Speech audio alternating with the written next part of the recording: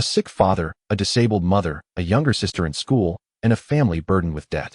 A disastrous start. To support his family, Yi Hao, a sophomore in college, is forced to work part-time as a male masseur at a foot massage parlor. One day, a wealthy woman enters the parlor and offers to be Yi Hao's sugar daddy. Upon learning that the woman offering him her sugar daddy is actually the university's new female principal, the gears of fate begin to turn. Chapter 1. A disastrous start. If the spring breeze has pity on the flowers, may I be young again. At 30, having accomplished nothing, Yi Hao dies in a car accident, his heart filled with regret and resentment. Nice. Indeed, every devout believer, in their final moments of enlightenment, is blessed by heaven. And so, a miracle truly occurs at the moment of Yi Hao's death. The good news is that Yi Hao transmigrates. But the bad news is that he has no cheat codes, no powerful backer. Damn it, this is all garbage, it's all a lie. In his previous life, as a seasoned online novel enthusiast, he had read countless transmigration stories. Other transmigrated characters were either incredibly wealthy heirs or possessed invincible systems. But he had nothing. No, you think that's all? Worse still, he had a disabled father, a sick mother, a young sister, and a family burdened with debt. Fine, a disastrous start, huh? I might as well not transmigrate at all. Let me go back to heaven. Of course, for the first few days after transmigrating, Yi Hao had these half-dead thoughts. But after becoming familiar with this world, Yi Hao felt that fate hadn't abandoned him. This parallel world's great Xia kingdom was similar to his previous life's China in terms of technology, military, and culture. And his identity in this life was that of a sophomore at Jiangnan University, a 985 university, majoring in finance, and just turned 20. Looking at his reflection in the mirror, he was strikingly handsome. Young, handsome, from a top university. Wasn't this a gift from heaven? And from his memories, he knew that Jiangnan University was teeming with beautiful women. Female professors, homeroom teachers, counselors, school beauties, countless beauties galore. TSK, if he could manage just one, it would seem quite worthwhile. Of course, having transmigrated, the unpleasantness of his previous life, like poverty, would never return. Whether it's women or money, Yi Hao wants it all. Thinking of this, Yi Hao slowly accepted this incredible transmigration start. Although he'd transmigrated, he still needed to eat, and life had to go on. This broken family still depended on him. After all, his arrival had replaced the original Yi Hao. When both his parents fell ill, and the family had no savings, Yi Hao had no choice but to take out numerous online loans, taking out whatever he could, whether it was 1,000 or 2,000. Ultimately, he borrowed over 200,000 yuan, until his credit score was completely ruined, barely enough to cover his parents' medical expenses. But the problem was, even with the medical expenses covered, there were still living expenses for himself, his sister, and his parents' rehabilitation costs. Given his family's situation, borrowing from relatives, it was best to keep quiet. Left with no other option, Yi Hao took a part-time job at a foot massage parlor after winter break. Don't ask why he worked as a male masseur at a foot massage parlor. After all, industries that offer quick money are all criminal offenses. Male masseurs, compared to other professions, earn relatively high wages. Earning money through skill isn't shameful. Of course, besides earning money as a male masseur, another advantage is that he can grope women every day. Those who know. Normally, touching a woman costs money, over 300 yuan. But as a male masseur, if you touch a female customer, she pays you. It's like getting both money and sex. Yi Hao didn't tell anyone about his part-time job at the foot massage parlor. In the eyes of most people, especially his uneducated rural parents, working at a foot massage parlor is like prostitution. Rather than worry his parents, he preferred to keep quiet. To better care for his sick parents and younger sister, Yi Hao rented a cheap apartment near the school right after the first semester of his sophomore year. In the blink of an eye, Yi Hao had been working part-time at the foot massage parlor for over a month. His first semester of sophomore year was drawing to a close during winter break. These past few days, the Lunar New Year's Eve of 2025 had just passed. Perhaps it was the distribution of lucky money, the purchase of New Year's goods, the giving of gifts, or perhaps the mahjong tables that emptied people's pockets, resulting in fewer customers and a somewhat dismal business at the Mengdu foot massage parlor. Today, the 9th day of the Lunar New Year, Yi Hao was off work. While scrolling through Douyin, TikTok, his phone suddenly rang. I'll definitely pay back the money I borrowed, but I'll have to wait until I have the money. Yi Hao assumed it was another call from loan collectors and reluctantly answered. Yi Hao, come to the shop quickly, a customer specifically requested your services. A female voice came from the other end of the line. Startled, it wasn't a debt collector, but the receptionist at the Mengdu foot massage parlor. But I'm off today, I'm not working. Yi Hao replied reluctantly. The boss said if you don't come, he'll dock your pay. And just between you and me, the female customer who specifically requested your services is very pretty. Wait, Yihao was a little annoyed. Why did the receptionist tell him this? Okay, pretty or not doesn't matter. Considering he'd get dock pay if he didn't go, Yihao decided to go and work overtime. But as soon as he entered the lobby of the Mengdu foot massage parlor, the receptionist immediately informed him that the customer who specifically requested Yihao's services was waiting for him in room 15. Could it be one of my regular customers? Yihao guessed, but he quickly changed into his foot massage parlor technician uniform and headed towards room 15. He knocked on the door and politely called out, "Hello, technician number 8. Yihao, it's a pleasure to serve you. Come in." A female voice came from room 15. Yihao pushed open the door, and there stood a woman in her early 30s, wearing a cheongsam. She had shoulder-length short hair, fair skin, and was very beautiful. Based on his past life experience, Yihao could tell that this young woman was definitely from a wealthy and noble family. Her innate noble air couldn't be faked. However, Yihao was also a little puzzled. This beautiful woman didn't seem to be a regular customer, so why did she want him to serve her right away? Confused, Yihao politely said, "Sorry to keep you waiting, ma'am. Is this my first time serving you? After all, you look quite unfamiliar." Yihao also wanted to understand why she chose him over so many male masseuses. "Are you curious why I only chose you and wanted you to serve me?" The young woman smiled at Yihao. "Yes, I am a little curious." Yihao nodded. "Because I came specifically for you." The young woman's words stunned Yihao. After all, this was truly the first time he had seen this beautiful young woman. "I heard from others that a new male technician, number 8, just arrived here. He's handsome, young, and skilled. He'll do anything for money. Now that I see you in person, you certainly haven't disappointed me. TSK, a tall, sunny young man. I like him." The young woman chuckled, her every smile and voice exuding charm.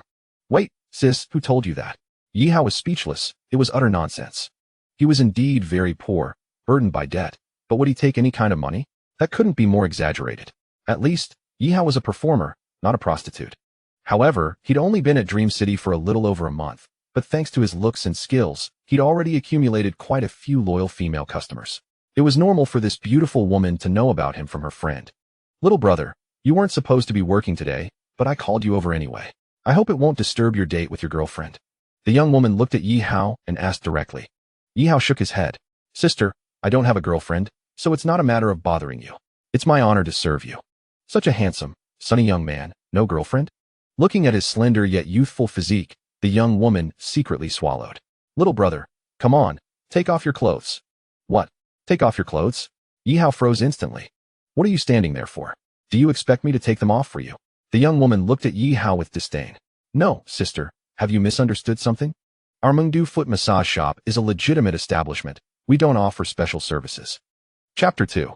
The charming woman and the extra hour. Lo and behold, this enchanting woman seems to regard him as nothing more than a mere plaything. Is she here seeking excitement? Otherwise, why would she urge Yihao to disrobe? Casting her gaze upon Yihao, the woman smirked, "Rest assured. I want to be watching you for free. I'll pay extra." Another one willing to pay for extra services? Yihao quickly stammered, "Sister, it's not about the money. We operate a legitimate foot massage establishment. Although my brother is a male therapist, we do not sell our bodies. I hope you can understand." From the glint in the woman's eyes, it was evident she harbored a desire for him. Yihao had long grown accustomed to such scenarios. During his month in the Dream City, many female patrons had looked at him with predatory interest, as if they wished to devour him whole. Noticing Yihao's reluctance, the woman persisted, "I'll give you 5,000. Is that enough?" A refusal? For her, it was merely a matter of insufficient funds, as she boldly stated her offer. Yihao continued to shake his head. "Sister, I truly cannot. We are a legitimate foot massage establishment. Not tempted by 5,000? How about 10,000? She countered, raising the stakes. "Sister, the regulations are strict nowadays. Who would dare to break the law? We are all law-abiding citizens here." Yihao quickly smiled, trying to appease her. The thought of earning 10,000 for a brief encounter was tempting for the financially struggling Yihao, but he could not risk the consequences. If he were to disrobe and be caught by the police, it would be classified as solicitation, and the repercussions would be dire. Given his current financial predicament, he could not afford to lose this well-paying side job as a male therapist in Dream City over a fleeting sum of money.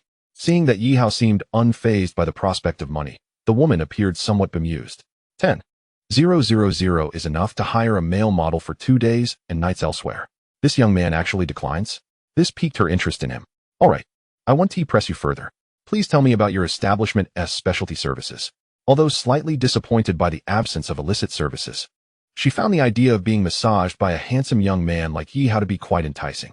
Yi Hao quickly presented the menu of services, detailing professional foot massage for 60 minutes at 128 yuan, Thai massage for 60 minutes at 198 yuan, Chinese therapeutic massage for 60 minutes at 228 yuan, and a comprehensive therapeutic bath with essential oils and spa treatment for 120 minutes at 598 yuan.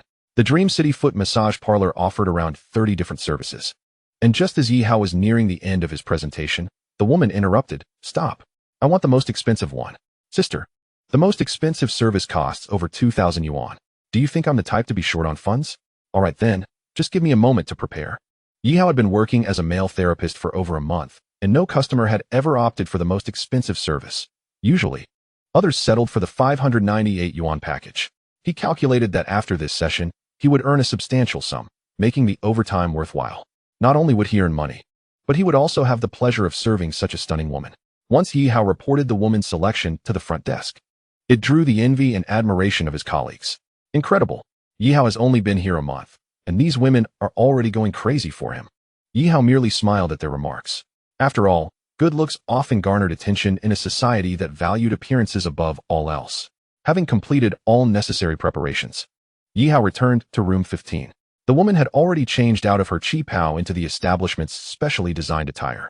Under the dim lighting, her perfect figure was subtly illuminated, revealing the alluring mystery that often characterizes feminine beauty, which inevitably stirred Yi Hao's youthful imagination. As a young man, he could not help but swallow hard. Though his heart was not entirely honest, he remained dutiful in his service. He was acutely aware that any misstep might offend the woman and jeopardize this high-profile client. Thus, he diligently focused on providing her with an excellent experience. Unbeknownst to him, the woman gradually drifted into slumber under his skilled hands. When she awoke, the session was nearing its conclusion. Ah, how delightful. You have a knack for relaxation. Your skills rival those of the finest therapists. Stretching her limbs, she felt utterly rejuvenated. Your looks and technique have indeed pleased me. I must admit, I am rather fond of you. A small foot massage parlor like this has allowed me to stumble upon a treasure. The price of her fondness was another hour. Let us extend this session with the same package. I barely enjoyed myself before dozing off. An extension of the premium service? Yi Hao was elated. At this moment, every penny mattered, for he had a broken family to consider. During the second hour, the woman did not sleep, but rather lay back, fully indulging in Yi Hao's massage techniques. You can go deeper, it's perfectly fine. Use a bit more pressure. I can handle it. As this was her request, Yi Hao naturally obliged. As the clock struck 8, the second hour concluded. Young man, how would you like to be my personal male therapist? Rest assured, the compensation would be far better than here. While her words were enticing, Yi Hao promptly declined. He hardly knew her and could not risk becoming her private masseur. In essence, being a personal therapist would imply a form of patronage, an arrangement he was hesitant to enter, despite his current financial struggles. Ultimately, this beautiful woman was still a stranger to him. What if she were to turn out to be someone of dubious character? Yi Hao could not afford to gamble with his life, especially with his fractured family relying on him. Well, it's my impatience that caused this. Your rejection doesn't anger me. However, I have developed a keen interest in you. Not just your looks, but your technique is truly commendable. She concluded, I will return another day to support your business. It's rather late now. After changing back into her qipao and settling the bill, she paused, seemingly recollecting something. Wait. Why didn't you take the opportunity to ask me to top up my account while I'm interested in you? The establishments I've visited before always urged me to do so. Sister, there's no need. Your money isn't easily earned. I am already grateful for your extended session. This young man is quite considerate. The woman's gaze shifted, and she resolved to recharge his account. After all, this charming young man, with his striking looks and exceptional skills, deserved a gesture of goodwill. As she pondered her circumstances, her gambling father, ailing mother, and schooling brother in a shattered home, she felt compelled to lend him a hand. Chapter 3. The headmistress and the campus belle. Wait a moment. I feel like I've heard that phrase before. It seemed to reflect his own reality. However, his father was not a gambler, and he had no brother. Only a sister. Sister, have you been investigating me?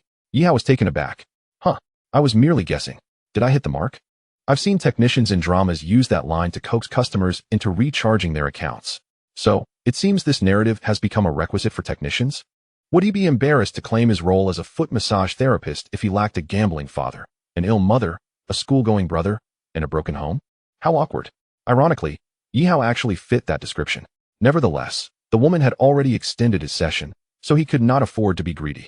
After contemplating for a moment, Yihao shook his head and said, "Sister, there is truly no need to recharge the card. If you could come and take care of your younger brother another day, I would be immensely grateful." Yihao's words, laced with a hint of strategy, only intensified the beautiful woman's desire to recharge the card. "Sister, money is not an issue for me, so do not worry on my behalf. Please recharge 30,000 for me, and I will repay you later. By the way, regarding what you mentioned about being your private massage therapist, you may take your time to consider it." Without hesitation, the alluring woman directly loaded 30,000 into the account. Her generosity and liberality left the technicians at the Mengdu foot massage parlor astounded. It was one thing to witness someone recharge a card, but another entirely to see someone do so willingly. While others typically added 4 or 5,000, she simply deposited 30,000 in one go. Incredible. Colleagues could only marvel at Yihao's fortune. "Sister, I too come from a broken home. Why not consider me? I am willing to serve you in any capacity." Immediately, a male technician from the shop stepped forward, eager to become the beautiful woman's personal massage therapist. However, the woman merely cast him a sidelong glance, dismissing him outright. "If you were as handsome, as youthful, and as skilled as he is, I might consider it."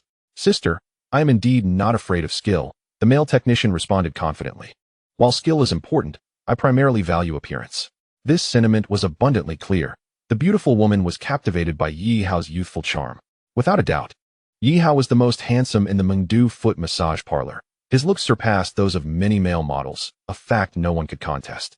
Consequently, the male technician quickly relinquished his pursuit. "Younger brother, what is your WeChat number? I would like to add you and come find you another day." She ordered the 2 most expensive services and recharged another 30,000. After all, adding a WeChat was a trivial matter, and Yihao readily agreed, without a moment's hesitation. After all, she was a veritable gold mine, and one could not afford to offend such a person. Once the beautiful woman departed, all his colleagues gathered around him. "Yihao, are you out of your mind? A wealthy woman like that, and she's stunning to boot. Why didn't you just agree to become her personal technician? If I had your luck, I wouldn't hesitate for a second. I would gladly serve her every day." Indeed, Yihao, being able to live off a woman is a skill in itself. Why rely solely on your technique when you could leverage your looks? In response to his colleague's remarks, Yihao chose not to elaborate. Living off a woman? Yihao would not shy away from that. Only a fool would spurn money. However, relying on a woman of uncertain identity was a gamble he dared not take. He was not alone. He had parents and a younger sister who depended on him. And thus, Yihao could not risk his life on a whim. Meanwhile, the beautiful woman returned home to her residence in an upscale villa district in Jiangnan City. Upon opening the door, she spotted her daughter in the living room, clad in yoga pants, practicing yoga by following a video. Like mother, like daughter. If the mother was stunning, the daughter was no less so. The beautiful woman, named Shin Mingyun, aged 45, had recently been appointed as the new president of Jiangnan University. Her daughter, Shin Yue, aged 21, was a third-year finance student at the same university and one of the campus's most beautiful flowers. In addition to her beauty, Shin Yue was also known for her aloofness, maintaining a distance from others. Countless suitors pursued her at Jiangnan University, yet not a single one piqued her interest. In fact, she was often too disinterested to even glance at them. Observing her daughter practicing yoga, Shin Mingyun was filled with envy. Her daughter, at the peak of her youth, possessed a figure and complexion that she longed for. Fortunately, Shin Mingyun had taken good care of herself. At 45, she appeared to be in her 30s. Gazing at her youthful daughter, Shin Mingyun was suddenly reminded of the 8th technician, Yihao, from the Mengdu foot massage parlor. He too was in his youth, exuding an alluring aura of vitality. "Mom, are you feeling frisky? I'm merely practicing yoga. Why are you staring at me like that?" Noticing her mother's gaze, Shin Yue shot her a disapproving look. "Come on, you're not a man. Stop teasing your mother." "Dear daughter, I have a question for you." Regaining her focus, Shin Mingyun turned to her daughter and inquired, "What is it? Speak quickly, don't delay my yoga session." Her inherent coolness even extended to her mother. Yet Shin Mingyun had long grown accustomed to it. "Do you think I still look young? Young? Others often mistake us for sisters. Then do you believe it would be shameful for your mother to seek a man?" At this, Shin Mingyun's cheeks flushed slightly, feeling a bit embarrassed. "Mom, there's nothing to be ashamed of. After all, you divorced my inept father for your career and never sought another man. Now that you hold a prominent position, It's perfectly natural to want a partner. Who would dare to judge? What if I were to find a younger man? Uft. Men in their 70s marry 18-year-old girls all the time. You're only 45. Why shouldn't you seek out an 18-year-old? Huh. So you're supportive of this? Shin Mingyun was taken aback. Well, I don't care what others say. If you want to do something, go ahead. You're 45. If you don't act a little crazy now, when will you? All right. Her daughter's words, if you don't act a little crazy, you'll grow old, struck a chord with Shin Mingyun. Indeed, she was 45. Aside from her ex-husband, she hadn't been with a man in over a decade. Life is fleeting, and she had already lived half of it. With that, Shin Mingyun's resolve to pursue Yi Hao, the 8th technician at the Mingdu foot massage parlor, solidified. After all, those who work in such establishments are undoubtedly there for the money. And she, Shin Mingyun, lacked for nothing. Yi Hao's looks and technique had already left her quite satisfied. If it meant indulging herself, she would spare no expense to have him. With this thought, Shin Mingyun became increasingly determined to transform Yi Hao into her personal massage therapist. Noticing the slight smile that crept onto her mother's lips, Shin Yue exclaimed, "Mom, you wouldn't happen to have someone in mind, would you?" Shin Mingyun instinctively replied, No, I was just speaking casually." "Fine, Mom. Do whatever you want. You're 45. If you don't act a bit wild now, you'll regret it." Indeed, the sentiment of if you don't act a bit wild, you'll grow old resonated deeply with Shin Mingyun. Yes, she was 45, and aside from her ex-husband, she hadn't been touched by a man in over a decade. Life is only so long, she thought, and I have already crossed the halfway mark. With that, Shin Mingyun reaffirmed her decision. Chapter 4. The desire to pamper Yi Hao. Does my sister want to support you? When Yi Hao received these messages on WeChat, he was in the midst of a massage with a customer. Is this beautiful woman not even pretending anymore? The conversation has shifted from seeking a personal massage therapist to outright sponsorship. To be fair, if something were to transpire with such a beautiful woman, Yi Hao would certainly not object. After all, a captivating married woman was a dream for many men. Most importantly, she had wealth. With her generous spending, having recharged 30,000 without hesitation, her financial prowess was evident. However, the issue was that Yi Hao did not truly know her. "Sister, thank you for your kind regard. To be honest, I am unsure what makes me deserving of such attention." Yi Hao replied cautiously, not daring to outright refuse her. "Younger brother, you are handsome and skilled, which is one reason. Additionally, you are pure and kind-hearted, which is another." Handsome? Yi Hao could concede that. But pure? Kind-hearted? Yi Hao would not dare claim that. The reason he maintained professionalism during massages was merely due to their lack of familiarity. Were they to become acquainted, one might see a different side of him. Moreover, his reluctance to prompt her to recharge the card stemmed from a fear of alienating her as a customer. Did she truly believe he wasn't fond of money? Given his current financial situation, he would not hesitate to pick up a dime if it fell to the ground. Yi Hao chuckled inwardly. Pure? Kind-hearted? Those descriptors did not apply to him at all. After a prolonged silence without a response from Yi Hao, Shin Mingyun sent another message. "I understand that working in a foot massage parlor indicates you might be in need of money. Just be direct with me. If I were to support you, what would your price be? Feel free to state your demands. If I find them reasonable, we can proceed." The woman before him was indeed bold and skilled, leaving Yi Hao to marvel at the advantages wealth could bring. "Sister, it's not merely about the price. I must at least understand you first, right? Oh, you're afraid that I might sell you off, aren't you?" Shin Mingyun chuckled, acknowledging that Yi Hao's concern was not unfounded. However, she wouldn't reveal her true identity as the newly appointed president of Jiangnan University. If word got out that a prestigious university president was keeping a young lover, it could provoke public outrage. Moreover, if Yi Hao discovered her real identity, he could use it to blackmail her for greater gains, which would be counterproductive.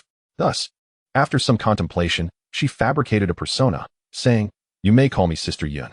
I'll share my real name with you later, but rest assured, I am not a bad person. I work in engineering.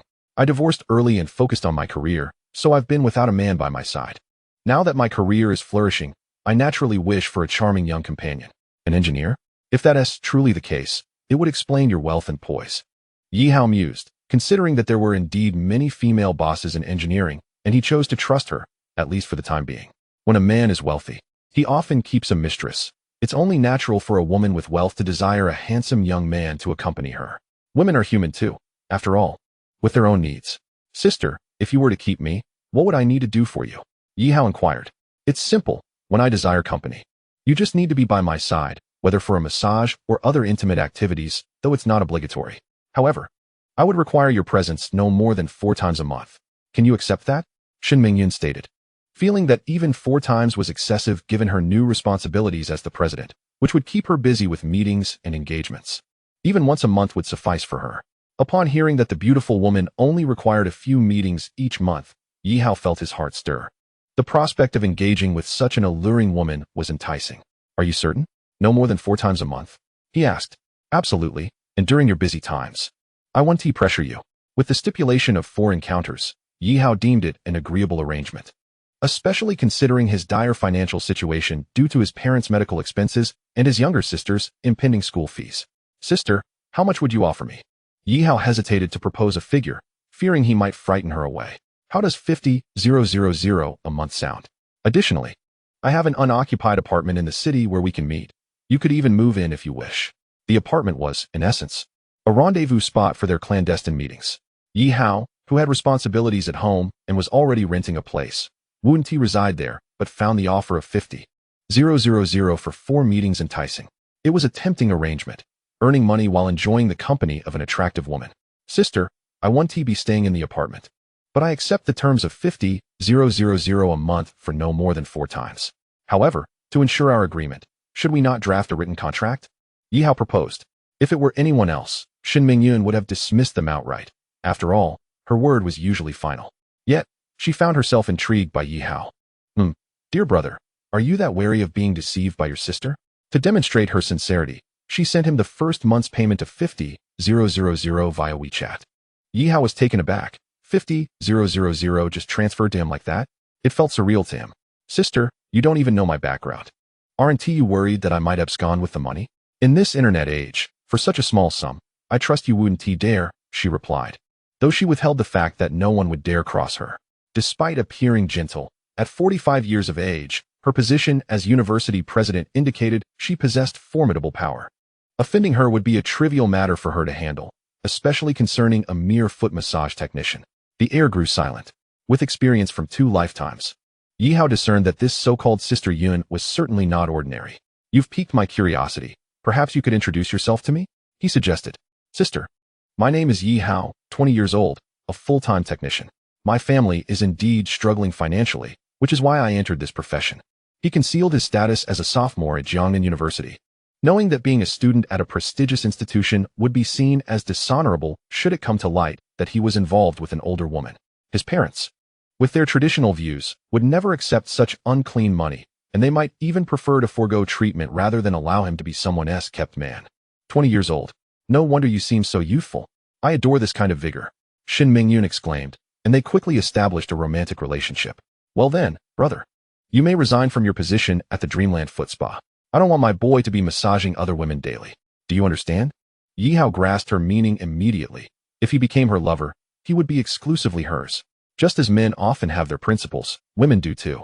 No one can be indifferent to their partner being intimate with others. At Dreamland, he worked tirelessly for a maximum of 20,000 a month. Last month, he earned only 18,000. Now he would do nothing but attend to Sister Yun, with a maximum of 4 meetings a month, all for 50,000. This was far preferable to his previous labor. Given her concern about his job at Dreamland, the choice was clear. Sister, I'll resign today. From now on, my hands will serve only you, Yi Hao proclaimed without hesitation, resolving to leave his position at the foot spa for Sister Yun.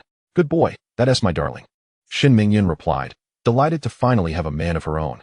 By the way, brother, since you're resigning, please return the 30,000 membership fee I previously paid for you, and keep it for yourself. Isn't that fair? That was more than fair. It was exceedingly generous. At 10 p.m., after finishing his last client, Yi Hao approached his boss to refund the money. Luckily, the boss was quite generous and immediately processed the refund without much discussion, leaving Yi Hao perplexed. Are you bewildered? This petty technician actually returned the customer's prepaid fees? Yi Hao nodded, indeed confused. That beautiful woman drives a car worth millions. That's not the main point. The significant detail is her license plate number, Jiang A6688. Such a plate is not easily acquired, and I can't afford to offend her. The boss's explanation made it clear to Yi Hao that the woman was genuinely influential. Being her kept man might not be such a bad deal after all. Boss, I have one more question. I plan to resign. I've worked 5 days this month. Can I collect my wages? Even though he currently possesses a sum of 80,000 from the affluent woman, Yi Hao still yearns for the 5,000 plus commission earned over just a few days of work. The truth remains, he is in dire need of funds. Yi Hao, have you lost your mind? You're resigning? The boss, perplexed, continued, you are the most promising male technician in our establishment. It won't be long before your salary surpasses 20 or even 30,000. How could you suddenly entertain the thought of leaving? Though she had scolded him before, she had always regarded him as her prize technician, nurturing his talents as if he were a cherished brand. The notion that Yi Hao would resign was incomprehensible to her. What? Yi Hao is leaving? The other colleagues in the shop echoed her astonishment. Yi Hao had been the most diligent and eager learner since his arrival, accepting every client regardless of the service duration, driven solely by financial gain. Yet, after merely a month, he chose to resign without having earned much at all. Yi Hao, I see now. You've agreed to be that affluent woman's toy boy, haven to you? Is that why you've lost interest in this job? A colleague insinuated. Naturally, Yi Hao would not divulge his reasons, let them speculate as they wished. After all, once he departed from Dream City, it was unlikely they would cross paths again. Moreover, he had never revealed his true identity while working there. His colleagues were unaware that he was a student working part-time. Boss, there has been a family issue, and I must return home, which is why I have to resign. You know I'm quite poor. So could you please consider my contributions over the past month and pay me for these last few days? Seeing the seriousness in Yi Hao's demeanor, and understanding that she was not heartless, the boss ultimately agreed to compensate him for his recent work. However, with a hint of regret, she added, Yi Hao, if you resolve your family matters and can return, the door of Dream City will always be open for you. You will forever be our esteemed male technician number 8. Damn, the female boss talks too much. She's getting sentimental, Yi Hao thought, aware that it was his value that elicited such sentiments. For instance, when a poorly performing technician had left the shop recently, the boss had given him a second glance. What salary? A voluntary resignation, yet still expecting compensation? Ridiculous. Thus, the worth of individuals can indeed vary greatly in this harsh reality, a truth Yi Hao comprehended. As he surveyed the surroundings of Dream City, he felt a twinge of reluctance. Yet compared to being supported by the affluent woman, this place felt like a transient stop in his life. After bidding farewell to the boss and colleagues, Yi Hao gathered his belongings and exited Dream City. His departure elicited mixed reactions. Some technicians rejoiced while others lamented. The jubilant ones were primarily the male technicians who, with Yi Hao around, found themselves unable to attract the many female clients who favored him. Hence their desire for his departure. Among those who felt sorrow, besides the boss, was a female technician with whom Yi Hao had formed a close bond. Technician 6, Su Winning. Su Winning was a breath of fresh air among the female technicians at Dream City. Graceful and stunningly beautiful, her appearance could only be compared to that of Shen Yue, the most aloof beauty at Jiangnan University. During his month at Dream City, Yi Hao had greatly benefited from Su Winning's mentorship and care, learning many massage techniques from her. Originally, Su Winning had a full schedule for the day. However, upon hearing of Yi Hao's resignation, she promptly requested a brief break from her client and rushed out of Dream City. Spotting Yi Hao in the distance against the night sky, she called out to him. Yi Hao, you're not being a good friend. You resign without even saying goodbye. Her voice rang out, prompting Yi Hao, who had not yet walked far, to halt. Turning around, he beheld her exquisite figure standing at the entrance of Dream City, her hair tousled by the wind. She was undeniably beautiful. Yet Yi Hao had never harbored any romantic intentions towards this friend and mentor, as his singular focus was on earning money, a necessity dictated by his circumstances. Su Wenting, although she never spoke of her background, was also likely seeking quick earnings, and thus their relationship had always remained platonic. My apologies. I thought you weren't coming to work today. I was planning to message you later to express my gratitude with a meal for your guidance over the past month. Yi Hao explained, standing still as the gentle breeze caressed his face. Yi Hao, now that you've left Dream City, where do you plan to go? Well, as I mentioned, I have familial matters to attend to. I'm returning home. Yi Hao felt compelled to deceive his friend, reluctant to reveal his status as a student at Jiang University. Will you ever come back to work at Dream City? Probably not. I won't be a technician anymore. Then, will we ever meet again? Su Winning's question left Yi Hao with an indescribable feeling. Would they truly meet again? He was uncertain. Jiangnan University was at least 40 kilometers away, and Dream City was situated in a remote area. Without a compelling reason, it was unlikely he would return. Will we meet again? As I said, when you have time, I'll treat you to a meal as a token of my gratitude for your help over the past month. After uttering these words, Yi Hao felt a pang of melancholy.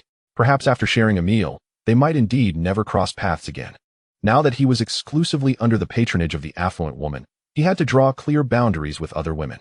In the vast city of Jiangnan, unless by chance, encountering someone again would be quite challenging.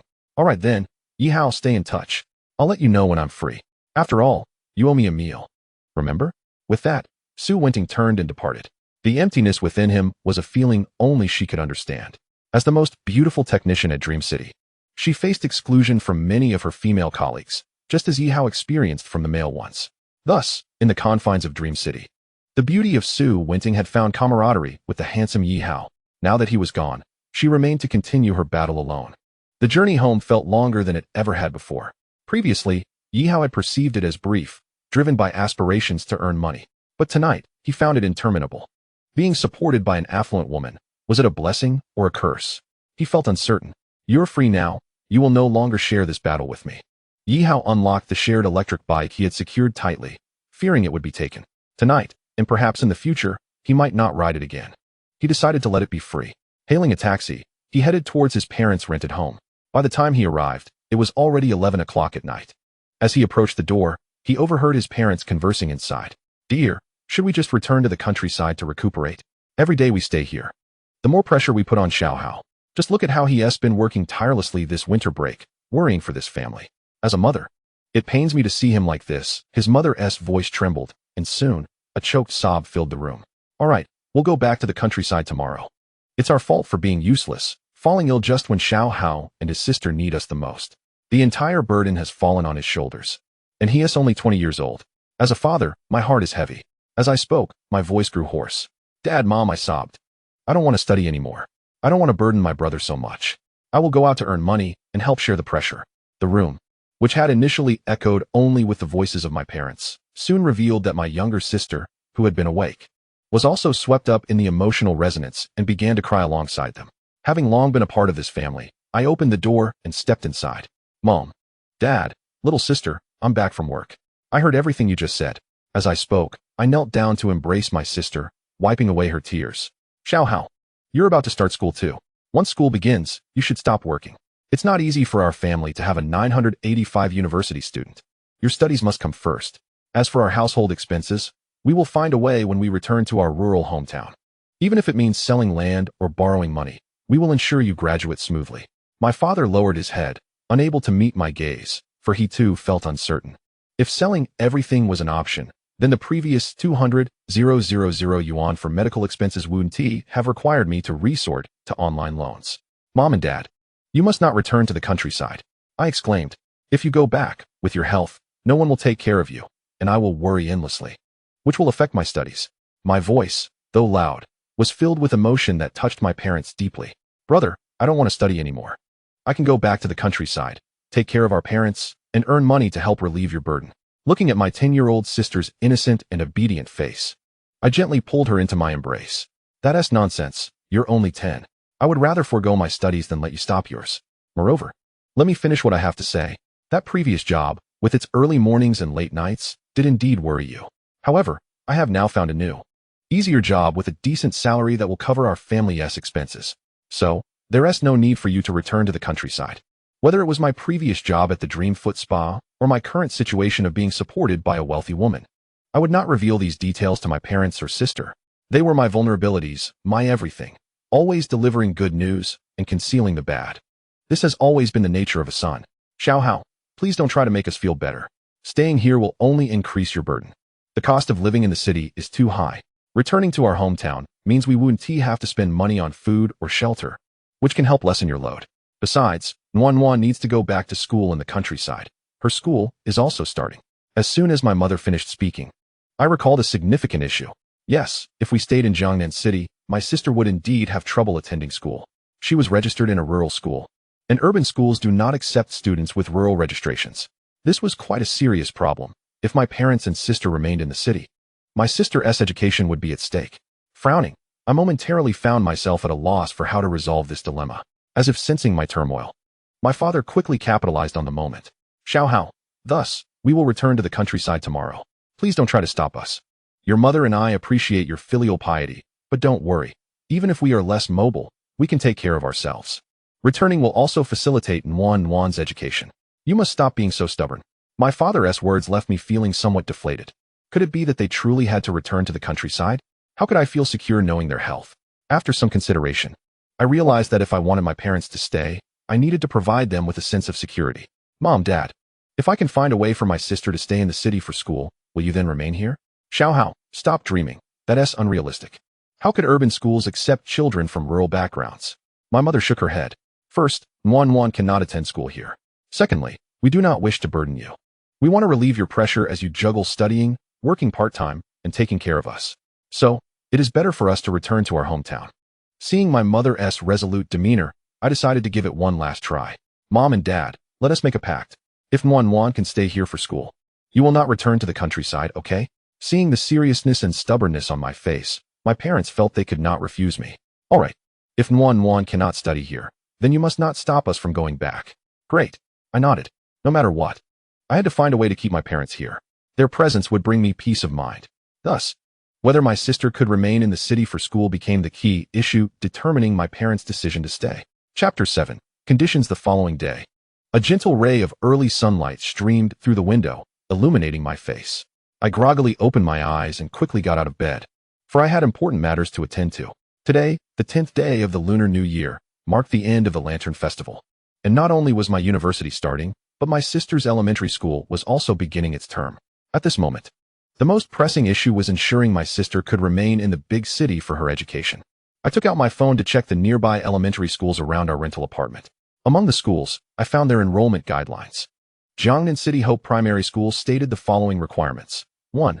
Must be over 6 years old. 2. Guardian must have an urban household registration in Jiangnan City. 3. Student must have good character. The conditions across several elementary schools were quite similar. My sister met all the criteria except for one crucial point. The guardian's household registration was not from the city. Urban household registration could be obtained, but it required purchasing a home in the city to transfer the registration from rural to urban. As a student at Jiangnan University, my household registration could be moved to the city, but since my parents were still alive, I could not be the guardian. Moreover, my parents' registration was rural.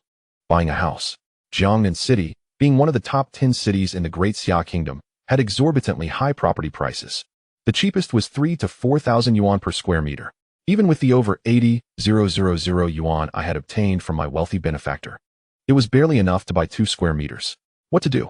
Purchasing a house to transfer my parents' registration was clearly unrealistic. I simply did not have the means at the moment. Thus, I decided to call the principal of one of the elementary schools. It's not that she can't attend school, but you'll need to provide 200,000 yuan, and I'll take care of the rest. Principal, can't you lower the fee? We rural folks are really poor. I pleaded online for help. No, that's the minimum price. What? A primary school charges 200,000 yuan. That's the lowest. I was left speechless. After calling several other principals, I received the same answer. A minimum of 200,000 yuan. One slightly better school even quoted 300,000 yuan. Are they trying to make life impossible for rural families? I felt utterly helpless. I had no other options. I had to look further afield for schools farther from our rental apartment. Just as I was lamenting my sister's situation, I received a WeChat message from the wealthy woman, Yunjia. My heart sank. Was she expecting me today? However, I had no choice. I had already accepted her money and was now her little lover. Opening my phone, I saw a message from Yunjia. Xiaohao, are you there? Yes, Yunjia. I replied reluctantly. Are you free today? Yes. I initially wasn't free. I was preoccupied with my sister's schooling dilemma. But I didn't want to offend my benefactor, so I said I was available. That's good. I want to go somewhere today. Please accompany me. Okay. Yunjia has stipulated that she only wishes to be accompanied 4 times a month. As today marks the first occasion, 3 remain. It would be prudent to utilize these opportunities promptly, lest the onset of classes disrupt their time together. Thus, Yihao readily acquiesced. Yunjia, please share your location. I shall drive over to fetch you. The thought of having the affluent lady come to collect him was quickly dismissed. Yihao preferred to keep his circumstances private from his parents. Although this was a rented residence, it felt like a cozy home to him, and he wished to keep the details of his living situation from her. Sister, to avoid any inconvenience, why not head there directly? I can take a taxi. It saves time. Very well, I shall send you the coordinates. I will wait for you there, just arrive within the hour. Upon receiving the location, Yihao realized it was a tourist attraction known as West Lake. Ah, how splendid. Situated in Jiangnan City, West Lake is renowned throughout the entire Great Xia nation for its breathtaking natural beauty. Reflecting on it, he realized he had never visited this picturesque lake in either of his lives. If the wealthy lady owned a hotel there and required his services, how extravagant. However, he thought it a worthwhile endeavor. Fortunately, Yi Hao changed into a casual outfit. Wan, I am stepping out for a while. I am unsure of my return time. I have left you 500 yuan. After bidding farewell to his sister, he hailed a taxi. Perhaps due to the arrival of spring and the splendid sunshine, he observed countless young women on the streets, clad in shorts that showcased their long, fair legs basking in the warmth. While the scenery was indeed captivating, Yi Hao lacked the inclination to appreciate it. What did not belong to him was not worth his gaze. One thing was certain. The saying about Jiangnan producing beauties held true. The distance from the rental near Jiangnan University to West Lake was approximately 40 kilometers. Throughout the journey, Yi Hao urged the driver to hasten. Thankfully, within an hour, he arrived at the designated location provided by Yunjia. For their first date, punctuality was imperative. After all, she was a veritable source of fortune for him. Upon reaching the entrance of West Lake Park, he scanned the surroundings and, apart from couples holding hands, he did not see Yunjia. Just as he was about to inquire via phone, a captivating figure approached him. The newcomer wore a sun hat, black sunglasses, and a mask, obscuring her features. Had she not been clad in a form-fitting skirt that revealed her exquisite legs, Yi Hao would have been unable to discern her gender. Why would one cover up so thoroughly on a sweltering day? It seemed a behavior reserved for celebrities, fearful of paparazzi. As he pondered this, the individual removed her mask and sunglasses, revealing a fair visage. It was indeed Yunjia. He could not help but admire her beauty today. Bathed in sunlight, she exuded a sensuality characteristic of mature women. Her height of 168 centimeters and perfectly proportioned figure were simply enchanting. Yi Hao, do you not recognize your sister? Yunjia chuckled, removing her sun hat to reveal her shoulder-length hair, which added to her alluring charm. Sister, your attire today makes you appear remarkably youthful. I almost did not recognize you. Yi Hao complimented eagerly. Ah, such sweet words. Come, let us explore together, she urged. I once wished to leave traces of my youth here, yet alas, those memories remain unfulfilled. If I can make you happy today, there will be a reward. She added playfully. A reward? Likely just a kiss. Yi Hao was familiar with such narratives from his previous life, where women in dramas often spoke in such a manner. Nonetheless, he was eager to bring her joy. Given his urgency regarding his sister's educational matters, if Yunjia were pleased, she might provide him with 4 months' salary in advance, 200,000 yuan, resolving his sister's enrollment issues. Shall we head inside? He proposed. Being with the affluent lady meant he would not need to spend a dime. All expenses would be borne by her. Once they entered West Lake Park, Yunjia donned her hat, sunglasses, and mask again. Curiously, Yi Hao asked, Sister, it's over 20 degrees today. Are you not worried about the heat? I am, but I fear becoming sunburned even more, she replied. Though the sunburn was merely an excuse, her primary concern was being recognized. After all, she was the newly appointed president of Jiangnan University. The position of a president at a prestigious university entails significant responsibilities and status, making it imperative for her to conceal her identity. With the throngs of visitors at West Lake Park, it was wise to take precautions against any potential recognition. Brother, may I hold your hand?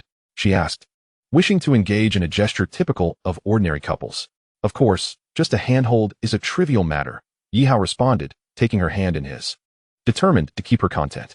Although he remained uncertain of her true age, a sensitive topic for women, her hand felt remarkably youthful, rivaling that of a woman in her 20s. Yunjia found no discomfort in his grasp. Rather, the warmth of his hand was delightful. Instinctively, she tightened her grip, fearing it might slip away. Oh, my only regret is not experiencing a passionate romance in my youth. Now that I possess everything, I find it difficult to reclaim those lost moments, Yunjia reflected wistfully. Sister, it is never too late. In my eyes, you will always be 18, and everything is just right, Yi Hao declared, his flattery delighting her. As they strolled and conversed, he occasionally snapped pictures of her as keepsakes, and at times, he would ask passers-by to capture them together. They appeared as a typical couple. And in that moment, Yunjia felt a profound sense of happiness, reclaiming a taste of lost youth. For Yi Hao, however, the experience was devoid of personal sentiment. He engaged in these actions solely to please his benefactor. Even if he felt like a sycophant, striving to win Yunjia's favor, he remained indifferent, driven by the need for financial stability for himself and his family. After all, as a time traveler, he regarded himself as the most unsuccessful of them all, possessing nothing of value. Brother, come chase me. Brother, look over there. The kite is flying so high. I want to fly a kite too. The exchange between a pair of 10-year-old siblings momentarily halted Yi Hao's thoughts. It stirred memories within him, not to mention in his previous life, but even in this one. His sister Nuan had likely never flown a kite. While others enjoyed carefree, joyful childhoods, his sister, born in the countryside, preferred to avoid schooling so as not to burden him further with stress. Each time he reflected on his obedient and considerate sister, a pang of guilt washed over him. Do not merely suggest that I make my sister the happiest girl in the world. Even the thought of allowing her to remain in Jiangnan City for her studies fills me with a sense of futility. It is a resounding failure. I must earn money, even if it is in the most menial ways. My parents' ailments need to be addressed. I must see them restored to health. The joy of my sister's lost childhood must be compensated. A fleeting look of displeasure crossed my face, but I quickly regained my composure.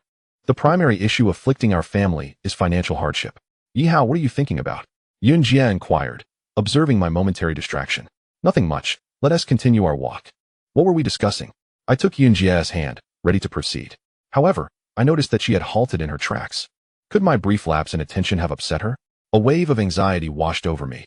If I displeased my benefactor, any chance of securing an advance on my wages would surely vanish. Without that, my sister's education in Jiangnan City would be a distant dream. Immediately, I apologized. Sister, I am sorry. I was momentarily lost in thought. Please overlook this trivial matter. My tone was tinged with helplessness. Yi Hao, I must ask, is there something weighing on your mind? Sister, no, not at all. Honestly, I would prefer you be present with me rather than preoccupied with other thoughts. It seems that Yun Jie is not an ordinary person. She has discerned my inner turmoil. Well, since I will eventually share this with her, I might as well do so now. If she is unwilling, I shall seek an alternative. Sister, I need to speak with you. I wish to request an advance on 4 months' wages. In return, I am willing to do whatever you require, as long as it does not endanger my life. Upon uttering these words, I cast a timid glance at Yun Jie, fearful of offending her. After all, my position is merely that of a kept lover. I possess no standing to make demands. For month's wages? That amounts to 200,000. You truly have the audacity to make such a request. It was evident that Yun Jie was somewhat irked. Although her expression was obscured by a mask, her tone conveyed her displeasure. Sister, I apologize. I recognize that this request is excessive. If you are unwilling, I will not press the matter further. It is, after all, a significant sum. I dared not insist, hoping to shift the conversation away from this topic. Did I say I was unwilling? I am merely curious as to why you need such a large sum all at once. Are you planning to use my money to support a clandestine relationship? What? Support a secret girlfriend? I was taken aback. I had never even contemplated such a thing. Yet, perhaps there was a glimmer of hope. Sister, I am your person.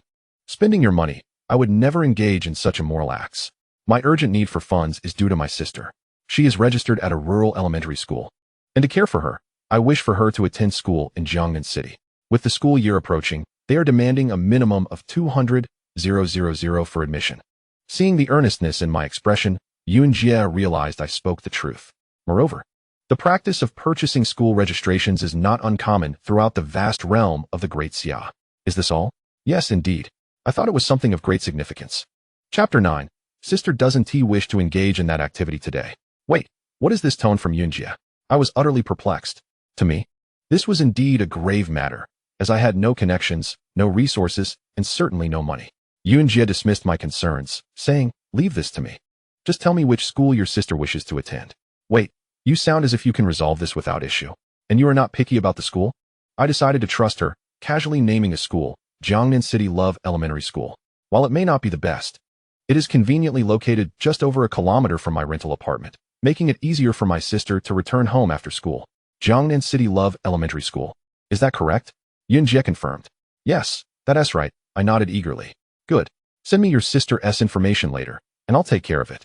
Yun Jie maintained her nonchalant demeanor as if this were no concern at all. Is that truly all? I asked again, astonished. Of course, I am not one to jest. The school requires 200,000, and I will repay you gradually.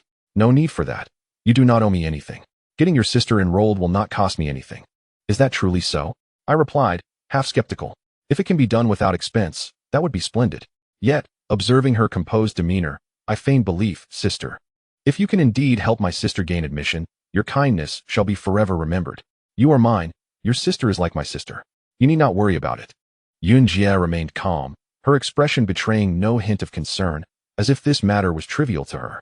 However, her words, your sister is like my sister, stirred a sense of gratitude within me. After some contemplation, I made a decision. Sister, your kindness is beyond repayment. I can only offer my humble self as a gesture of thanks. Rest assured, this time does not count toward our previous agreements. I offer myself freely. Upon hearing this, Yunjia burst into laughter, nearly choking on her amusement. Oh dear, I haven't even suggested it. And you already wish to claim your reward? Doesn't my sister desire it? I responded, feigning surprise. Of course, I am quite tempted, but today is not the day. Why? I was baffled. This wealthy woman, who had taken me under her wing, surely did so to fulfill her own desires. Why then would she refuse? Seemingly reading my thoughts, Yunjia smiled. Today, I simply wish for your company, to reclaim the lost joys of youth. On another day, I shall await you at our previously agreed meeting place, ready for your return. I hope you will put forth your utmost effort. Well then, to have offered myself willingly only to be turned down was rather humiliating. Nevertheless, deep down, I felt genuine gratitude toward Yunjia. As if a weight had been lifted from my heart, I found myself reveling in the gentle breeze, savoring the essence of spring. Occasionally, a refreshing gust would sweep by, carrying with it the essence of Westlake. What a delightful sensation. Yunjia, why not try this yourself? Remove your hat, glasses, and mask. Spread your arms wide and embrace the spring, the sun. Let the breeze caress your cheeks, and see if it feels pleasant. Taking my suggestion to heart, Yunjia scanned her surroundings for familiar faces. Once assured of her privacy, she followed my advice. With her eyes closed and arms outstretched, she faced Westlake, welcoming the warmth of spring. A gentle breeze tousled her shoulder-length hair, creating a captivatingly disheveled look that only enhanced her mature allure. Yihao, thank you. This sensation is something I have never experienced in my life. It truly is delightful. With her eyes still closed, Sister Yun reveled in the ambience surrounding her. In that moment, she felt as if her heart had regained 30 years of youth. Her thoughts drifted back to the past, to an era of unparalleled joy during her youthful days. Raised in affluence, she had never wanted to bring shame to her parents, even as the school beauty. She had never engaged in romance, dedicating herself solely to her studies. After graduating from university, she was compelled into an arranged marriage for her father's sake, ultimately tying the knot with a man she did not love. He treated her poorly, exhibiting not only abusive tendencies, but also a lack of ambition. After her daughter turned 10, she chose to divorce, fortuitously gaining custody of her child. Time flew, and now her daughter was 21, while she had turned 45. Post-divorce, she aspired to ascend to great heights, and today, she had achieved that. Yet, the fleeting nature of youth lingered as a regret that could never be reclaimed. At this moment, however, Yihao inexplicably stirred within her a sense of youthful nostalgia. How could Sister Yin not be drawn to him? A single tear slipped from her eye. I was young when you were born, yet by the time you came of age, I was already old. If only she had met Yihao 20 years earlier, she would have recklessly pursued him, even at the cost of everything. Alas, she was now nearing the twilight of her life.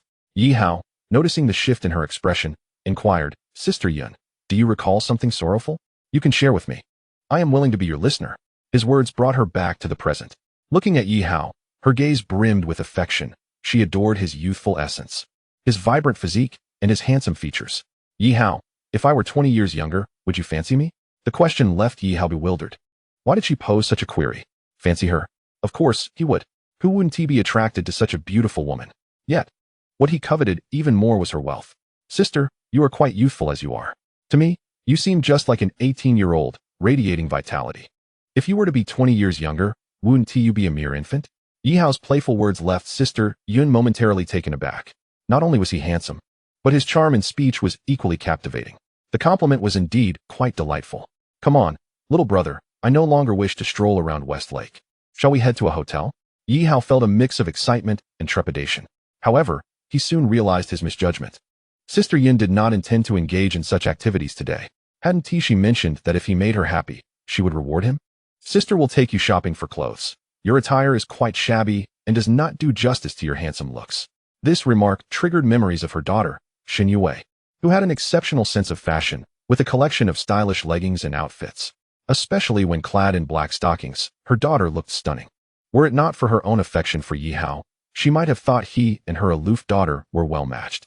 What am I thinking? Yihao is mine. Her daughter's beauty would surely attract suitors, and as this thought crossed her mind, Sister Yun's cheeks flushed. Chapter 10. The First Kiss Upon Exiting Westlake. Sister Yun donned her hat, glasses, and mask once more. This area was not only scenic, but also home to a bustling pedestrian street filled with life. Sister, you really don't need to buy me clothes. You already provide me with $50,000 a month and have promised to help my sister with her school enrollment, saving me $200,000. How could I possibly let you spend more on me? Yi Hao, though keen on wealth, understood the limits. Sister Yun had treated him generously, and even he felt embarrassed to accept further gifts. Enough of that. I refuse to have my little man dressed in rags. Remember, you are no longer the technician from Dreamfoot Spa, but my little man. Are you? Oh, all right. Yi Hao ceased to resist. After all, it was not his money being spent, so he felt no remorse. In an upscale clothing store, Sister Yun, in high spirits, purchased 2 perfectly fitting outfits for Yi Hao, a casual outfit and a suit, totaling over $20,000. Indeed, having money is delightful, she exclaimed. By the way, since you have a sister, I shall buy her 2 outfits as well, as gifts from your sister. She intended to say aunt, but wanted to appear youthful in front of Yi Hao. He quickly protested, unwilling to let her waste her money. Ultimately, however, he was powerless against Sister Yun's insistence. In the end, she bought 2 sets for his sister, spending over $10,000. Go try them on. Let me see how handsome you look. When Yi Hao donned the suit and casual wear, he nearly dazzled Sister Yun. His youthful and delicate face almost compelled her to steal a kiss. However, with so many people around, she restrained herself to avoid gossip. What would you like to eat? Just tell your sister. There are several renowned eateries around Westlake. Just as she finished speaking, her phone rang, summoning her to a meeting as the new academic year approached. Sister, if you have matters to attend to, please go ahead. I'm clinging to your coattails now, so I want to run away. We can eat together next time. Ultimately, Sister Yun had to drive away, realizing that she, as the newly appointed principal, had yet to introduce herself to the higher-ups at Jiang University. Thus, she couldn't avoid the first high-level meeting. All right, let us leave it at that for today. Once I'm done, I'll contact you. And regarding your sister's matter, remember to send me the information. Before departing, Sister Yun reminded Yi Hao of the issue he cared about most, leaving him feeling unexpectedly touched. Sister, wait. Huh. Yi Hao leaned against her car window, lifted her mask, and kissed her on the lips. This time, Yi Hao acted of his own volition. It was his first kiss in this lifetime. In 2 lifetimes, aside from his parents and family, no woman had ever treated Yi Hao with such kindness. Even if this woman desired his body, what harm was there in a kiss? One could not deny that Sister Yun's lips were truly delightful, and the warmth radiating from Yi Hao's youthful face nearly made her addicted. After a long moment, Sister Yun reluctantly pushed Yi Hao away. You little rascal, I must take my leave. And remember, don't fall in love with your sister. With that, she drove off into the distance. Fall in love with you? Absolutely not. But I might just fall for your wealth. A fleeting thought crossed Yi Hao's mind. Yet he quickly regained his composure. Looking at the bags of clothes in his hands, he felt as though he were still dreaming. In his past life, upon reaching 30, his ultimate dream had been to support a beauty of school flower caliber. However, his limited capabilities had rendered that aspiration unfulfilled. Yet in this life, he had turned the tables. He was being supported by someone else, and not just anyone, but a stunning and sophisticated woman. Living off a beautiful woman is no small feat, he mused. After returning home by taxi, it was already 2 in the afternoon. The first thing Yi Hao did upon arriving home was send all of his sister's information to Sister Yun. Received. Leave this matter to me. You can rest assured. She promptly replied. Thank you, Sister Yun. Yi Hao responded hastily. You'll be busy these next few days, so spend time with your sister. Once you're free, I'll certainly make the most of it. That kiss still lingers on my mind, Sister Yun teased. Though she playfully ribbed him, Yi Hao could not help but feel a glimmer of anticipation. Clinging to the leg of such a woman seemed to justify his existence as a time traveler. Yunjia's lips are so sweet, and there is no need to elaborate further. Her figure and beauty undoubtedly exude a captivating charm. Brother, have you bought me new clothes? Upon discovering her new attire, the younger sister beamed with joy like a child. Oh, she is still but a child. 1-1. Go and try it on to see if it fits. When she emerged wearing the new clothes bought by Yunjia, Yi Hao was utterly astonished, as were their parents. She was undoubtedly a princess escaping from Disney. My sister is truly beautiful. Today, little Muan was genuinely happy. She hadn't worn new clothes in nearly half a year. However, as she contemplated their family's circumstances, the 10-year-old girl's expression turned somber. Brother, you shouldn't waste money. I have plenty of clothes. She suggested he return the outfit, expressing that rather than new clothes, she wished for her brother to be a little happier each day and to bear a little less pressure. Such words would leave any brother bewildered. Yi Hao affectionately stroked his sister's forehead. This sister was so understanding it tugged at his heartstrings. He silently vowed again that when he had wealth, He would ensure that his parents and sister lived the happiest life possible. However, he also explained to her that it was not he who bought the clothes. They were a gift from an older sister as a back-to-school present. Look, brother has new clothes too. That older sister not only gifted you new clothes, but also ensured that you can study in Jiangnan City. Upon hearing Yi Hao's words, their parents could hardly contain their excitement. Xiao Hao, is what you said true? Can one study here? For their parents, who had endured heavy burdens for too long, this was a monumental piece of good news. Therefore, Yi Hao felt it was imperative to share this with them immediately. Yes, Yi Hao nodded, confident that Yun Jie would not deceive him. Brother, is that older sister your girlfriend? Does this mean I'm going to have a sister-in-law? Chapter 11. A thrilling adventure.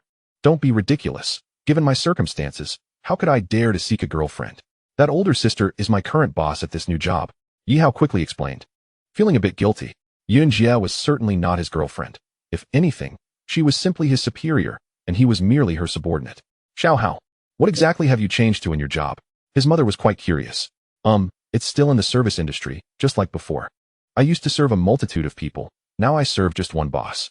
Yi Hao's explanation left his mother somewhat puzzled. She was unaware that he had previously worked part-time at a foot bath establishment. Xiao Hao, will you still be coming home late? School is starting soon. This job won't interfere with your sophomore studies, will it? His father inquired, anxious that their only 985 university student would graduate smoothly. Don't worry. It won't affect my studies. Besides, this boss is wealthy and pays me significantly more than my previous job. You both can stay with me and recuperate. Stop thinking about returning to our rural hometown. Having you both by my side is the greatest support for me. As for whether it would interfere with his studies, Yi Hao was uncertain. He had already agreed with Yun Jie that he would only accompany her a maximum of 4 times a month, and she would not pressure him if he were genuinely busy. Thus, the likelihood of it affecting his studies seemed low. The main concern was that Jiangnan University was strict about attendance, and attendance was closely tied to grades. Although he could manage some small cheats during exams, attendance remained a critical issue, as each student had to sign in personally for every class. As long as Yun Jie didn't require him during class hours, it would be manageable. Although his father didn't comprehend the nature of his job, he emphasized, make sure to perform well in front of your boss. Don't upset her. She has been generous, not only buying one expensive clothes, but also resolving her enrollment issues. Your boss is indeed a benefactor to our family. His father's advice about impressing the boss made Yi Hao feel somewhat embarrassed. However, as his father mentioned, Yun Jie had indeed treated him well and could be considered a significant benefactor. Rest assured, I will perform admirably. I will ensure she is comfortable. At this moment, images of various indecent scenarios involuntarily crossed Yi Hao's mind, and he even contemplated several positions, though he was unsure of Yun Jie's preferences. Having never seen a pig run, have I not seen one trot? Despite still being inexperienced, he had certainly viewed enough educational films in his past life. Yun Jie, are you not trying to exhaust me? Once you finish your tasks, rest assured, I will make you feel wonderful. With that thought, a sly smile crept upon Yi Hao's lips. However, considering his parents and sister were present, indulging in such thoughts was undeniably awkward. Yi Hao quickly regained his composure, dismissing those errant thoughts from his mind.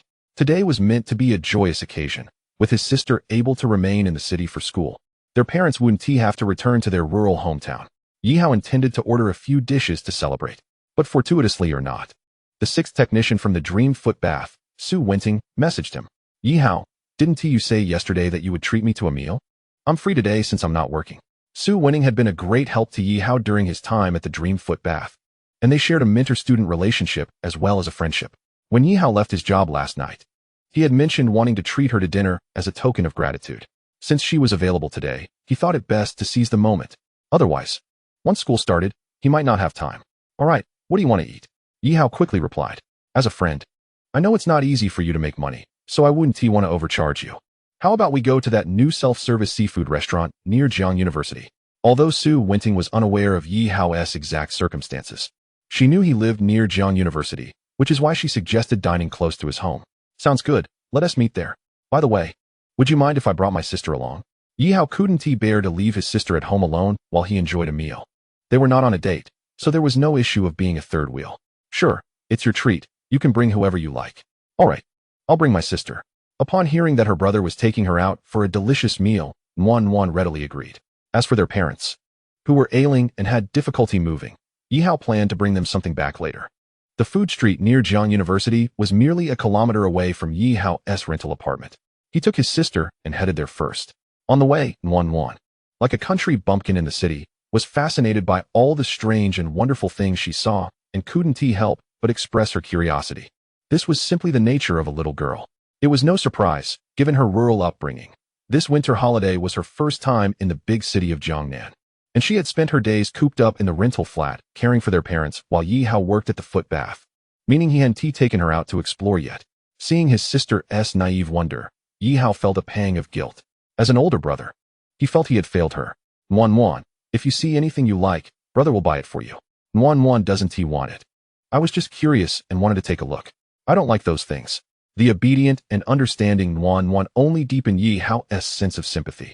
Now, he had over 80,000 yuan on him, while the things Nuan was eyeing were merely trinkets sold at roadside stalls, utterly worthless.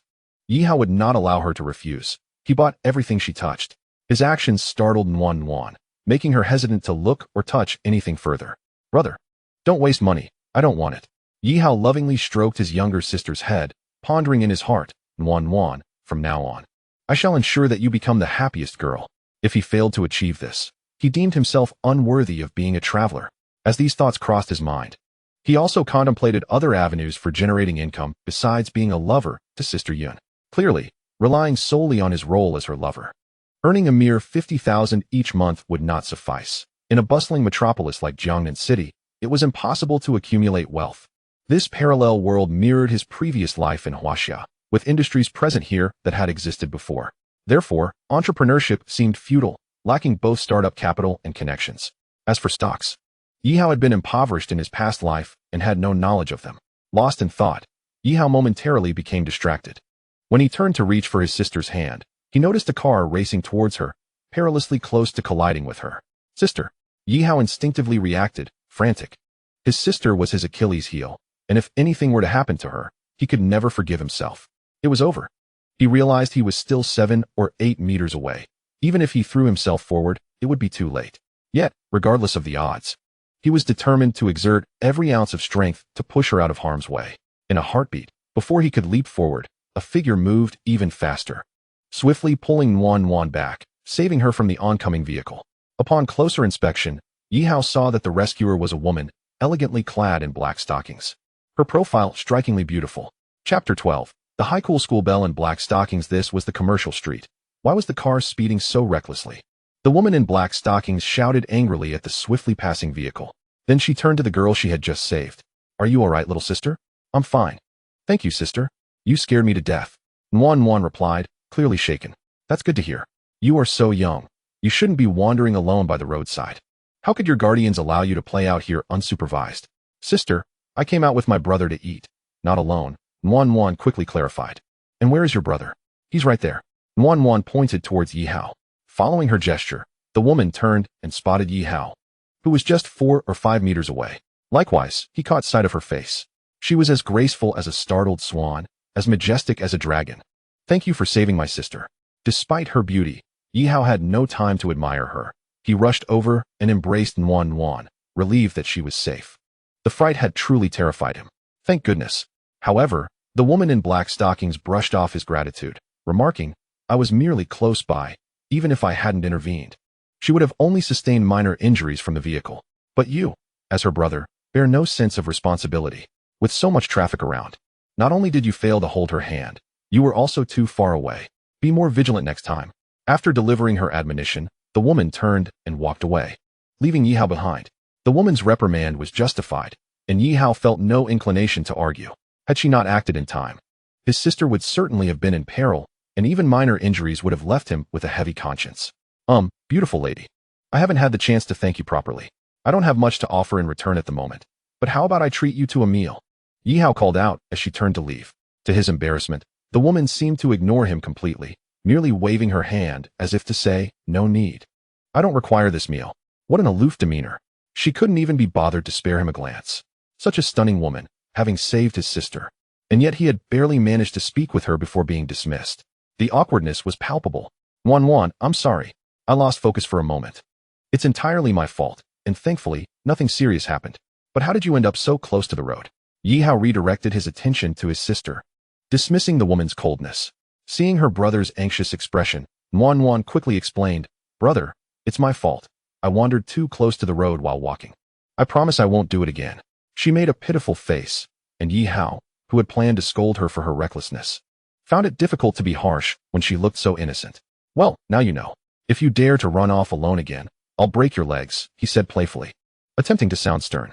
Yet Nuan understood that her brother was merely worried for her safety. "Brother, that sister was so beautiful," Nuan exclaimed.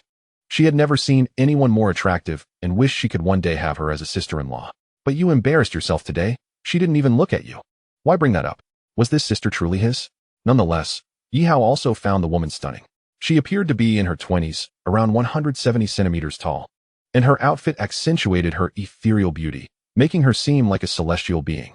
It was apparent that while this woman possessed a kind heart, she also exuded an air of aloofness. Yi Hao himself was not unattractive. Some might even say he was quite handsome, but the black-stocking beauty had not spared him a single glance. Ah, what a pity. Nuan hoped she would become his sister-in-law. That seemed unrealistic. Unconsciously, Yi Hao lifted his gaze, watching the elegant figure of the woman retreat into the distance. In the brilliant sunlight, her silhouette resembled a gentle breeze, refreshing and invigorating. Wait a moment. Hadn't he seen this black-stocking beauty before? As he recalled her fair, pure, and distant visage, a sense of familiarity washed over him. Could it be? Yes, it was indeed her, the most beautiful and aloof school belle of Jiang University, Shen Yue. Yi Hao had learned of her identity through the memories of his previous self. Although the original Yi Hao had never interacted with this high-school belle, there were only a few school bells at Jiang University, and as a male student, he had often heard classmates discuss them. Being a fellow student in the finance department, Yi Hao had caught glimpses of Shen Yue during several department events, where she had delivered speeches. This was why he felt a sense of recognition. Of course, Shen Yue would not know who Yi Hao was. Her features bore a resemblance to those of Sister Yun in her youth. Surely, Sister Yun must have been equally beautiful back then. However, unlike Sister Yun, who was warm and approachable, Shen Yue embodied a high-cool, sophisticated demeanor. Reflecting on this, Yi Hao shook his head. He didn't believe there was any connection between Sister Yun and Shen Yue. Their personalities were like two opposing extremes. No longer dwelling on the school bell, Yi Hao took Nuan's hand, determined not to lose focus again, and headed towards the Jiang University food court. There were still 4 or 5 days until the semester commenced, yet many students had already gathered near Jiang University. Of course, Yi Hao did not recognize any of them. Through his memories, he knew that in the second-year finance class, which he belonged to, none of his classmates had formed a close bond with him. It made sense. As the original Yi Hao was not a top student, aside from his looks, he was quite poor and not particularly skilled in socializing. University life was often pragmatic. Lacking wealth, power, or eloquence, and not being a top scholar, what good were looks? With no one close to him, Yi Hao preferred it that way, as he wished to avoid inadvertently revealing his identity as a traveler during a casual conversation or at a dining table, which could frighten others. After wandering around the food court, Yi Hao discovered the newly opened seafood buffet that Su Wenting had mentioned. Shortly after his arrival, Su Wenting appeared as well. "Brother, this lady is so beautiful. If she were to become my sister-in-law, Nuan would be thrilled." Ugh, why do I keep saying sister-in-law? If Nuan were not a girl, but a younger brother, Yi Hao would have wanted to give him a good knock. After all, their essay saying, "Nothing tastes better than dumplings, and nothing is more enjoyable than a sister-in-law." Chapter 13, Technician No. 6. Nuan's words did not escape Su Wenting's ears. After a brief moment of awkwardness, Su Wenting was the first to break the silence. "Yi Hao, is this your little sister? How adorable. That little face is so chubby, I can't help but want to pinch it." Upon hearing Su Wenting's words, Nuan timidly hid behind Yi Hao, peeking out cautiously. "Yes, this is my sister, Nuan," Yi Hao introduced with a smile. "By the way, how did you know a new seafood buffet opened near Jiang University? I live around here and didn't even notice. You seem quite familiar with this area." Yi Hao's inquiry stemmed from his knowledge that technician number 6, Su Wenting, resided near the Mengdu foot bath establishment. However, Mengdu foot bath was over 40 kilometers away from Jiang University, and given Su Wenting's popularity there, it was unlikely she would frequently travel to this area during her rare days off. "Are you checking my residence? Didn't I tell you not to inquire about the past or my origins?" "I haven't asked you why you live here," she replied playfully. "All right, as fellow foot bath technicians, perhaps it's best we keep some mystery between us." "Apologies, this round is on me," Yi Hao said, raising his hands in a gesture of goodwill. Upon entering the seafood buffet, what was initially a meal for 3 costing 360 yuan was reduced to half price for Nuan after Yi Hao's persuasion. After all, she was small and her appetite modest. It was wise to save where possible. Despite having received around 80,000 yuan from Sister Yun, after paying rent, utilities, and his parents' medical expenses, as well as Nuan school fees, there wouldn't be much left. The principle remained. Even if a coin fell to the ground, Yihao would unhesitatingly pick it up. His fractured family truly could not afford waste. Su Winning had become accustomed to Yihao's bargaining habits during their month-long acquaintance at Mingdu Foot Bath. She understood the importance he placed on money, which was why she agreed to dine with him at this reasonably priced buffet. As adults, both Yihao and Su Winning were relatively comfortable, while little Nuan was overjoyed at the sight of so many seafood options. After weeks of eating only cabbage and tofu or pickled vegetables, she had grown weary of the monotony. However, with their parents ill, all the responsibilities fell on Yihao's shoulders, and the understanding Nuan never complained. Yet, despite her happiness, she feigned maturity, careful not to embarrass her brother in front of the beautiful sister. Nuan, it's all right, take whatever you want. Your sister Su is not a stranger, Yihao reassured her, knowing well what his sister was thinking. Ah, Sister Su isn't a stranger? Does that mean she really is my sister-in-law? Hee, Nuan is so happy to have a sister-in-law. Yihao and Su Winting exchanged glances, realizing how innocent and naive little girls could be. Don't mind her, she means no harm. Yihao felt compelled to clarify. Not at all. Children speak their minds. Su Winning replied lightly. By the way, Yihao, is your reason for quitting that you're going back home? Are you leaving soon? Eager to divert the conversation from Nuan's innocent comment, Su Winting quickly shifted topics.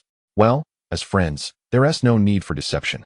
I do have matters to attend to at home, but that is merely an excuse for quitting. I simply don't want to stay at Mingdu anymore. It doesn't suit me.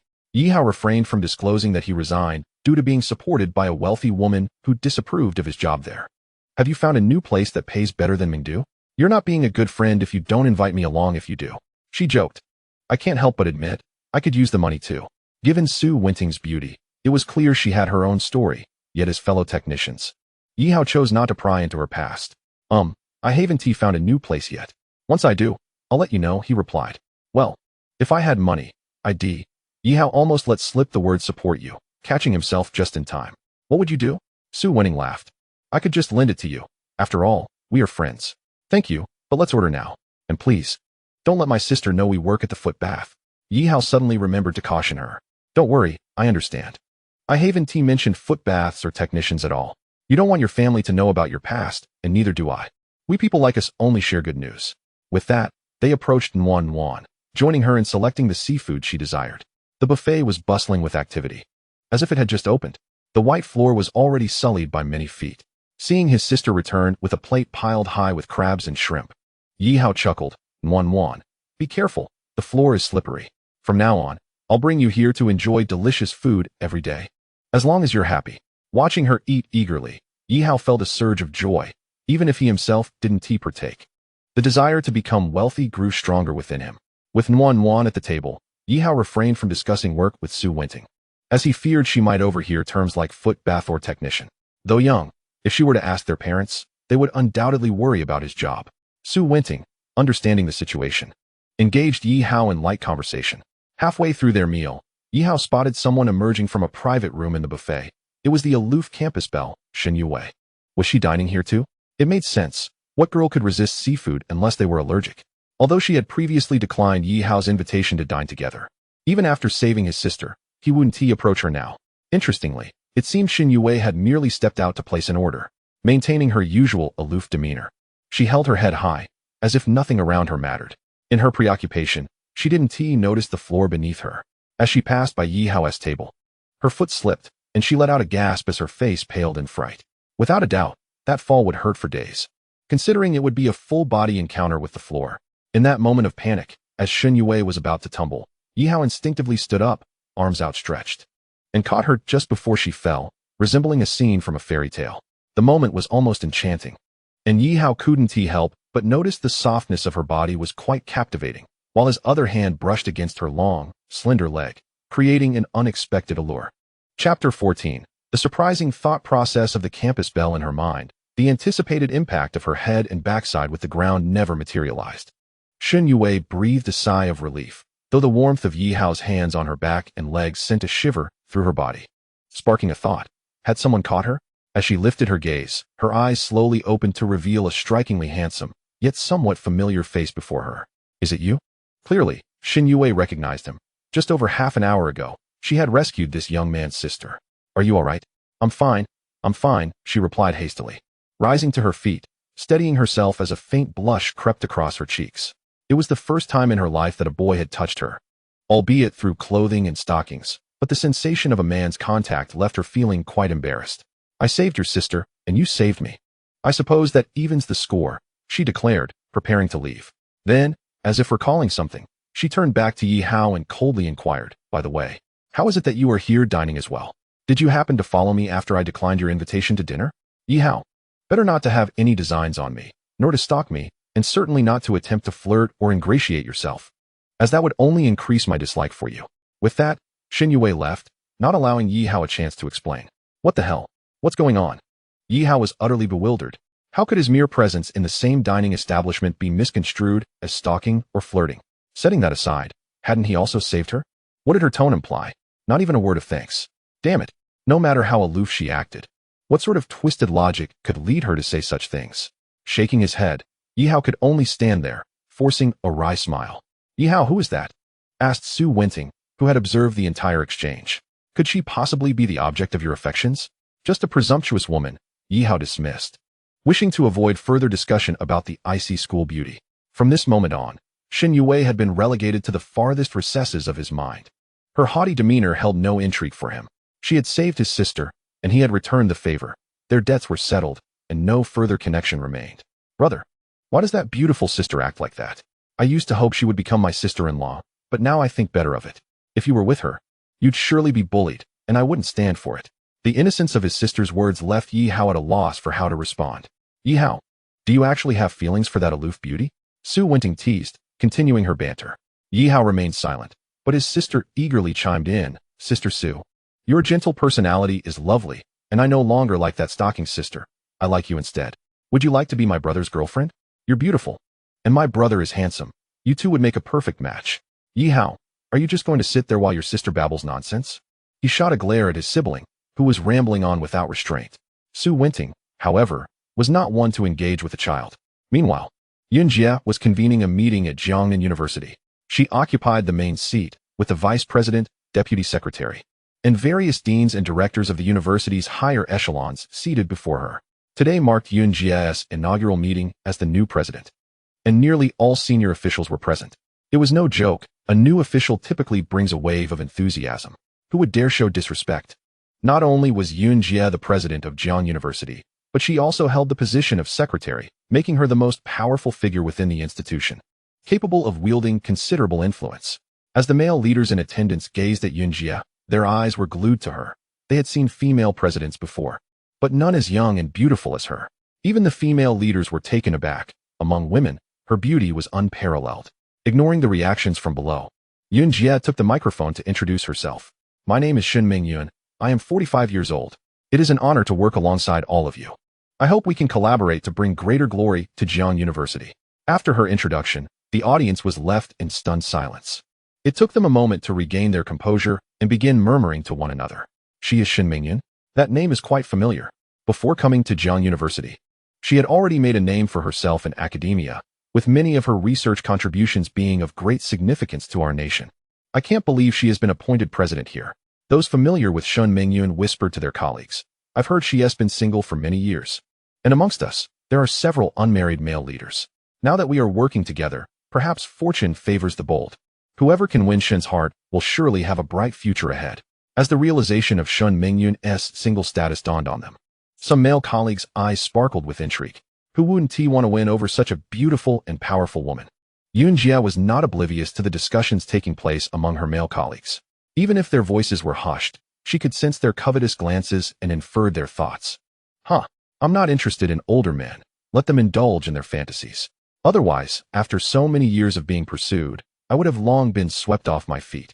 A smile played on her lips as she wondered about Yi Hao's capabilities.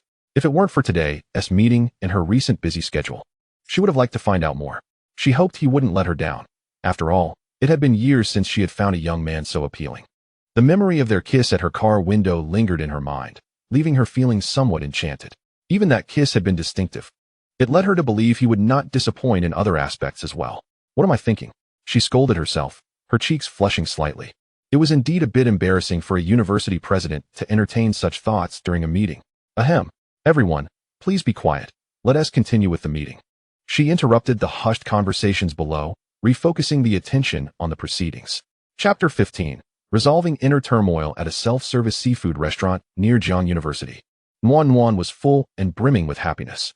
All right, my sister and I will head home now. Yihao prepared to bid farewell to Su Wenting. Yihao, will we meet again? Su Wenting asked, sensing that after this meal, their chances of reunion were slim, and a hint of melancholy crept into her voice. Of course. We will meet again. My sister wants you to be her sister-in-law. Yihao teased, lightening the mood of their parting. Even though Su Wenting was beautiful, rivaling Xin Yue, Yihao did not harbor any romantic intentions toward her. He had reservations about her profession as a female technician and whether she was truly virtuous. Now that he had become someone else's lover, he dared not flirt with other women, lest he provoke his benefactor's ire. Unless one day he became wealthy enough. He wouldn't mind supporting her, allowing her to leave her job. Yihao, be serious. You weren't this playful back in Dream City. Su Wenting shot him a glance. Fine, if you don't want to be my sister's brother-in-law, so be it. Haha, we are all poor now. We should avoid burdening each other. If one day I become very wealthy, Yihao, should you still be single, I wouldn't mind taking you as my toy boy. Su Wenting's words seemed like a joke, yet they bore an air of seriousness. All right, I'll be waiting for you to claim me as your toy boy. With a wave, Yihao took his sister and headed home. Yihao, meeting you cannot compare to reminiscing about you. Although we have only spent a little over a month together, your ever-optimistic demeanor in Dream City has truly impressed me. I hope to become wealthy soon and rescue you from poverty. With this thought in mind, Su Wenting refrained from further contemplation, only turning away when Yihao's figure vanished from sight. The moon was bright and the stars sparse, heralding the arrival of spring, a season of rejuvenation. The streets and alleys began to bustle with activity. By the time Yihao returned home with his sister, it was already 7 p.m. Today marked the occasion where Yihao, having traversed through time, spent the most on food. Previously, he had borrowed 200,000 from online loans, all of which was devoted to his parents' medical treatments. Since taking a part-time job in Dream City, he had not squandered a single penny. Upon seeing the delicacies Yihao had brought for them, his mother couldn't help but chide. Xiaohao, you're wasting money again. Mom, if my sister can stay in Jiangnan City for school, then you both can stay too. For me, these are good days worthy of celebration and not a waste at all. Xiaohao, is this reliable? Can Nanan really study here? His father felt uncertain, as everything was based solely on Yihao's words, and there was no tangible evidence to validate them. I trust Sister Yun wouldn't deceive me. Earlier, Yihao had sent his sister's information to Sister Yun, but refrained from pressing her, knowing she was busy. Regardless, Yihao firmly believed in her, awaiting her news. Observing their son's earnest expression, his parents chose not to inquire further. After all, school for elementary students was still several days away, and they had made an agreement with Yihao. If Nanan could not attend school here, it would conveniently allow them to return to their rural hometown. They were more than willing to stay by their son's side for recovery, yet they were reluctant to burden him further. At 8 p.m., Yihao's phone rang. Hello. Is this Yihao? Yes, it is. Yiran must be your sister, right? Yiran. Yihao was momentarily taken aback, but quickly replied, yes. Yiran was indeed the name of his sister, Nanan. The names Yihao and Yiran were derived from the phrase Haoranjingqi, a term that his parents had chosen for their children. Mr. Yihao, I am the principal of Jiangnan City Loving Heart Primary School. I am calling to inform you that your sister, Yiran, can enroll in our school. Upon learning that it was the principal, Yihao felt a surge of joy. Indeed, Sister Yun had not deceived him. She had truly facilitated his sister's enrollment. At last, the weight on Yihao's heart could be lifted. He quickly activated the speakerphone, wishing to alleviate his parents' worries. Principal, if my sister attends your school, do I still need to pay the 200,000 fee? Mr. Yihao, you jest. Had you mentioned your connection earlier, I would not have even brought up the matter of fees. Connection? Yihao speculated that it referred to Sister Yun. What exactly was her identity? Was she truly involved in engineering? Yihao sought to uncover more from the principal. Principal, did Sister Yun call you? Sister Yun? I do not know anyone by that name. It was a leader from the Education Bureau who personally called me. A man, not anyone named Yun. All right. Yihao decided against further probing. Principal, how much will the tuition be if my sister starts school? Mr. Yihao, you are joking again. With your connection? How could we dare charge your sister tuition? She is 10 years old and in the 4th grade. Until she graduates from the 6th grade, tuition, living expenses. and miscellaneous fees will all be waived. Wow. The principal's respect was evident as he addressed Yi Hao formally, and all expenses were exempted. This revelation left his parents astonished. In a major city like Jiangnan, the fees for primary and secondary schools were substantial, yet now they were entirely waived due to their son. When had their child become so remarkable? Well then, I won't be overly formal. Thank you, principal. Yi Hao expressed his gratitude hastily. Mr. Yi Hao, it's nothing. Who knows? I may need to rely on your future success. Though Yi Hao found the principal's words somewhat baffling, he replied promptly, of course. Very well, Mr. Yi Hao. I will not take up more of your time. Rest assured, I will treat your sister as my own child. With that, the principal ended the call. Sister Yun, involved in engineering, must have connections, which is quite normal. Yi Hao dismissed any further thoughts, knowing that his sister's enrollment issue was resolved. Allowing his parents to keep their promise and stay by his side, he no longer had to worry about this matter. And the waiving of all expenses would save him a considerable amount of money. From what he understood, even with the 9-year compulsory education being free, miscellaneous fees, book costs, living expenses, and so forth could be exorbitant. Now, it seemed that as long as his sister was at school, Yi Hao need not concern himself. Mom and Dad, did you hear that? Now you have nothing more to say. Just focus on your recovery here. His parents nodded, realizing there were no excuses left to return to their rural home. Xiao Hao, was all this arranged by your new boss, Sister Yin? Yes, Yi Hao replied. Xiao Hao, what exactly is your relationship with her that she provided us with such a tremendous benefit? She is just my current part-time supervisor. Please do not overthink it. All right. Just remember to repay her kindness. Rest assured I will. Yi Hao replied before sending a WeChat message to Sister Yun. Sister Yun, thank you for your efforts regarding my sister. Brother, as I said, this is a trivial matter. Sister Yun, while it may be trivial for you, it is monumental for me. Haha, are you moved? Come and accompany me on the Lantern Festival. The Lantern Festival? In 5 days.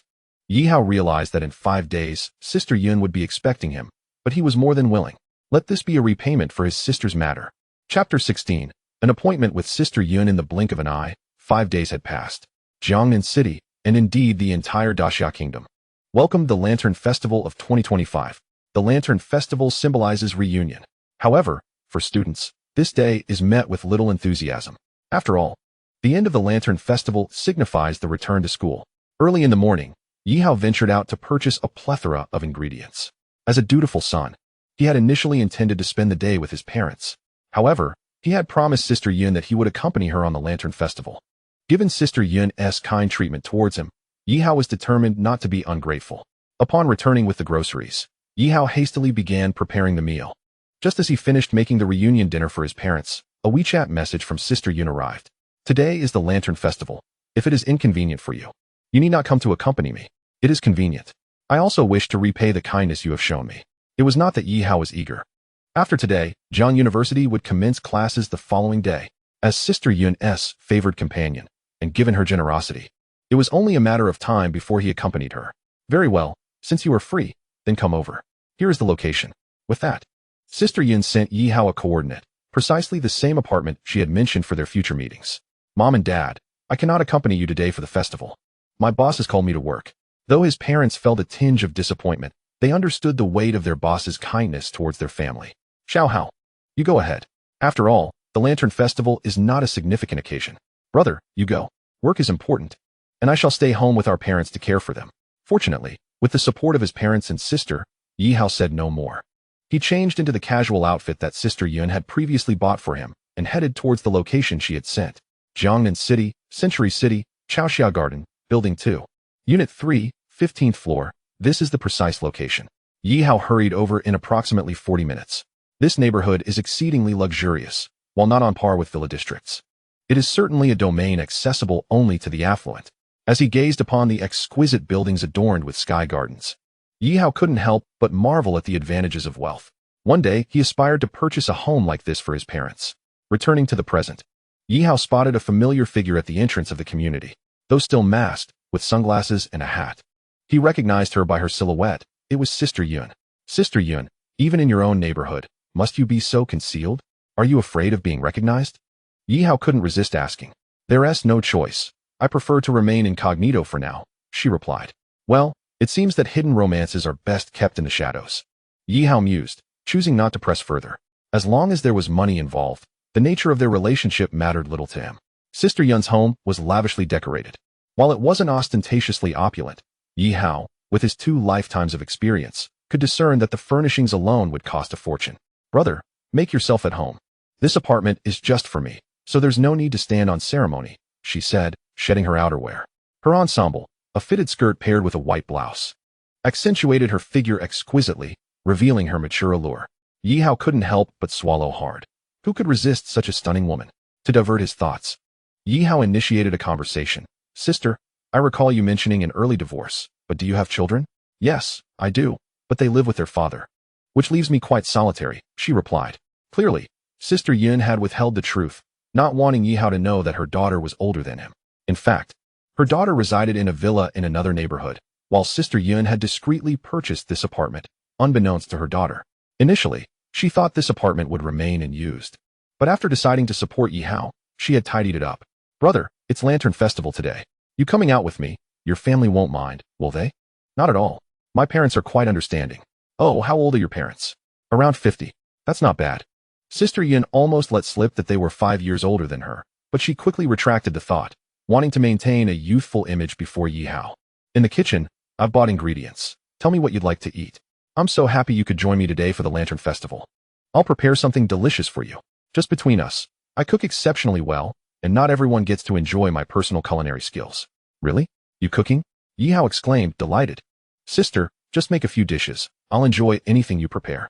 Though the words felt somewhat disingenuous, he had to elevate her status as she was indeed his benefactor. All right then, feel free to relax while I prepare a few dishes. We can enjoy a drink together later. In Sister Yun's home, Yi Hao dared not be idle. He quickly moved to assist her in washing the vegetables. As he watched her bend over the sink, he couldn't help but sneak a glance at her figure. Stunningly curvaceous. Any normal man would find it hard to remain unaffected by such a scene. Yi Hao swallowed again, and clearly, Sister Yun noticed his reaction. Do you find me attractive? Little one? She teased. Very much, he nodded. As long as you think I'm beautiful, that's all that matters. Today, you belong to me. So don't even think about escaping after dinner. Her words dripped with seduction, her voice a siren's call. In the kitchen, as Yi Hao helped wash the vegetables, his gaze kept wandering toward Sister Yun. She wore very little, treating him as if he were not an outsider. After all, he was already hers. Yet, noticing his lingering stare, Sister Yun chuckled lightly. Sorry, at home, I tend to dress minimally. That habit seems rather pleasant, allowing your skin to enjoy some fresh air. Yi Hao averted his gaze, realizing that continued observation would lead to unwelcome thoughts. Why don't you wait in the living room? You need not assist with the vegetables.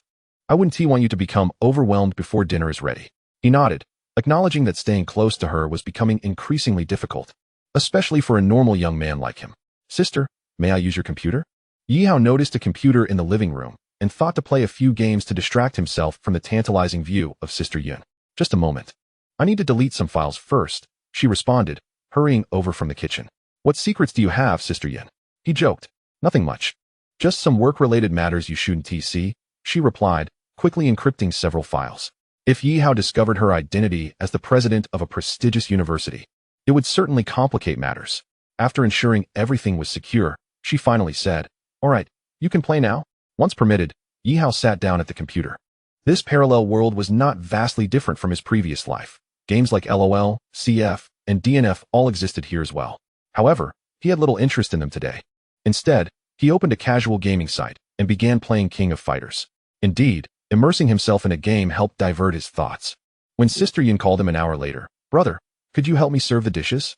I'll grab a jacket to prevent you from staring at me while we eat. Sister, there's no need to change.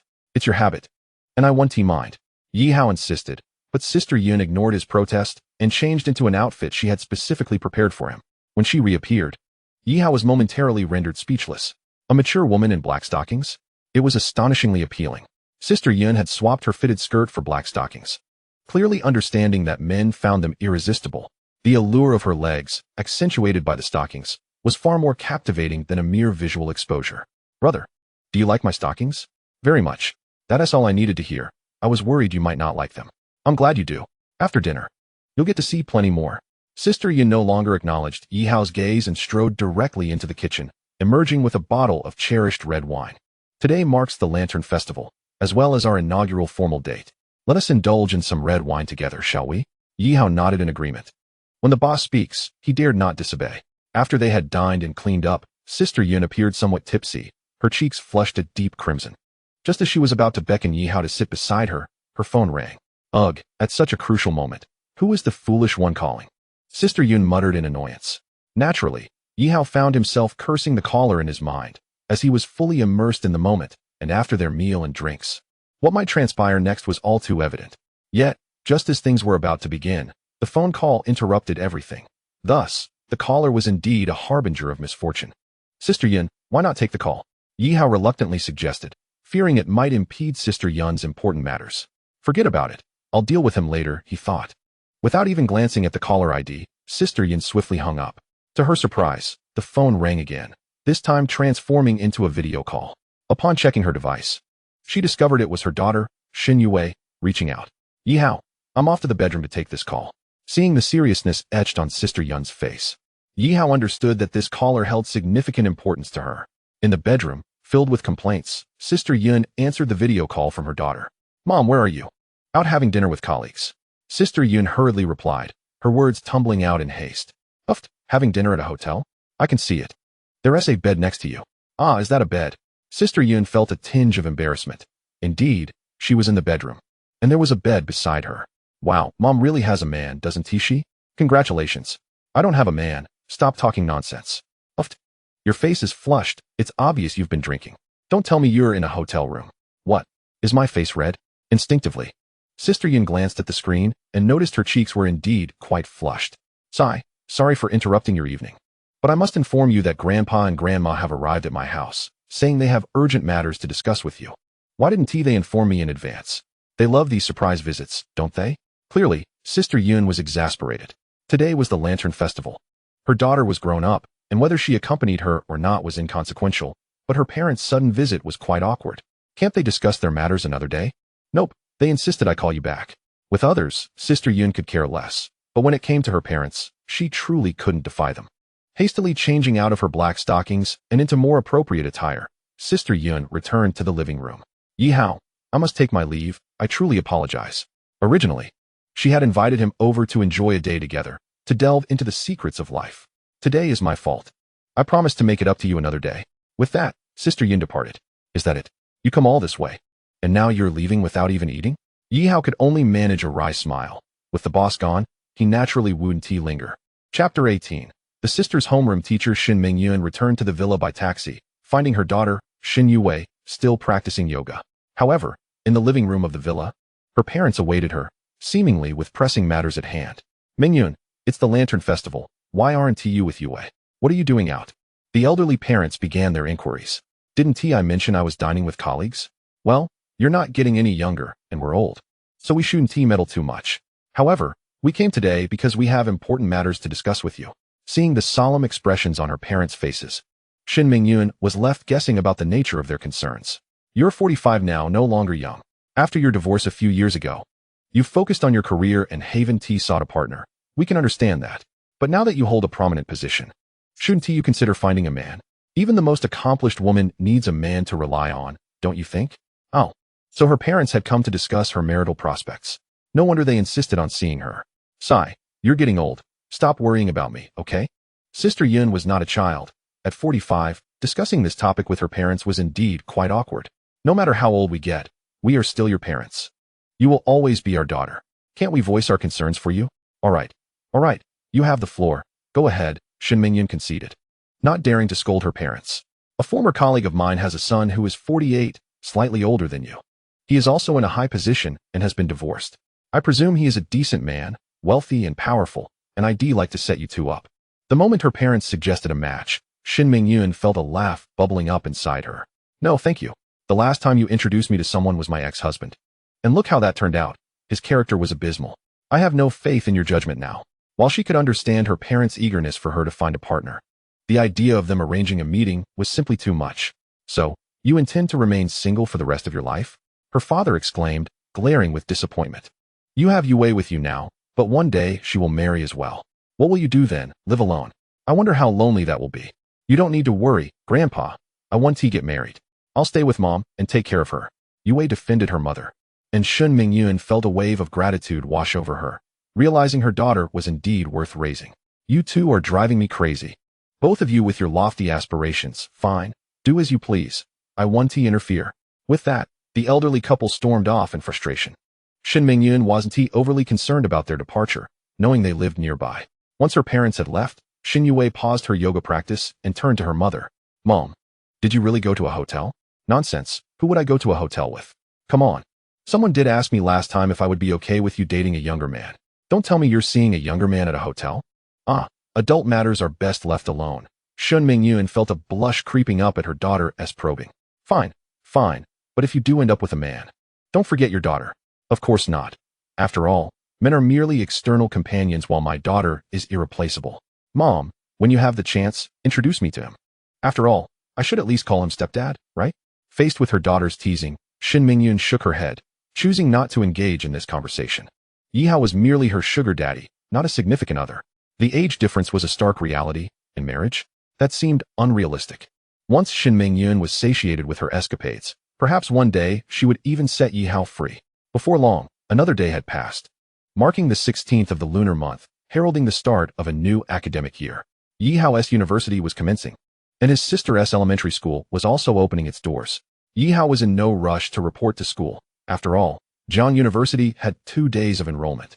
Today, the priority was to take his sister to her school registration.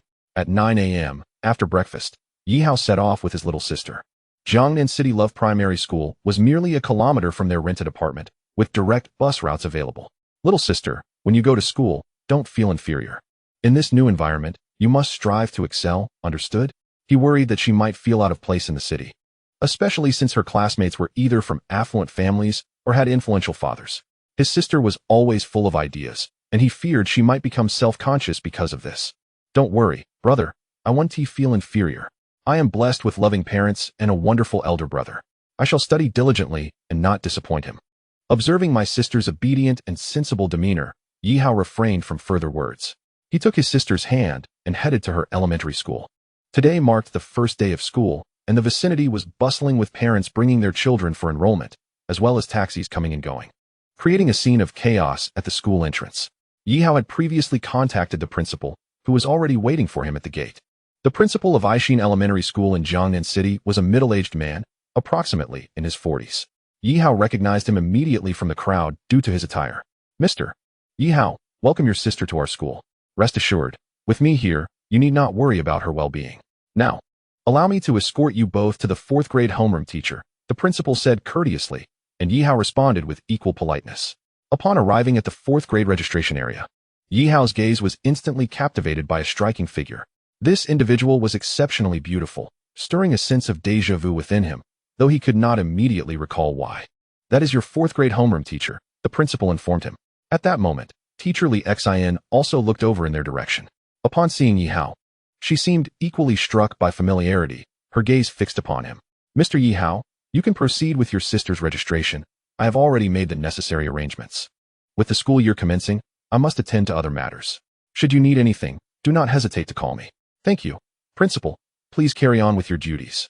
After the principal departed, Yihao turned his attention back to his sister's homeroom teacher. Li Xin, Yihao? They both exclaimed simultaneously, as if recognizing one another. Yihao, drawing from the memories of his former self, recalled who she was. They had met when he was in middle school, and she was in high school. Their acquaintance had begun when, on a fateful day after school, someone had fallen into the water, and no one dared to intervene. Growing up in the countryside, Yihao was adept at swimming, and he ultimately rescued Li Xin. Had he not still been a minor at that time, she might have become his girlfriend to repay her life debt. Yihao, one day, when you grow up, I will be your girlfriend to repay you for saving my life, she had said. Reflecting on that memory brought a bittersweet smile to Yihao's face. Childhood promises were often made in jest, yet the world is indeed small, and fate works in mysterious ways. Who would have thought they would meet again after all these years? Yihao, is that really you? I thought I would never see you again. Li Xin exclaimed excitedly upon recognizing him. Yes, it is indeed me. Even though he had taken the place of his previous self, he was still that same person. You've become quite handsome, no longer that youthful boy from 6 years ago, she remarked. And you have become even more beautiful, Yihao replied with a smile. Do you remember what I said back then? Chapter 19, the homeroom teacher sister-in-law. Wasn't it about waiting for Yihao to grow up to become his girlfriend? Yihao naturally remembered, but such impulsive childhood sentiments could not be taken seriously. Yes, I remember. Surely you do not intend to fulfill that promise now. Yi Hao teased. Do you have a girlfriend now? Not really. I am not quite sure if my relationship with Sister Yin counts, but it is not serious.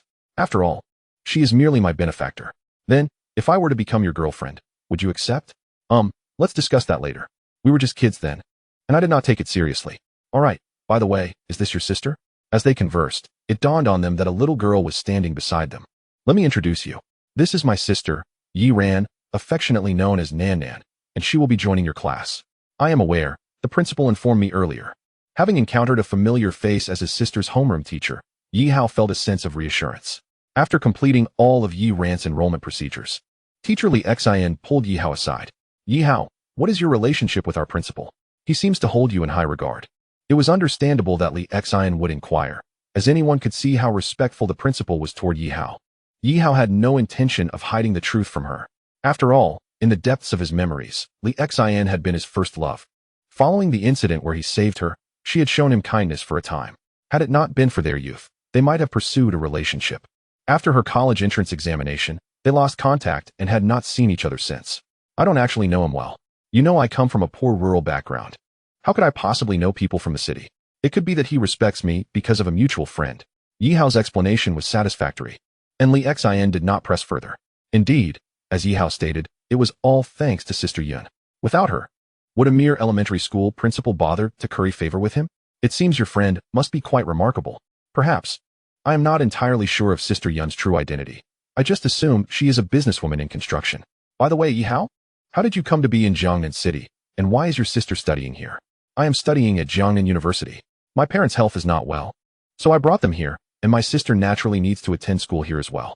What? You are attending a 985 university? Li Xin gasped, her mouth forming an A shape. Wow, Yi Hao, that is impressive. Clearly, my judgment was not mistaken. Rest assured, now that your sister is in my class, I will treat her as my own sister. Li Xin promised. Thank you. This gratitude pales in comparison to the life debt you owe me. Given the rare reunion of two individuals with a shared history, Li Xin proposed treating them to a meal. Yi Hao agreed without hesitation. However, his little sister Nan Nan was somewhat bewildered, wondering why her brother was always surrounded by beautiful women. Just a few days ago, there was the sister in black stockings who had rescued her, but she found that sister too aloof.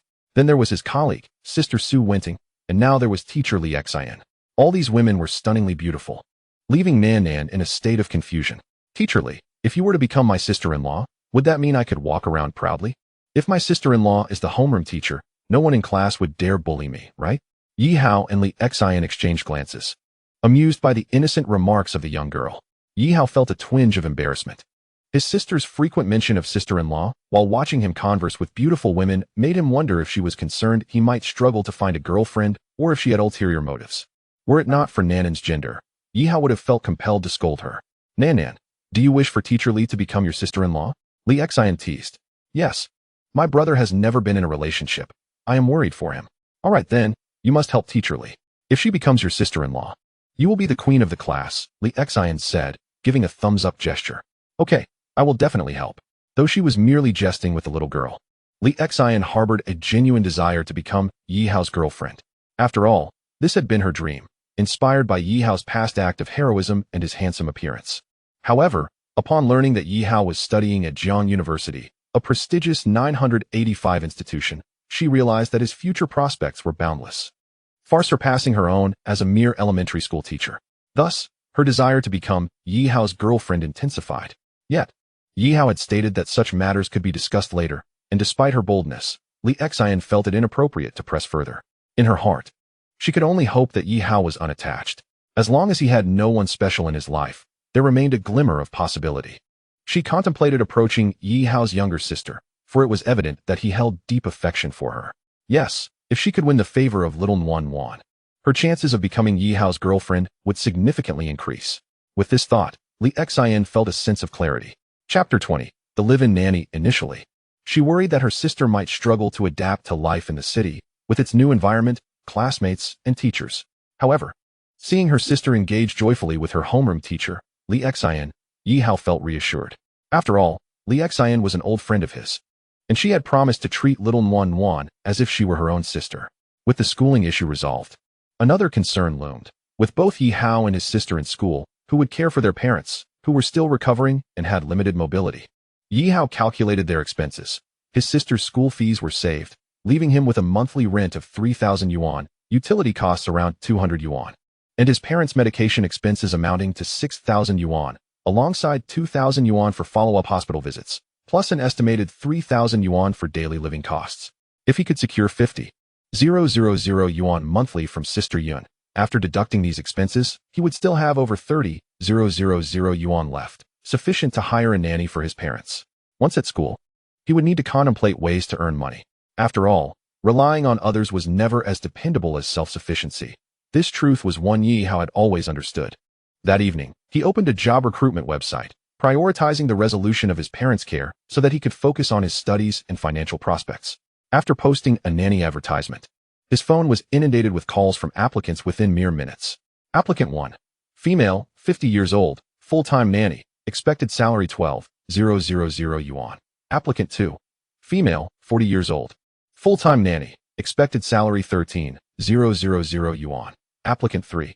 Male, 35 years old, full-time nanny, expected salary 15,000 yuan. Applicant 4. Female, 23 years old, full-time nanny, but not live-in, expected salary 10,000 yuan. After sorting through a plethora of applicants, Yi Hao felt overwhelmed. Employing a nanny for his parents was proving excessively expensive. Without Sister Yun's advance payment for 1 month's salary, he truly could not afford it. However, he understood that Jiangnan City was one of the top 10 cities in Great Xia, with a high cost of living, hence the elevated salary expectations. The presence of several male nannies left him bemused. He quickly dismissed them. Ultimately, his attention settled on a 23-year-old female nanny who did not require live-in arrangements. Not only was her salary the most reasonable, but he also noticed that she hailed from the same county as him. Being from the same county made her a fellow townsfolk, and in a bustling metropolis like Jiangnan City, he felt inclined to assist a fellow local. As for her reluctance to live in, Yi Hao understood the industry's norms. Being only 23, she likely wished to avoid potential exploitation by an employer. The live-in situation was inconsequential, as his parents typically retired for the night by 11 p.m. and did not require her assistance overnight. Once he had made his decision, Yi Hao dialed the nanny's number. "Hello, I saw your application on the nanny recruitment website, and you have been selected. Are you available for an interview now? I hope to have you start tomorrow." He had no choice. He needed to report to Jiang University the next day. On the other end of the line, upon hearing she had been chosen, a cheerful voice responded, "Thank you, boss. Please send me the location. I will come for the interview right away." Yi Hao sent her the address of his rental apartment. Initially, when his parents learned he intended to hire a nanny, they were resistant, but they ultimately acquiesced to their son's wishes. When Yi Hao finally met the applicant later that afternoon, she stood about 158 centimeters tall, with an oval face. While she wasn't breathtakingly beautiful, she possessed a charm that grew on you. Her physique was that of a typical Southern girl, neither too tall nor too short. "I apologize for being late, boss. There was traffic," she said hurriedly. "Not a problem. Come in, and let's discuss further." Yi Hao led the nanny into his rented space, where his parents immediately recognized her. "Yi? Yes?" The reaction from his parents startled Yi Hao. It felt almost surreal that familiar faces were everywhere. How could his sister's homeroom teacher be a connection, and now a nanny as well? Yet, Yi Hao swore he had no recollection of this girl. "Auntie, uncle?" The nanny clearly recognized Yi Hao's parents. "Do you really know each other?" Yi Hao was taken aback. "Xiao Hao, quickly greet your sister," his mother urged. "This is the daughter of your distant cousin Zhanya. You two have met before when you were children, but you've both changed so much that you no longer recognize each other." "Well, it's understandable. We are third cousins, after all," Yi Hao mused, finding it normal not to recognize her. "Annie, I heard from my parents that after your serious illness, you left your rural home to seek treatment. So, you've come to Jiangnan City?" Zhanya expressed surprise. "You even own a house here?" "Indeed, it's your cousin Xiao Hao who insisted we stay here for treatment. We had no choice but to comply. However, our family circumstances are such that we cannot afford to buy a house here. It's rented by your cousin." Through his parents' introductions, Zhanya began to scrutinize Yi Hao closely. To her astonishment, he had grown quite handsome. Yet, she harbored doubts. She had heard that Yi Hao's family was quite poor and was currently renting. So how could they afford to hire a nanny? "Are you certain you want to hire a nanny?" Zhanya inquired, perplexed. "Yes, indeed," Yi Hao affirmed. "Since we are all acquaintances, let's skip the formalities. The salary will be as you initially proposed. How does that sound?" Yi Hao saw no need for lengthy discussions given their relationship. "All right, however, cousin, I initially stated I wouldn't be a live-in nanny to avoid unpleasant employers. But since we are familiar, could I stay at your place? It would help me save on rent. It was clear that this distant cousin was facing her own hardships. In a major city like Jiangnan, job competition was fierce, and many graduates struggled to find employment, let alone someone like Zhang Ya, who only possessed a high school diploma. Sure, cousin. We have a 3-bedroom apartment. You can take my room while I usually stay at school. Upon learning that Yi Hao was still a student, Zhang Ya was momentarily bewildered. A university student, even one from a prestigious 985 institution, was still only in his second year. Could he truly afford to pay a monthly salary of 10,000 yuan? As if sensing Zhang Ya's doubts, Yi Hao smiled reassuringly. Rest assured, I will pay you on time each month, without delay. Allow me to transfer this month's payment to you now. With that, Yi Hao added her on WeChat and transferred 10,000 yuan to her immediately. I cannot believe it. My cousin is so wealthy. Zhang Ya found it hard to accept. The cash was in her hands, and this was indeed real. Initially, as a relative, she intended to ask for a smaller amount, but before she could explain, Yi Hao handed her the money. At this moment, when she looked at Yi Hao, her gaze was filled with a certain warmth. Cousin, she timidly inquired, you are studying while also managing household expenses. Where do you find such wealth? Naturally, Yi Hao would not reveal that he was being supported by someone else. Sister, this is not your concern. In the future, please refrain from asking too many questions, or I won't hesitate to find another caregiver. How could this cousin be so fierce? She merely asked a simple question. Zhang Ya felt a bit wronged. Chapter 21. Please, sister, don't. Yi Hao moved his belongings to his sister's room, freeing up his own for the live-in caregiver, Zhang Ya. With his sister and parents no longer needing to worry, Yi Hao felt a sense of relief. Originally, Zhang Ya was supposed to stay over tonight, and he intended to head to school, but he stayed to discuss some matters with her, such as grocery shopping and picking up his sister from school. At 11 p.m., with his parents and sister asleep, Yi Hao lay on the sofa. Zhang Ya, however, hadn't yet fallen asleep. She was somewhat restless. After all, like her family, Yi Hao's was from a rural background, and one could even say they were poorer. Yet, in such a short time, despite renting a house, Yi Hao had managed to cover his parents' medical expenses and treatments, a considerable sum, all handled by him alone. Moreover, he could afford to pay her a monthly salary of 10,000 and allow his sister to attend school in the city. What did this signify? It indicated that Yi Hao was wealthy. Zhang Ya seemed to glimpse an opportunity to change her fate. At just 20 years of age, Yi Hao was already so affluent. If she performed well and gleaned some insights from him, perhaps she too could become wealthy. The more she pondered, the more her heart raced. Often, it is a person's greed that arises from poverty. Thus, in this moment, Zhang Ya found herself harboring such thoughts. Peering through the peephole of her bedroom door, she saw Yi Hao lounging in the living room, engrossed in his phone, still awake. Quietly, she opened the door and stepped outside. Upon hearing the faint creak of the door, Yi Hao looked up to see Zhang Yu approaching him in a semi-transparent nightgown. The garment was alluringly revealing. In the dim light, her perfect figure was all too evident. Although she hailed from the southern provinces, Zhang Ya's physique was indeed commendable, boasting all the right curves. To describe her as possessing a standard S-shaped figure would not be an exaggeration. In the late hours, with the sofa, the sheer nightwear, and her exquisite form, Yi Hao quickly rose from the sofa, wary of waking his parents, and quietly called out to Zhang Ya, Sister, what are you doing? My parents are home. Sister, please. He felt a wave of disappointment, as he had imagined she was drawn to his handsome appearance, perhaps with ulterior motives. Yet, the scenario he envisioned did not unfold. Although Zhang Yu approached him, she merely sat down in front of the sofa, took a sip of water, and looked at Yi Hao with a smirk. Xiao Hao. What are you doing? What do you mean by please? Awkwardness enveloped him. Was she truly just getting water? You come out dressed so alluringly at this hour just to drink water?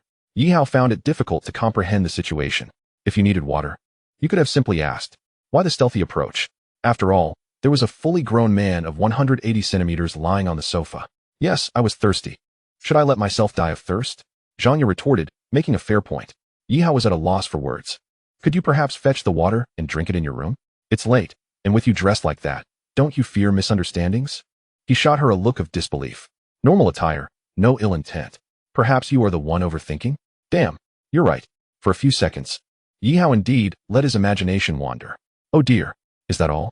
Xiao Hao, although we are not well acquainted and have only met as children, what do you think of our relationship? Zhang Yu suddenly posed this question, leaving Yi Hao puzzled. Sister, if there is something on your mind, it's best to speak plainly. Well, I want to ask you how you suddenly became wealthy. Is this what you call wealth? Yi Hao could not agree with her. He had only a few thousand on him. If this constituted wealth, then there would be no poor people left in the country. I took out a loan online. You might want to try it as well. Taking loans can be thrilling, but it can lead to endless trouble, Yi Hao admitted, not entirely deceiving her. The 200,000 for his parents' treatment had indeed come from online loans. Xiao Hao, you know my family is quite poor. Otherwise, I wouldn't have dropped out of university. So that was her intention, to inquire how he had acquired his wealth. However, Yi Hao found it difficult to disclose his situation, as it was not a path he wished for anyone to take. I truly have no connections. The money is all from loans. I swear. All right. Zhangya, seeing his serious demeanor, chose to believe him, but she doubted the notion of becoming rich through loans. Xiao Hao, I want to thank you for allowing me this job. I applied to several caregiving positions before, but they offered me only 5,000 and were run by lecherous old men. I dared not stay in such places. I also appreciate your generosity in not requiring a trial period and transferring my salary in advance.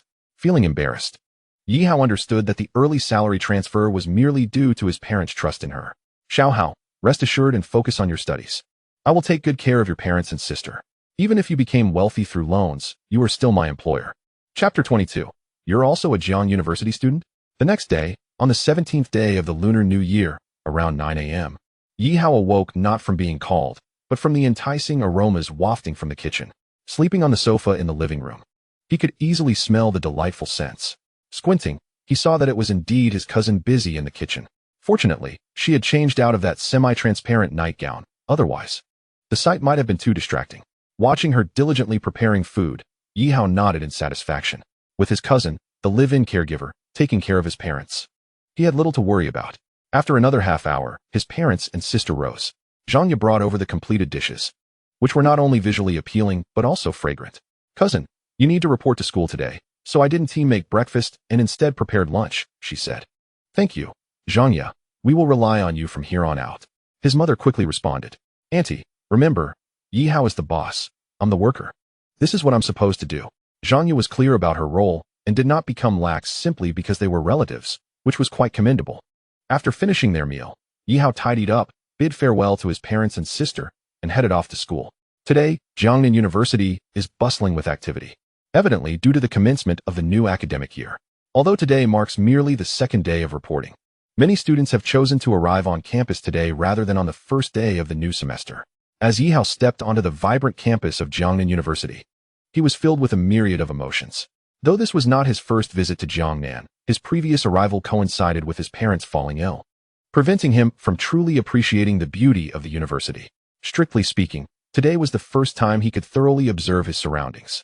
The words Jiangnan University stood tall and robust, while the lush ancient trees lining the entrance added an air of mystery to the institution. In his past life, Yi Hao was not an academic prodigy. He merely attended an ordinary undergraduate program. However, in this life, he had transformed into a student of a prestigious 985 university, a testament to the wonders of fate. Today, although it was the reporting day at Jiangnan University, there was no need to seek out a homeroom teacher or counselor. He simply had to check in by the class group, clock in, and fill out some information. Upon opening the class group chat, Yi Hao noted that their sophomore finance class had nearly all 60 students present. After quickly completing his reporting details and checking in at the school gate, he felt he had officially arrived. Yi Hao intended to return to his dormitory to tidy up his living space. Having hired a housekeeper who would stay at his home, he still preferred to reside on campus, despite his rental being conveniently close.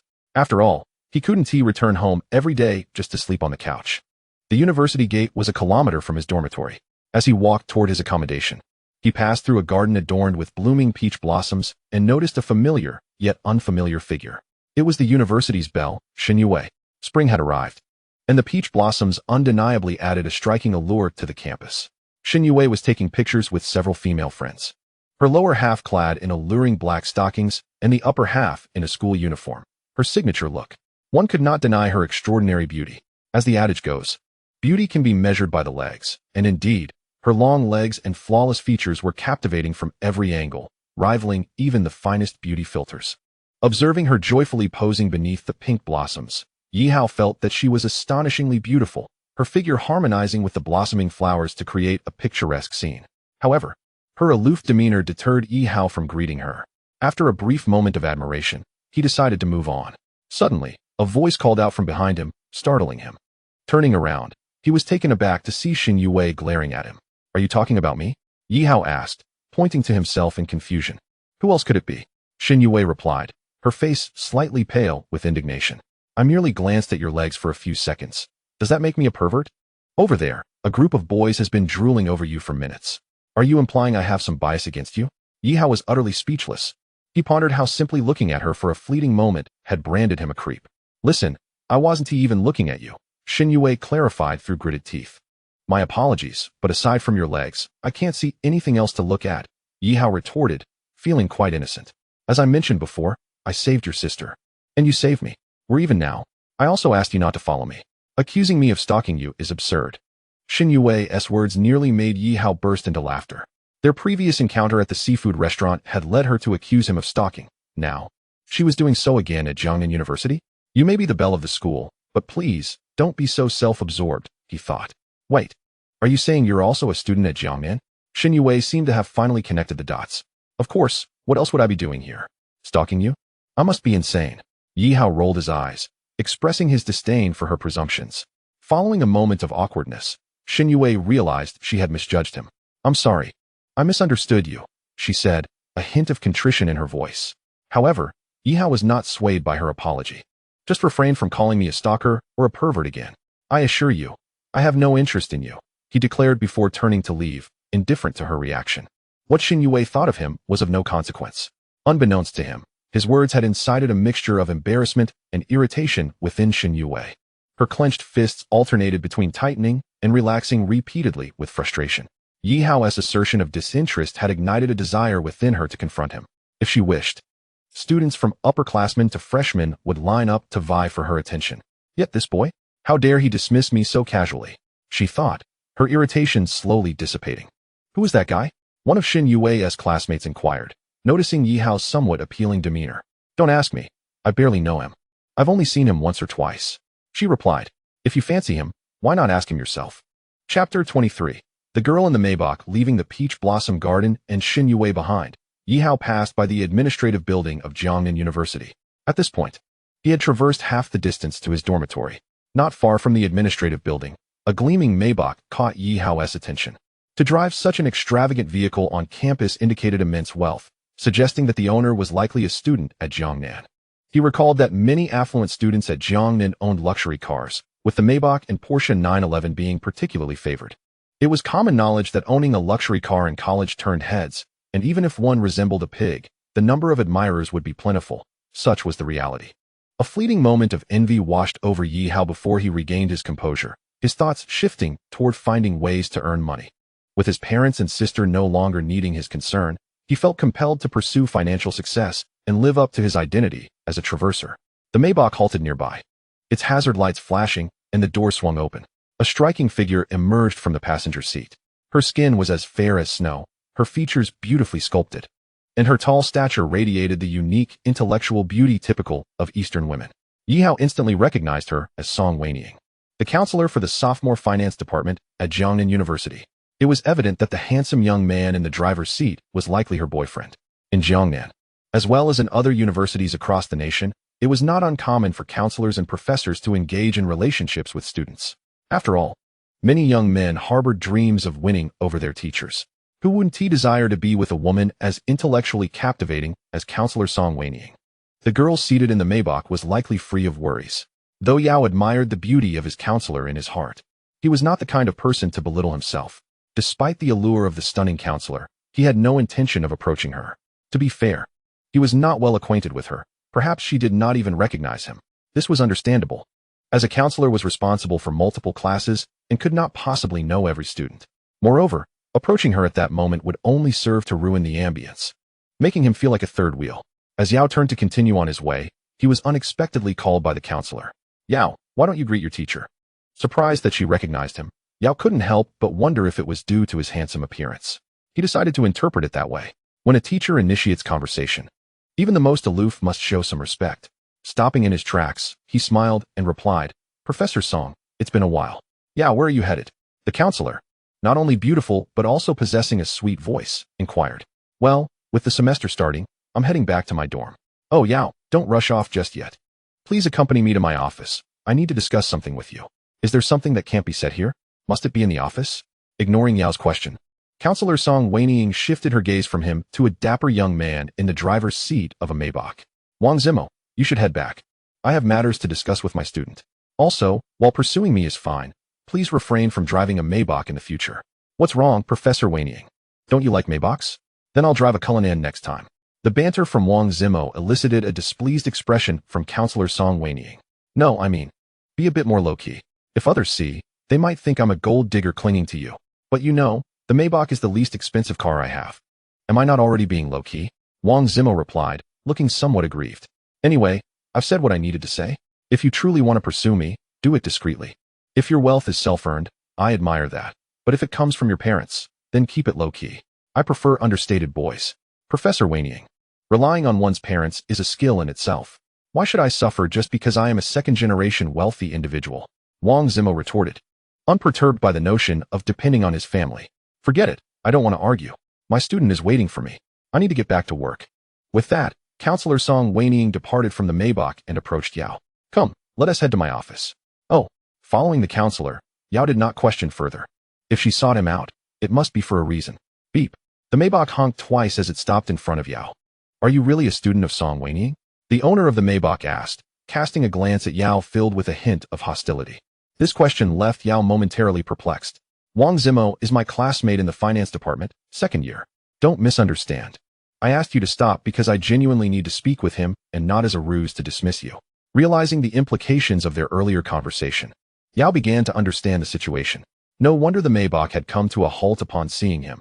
The driver was pursuing the counselor, who seemed uninterested in his advances and had used Yao as an excuse to ask him to stop.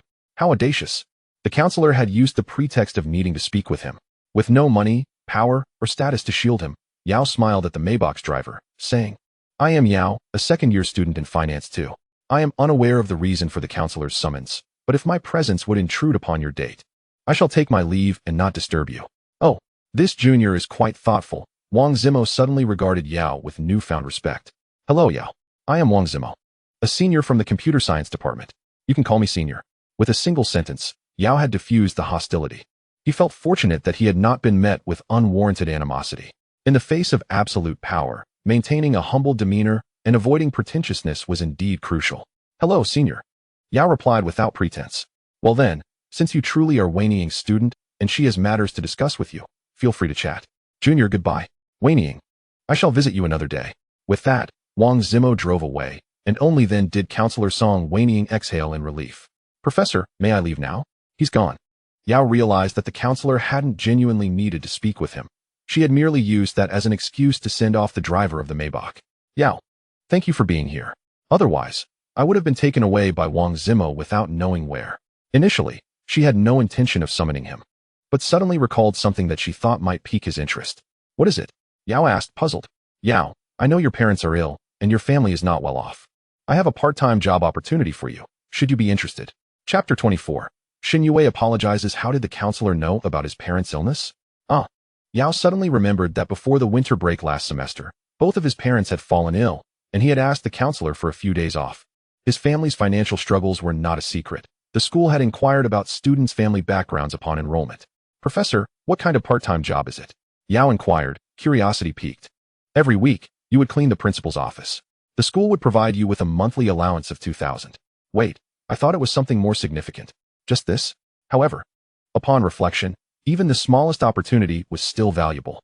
Before being supported by Sister Yun, 2,000 yuan would have been a significant amount to Yao. Professor, is the principal's office large? Are you sure it's just cleaning that office? Only once a week? Yao sought clarification. If it were merely one room, he would not mind cleaning it once a week, which amounted to 4 times a month, roughly 500 yuan per cleaning, quite decent indeed. Yes, just the principal's office. Others are cleaned by someone else.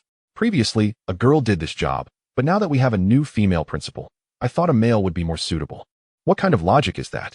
A female principal should have a male clean? Nevertheless, it was intriguing to learn there was a new female principal at the school. Yao thought to himself, not that I would have known the previous male principal, nor do I care about the new female principal. He did not believe that cleaning her office would forge any kind of connection. The principal of Zhang University was typically a figure of high standing. Not merely a principal, but someone of considerable importance in other realms as well. However, he needed to earn that 2,000 yuan. So Yao promptly agreed to come in and clean once a week. By the way, Professor, is the female principal particularly picky? If I miss a hair while cleaning, will she scold me? Yao continued to probe. It shouldn't be a problem.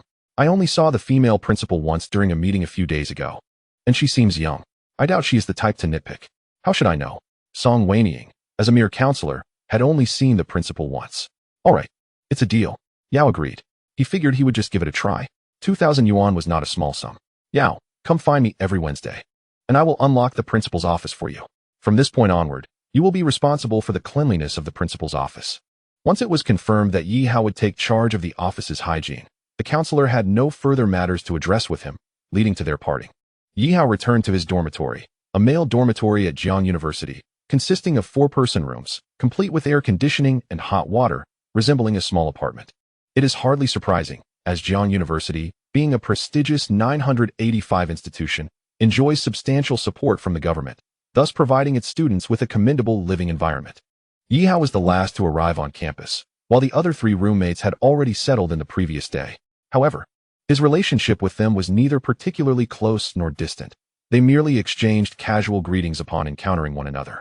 This was largely due to the original Yi Hao being a well-behaved individual with a reclusive personality, struggling with social anxiety. Upon returning to the dorm, the 3 roommates simply acknowledged him before resuming their respective activities. One of them was engrossed in a virtual girlfriend simulation game, exclaiming in excitement, "Wow, 10 consecutive draws. And I got SSSR level Yangmi. Goodness, those black stockings, I can't take it anymore." Yi Hao was somewhat speechless. What was the big deal about SSSR level Yangmi? In all honesty, she was older, and he found her less appealing than their counselor, Song Weiniang, or the campus belle, Shen Yue. He could only think that his roommate's tastes were rather superficial, getting so worked up over a mere virtual girlfriend. Yet, he couldn't deny that in his past life, he had engaged in some inappropriate actions while watching Yang Mi's AI videos. How embarrassing. Upon hearing his roommate's excitement over the 10 consecutive draws yielding SSSR level Yang Mi, the other 2 quickly joined in the commotion. Seriously, Chen Chaoran, how can you be so lucky? You got Yang Mi in just 10 draws. I'm jealous. No way. I have to try as well. Please, let me get SSSR level Reba, exclaimed Yang Jingtian, another roommate, as he opened the game to join in the lottery. Wow. I won too. I really can't believe it, SSSR level Reba, and in a white stockings outfit. I'm in love, exclaimed Yang Jingtian. Once again, Yi Hao found himself speechless. No way. Both of you won. I should give it a shot too. Seeing his roommates, Chen Chaoran and Yang Jingtian strike gold, the last roommate, Hao Yuqian, quickly launched the game himself. Yang Mi, Reba, I don't want either, just give me a celestial beauty. Ba, let me win. To his astonishment, he shouted, haha, I actually got Lu Tianxian in 10 consecutive draws. Hao Yuqian was so thrilled that he jumped up. What on earth is happening today? Even if I had spent hundreds or even thousands before, I couldn't draw anything. Today, all 3 of us get our desired characters for free. Chen Chaoran expressed his confusion. What kind of outrageous luck is this? Could it be because Yi Hao returned to the dorm? Yang Jingtian looked at Yi Hao, unable to contain his excitement. Could it be that Yi Hao is our lucky star? Since he came back, the game rewarded me with Lu Tianxian, saving me at least $1,000. Brother, I'm treating you all to lunch. Hao Yuqian exclaimed eagerly. True to his name, Hao Yuqian was the wealthiest among the 4, often spending thousands on games without a second thought. The original Yi Hao, due to his family background and personality, had not been particularly close to the others. However, the Yi Hao who had traversed into this world was determined to foster good relationships with his roommates. All right, I'll join, he nodded. Even though he had just eaten at home, he felt he could indulge a little more since it was a treat from his friends. Having no interest in games, Yi Hao made his bed and soon fell asleep. When he awoke, it was already noon. After a quick wash, he joined his roommates to head to the cafeteria. Upon arriving, he unexpectedly encountered the campus belle, Shen Yue. What an unexpected twist of fate. Yi Hao lowered his head, not intending to look her way. However, Shen Yue approached him. Before he could respond, she asked, "What is your name? I can't tell if you're a senior or a junior." Confused, Yi Hao replied curtly, "What business is it of yours?" After a brief moment of awkwardness, Shen Yue, her face slightly flushed, explained, "Please don't misunderstand. I wanted to apologize for the misunderstanding earlier. I didn't realize you were also a student at Jiang University, which led me to mistakenly think you were following me. Rest assured, I have no interest in you." This statement mirrored what Yi Hao had told Shen Yue during their first encounter in the Peach Blossom Garden. "I have no interest in you." It was rare for such a high and mighty campus belle to take the initiative to lower her guard. With a spirit of camaraderie, Yi Hao introduced himself. I'm Yi Hao, a sophomore in the finance department. I'm Xin Yue, a junior, also in finance, she replied. Though Yi Hao was already aware of her identity, it was merely that she hadn't recognized him before. All right then, I'll take my leave. My roommates are waiting for me. Yi Hao quickly jogged away to catch up with his friends. Wow, Yi Hao. I didn't realize you were on friendly terms with the school's most aloof campus belle. Chapter 25. The best roommate Xin Yue, the most aloof campus belle. And you actually know her? His roommates bombarded him with questions, and Yi Hao chuckled. It's not that surprising. Who doesn't know the campus belle? What we mean is that she actually knows you. She came over to greet you and asked for your name. Hao Yuqian looked at Yi Hao with envy. Exactly. The campus belle, who usually doesn't even glance at the boys, approached you on her own. Chen Charon added. Could it be that you and the campus belle share some secret connection? Their playful banter left Yi Hao feeling rather awkward. Had they known the true nature of his encounters with Xin Yue, their envy would surely dissipate. His first encounter had been during several presentations in the finance department, where she had never even acknowledged his presence. The second time, she had rescued her sister, and he had returned the favor. After today's incident in the Peach Blossom Garden, he realized just how aloof she truly was, self-righteous, even. Yet, he was genuinely surprised that she had taken the initiative to apologize. Well, we can only envy from afar. Who would have thought Yi Hao had such charm? His looks are quite compatible with Shun Yue, Yang Jingtian remarked, encapsulating the sentiments of their trio. Yi Hao was indeed handsome, which elicited jealousy from his roommates. If he could win Xin Yue's heart, it would undoubtedly bring glory to their dorm and class. You must tell us what it's like if you ever get close to her. Every time I see her long legs and black stockings, I can't help but daydream. Hao Yuqian licked his lips, his expression lecherous. Let us not get ahead of ourselves, Yi Hao replied with a slight smile. Winning over Xin Yue? Perhaps not. I currently lack the qualifications or strength for such a pursuit. Besides, I'm still living off someone else's generosity. I hardly have the heart to think about such things. Let us go. The four of us from room 305 have never been to the cafeteria together. Today shall remedy that. The group shifted their focus away from the campus belle and directed their attention to their meal. As the one treating, Hao Yuqian was generous and, as they calculated, this was the closest Yi Hao had been with him since they began their freshman year. Previously, Yi Hao had been quiet and reserved, but today, he was more talkative and smiled more often. It seemed that the bond among the four in room 305 was slowly strengthening, which was a positive development. A group of friends ordered a lavish spread at the cafeteria of Jian University, a place replete with a variety of culinary delights. Upon reflection, this meal marked the most sumptuous feast that Yi Hao had ever experienced within the confines of the school cafeteria. Alas, having eaten a modest breakfast at home, he felt somewhat overstuffed. Yi Hao, don't be shy. We're roommates, destined to share the next 4 years together, one of them encouraged. In the future, make sure to engage with us more. Don't remain as silent as before. Given Yi Hao's apparent shyness, Hao Yuqian directly urged him not to feel constrained. Rest assured, I shall not hold back. Yi Hao replied with a nod. Have you noticed? Yi Hao has truly changed, they remarked with playful banter. Indeed, he had transformed significantly from his previous reclusive self. Now, he was a traveler from another realm. Naturally, he would refrain from divulging this information to his roommates. After the others had their fill, Yi Hao decided to order a few cups of milk tea, viewing it as an opportunity to further familiarize himself with his companions. Yi Hao, do you want milk tea? Allow me to treat you. Chen Chaoran hurried to the tea shop as Yi Hao approached. It's just a few cups of milk tea. I can afford it, Yi Hao protested. Sensing his hesitation, Chen Chaoran smiled and explained. We are all aware of your family's situation. Your parents' illness has placed the financial burden upon you. There's little we can do to help, but henceforth, we'll take care of meals. As long as we are at Jian University, you shall not go hungry. After Chen Chaoran's declaration, Yang Jingtian chimed in. Yi Hao, I loaded your meal card with 1,000 yuan yesterday. Let me know when you need more. I've stocked up on daily necessities in the dormitory, medications, toothbrushes, and such, all placed in your cabinet. This month, we'll handle your meals, and next month, I will recharge your card.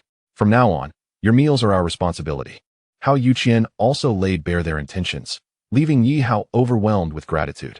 Indeed, it was a profound sense of warmth he felt, a wordless, unambiguous sentiment of appreciation.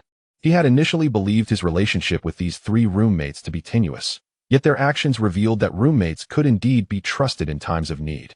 Thank you all. But truly, it's not necessary. I can manage on my own. Yi Hao quickly declined their generous offers. There's no need for further discussion. As your roommates, alleviating your burden is the least we can do, they insisted. Curiously, Yi Hao pondered how they had discovered the plight of his parents. Only his counselor should have been privy to such information, as he had only recently arrived and, during the exam period, had taken a few days off. He had never mentioned it to his roommates. Haha, we naturally learned from the counselor, they replied. And you, my friend, are not very good at being a buddy. Confused, Yi Hao listened as they continued. You borrowed money to treat your family's illness, and yet you listed all three of our numbers as contacts? My phone has been bombarded with calls from debt collectors asking if I know you. I was so furious that I yelled at them and switched to a new number. Yi Hao felt a tinge of embarrassment at this revelation. When he had traversed into this world, he had been uncertain whom to list as contacts while borrowing money for his parents' treatment. Besides his parents and teachers, his phone contained only the numbers of these three roommates. It was inevitable that he had listed them. Little did he know that this would lead to such an unexpected situation. That's not the end of it. You owe me for my phone number, which I've had for 5 or 6 years now, Hao Yuqian said, half amused and half annoyed. All right, I'll pay you back. What do you want in return? When you have the means, treat the three of us to a day of entertainment, preferably something exhilarating. They bantered. All right, I can't promise anything too wild, but when the time comes, I'll ensure we have a day filled with fun and adventure, Yi Hao vowed silently, feeling a deep sense of gratitude towards his three roommates. Chapter 26.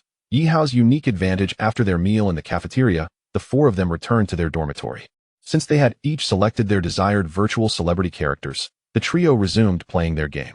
I can't take it anymore. This young me in black stockings is driving me mad, Chen Chaoran exclaimed, prompting a wave of awkwardness among the friends.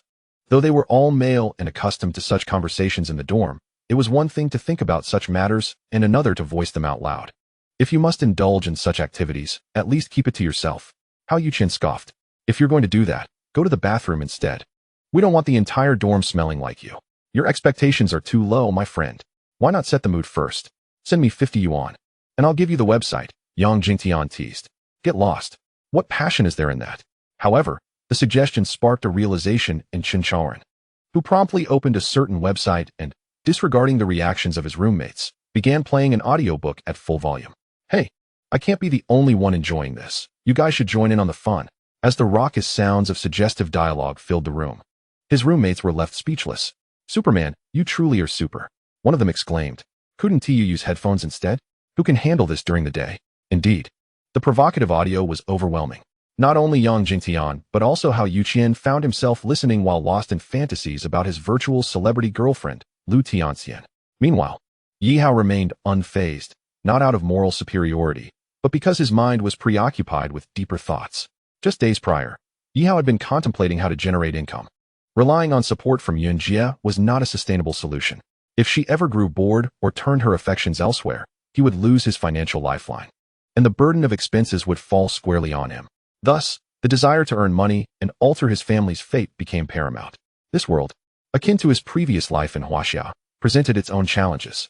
It was futile to think of leveraging relationships with the wealthy, as the timeline remained anchored in 2025, where prominent figures in the business world had already established their legacies. Starting a business was a formidable task, and winning the favor of the affluent was even more daunting. Wait, why didn't I think of writing as a means to earn? Yi Hao's eyes brightened with inspiration, a thought sparked by his roommate's distraction. Of course, he would not delve into writing anything inappropriate. That would be illegal. Brothers, may I interrupt for a moment? Yi Hao, visibly excited, interrupted their activities. What is up? Let us finish our business first. Chen Chaoran shot him a glare, clearly annoyed at the interruption.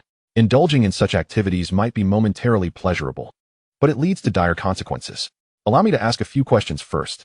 Yi Hao pressed on, undeterred by their protests. Do you guys ever read? Behold, those who have attended university are well aware that campus life can be exceedingly mundane, often revolving around gaming and viewing, with the occasional pursuit of romantic interests. Although we may lack the requisite charm, Hao Yuqian responded indifferently. So what do you all typically watch? Well, aside from the raunchy stuff, Chen Chaoran interjected. I enjoy Duki Homenimo, Qi Xiaoyan Xiao. Yang Jingtian added, I favor Revive, my lover. Hao Yuqian expressed a penchant for the CEO's love. Yi Hao mused. Indeed, the audiences for Dupont are quite substantial. It is not surprising that such works exist in this world. Do you not indulge in Romance of the Three Kingdoms, Water Margin, or Journey to the West? Yi Hao had initially contemplated crafting a historical narrative inspired by Romance of the Three Kingdoms. Thus he subtly probed for opinions. However, his inquiry left several roommates bewildered. What on earth are you talking about, Yihao? What three kingdoms? What journey to the west? I've never heard of them. Yihao was taken aback. How could his roommates be unfamiliar with such universally recognized classics? Truly, it was absurd. Is it possible that a real man does not read Romance of the Three Kingdoms? A real man does not read Journey to the West. These are tales that have resonated with us since childhood. Yihao expressed his confusion. No, Yihao, have you been drinking fake wine? The characters that accompanied our upbringing are Pleasant Goat and Bald Chong. And of course, Pigsy and Black Cat Detective. As for the works you mentioned, they are utterly unknown to us. Could it be that we did not share the same childhood? Hao Yuqian cast a disparaging glance at Yihao, believing him to be speaking nonsense. His words, however, caused Yihao to furrow his brow. The legendary Sun Wukong and the illustrious Zhuge Liang were tales well known in his past life. They were classics that nurtured the generations of the 80s, 90s, and even the aughts. Assuming his roommates were jesting, Yihao took out his phone and searched for the 4 great classics of the Xia dynasty on Douyin. To his astonishment, he found nothing. There were no adaptations or mentions of these revered texts. What was happening? Was Douyin malfunctioning? Refusing to be deterred, Yihao turned to the recent sensation in artificial intelligence, DeepSea, only to discover that it too bore no information regarding Three Kingdoms, Journey to the West, or any of the classics. What was going on in this world?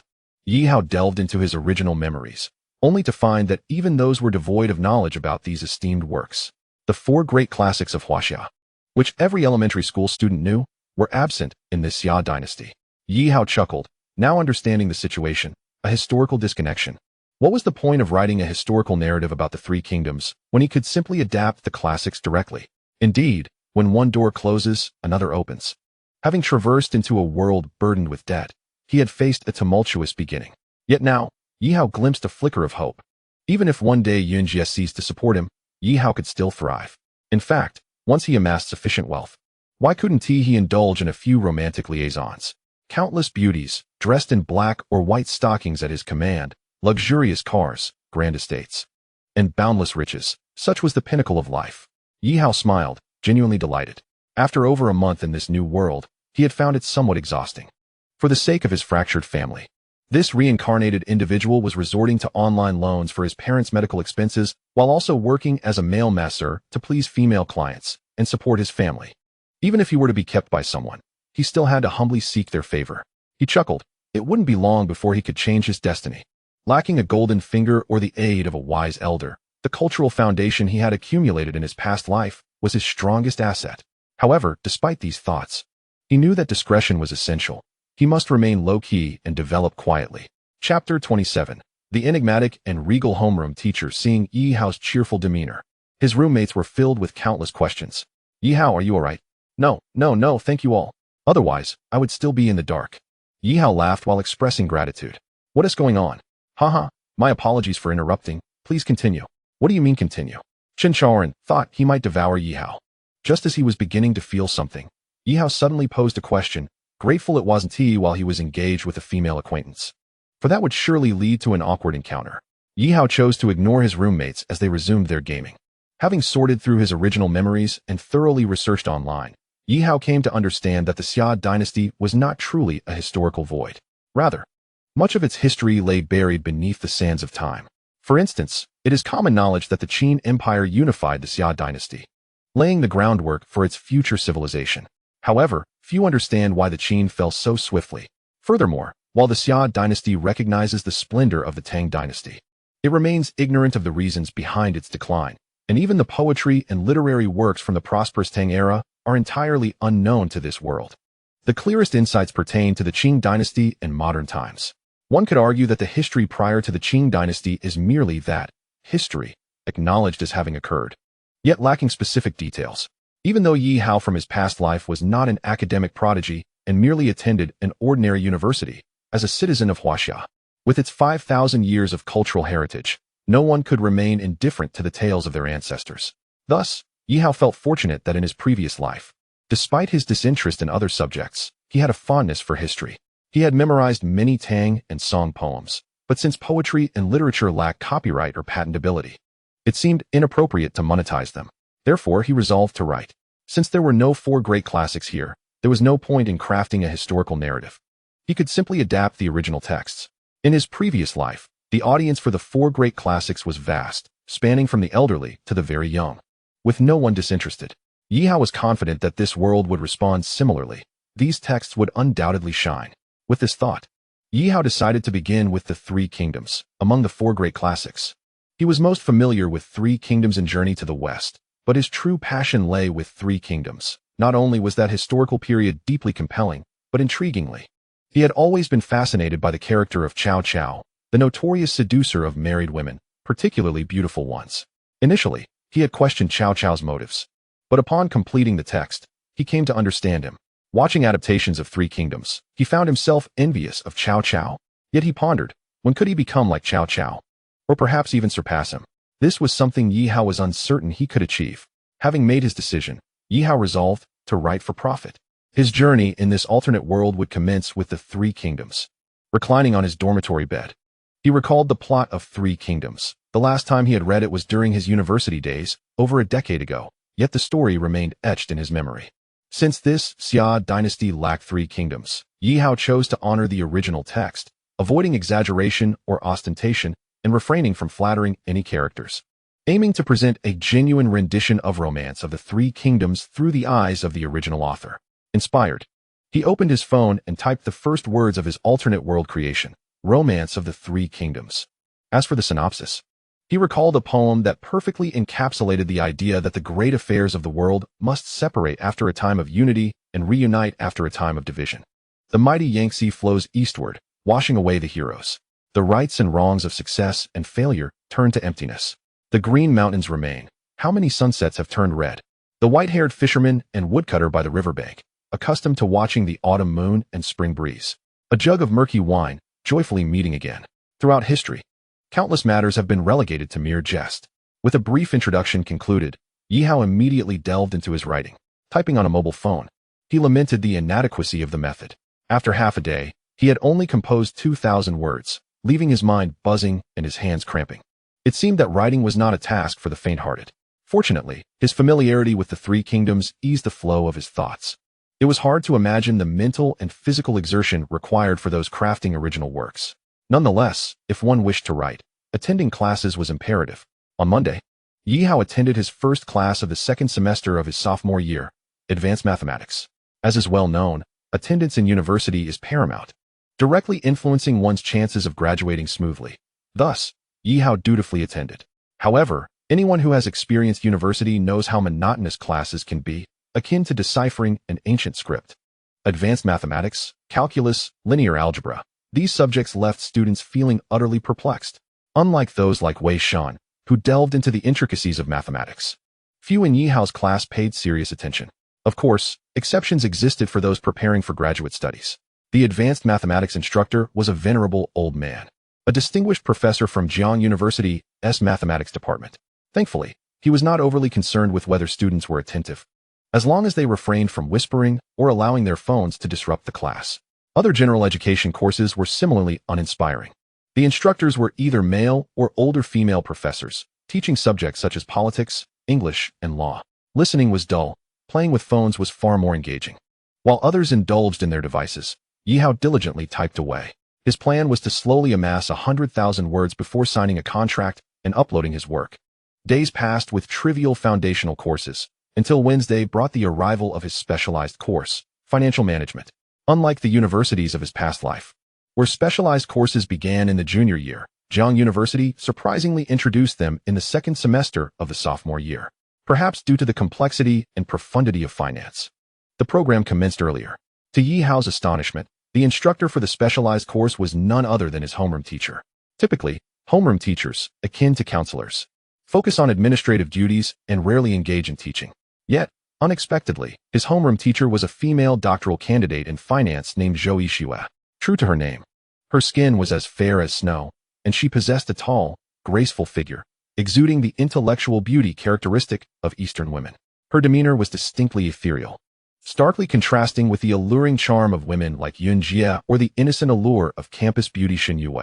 Initially, Yihao had presumed that his class instructors would lack beauty, expecting either elderly men or unattractive older female professors.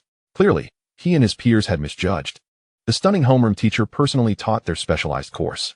Most students, recognizing the significance of the course, paid attention. After all, as students in this field, they would eventually pursue related careers. Even if the allure of their homeroom teacher's long legs was captivating, Yi Hao, in stark contrast, had no intention of pursuing a career in finance. Aware of the historical discontinuity of this world, he believed that by replicating classic literature, he could achieve financial freedom. He merely sought a diploma to affirm his status as a graduate of a prestigious institution. Thus, even with the beautiful homeroom teacher leading the class, Yi Hao continued to type away in his desk drawer. His actions did not escape the notice of Zhou Yixue. After 4 morning classes, she called out to him as he prepared to head to the cafeteria with his roommate. Yi Hao was momentarily taken aback. University regulations did not prohibit phone usage. So why was she stopping him? Could it be that his inattentiveness warranted her intervention? Once the classroom was empty, only Zhou Yixue and Yi Hao remained. He felt a twinge of embarrassment, realizing that among 60 students, he was the only one summoned to the principal's office. "Teacher, why did you call me?" he asked, frowning in dismay. "It's late, and if I don't hurry, I won't get a spot in the cafeteria. Eat. Is that all you think about?" Zhou Yixue's expression shifted from joy to annoyance. "Do you not grasp the gravity of the situation?" "Ah, teacher, I merely didn't pay attention in class. But I surely did not disrupt your teaching." Yi Hao protested, bewildered by her reaction. "Is it serious, then?" Yi Hao thought, recalling her slightly angry expression. "If I recall correctly, your name is Yi Hao, right?" she said, her eyes narrowing, yet her irritation remained palpable. Surprised that she remembered his name, Yi Hao nodded. In his recollection, she had appeared less than 10 times since the beginning of the year, usually addressing matters such as financial aid. She rarely focused on the students. So he was astonished she remembered him. "I may not know all 60 names, but you, Yi Hao, are not among the top scholars. You might be curious as to why I recall your name. Is she a mind reader?" Yi Hao thought, astonished that she had accurately discerned his thoughts. He quickly nodded in affirmation. "Besides knowing the top students, your distinct beauty makes it hard to forget," she remarked, complimenting him. Feeling flattered by such praise from an attractive instructor, Yi Hao found himself pleased. However, she continued, "Yi Hao, understand that beauty alone is insufficient.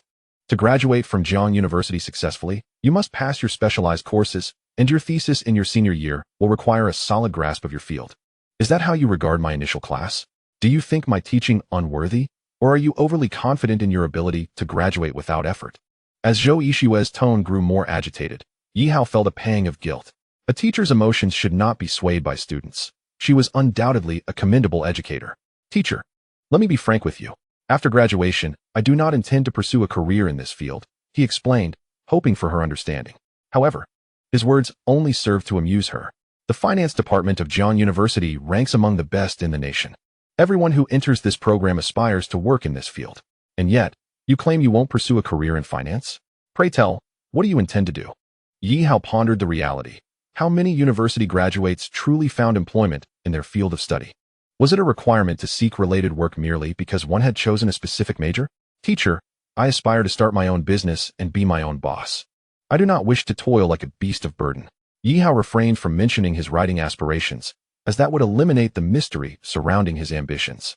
While the desire to innovate is commendable, the current entrepreneurial landscape is rife with challenges. Many embark on such paths, yet few achieve success. Given the prevailing circumstances, I support your aspirations, but hope you prioritize graduating successfully. Your thesis will require approval from the university's administration, not just me. Considering your family's circumstances, if you do not master your specialized knowledge, how will you justify your university education? At this point, Zhou Yixue appeared exasperated. Your family is already in a precarious situation, yet you neglect your studies? You dream of changing your fate through entrepreneurship? Even so, you must first excel in your studies and graduate before contemplating such ambitions. Thank you for your concern, teacher. I promise to make an effort to pay attention in your specialized classes from now on. How does that sound?" Upon hearing the earnest words of his homeroom teacher, Yi Hao felt a sense of happiness, realizing her concern for him. To soothe her emotions, he found himself compelled to acquiesce. "Very well, teacher, your words have been noted. Lacking the innate advantages of others, I hope you can alter your fate through diligent effort." After this, the homeroom teacher regained her composure and prepared to leave. Seemingly recalling something, she called Yi Hao back, saying, "By the way, I heard from your counselor that you have taken on the task of cleaning the principal's office. Today is Wednesday, and you have no classes in the afternoon. So remember to tidy up. The principal will be in the office every Thursday. Do not give her any excuses. Also, I will do my best to advocate for your scholarship this semester."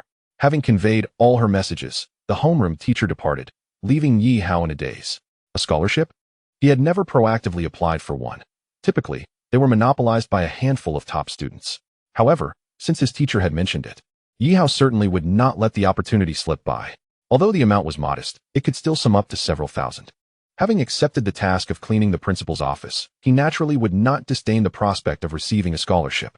After a brief afternoon rest, Yi Hao decided to head to the principal's office to fulfill his cleaning duties, having obtained the keys from his counselor. Armed with a broom and mop, he made his way to the designated location.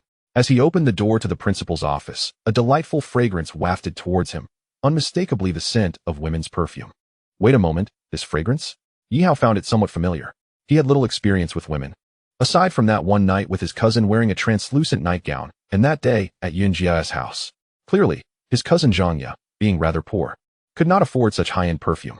Thus, the scent must have been similar to that used by Yun Jia. However, upon reflection, it was not unusual for wealthy individuals to use the same brand of perfume. Yun Jia was affluent, and the newly appointed female principal of Jiang University was also wealthy. It was not surprising that they might share a common fragrance. Disregarding the perfume issue, Yi Hao surveyed the principal's office. It was spacious and furnished with a luxurious leather sofa, a complete tea set, air conditioning, heating, ambient lighting, and more. In a word, the principal's office exuded extravagance, resembling a cozy boudoir, warm and romantic. Indeed, only a woman would design such an office. Without further ado, Yi Hao began his cleaning. Although the place was not particularly dirty, stray strands of hair were still visible. It was evident that the new female principal had spent considerable time working in her office. While cleaning the desk, he accidentally brushed against the computer's power button, inadvertently turning it on. He intended to shut it down immediately. Knowing that accessing the principal's computer was a significant taboo, who knew what confidential materials might be stored within? Yet, with no one else in the office and the computer now on, curiosity got the better of him. After all, there were no surveillance cameras. And as long as he kept the information to himself, it would not matter if he took a look. Compelled by his curiosity, Yi Hao glanced at the desktop. To his disappointment, the important files were encrypted. Clearly, one must possess considerable acumen to hold the position of principal, and a heightened sense of security was to be expected. Nevertheless, he noticed an unencrypted file titled Shun Mingyun. It was evident that this referred to a person's name. Many individuals liked to name files after themselves. Yi Hao speculated that the principal's name must be Shun Mingyun. At that moment, he was taken aback. Shun Mingyun? Although he did not know the exact name of the woman who supported him, it contained the character Yun. Could it be that Yun Jia was indeed the principal Shun Mingyun? However, this thought quickly dissipated. Yi Hao deemed it impossible. A distinguished principal of a 985 university, involved with a younger man? Who would believe that? He certainly did not. The principal of a 985 university was an almost divine figure, unlikely to engage in indiscreet personal affairs. Therefore, with so many women bearing the character Yun, he dismissed the notion as mere coincidence. Chapter 29. A happy Yun Jia. Clicking on the file named Shun Mingyun, Yi Hao initially hoped to glimpse the principal's grandeur. Yet, he was disappointed once more. The file merely contained a folder without any photos or relevant information. However, some contents within the folder captured his attention. For instance, the first item was a research report on the downfall of the Qin dynasty's second emperor. After skimming through the contents, Yi Hao could not help but scoff. Incorrect. Utterly incorrect. The downfall of the Qin dynasty's second emperor was not due to natural disasters like earthquakes or tsunamis. That is sheer nonsense. Unable to bear the flawed conclusions, Yi Hao added a few corrections to the report. The downfall of the Qin dynasty's second emperor was primarily due to several reasons. 1. The severe and oppressive rule led to a fragile central authority. 2. Economic collapse and intensifying social conflicts, such as excessive conscription and oppressive taxes, suffocated the populace. 3. Cultural repression resulted in an ideological crisis. 4. The eunuchs held power, and the second emperor was incompetent. Having corrected the misapprehensions regarding the downfall of the Qin dynasty's second emperor, Yi Hao continued to peruse the folder, which contained another segment on the historical research of a famous landmark. The Stork Tower is one of the 4 ancient towers in the history of the Great Xia. Although it has long since fallen into disrepair, I, Shun Mingyun, have spent years researching it and discovered half of a poem about the Stork Tower, which remains incomplete. Much to my regret. Sunset over the mountains, the Yellow River flows into the sea. The second half, I have personally sought online for years without finding a match. Upon reading this, Yi Hao glanced at the verses contributed by various netizens, only to find them utterly absurd. However, He recognized the poem. Unable to restrain himself, he promptly added the missing lines. As one seeks to gaze 1,000 miles, one must ascend another floor. It was apparent that the principal's academic focus was on historical research. The desktop was filled with numerous reports condemning the Qing dynasty and the humiliations of modern history. The modern era and even the Qing dynasty were not secrets. They were documented in textbooks, which explained why these files were not encrypted. Historical research? It seemed that this principal might be delving into unofficial histories. Yi Hao closed the computer and resumed his cleaning. As for the knowledge he supplemented to the principal, it was merely his frustration at her inaccuracies. He did not dwell on it further. After all, the information he provided was well documented in the annals of Chinese history and was undoubtedly authentic. Whether the principal believed him was of no concern to him. The following day, Thursday, Yi Hao was still attending classes. At noon, after concluding a meeting elsewhere, Shin Mingyun returned to Jiang University and her office. As the principal, she was exceedingly busy, so much so that she had not found time to meet her young lover, whom she craved. The thought of Yi Hao's youthful body consumed her dreams. Standing at 180 centimeters with a strikingly handsome face, Shin Mingyun longed to kiss every inch of him. The Lantern Festival day had been her most free day. Initially an opportunity to indulge, but her parents' unexpected arrival had thwarted her plans. Nevertheless, although her parents had disrupted her intentions, who could predict fortune from misfortune? Shin Mingyun thought little of it, resolving to wait for her next opportunity to make amends with Yi Hao. Upon observing her immaculate office desk, devoid of even a single stray hair, Shin Mingyun understood that the school must have arranged for cleaning. Whether it was the teachers or the administration seeking to curry favor with her, as the newly appointed principal, such behavior was to be expected. She powered on her computer, intending to record her schedule for the upcoming days, particularly as it was the start of the school season, with numerous meetings lined up from the provincial office. To avoid forgetting any details, she relied on the adage that a good memory is not as reliable as a written note. Recording her plans on the computer seemed quite effective. However, she noticed something unusual. Her computer had not been shut down. It appeared someone had accessed it. Startled, she watched as the screen illuminated itself before she had even pressed the power button. As a principal, the secrets contained within her computer, whether related to work or personal academic research, were numerous and sensitive. The thought of any information being leaked was alarming. Anger surged within her, and she contemplated questioning who had the audacity to tamper with her computer. It was then that she noticed all her important documents were securely encrypted. This realization alleviated her concerns. Thankfully, her good habit of encrypting vital files had paid off. Considering that someone had cleaned her office, she decided against pursuing the matter further, not wanting to be labeled as a temperamental new principal. As her anger subsided, she spotted a file named after herself that had not been encrypted. She opened it in haste and sighed in relief. It contained research on historical anecdotes that had yet to be submitted, thus not compromising any sensitive information. Yet, she was taken aback to find corrections made by someone else. The notes on the fall of the Qing dynasty, suggesting that the common people remained unaware of the true circumstances surrounding its demise, piqued her curiosity. She had speculated that natural disasters like earthquakes might have concealed historical truths. Yet, this individual had boldly claimed her theories were erroneous, providing what seemed to be the correct explanation. The final remark referenced the eunuch's usurpation of power during the reign of Emperor Heir of Qin, prompting her to wonder if Zhao Gao was the eunuch in question. After 3 years of studying the fall of the Qin dynasty, she had gleaned hints that suggested a connection to a certain eunuch, but lacked conclusive evidence. Could this person truly possess the answers she sought? As she continued reading, the poem about Stork Tower caught her attention, leaving her agape. The sun sets behind the mountains, and the yellow river flows into the sea. To gaze across 1,000 miles, one must ascend another floor. The latter part of the poem resonated perfectly with her research. Could it be that this was indeed the correct interpretation of the second half of the poem? Shin Mingyun felt a flush of excitement. If she were to report this, and it turned out to be accurate, her standing in the field of historical research would ascend to new heights. Although she did not anticipate a promotion or a raise, her current position as the secretary and principal of Jiang University was already a pinnacle in her career. However, her authority in historical research would undoubtedly grow. Who was this person that had ventured into her office? They seemed like a harbinger of fortune. Overwhelmed with exhilaration, she had intended to inquire among the other teachers about who had accessed her computer but opted against it, fearing that the individual might have ulterior motives. No longer preoccupied with the identity of the intruder, she felt a surge of joy, regardless of whether the answers provided were correct. They had opened a new avenue for her research on the Qin dynasty, dispelling her previous confusion. When one is in high spirits, They naturally seek to indulge in their whims. Thus, Shin Mingyun decided to invite Yi Hao to share in her joy.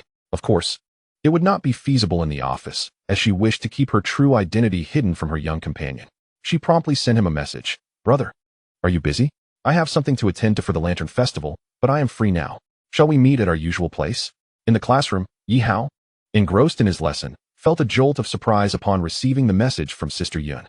Sister Yun wants to invite me out? He thought, excitement bubbling within him. He had missed out on food during the Lantern Festival, which left him feeling regretful. However, he was currently in class, and the next 2 periods were the homeroom teacher's professional subjects, making it impossible for him to skip. He shook his head, feeling a pang of disappointment. Sister Yun, you said you wouldn't pressure me if I were busy, right? He replied tactfully, wary of offending his benefactor. Well, I did say that, but at this moment, I really want you to accompany me, and you're not at work, so what could be keeping you busy? I'm in class. Yi Hao thought, but refrained from disclosing his status as a student. Sister, I truly can't make it today. How about I accompany you for an entire day this weekend? But I'm busy this weekend.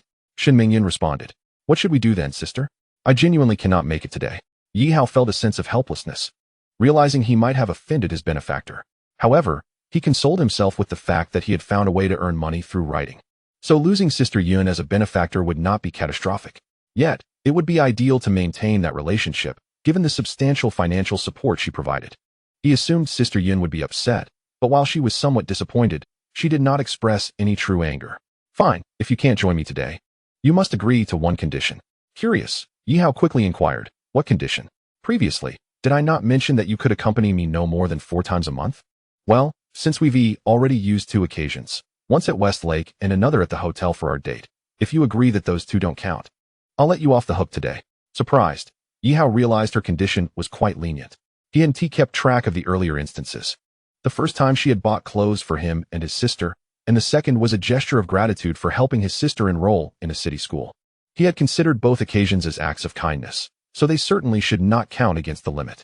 Sister, honestly, I would be willing to accompany you every day of the month, as long as I am available.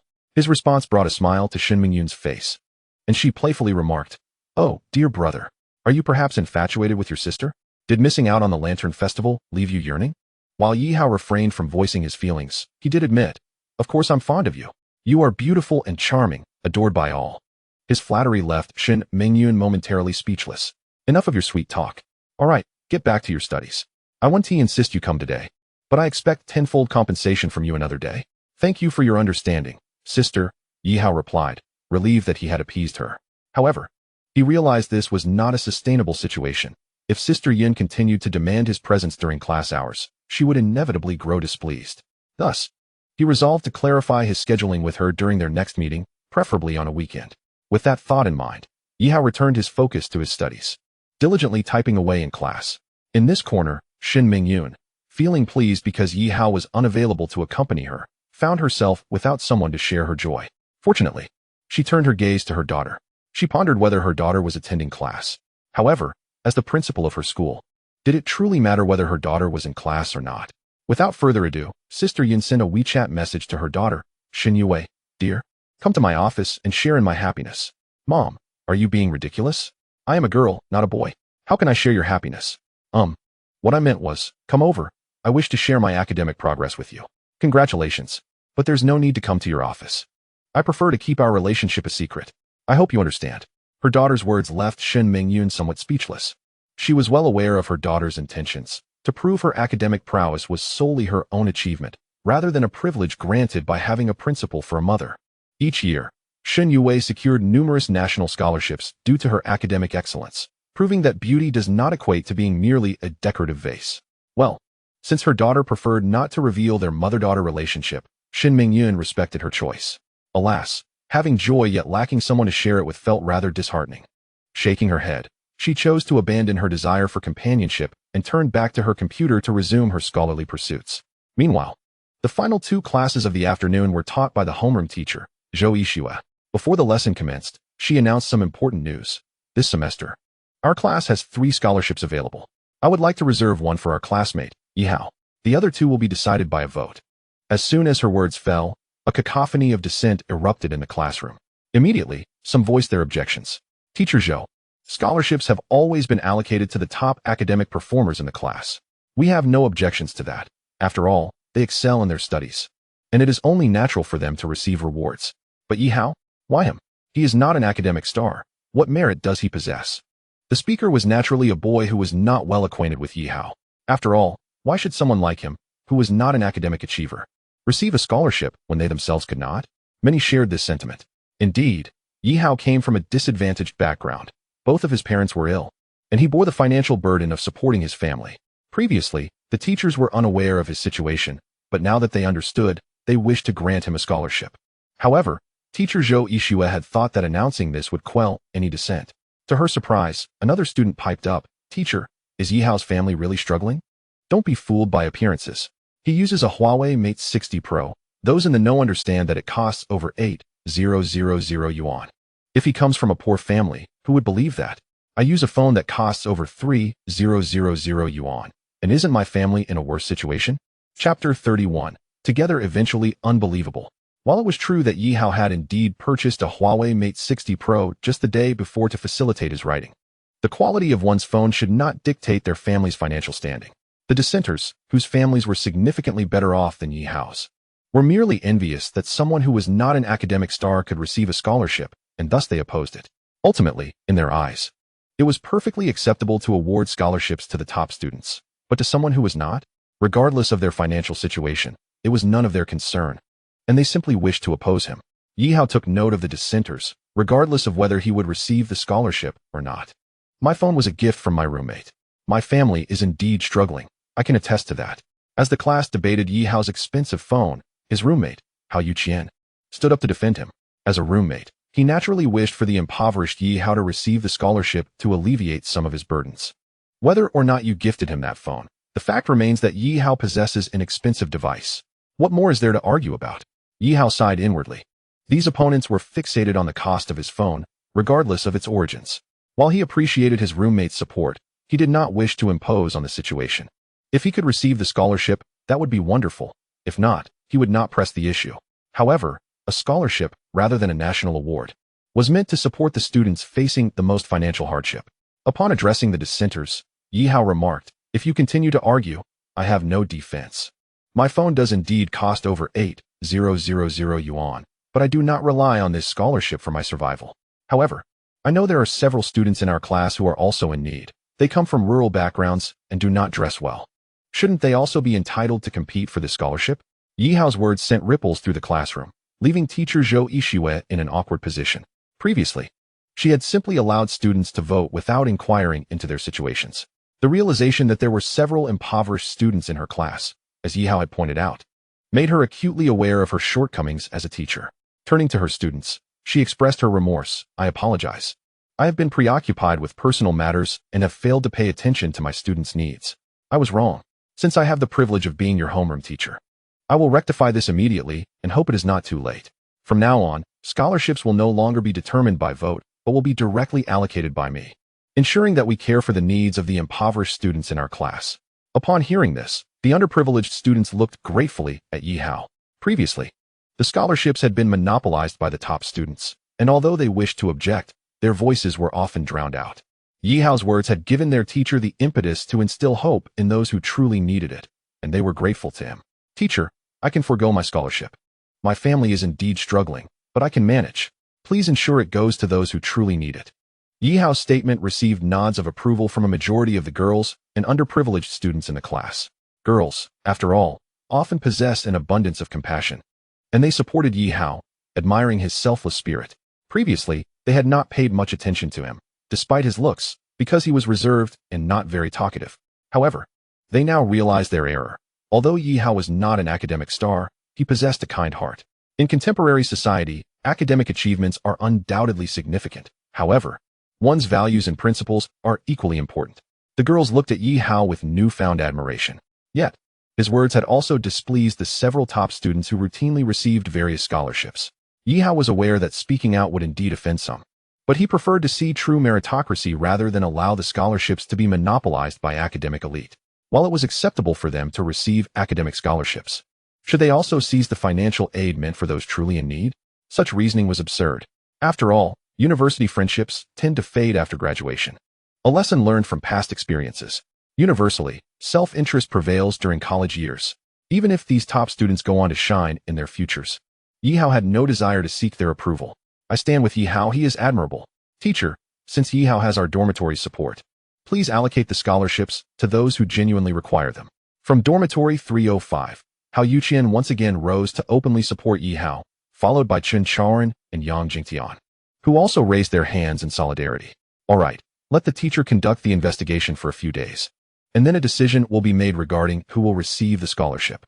But rest assured, as long as they are truly underprivileged students, they will have their opportunities. Those who do not receive the scholarship this time will be compensated in future grants, as the teacher will ensure they are taken care of.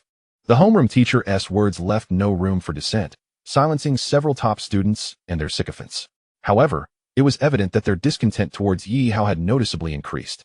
Yet, as classmates, they dared not confront Yi Hao, especially since he had a wealthy roommate, Hao Yuqian, who truly lived up to his name and came from a family with considerable wealth. His support for Yi Hao indicated a strong camaraderie among the members of room 305. The monotony of university life was indeed tedious, with each day mirroring the last. Aside from sleeping, attending classes, and dining, Yi Hao spent his time writing. And he found joy in his pursuit of financial goals. The other occupants of room 305 were quite audacious. They not only indulged in virtual girlfriend games, but also made jokes about their homeroom teacher and counselor. Yet, one could understand their musings. Considering the stunning beauty of their homeroom teacher and counselor, it was not unreasonable to imagine them in various attires, was it? Can't you two ever let the homeroom teacher and counselor be? Must you constantly envision them in different outfits in your minds? Don't you think they tire of it? Hao Yuqian thought, observing Chen Chaoran and Yang Jingtian's antics under the covers, which he found hard to watch. After all, in reality, the two of them were the most attractive.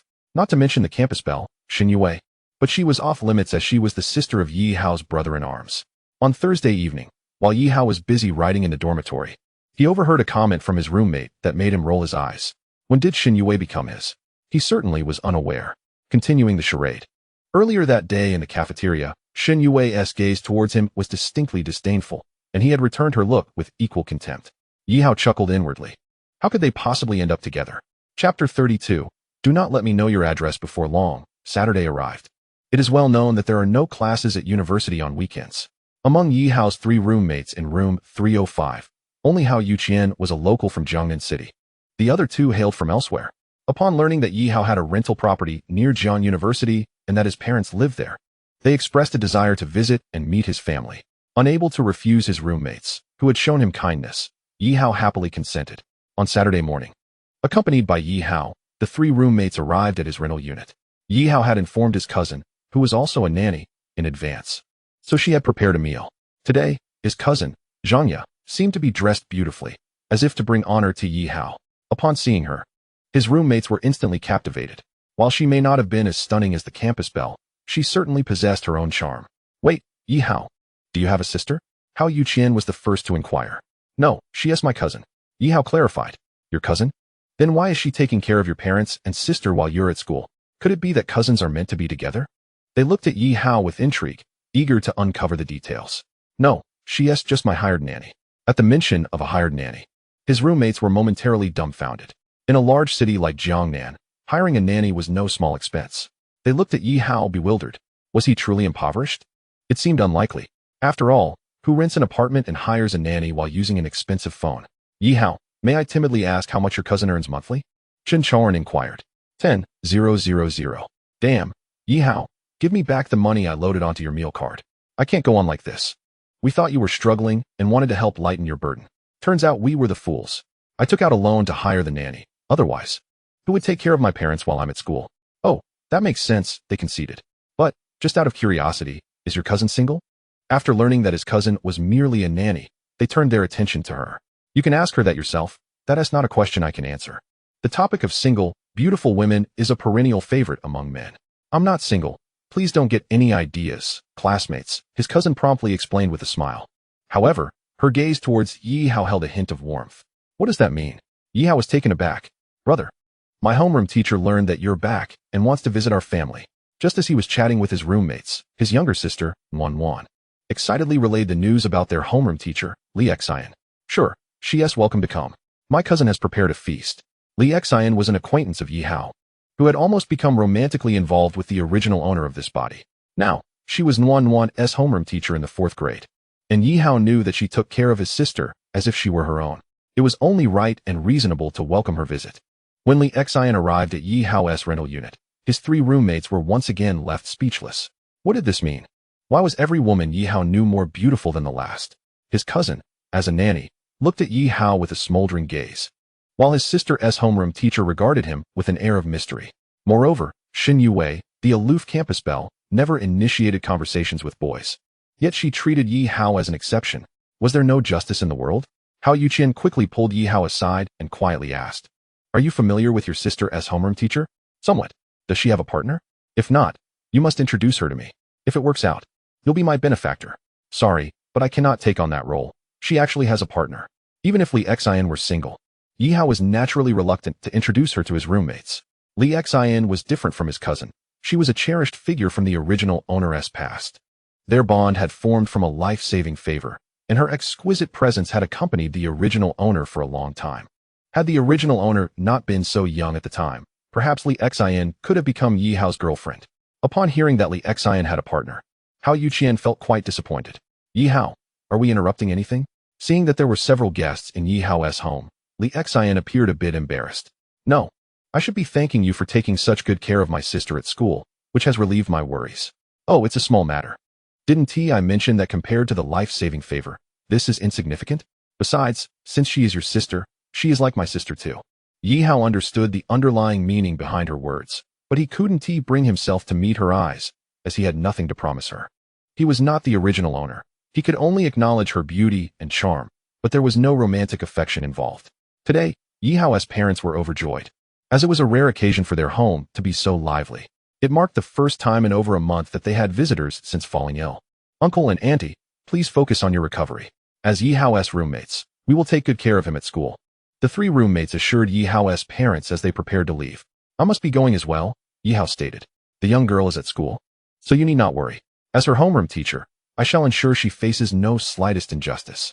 The parents expressed their gratitude to a few individuals.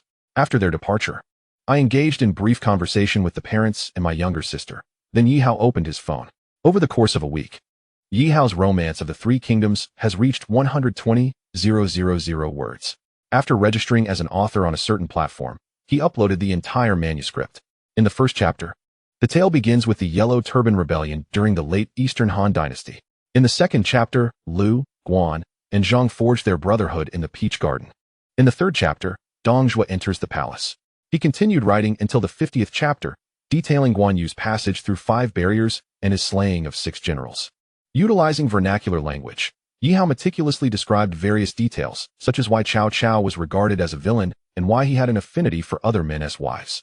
On Saturday evening, having just finished her yoga practice, Xin Yue, through a push notification on her phone's web browser, inadvertently clicked on Romance of the 3 Kingdoms. She found it to be her passion. As she delved into the narrative, she was captivated by the story of the 3 Kingdoms, finding it far more engaging than typical romantic tales. Xin Yue soon became utterly engrossed. "I would rather betray the world than allow the world to betray me. Among all the heroes, only you and Cao Cao stand out." Unbeknownst to her, she was drawn to the character of Cao Cao. He was both valiant and cunning, adept at recognizing and utilizing talent. However, as she read further, the portrayal shifted, revealing Cao Cao's lecherous nature. He favored widows, young wives, and married women. Furthermore, he was depicted as forcibly taking a subordinate's wife for himself. Who penned this book? Xin Yue, who rarely used profanity, found herself cursing.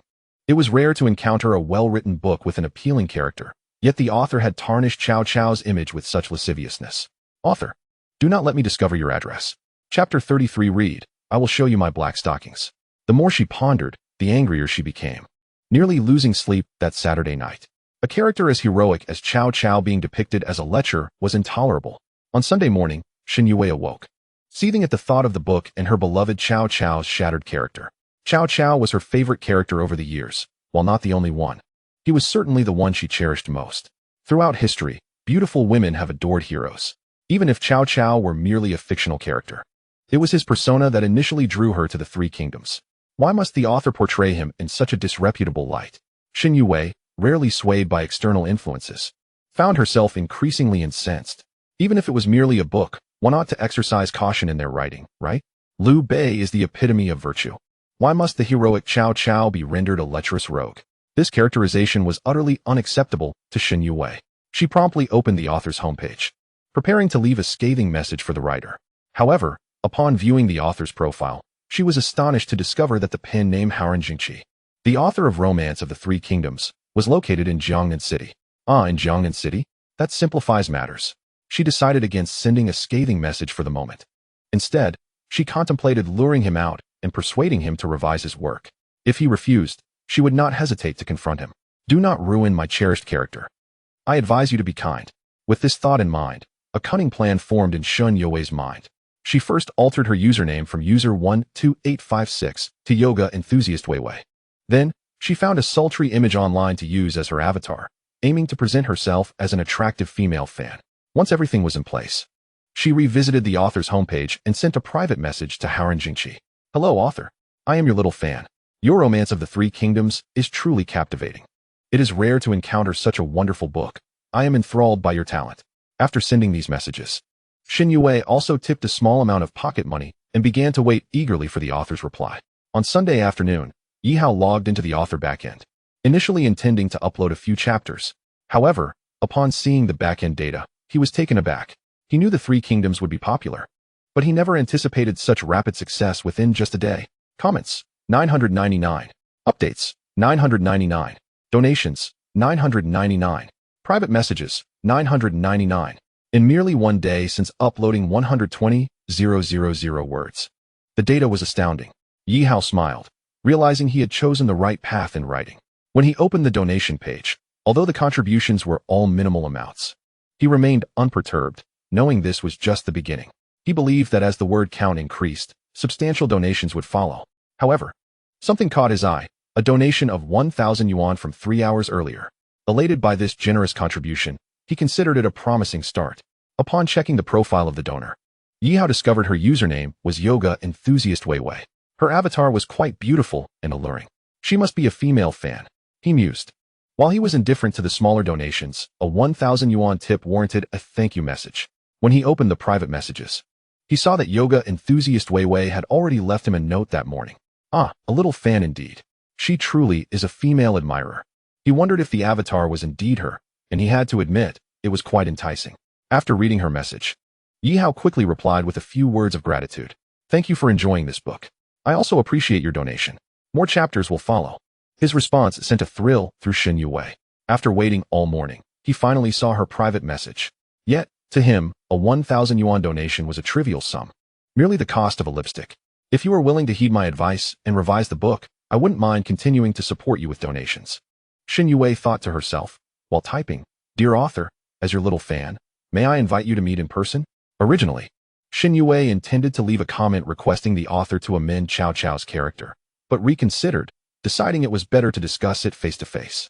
After all, once she met the author, if he refused to listen or revise, she could confront him directly. In Jiangnan City, she feared no one. Not only was her mother the president of Jiang University, but her uncle and grandfather held sufficient influence to sway the city.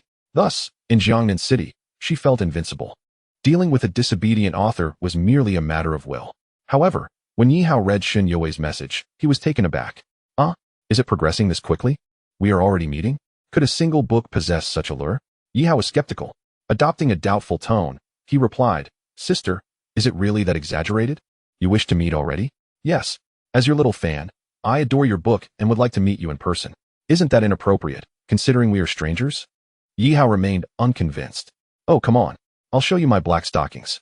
As soon as she sent that message, she included a picture. Indeed. It was an alluring shot of her legs clad in black stockings, though only her legs were visible. In Yihao's eyes, those legs were undeniably enticing. Are you sure this is you and not a stock photo? I swear, if these aren't my legs, I am born anew. Xin Yue had truly invested effort to draw the author out. Why are you so eager to meet me? I'm not even handsome, Yihao quickly replied. Yet, Xin Yue found his words amusing. His looks were of no concern to her. Her sole purpose for arranging a meeting was to demand revisions to his manuscript. Xin Yue had no interest in men. Even if the author were strikingly handsome, it would not sway her. I'm not a superficial person. I merely admire your talent. Besides, it's not like we're going on a date. Brother author, can you please just meet me? seeing that the author remained unmoved and cautious. Shin Yue sent a voice message, "Gay, please?" She could barely tolerate the sound of her own voice. But she was resolute in her goal and willing to compromise for it. After all, she truly adored the Three Kingdoms and had a particular fondness for Cao Cao. "I'm being honest, please let me off." Chapter 34. The truth about the campus beauty in a previous life. There were male celebrities and internet personalities stirring up fanfare. However, the notion of a web author and a female reader? Yihao had never encountered that before.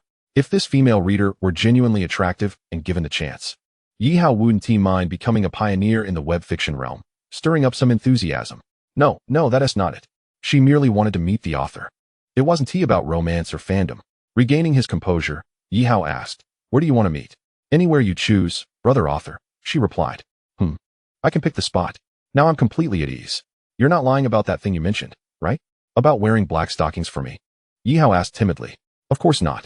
Shin Yue realized that men were indeed fond of black stockings. It seemed she had successfully caught the author's attention by suggesting she would wear them. Near Jian University, there was a milk tea shop called Qingxian. "Since you're my little fan, brother author will treat you to some milk tea." Having received a generous tip of 1,000 yuan, Yihao was more than willing to indulge. "All right, let us meet there." After finalizing the plan, Yihao showered, styled his hair, and applied a bit of hair wax, making himself appear more spirited and handsome. After a few brief exchanges with his parents, he headed towards the designated milk tea shop. Being the weekend and close to Jian University, the place was bustling with students. However, it was packed, and there were hardly any available seats. When he arrived, it was already half an hour past their agreed time. As he entered the second floor of the milk tea shop, Yihao was about to find a seat when he spotted a stunning figure by the window, none other than the campus beauty, Shin Yue. It was hardly surprising that the campus beauty enjoyed milk tea, especially since she was a student at Jian University. Shin Yue had her eyes closed, tilting her head slightly, as if basking in the gentle sunlight. Yihao and she were not well acquainted, and given the past, he did not intend to approach her. After all, why would he want to embarrass himself in front of such an aloof beauty? When Shin Yue opened her eyes, she seemed to notice Yihao as well. But her expression remained indifferent. She merely glanced at him without any intention to greet him. Yihao found a seat not too far from her and took out his phone to send a private message to the yoga-loving reader, Wei Wei. "I've arrived at the milk tea shop on the second floor. I'm wearing black casual clothes." After sending the message, he called over a server and ordered a cup of milk tea, sipping it leisurely. Upon receiving the private message from the author, Shin Yue looked around. The second floor of the milk tea shop was not small, yet among the crowd, she could not spot anyone in black casual attire, except for the younger student, Yihao. Shin Yue could hardly believe that the author capable of writing about the Three Kingdoms could be someone like Yihao. Setting aside the matter of age, the intricate world-building and narrative structure of the book seemed to require a person with considerable life experience or extensive literary knowledge. Yihao? Forget it. He looked far too youthful. Shin Yue dismissed him outright. To her, the author of this book should be a middle-aged man or at least someone over 30, possessing the requisite experiences to craft such a tale. Not seeing the author, Shin Yue sent another message. "I've tied my hair up in a high ponytail, wearing a cream-colored jacket and black stockings. I'm also on the second floor, by the window." Upon reading Wei Wei's reply, Yihao felt a chill run down his spine. This attire and position could only belong to the aloof campus beauty, Shin Yue. Oh no, she's the one who wanted to meet me? Shin Yue had always been the epitome of cold detachment. Why would she want to meet the author? Had he known that his admirer was Shin Yue, he would have never agreed to the encounter. He was well aware of how cold and distant she could be. A sense of foreboding flooded Yihao's mind. Shin Yue wanted to meet the author? It certainly wasn't mere admiration. Countless boys pursued her, some of them wealthy heirs. Could it be that she sought revenge on him? Realizing this, Yihao shuddered. It was undoubtedly a character from the book that had displeased her. In his previous life, the character most criticized and discussed by female readers was Cao Cao. Despite embodying all virtues, his infatuation with his wife led to disdain among female readers, while male readers envied him. Did he write Cao Cao too explicitly, too provocatively, thus inciting her wrath? Convinced of this possibility, Yihao felt a wave of certainty wash over him. Thankfully, he had lived 2 lifetimes. Although he was unaware of Shin Yue's true identity, the clues hinted at her extraordinary nature. Otherwise, why would the wealthy heirs in school refrain from pursuing her? Yihao resolved to leave. Meeting this fan who happened to be the campus beauty was ill-advised. Regardless of her motives, he decided it was best to avoid her for now. With a firm determination, he promptly exited the milk tea shop. However, he still sent Shin Yue a private message. "I'm sorry, little fan. Something came up unexpectedly. I deceived you. I didn't go to the milk tea shop. Perhaps we can meet another time? Instantly, a wave of anger and disbelief washed over Shin Yue, darkening her expression. Was she being stood up? How delightful. This was her first experience of such a thing.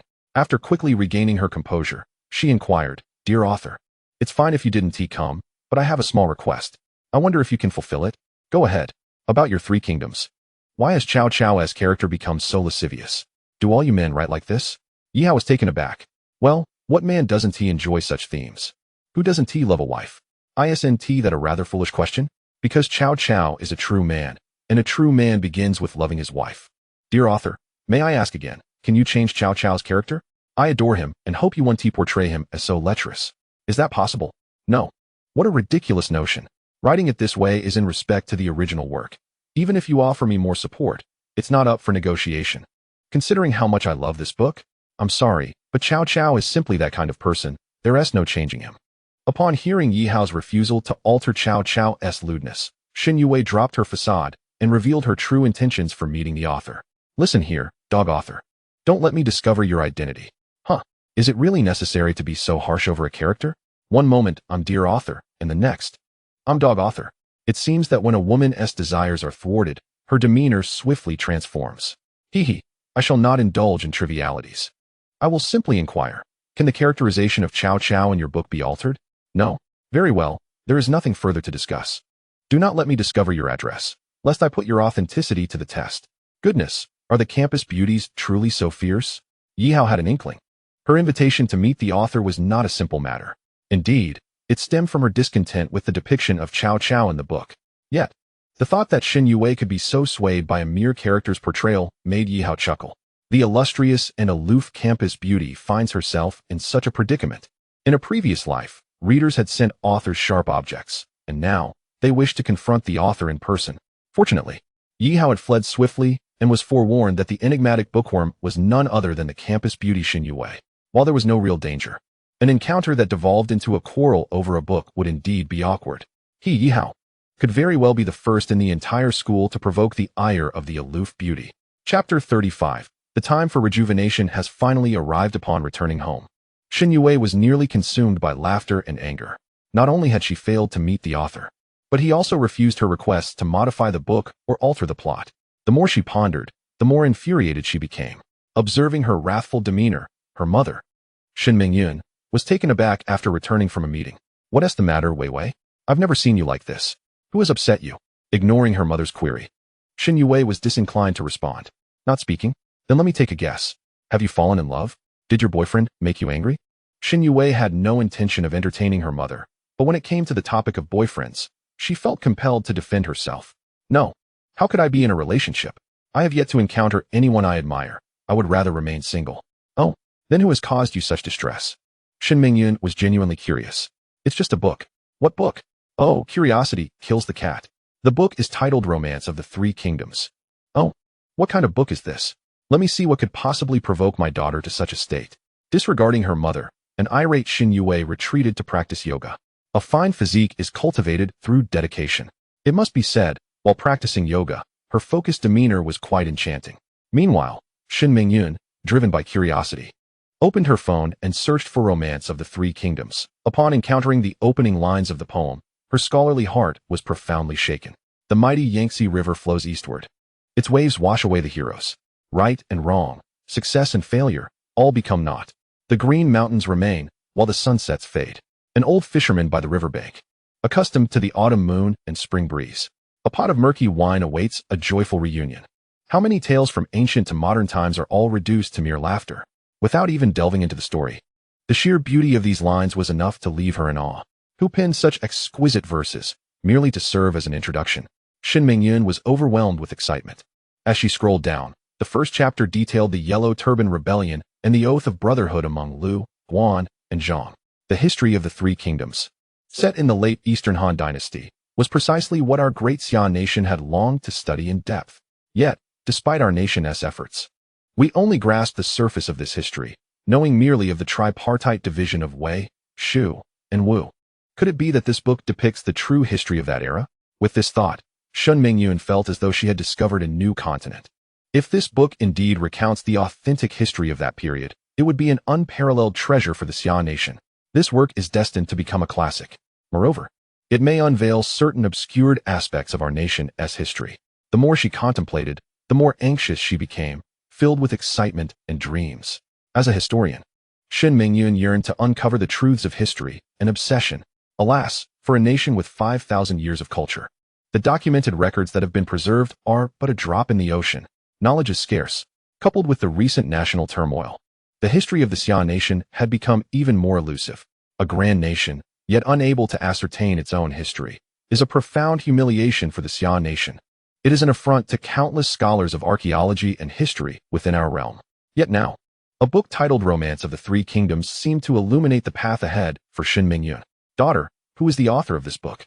Shen Mingyun could not contain her excitement as she inquired. I don't know. Perhaps you read a few chapters and became as furious as I did? Shen Yue smiled, assuming her mother shared her sentiments. Furious? No, I am exhilarated. What? Cao Cao has transformed from a hero into a villain, and you are not angry? Oh, her mother had yet to read the content. But what was there to be angry about?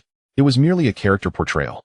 Since her daughter did not know the author's identity, Shen Mingyun decided to report this book to the higher authorities of the Xia nation. What? Such a book truly exists? Shen Mingyun, you have done a great service. However, do not announce this publicly, nor create an overly tense atmosphere, lest we disturb the author's creative process. We merely need to continue monitoring the situation. We must not interrupt the author. Once the book is completed, it will undoubtedly become a classic in our Xia nation. After receiving the directive from the higher-ups, Shen Mingyun nodded in agreement. Mother, I wish to meet the true author. Will you support me? Why should he write nonsense, turning my favorite character into a lecher? Her daughter's words shocked Shen Mingyun. Nonsense. If you dislike it, simply do not read the book. If you dare to confront the author, I shall break your legs. Shen Mingyun's words left her daughter in disbelief. You jest, right? I am your daughter, merely a lowly author. Shen Yue rolled her eyes at her mother. Forget it. I cannot be bothered to argue with you. Regardless, do not cause a fuss. The one who penned this book shall surely achieve fame and fortune in no time. Shen Mingyun had no doubt that once this book was completed, the author would undoubtedly reap both fame and wealth. Really, mother, is it so exaggerated? It is just an online novel. Shen Yue was perplexed. You do not comprehend the significance of this book, nor its importance to our Xia nation. Regardless, you must not cause trouble or seek out the author. Otherwise, I cannot save you. The gravity of her mother's words left Shen Yue without doubt. However, even if she were to discover the author's address, she did not genuinely intend to confront him. It was merely a ploy to frighten him. Yet, knowing her mother held a high position and never jested, Shen Yue realized that any intention of confronting the author would likely be futile. Originally, Shen Mingyun was set to attend a meeting in the city, but today she felt disinclined. She had the right to choose whether or not to attend. Endless meetings left her somewhat exasperated.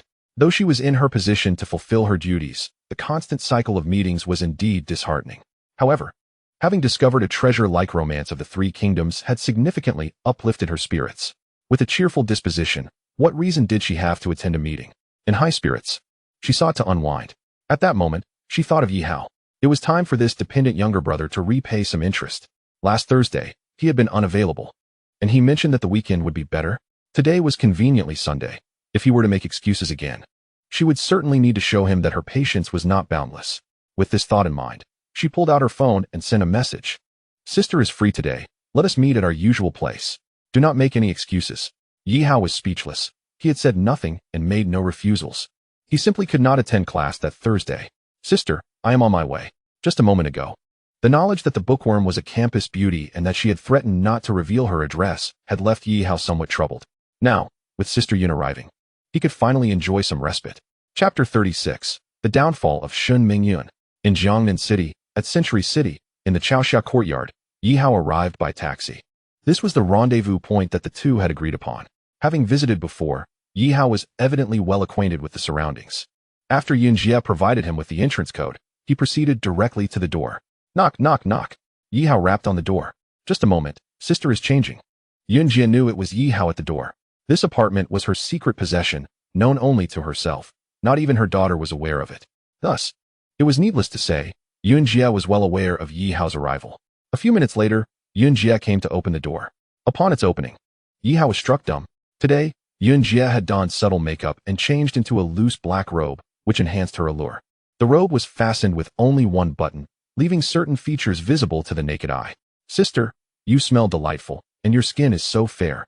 In addition to the visible allure, the intoxicating scent of her perfume captivated Yi Hao's senses. The fragrance bore a striking resemblance to that of the principal's office, almost identical. However, Yun Jia was not that principal, Shin Mingyun, whom Yi Hao had long since ruled out. It was not remarkable for different women to wear the same perfume. Brother, do you think I look beautiful today? Indeed, you do. Then, do you wish to indulge with sister? I do. Then why are you just standing there like a fool? Here, a lengthy narrative has been omitted. Sister, didn't you say last time that you were busy this weekend? How come you suddenly have time today? With no conversation topic at hand, Yi Hao had to find something to discuss. To his surprise, upon mentioning this, Yun Jia appeared even more excited. After planting a kiss on Yi Hao's forehead, she exclaimed, "Today, I discovered a new world, and I'm so happy that I decided to take a half-day off." New world? Yi Hao was bewildered. Yes, a book. You must take a look at it. This book holds great potential. Yun Jia's enthusiasm piqued Yi Hao's curiosity. Sister, what book could possibly excite you so much? Is it Jin Ping Mei? What Jin Ping Mei? Yi Hao recalled that the clearest history of the great Xian nation was post-Qing. Thus, it was reasonable that Yun Jia was unaware of it. Jin Ping Mei refers to those colorful books on the market. He hurried to clarify. Are you referring to those risque books? Yun Jia was no fool. She understood Yi Hao's implication instantly. Right? Did you read that book, so you couldn't resist? Shin Mingyun felt somewhat speechless. As a university president, discussing such topics was indeed awkward. Unconsciously, her cheeks flushed. Observing her reaction, Yi Hao was astonished. Did I guess correctly? Is it indeed a risque book? Sister, hurry up. I have a friend who also wants to take a look. What nonsense are you talking about? Sister, doesn't he read those things? I read The Romance of the Three Kingdoms. You can check it out too. Yi Hao chuckled. So this affluent woman was reading the very Three Kingdoms he had transcribed? But could a mere book of the Three Kingdoms warrant such excitement? Why take a half-day off for it? Yi Hao was perplexed. Besides, recalling how the campus beauty was so thrilled about the book, it was normal for Yun Jia, such an affluent lady, to enjoy it. In his previous life, the audience for the Three Kingdoms was not limited by age or gender. To prevent Yun Jia from realizing he was the author, Yi Hao feigned surprise. All right, sister, when I have time, I'll also take a look. Well, do read.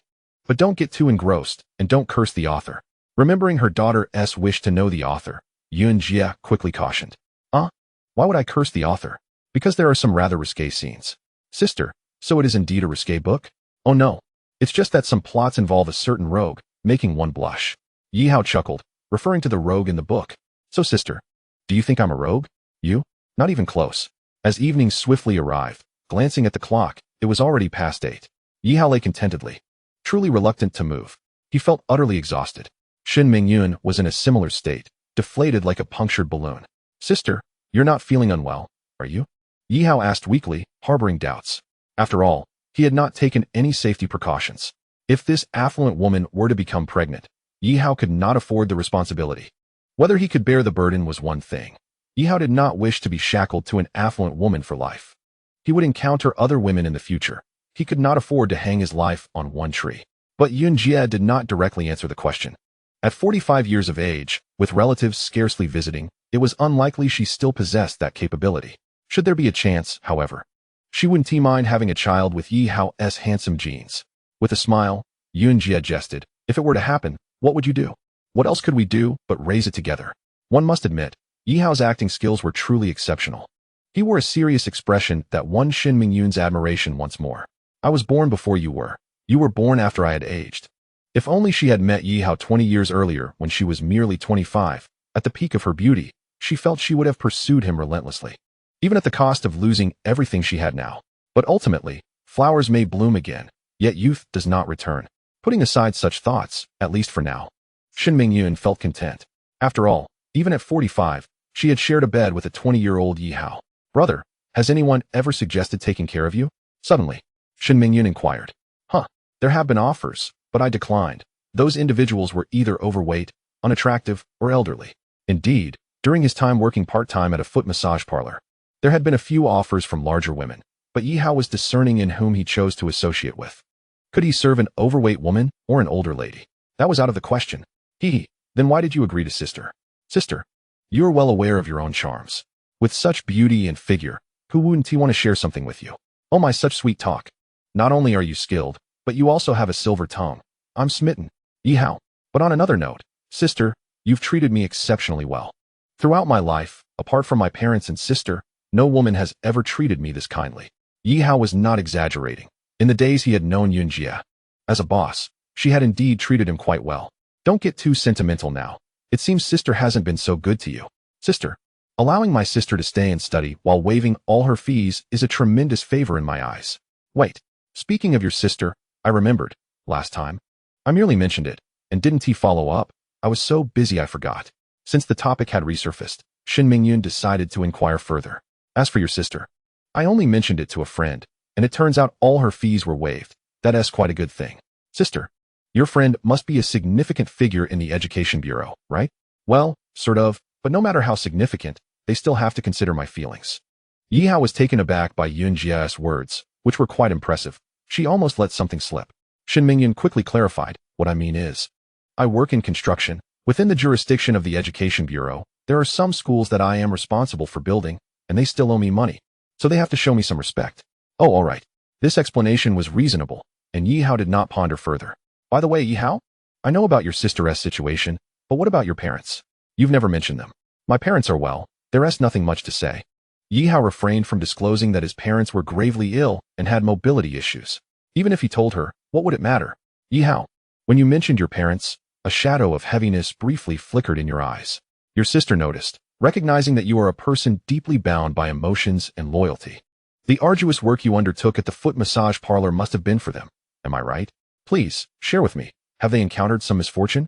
Yunjia, with her seasoned perspective, caught every nuance of emotion in Yi Hao's gaze. Must you insist on knowing? Yi Hao inquired. Yes, indeed. You are my little man, and I wish for no secrets between us. With an air that brooked no refusal, Yunjia prompted Yi Hao to share, and he obliged. My parents were involved in a car accident, which rendered them both unable to walk. They have yet to recover fully. Ironically, in our rural hometown, there are no surveillance cameras, allowing the driver responsible to escape. As a result, I have accumulated considerable online debt, which compel me to work at the foot massage parlor in hopes of earning quick money. Yi Hao's revelation left Shin Mingyun in a moment of deep contemplation. Is it merely their inability to walk? She pressed further. Yes. Thankfully, their other health issues have been treated. However, the injuries to their bones require time to heal. Why did you not mention this sooner? What do you mean? Yi Hao was puzzled. There is a renowned orthopedic hospital in Jiangnan City, one of the best in the nation. You should take your parents there. It may expedite their recovery. Are you referring to the Jiangnan City Orthopedic Specialty Hospital? I have heard of it, but the costs are exorbitant, beyond my means, which is why I have not pursued it. Yi Hao shook his head, fully aware of the hospital's reputation. Wait a moment. I'll make a call and take care of this. With that, Yunjia left the room to make her call. It seemed she held certain secrets she preferred Yi Hao not to know, and he felt it inappropriate to eavesdrop. A few minutes later, she returned. Tomorrow, we will take your parents to the hospital. I have already spoken to the director. Really? But how much will this cost? Yi Hao asked, his concern evident. Cost? What cost? I personally called him. He wouldn't dare charge you. Well, what I meant was that they might need my money. I work in construction, and I have some accounts that can make it reasonable. Fine, your explanation is satisfactory. With a sense of cautious optimism, Yi Hao noted the number down. How should I introduce myself when I call? Just say you are Yi Hao, Yunjia's person, and he will not charge you. Instead, he will ensure you receive the best treatment. Yunjia spoke with an air of nonchalance, which made Yi Hao question if her role was merely that of a contractor. First, she had connections with leaders in the education sector, and now the director of a hospital? Did these influential figures truly owe her favors? Chapter 38. A personal meeting with the hospital director. Yi Hao chose to set aside his curiosity about Yunjia's true identity, regardless of her background. Her intentions toward him were nothing but benevolent. Time and again, she had assisted him with his family matters. In that moment, Yi Hao felt profoundly touched by her actions. Yunjia, why are you so good to me? I am merely your little plaything. Why go to such lengths for me? Yi Hao expressed his heartfelt gratitude. His sister, his parents, what business was it of hers? Yet, she seemed indifferent to such considerations. Enough of your sentimentality. I prefer tangible actions. What would you like me to do? Just say it, and I shall comply. Ha, that won't be necessary. Just continue to come over and work hard like you did today. That will suffice as your repayment. Is that all? Yi Hao felt bewildered. Otherwise, would you offer yourself to me? Sister, that is not out of the question. Let us not dwell on that. You are still young, and we can discuss such matters later. Sister, you speak as though you are ancient. Yet you are only a decade older than I. In my eyes, you will forever be 18. The boy certainly knew how to flatter, and Shen Mingyan appreciated it. However, the truth was that she was nearly twice Yi Hao's age, old enough to be his mother. There was no escaping that reality. Stop joking, it's already 9 p.m. You should head home, and I too must return. Your performance today earns you a 99 out of 100. Yi Hao felt wronged at receiving anything less than a perfect score. He had truly given it his all. Can't you give me a full score? Not a chance. I must leave a point to keep you humble. As she spoke, Yun Jie changed out of her nightgown into more appropriate attire, indicating she would not be staying the night. Though Yi Hao longed to savor her presence, he understood Yun Jie was a busy woman. Before you leave, may I have a hug? Go ahead, I am yours, and you are mine. As soon as she finished speaking, Yi Hao embraced her, not only holding her, but also kissing her deeply. The air was once again thick with a palpable tension, yet both restrained themselves. All right, little one, I must go. I have matters to attend to tomorrow. You may either return home or stay here. With a wave, Yun Jie reluctantly departed. Remember, Yi Hao, contact the hospital director tonight. And bring your parents there tomorrow. If anything arises, just message me. I truly wish for their swift recovery. Also, take a look at that book, Three Kingdoms. We can chat about it next time. With that, Yun Jie truly left. After her figure vanished, Yi Hao dressed and prepared to return home, cherishing once more the kindness she had shown him. By the time Yi Hao arrived home, it was already 10 p.m. His parents were still awake, and his cousin was washing their feet. Despite his lingering doubts about the hospital Yun Jie had mentioned, he resolved to give it a try. If it could facilitate his parents' recovery, he was more than willing. Thus, Yi Hao dialed the director's number in front of his parents. Hello, who is this? Came the voice of a middle-aged man on the line. Hello, may I speak to the director of the orthopedic hospital? That's me. Good day. I am Yi Hao, Yun Jie's person. He introduced himself as Yun Jie had instructed. Ah, Mr. Yi Hao, hello. Yun Jie has briefed me about your parents' situation. I will take care of it. Just bring them in tomorrow. Yi Hao was astounded by the sincerity of Yun Jie's claims. What about the costs? He pressed, needing clarity. Costs? Mr. Yi Hao, you jest. It is rare for Yun Jie to request assistance. You are under her patronage. Why discuss money? Thank you, Mr. Yi Hao. If your parents cannot travel easily, our hospital's vehicle can come to pick them up tomorrow. That would be perfect. Thank you, Director. You're welcome. See you tomorrow.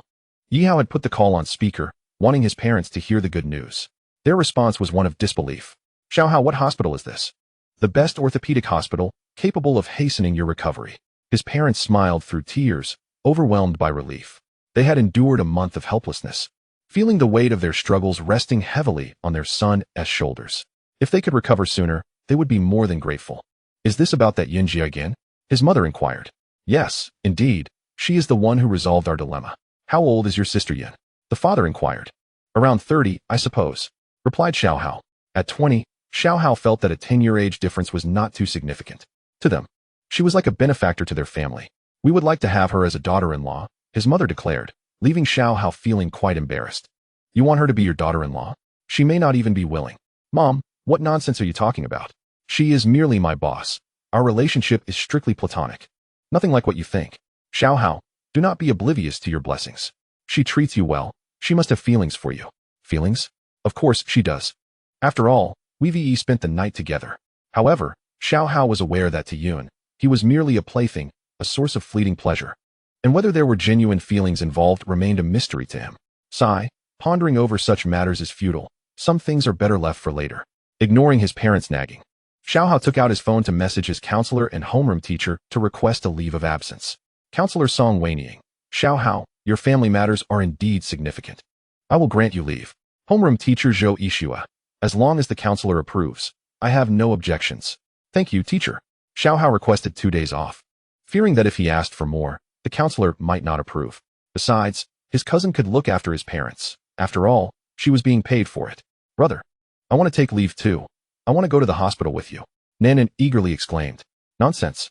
You're in university. Taking leave is no small matter. What will you do if you fall behind in your courses? But I want to know how our parents are doing. Don't worry. I have your homeroom teacher's number. After we take our parents for their checkup tomorrow, I'll ask her to inform you. Will that put your mind at ease? Oh, the next day, Monday, at 9 a.m., Xiao Hao called the hospital director, and within 20 minutes, a car arrived. It was evident that the director held Xiao Hao in high regard. Not only did he come in person, but he also brought 2 attending physicians and 4 nurses to escort Xiao Hao's parents. The orthopedic hospital director. around 40 years old, was balding. Director, your personal visit is quite an honor. Mr. Xiao Hao, it is only proper. Sister Yun has done me a great favor. And you are under her care, so it is my duty to come. You address her as sister despite your age? Xiao Hao asked, puzzled, as the director appeared significantly older than Yun. Haha, Mr. Xiao Hao, sister is merely a term of respect for her. Her status warrants such a title. What exactly is her status? It seemed the director knew more than he let on, and Xiao Hao was curious to learn. Mr. Xiao Hao, you are her associate. You should know better than I. Haha, indeed. Xiao Hao laughed nervously, realizing the director was unwilling to divulge more. It seemed Yun had instructed him to remain discreet. TSK. This woman keeps everything to herself, guarding certain secrets from Xiao Hao. Is she hiding something? Xiao Hao, too, had his secrets after all. At the very least, Yun was unaware that he was a student at Jiang University. Chapter 39. A chance encounter with Senior My Back. Jiangnan City Orthopedic Hospital. As Yun had indicated, the director would ensure the best medical care for her people. Indeed, under the director's personal oversight, Xiao Hao's parents were admitted to the most luxurious ward in the orthopedic hospital, equipped with the finest facilities, all at no cost. Mr. Xiao Hao, your parents can stay here as long as they need without any worries. Wait a moment. That statement sounds a bit odd. This is a hospital. Who wants to be here indefinitely? It was as if the director realized his faux pas, feeling slightly embarrassed before correcting himself. What I meant to say is, do not worry, your parents can recuperate here. Once we have their test results, we will provide the best treatment to ensure they recover swiftly. Now that sounds more appropriate. Who wishes ill upon someone to remain in the hospital indefinitely? Thank you, Director. There is no need for such formality. You are introduced by Sister Yun, so we needn't stand on ceremony. Haha, very well. If you need anything, feel free to call. I must attend to other matters now. Xiao Hao nodded, filled with gratitude towards the director. However, the true gratitude belonged to Yun, as all of this was thanks to her.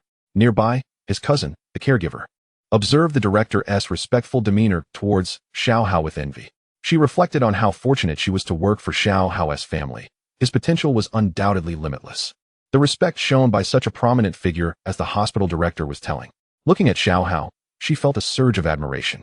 Not only her, but even the accompanying nurses and doctors could see how deferential the director was towards this young man. The Jiangnan City Orthopedic Hospital was renowned nationwide, and typically, directors of such stature were rarely seen. Yet today, the director personally came to welcome a patient and waived all fees while arranging the most expensive medical facilities.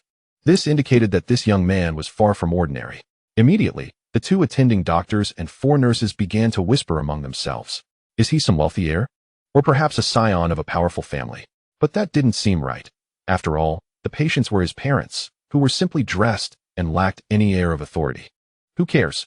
We certainly cannot afford to offend him. Beyond their hushed conversations, one young and beautiful nurse, He Jianing, began to harbor different thoughts. Having been in the hospital for 6 months as an intern, she had failed multiple times to pass her evaluation to become a permanent nurse.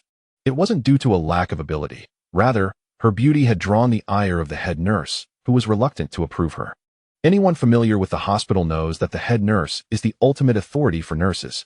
The potential reason for her repeated failures lay in the fact that the head nurse's son was pursuing He Jianing.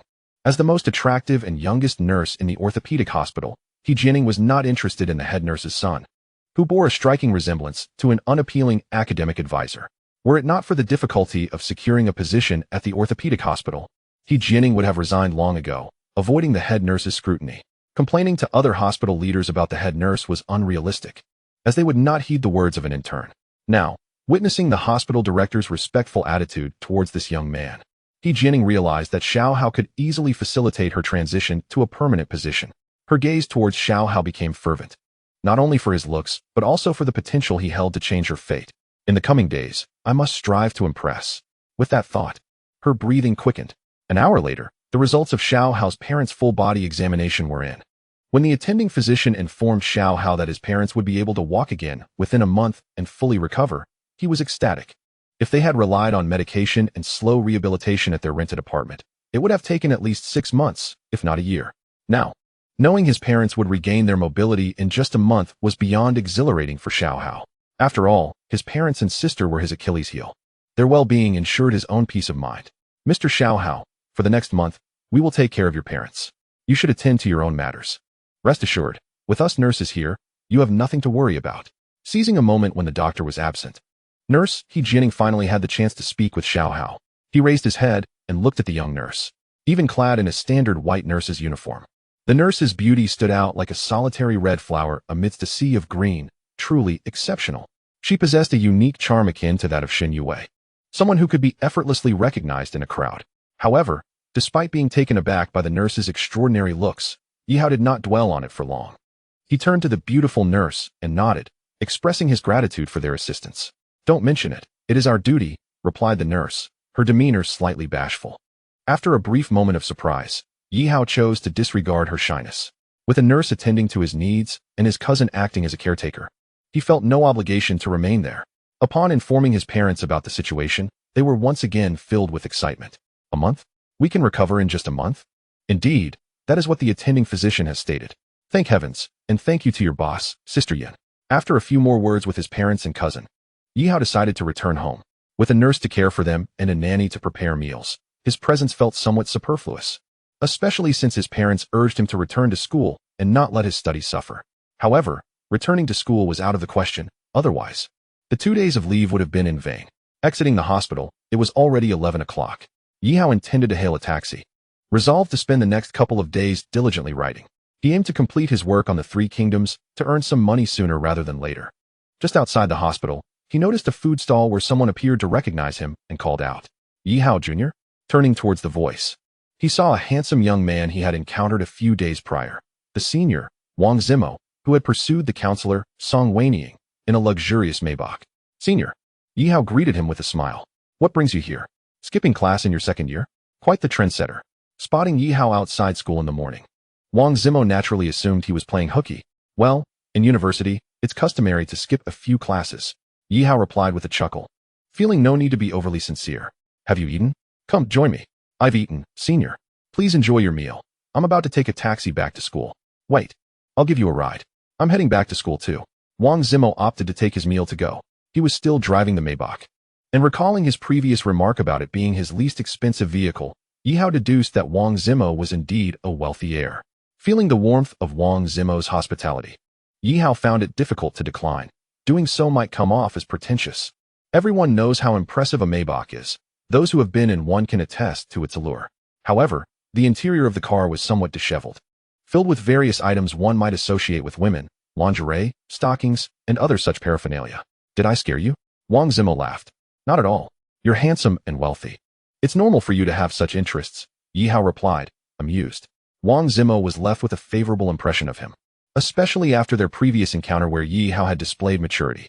"Junior, are you close with our counselor, Song Weining?" Wang Zimo inquired. Yi Hao was aware of Wang Zimo's pursuit of the counselor, but when asked about his relationship with her, he had to admit they were not close at all. Their interactions were limited to a few requests for leave. "Not really. So that's that," Wang Zimo said, slightly disappointed. "Senior, when it comes to pursuing women, I may not be an expert, but understanding their preferences is undoubtedly crucial," Yi Hao suggested. "Oh, how so?" Wang Zimo's interest was piqued. "For instance, if you know what a woman likes, you can cater to that. Conversely, avoid anything she finds distasteful." Yi Hao was merely speaking off the cuff, as he had little experience in such matters. Yet, Wang Zimo found his words to possess a certain wisdom. "When I flirt with girls, even the least impressive Maybach is sufficient.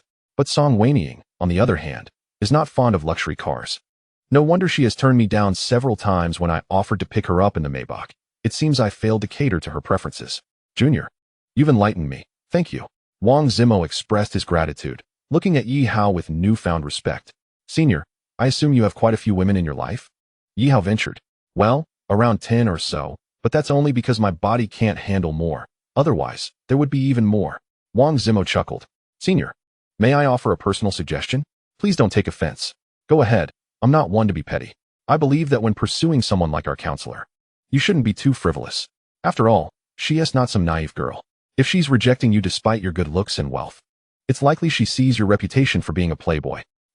That is a valid concern. However, I am inherently flirtatious.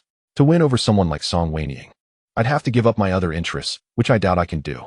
Yi Hao chuckled inwardly, realizing that the primary reason the dashing, wealthy senior was struggling to win over the counselor was indeed his many romantic entanglements. "Let's not dwell on Song Weining.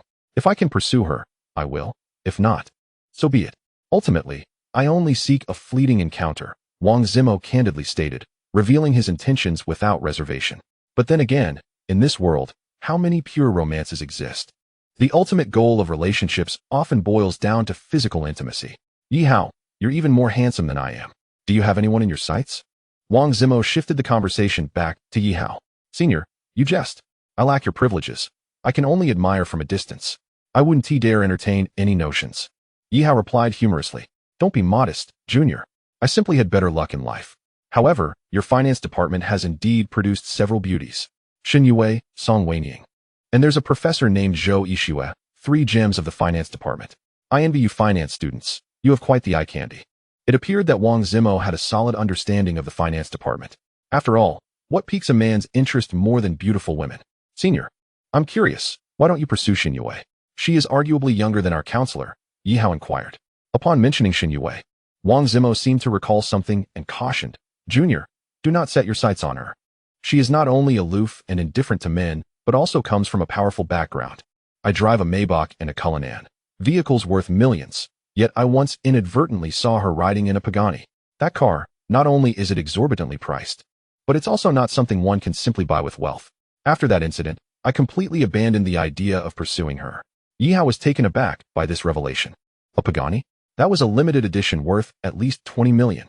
The fact that Xin Yue drove such a car spoke volumes about her formidable background. Reflecting on Xin Yue's typically modest demeanor, frequently opting for inexpensive seafood buffets and dining at the school canteen, one could conclude that the more unassuming she appeared, the more extraordinary her true circumstances must be. As he recalled Xin Yue's various quirks, Yi Hao couldn't help but smile. For instance, she mistakenly believed he was stalking her, and her desire to seek authenticity through the Three Kingdoms book was quite amusing. Even a cool, distant campus beauty could be swayed by her emotions. Wasn't he that a victory in itself? Wait. Have I hit the nail on the head? Is Xin Yue your target? Wang Zimo, noticing Yi Hao's mischievous grin, asked in surprise. Not at all. I have no interest in aloof women. However, if you manage to win over Xin Yue, I would gladly call you father. Yi Hao joked. As their conversation continued, they unknowingly arrived at Jiang University. Yi Hao prepared to disembark and head back to his rented room. Thank you, Senior, for the ride. Yi Hao expressed his sincere gratitude. The senior, despite being from a wealthy family, is refreshingly approachable, unlike many of his affluent peers. Thankfully, last time, Yi Hao recognized the situation and managed to avoid being used as a scapegoat by the counselor. Junior Yi Hao, it feels like we've known each other for ages. In the future, if you need anything at school, don't hesitate to reach out. I am more than willing to help. With that, he bid farewell. Upon returning to his rental apartment, Yi Hao reclined on the sofa and accessed the writer's backend. Since he hadn't written anything the previous day, he wasn't uploading chapters, but rather checking his data. However, he noticed a private message from a fellow reader, Wei Wei, who is fond of yoga. Could it be that Xin Yue is attempting to be genuine again? Pondering this, Yi Hao opened the messages, only to find Xin Yue's tone had become unexpectedly polite. I apologize, esteemed author, for my outburst yesterday. I was rather rude. She wrote. As an apology, I've added a reward of 5,000. I hope you aren't upset. I was just joking and didn't mean to offend. Yi Hao was taken aback. What could have prompted such a drastic change from the aloof campus beauty? Naturally, he was unaware that Xin Yue had been cautioned by her mother. Nevertheless, he didn't dwell on it. After all, Xin Yue had no idea he was the author, so her opinions were inconsequential to him. As for the 5,000 reward, he graciously accepted it, knowing that the campus beauty hardly lacked funds. In addition to Xin Yue's message, he noticed numerous other messages, some criticizing him and others offering encouragement. For every reader, there exists a unique perspective, and not everyone's tastes align. Thus, it is implausible for a book to be universally adored. However, there is no need for hostility towards those with differing opinions. And Yi Hao was disinclined to delve into them. Yet, he spotted another intriguing name among the messages, a reader named Xin Mingyun, who had followed him. Yi Hao was familiar with this name, as the new female principal at Jiang University bore the same name. Although many people across the nation share names, Yi Hao couldn't shake the feeling that this Xin Mingyun might indeed be the principal. The principal is reading my book? How amusing. Yet, it seems rather stingy of her not to offer any rewards. Chapter 41. The counselor's secret time flew by, and Yi Hao's 2-day leave came to an end. Wednesday arrived, and he returned to school. During his absence, he had informed his roommates briefly to alleviate their concerns, mentioning he needed to take his parents for medical appointments. Upon seeing him in class, they felt relieved. Wednesday morning consisted of 4 classes taught by their homeroom teacher, Zhou Yixue. Before class began, she announced an important matter. Last week, I mentioned the allocation of scholarships. After discussing with the counselor and the school, I have compiled a list for this semester's 3 scholarship recipients: Yi Hao, Zhu Ping, and Lu Fugui. I assured you that the scholarships would be awarded based on family circumstances. These 3 are the most financially challenged students in our class. For others in similar situations, I will ensure they receive assistance in future allocations. As she concluded, applause erupted from the class, especially from empathetic female students and other students facing financial hardships. In previous years, scholarships and other aids were predominantly awarded to top students, leaving those in need without hope. Now, with the homeroom teacher taking charge, it meant that truly impoverished students had a chance. I agree with Zhu Ping and Lu Fugui as recipients. But I still have reservations regarding Yi Hao. Someone stood up to voice dissent as the applause subsided. Yi Hao turned his gaze towards the dissenting voice, recognizing it belonged to He Lang, one of his previous critics. However, he couldn't recall having wronged him. Even though they were both in Class 2 of finance, they had never interacted. He Lang's opposition felt as though Yi Hao had desecrated his family's grave. What grounds do you have for your objection? The homeroom teacher inquired calmly. Once again, Yi Hao flaunts his expensive phone, which cost over 8,000. How many in our class can afford such an extravagant device? He Lang persisted. Yi Hao found this fixation on his phone rather absurd. Regardless of the scholarship outcome, it mattered little to him. After all, it was merely 8,000 yuan. He stood up, intending to suggest the teacher allocate the scholarship to other needy students instead, but she preemptively gestured for him to remain silent. Your objection is invalid. The cost of electronic devices, whether high or low, does not correlate directly with one's socioeconomic status. I am well aware of Yi Hao's difficult circumstances, having personally investigated the matter. Moreover, the list has already been submitted. I am merely informing you, not seeking your opinions. The resolute tone of the homeroom teacher left Yi Hao astonished. Now, that was the authoritative presence a homeroom teacher should possess. His regard for Zhou Yixue grew. It was not merely because she had granted him a scholarship, but because she was no longer indifferent to the affairs of the class. At least this time, her actions were fair. Zhu Ping and Lu Fugui were indeed among the most impoverished students. Had Yi Hao not been a time traveler and not benefiting from Sister Yun's support, his own circumstances would likely have been worse than theirs. He Lang's lack of acceptance left him visibly disgruntled, and his glare towards Yi Hao was filled with palpable animosity, as if he bore a deep-seated grudge. Yi Hao shrugged, feeling unjustly accused. He had no inclination to understand the reasons behind He Lang's vehement opposition. Nonetheless, apart from He Lang, several academically gifted students in the class also regarded Yi Hao with discontent. With the teacher having made her decision, who would dare to oppose? His roommate, Hao Yuqian, sensing the tension, quickly stood up to defend Yi Hao. As the wealthiest student in the class, his influence was considerable. Immediately, both He Lang and the top students fell silent. During the class, Yi Hao refrained from writing, choosing instead to respect the teacher. Otherwise, she might confine him to her little black room. Although Yi Hao pretended to pay attention throughout the lesson, his gaze was consistently drawn to Zhou Yixue.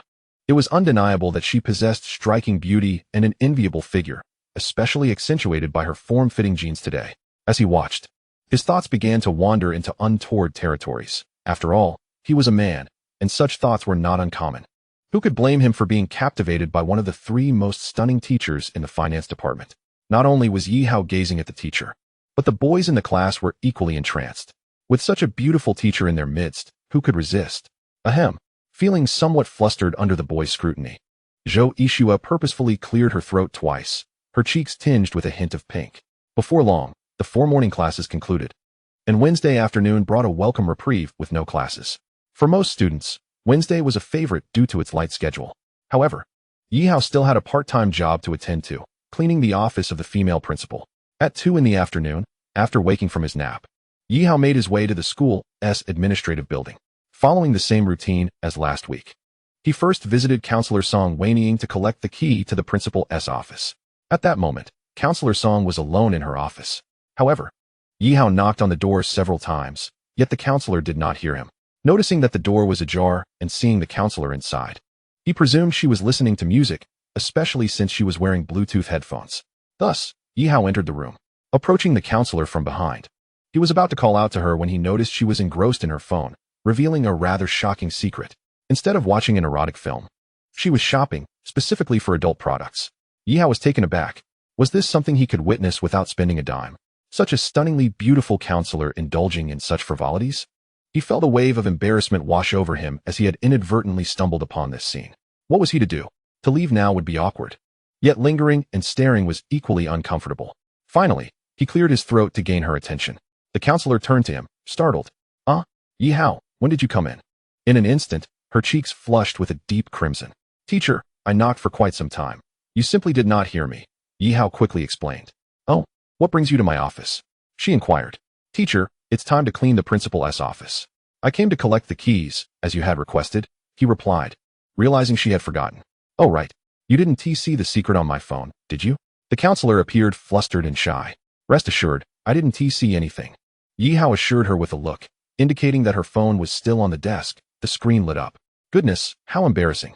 Song Weiniang hastily turned off her phone, wishing she could vanish into the floor. It was one thing for a female colleague to discover her little secret, but for a male student to find out? The embarrassment was palpable. Yi Hao, please don't speak of today's events. She pleaded, her face still flushed. I assure you, I saw nothing, Yi Hao promised. You can trust me, teacher. I'm not one to gossip. Very well, I believe you, she said, finally letting go of her concern about her secret being uncovered, and handed him the keys to the female principal's office. Once Yi Hao left the room, Song Weiniang slowly regained her composure. This was Yi Hao's second visit to the principal's office. On the desk and floor, he still noticed some stray hairs. Armed with a cloth, he diligently cleaned. Fortunately, while the principal's office was luxurious, it was not overly large, making the cleaning process relatively effortless. As before, while wiping the computer screen, Yi Hao accidentally pressed a button, causing the principal's computer to turn on again. This time he felt no trepidation. After all, the principal's computer held no real secrets, as all important files were password protected. However, he recalled having corrected the principal on 2 matters previously and wondered if she had taken his advice to heart. Driven by curiosity, he opened the folder named Shin Mingyun. The previous contents, such as the truth about the demise of the Qin dynasty and half a poem about the Stork Tower, were gone. Instead, the folder now contained other information. The Yellow Crane Tower, like the Stork Tower, is one of the 4 ancient towers of the Great Xia, boasting stunning scenery and unique historical significance. As far as I know, the Yellow Crane Tower should have been built during the prosperous Tang dynasty. It is said that many poets from that era composed verses for it. However, due to a lack of written records, those poems have vanished into history. Seeing this, Yi Hao chuckled. What utter nonsense. The Yellow Crane Tower was not a product of the Tang dynasty, but rather an earlier construction. After some contemplation, he resolved to provide the unacquainted principal with the correct information. Whether she believed it or not was of no concern to him. Seated before the computer, Yi Hao typed out several lines. The Yellow Crane Tower, established during the Three Kingdoms period, was constructed by Sun Quan of Eastern Wu. It became renowned during the prosperous Tang dynasty. He continued, the most famous poem associated with it is titled Yellow Crane Tower. The Ancient One has ridden the yellow crane away. Here remains the empty Yellow Crane Tower. Once the yellow crane departs, it never returns. The white clouds drift aimlessly for 1,000 years. The clear river reflects the trees of Hanyang. The fragrant grass flourishes on Parrot Island. As dusk falls, where lies my hometown, the rippling waves of the river evoke sorrow. Since poetry held no monetary value, he thought it a fair contribution to the study of Great Xia's history. With that settled, Yi Hao continued his cleaning duties. According to routine, Shin Mingyun would come to the school to work 1 day a week, specifically on Thursdays. Thus, cleaning on Wednesdays was most appropriate. At 9 a.m. on Thursday, Shin Mingyun arrived at her office. Upon seeing her office neat and tidy, she felt quite pleased. She had never instructed anyone to clean it. It seemed the school leaders were quite considerate, at least in maintaining her workspace. Since she had woken up late that morning, she hadn't had time for breakfast at home. Thus, her morning meal was purchased outside the school gates. Taking out her milk, she sipped while booting up her computer. However, when she opened the folder bearing her name, she was so astonished that she nearly choked on her milk, spraying it everywhere. Who tampered with my computer? She exclaimed. And corrected my errors? Wait a moment, this poem.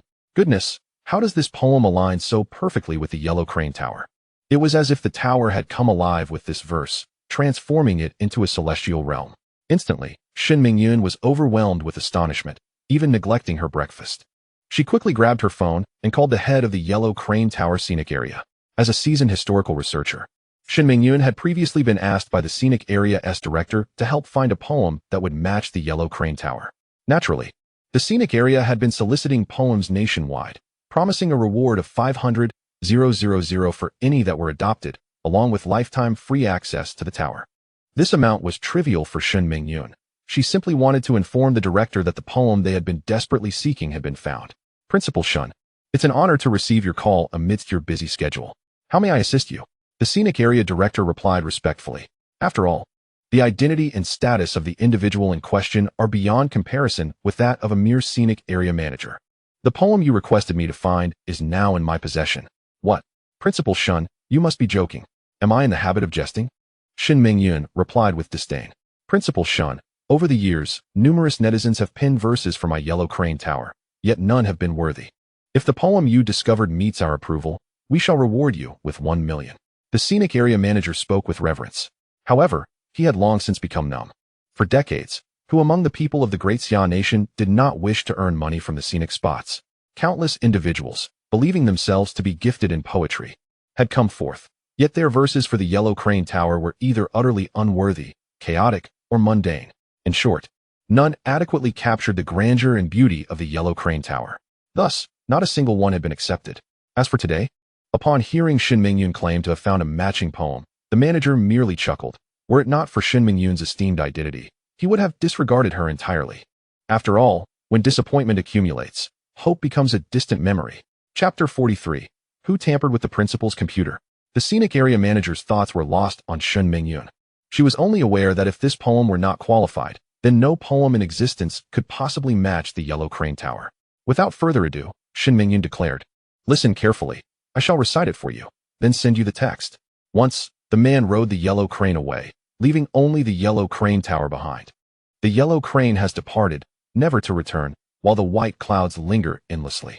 The clear river reflects the trees of Hanyang. Fragrant grass flourishes on Parrot Island. As dusk falls, where is home? The misty waves over the river evoke sorrow. Upon hearing Shin Mingyun's recitation, the scenic area manager was rendered utterly speechless. Initially, even with Shin Mingyun's noble status, he harbored no expectations. Yet, the very first line astonished him to the point of disbelief. Not to mention the subsequent lines, simply exquisite. Principal Shun, could you send me a written version of this poem? It is absolutely perfect, through the fusion of legend and reality. It further enhances the majesty of the Yellow Crane Tower while preserving its beauty. Without hesitation, Shun Mingyun promptly emailed the written version. Thank you ever so much, Principal Shun. We will take this poem. Our scenic area will transfer the payment to you immediately. Soon after, Shin Mingyun received a transfer of 1.5 million. As for the reason behind such a substantial sum, she understood well. This poem was destined to elevate the Yellow Crane Tower's fame, and the tourism revenue it would generate would far exceed the current amounts. However, upon gazing at the 1.5 million, Shin Mingyun had no intention of keeping it all for herself. She truly did not lack such money, nor did she covet it. This sum rightfully belonged to the individual who had accessed her computer and left this poem. The last time someone revealed the truth about the demise of the second emperor of the Qin dynasty, coupled with today's poem, she found herself genuinely curious about who possessed such talent. More so, she wished to understand the intentions behind their intrusion into her computer. She longed to meet this person and uncover their identity. With this thought in mind, Shin Mingyun promptly sent a message to the higher-ups at Jian University. Who are you? Who, in my absence, has entered my office for 2 consecutive weeks and tampered with my computer? Upon seeing Shin Mingyun's message, the senior staff at Jian University were taken aback. Who had the audacity to meddle with the principal's computer? Moreover, they had done so for 2 consecutive weeks. Immediately, some rushed to clear their names. Principal Shun, it wasn't me. I've been attending a conference in Kyoto these past few days, with photographic evidence to prove it.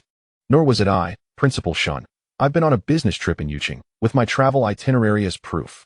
It certainly wasn't me, Principal Shun. I've been focused on research in the laboratory behind the school. Each member of the senior staff responded in turn, providing evidence of their alibis. Seeing this, Shin Mingyun furrowed her brow. Regardless, she was resolute in her determination to meet this person. She gently reassured them, do not be afraid. Admitting your involvement is a good thing, not a bad one. Ironically, this tone of hers only heightened the anxiety of the senior staff. As the saying goes, unusual occurrences often indicate something amiss. The more Shin Mingyun insisted, the more it underscored the gravity of the situation. Yet, with no one stepping forward to confess, she found herself puzzled. Could it be that none of the school's senior staff or leadership were involved? However, she was not familiar with the others, and there were no surveillance cameras in her office. nor on the floor where her office was located.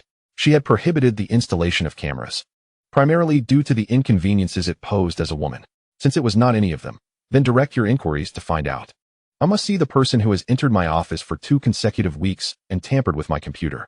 If I do not encounter this individual today, I shall search every corner of Jiang University to uncover their identity.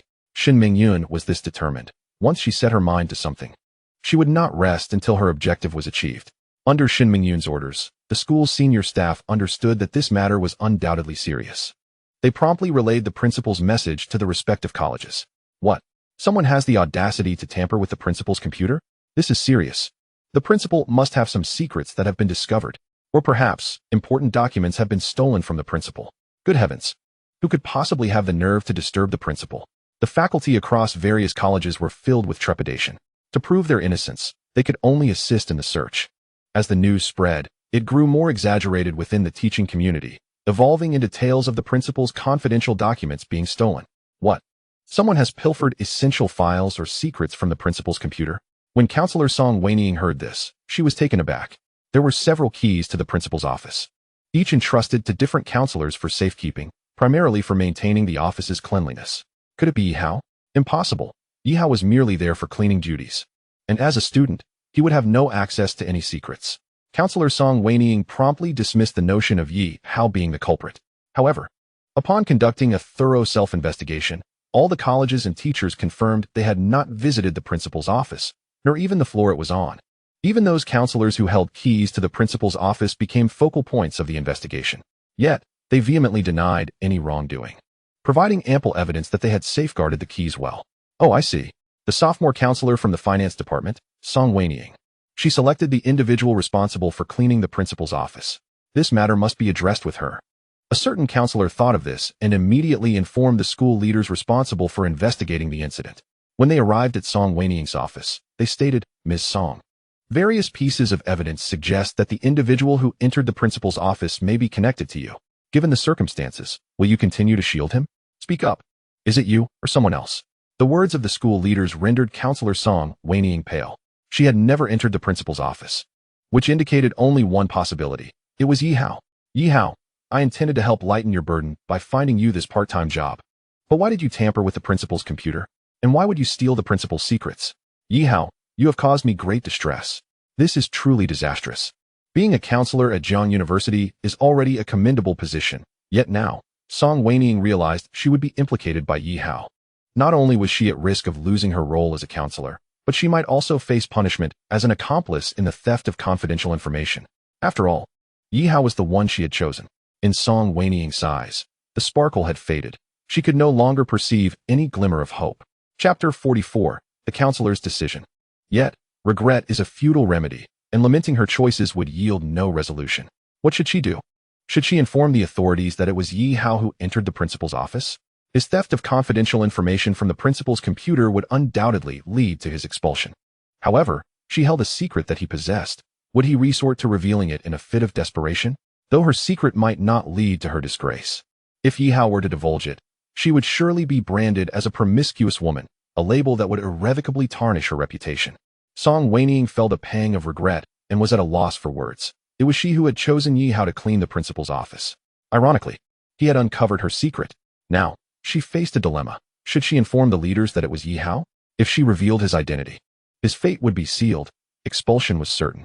As for her own consequences, she might receive a reprimand from the principal or even lose her position at Jiang University. Yihao, coming from a humble background, had worked hard to gain admission. It would be unjust for her to jeopardize his future. She sighed, resigning herself to the burden of responsibility. She hoped he would study diligently and not let her efforts go to waste. With her decision made, as a counselor, she would bear the consequences for Yihao. Observing her dazed expression, the leaders involved in the matter shouted, Song Weiniang, are you not going to speak the truth? Who entered the principal's office and accessed the confidential files? Their stern voices hardened her resolve. Biting her lip, she confessed, it was I who entered the principal's office. I accessed the principal's computer.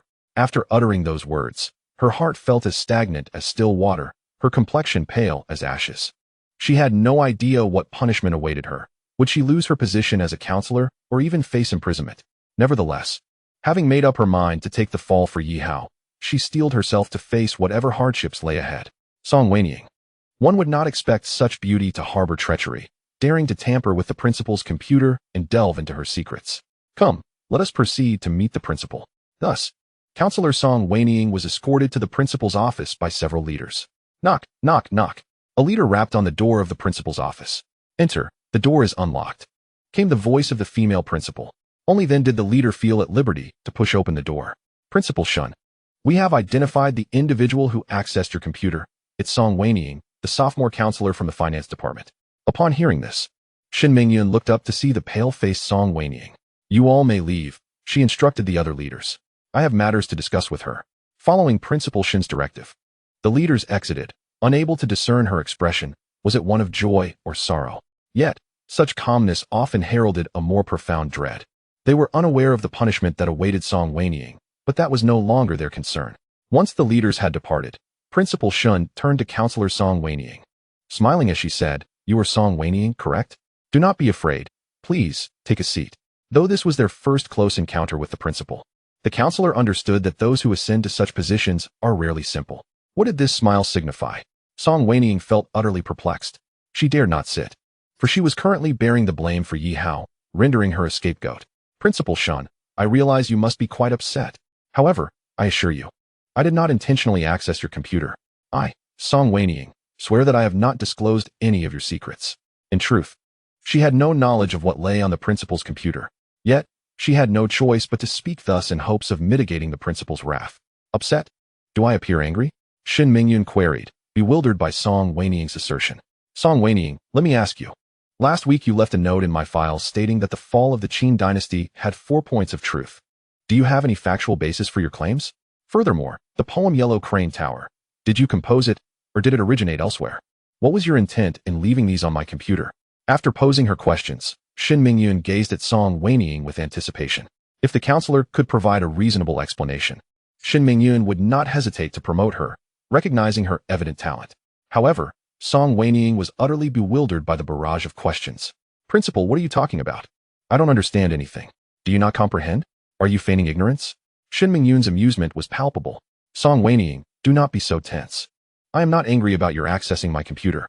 In fact, I admire your deep understanding of history. Not at all. I genuinely do not understand. Song Wenying replied. Feeling utterly lost, the principal's words seemed like an enigma, leaving her flustered. But principal, I did not leave anything on your computer. She insisted, her desperation evident. Is that so? Upon observing Song Wenying's reaction, Shin Mingyun realized she was not pretending. Principal, what do you mean it was not me? I said, the one who accessed my computer is not you. Principal, it was indeed me, Song Wenying affirmed, nodding resolutely, having decided to shoulder the blame for Yi Hao. She could only muster the courage to admit her involvement. You cannot even comprehend what I said, yet you persist in this charade.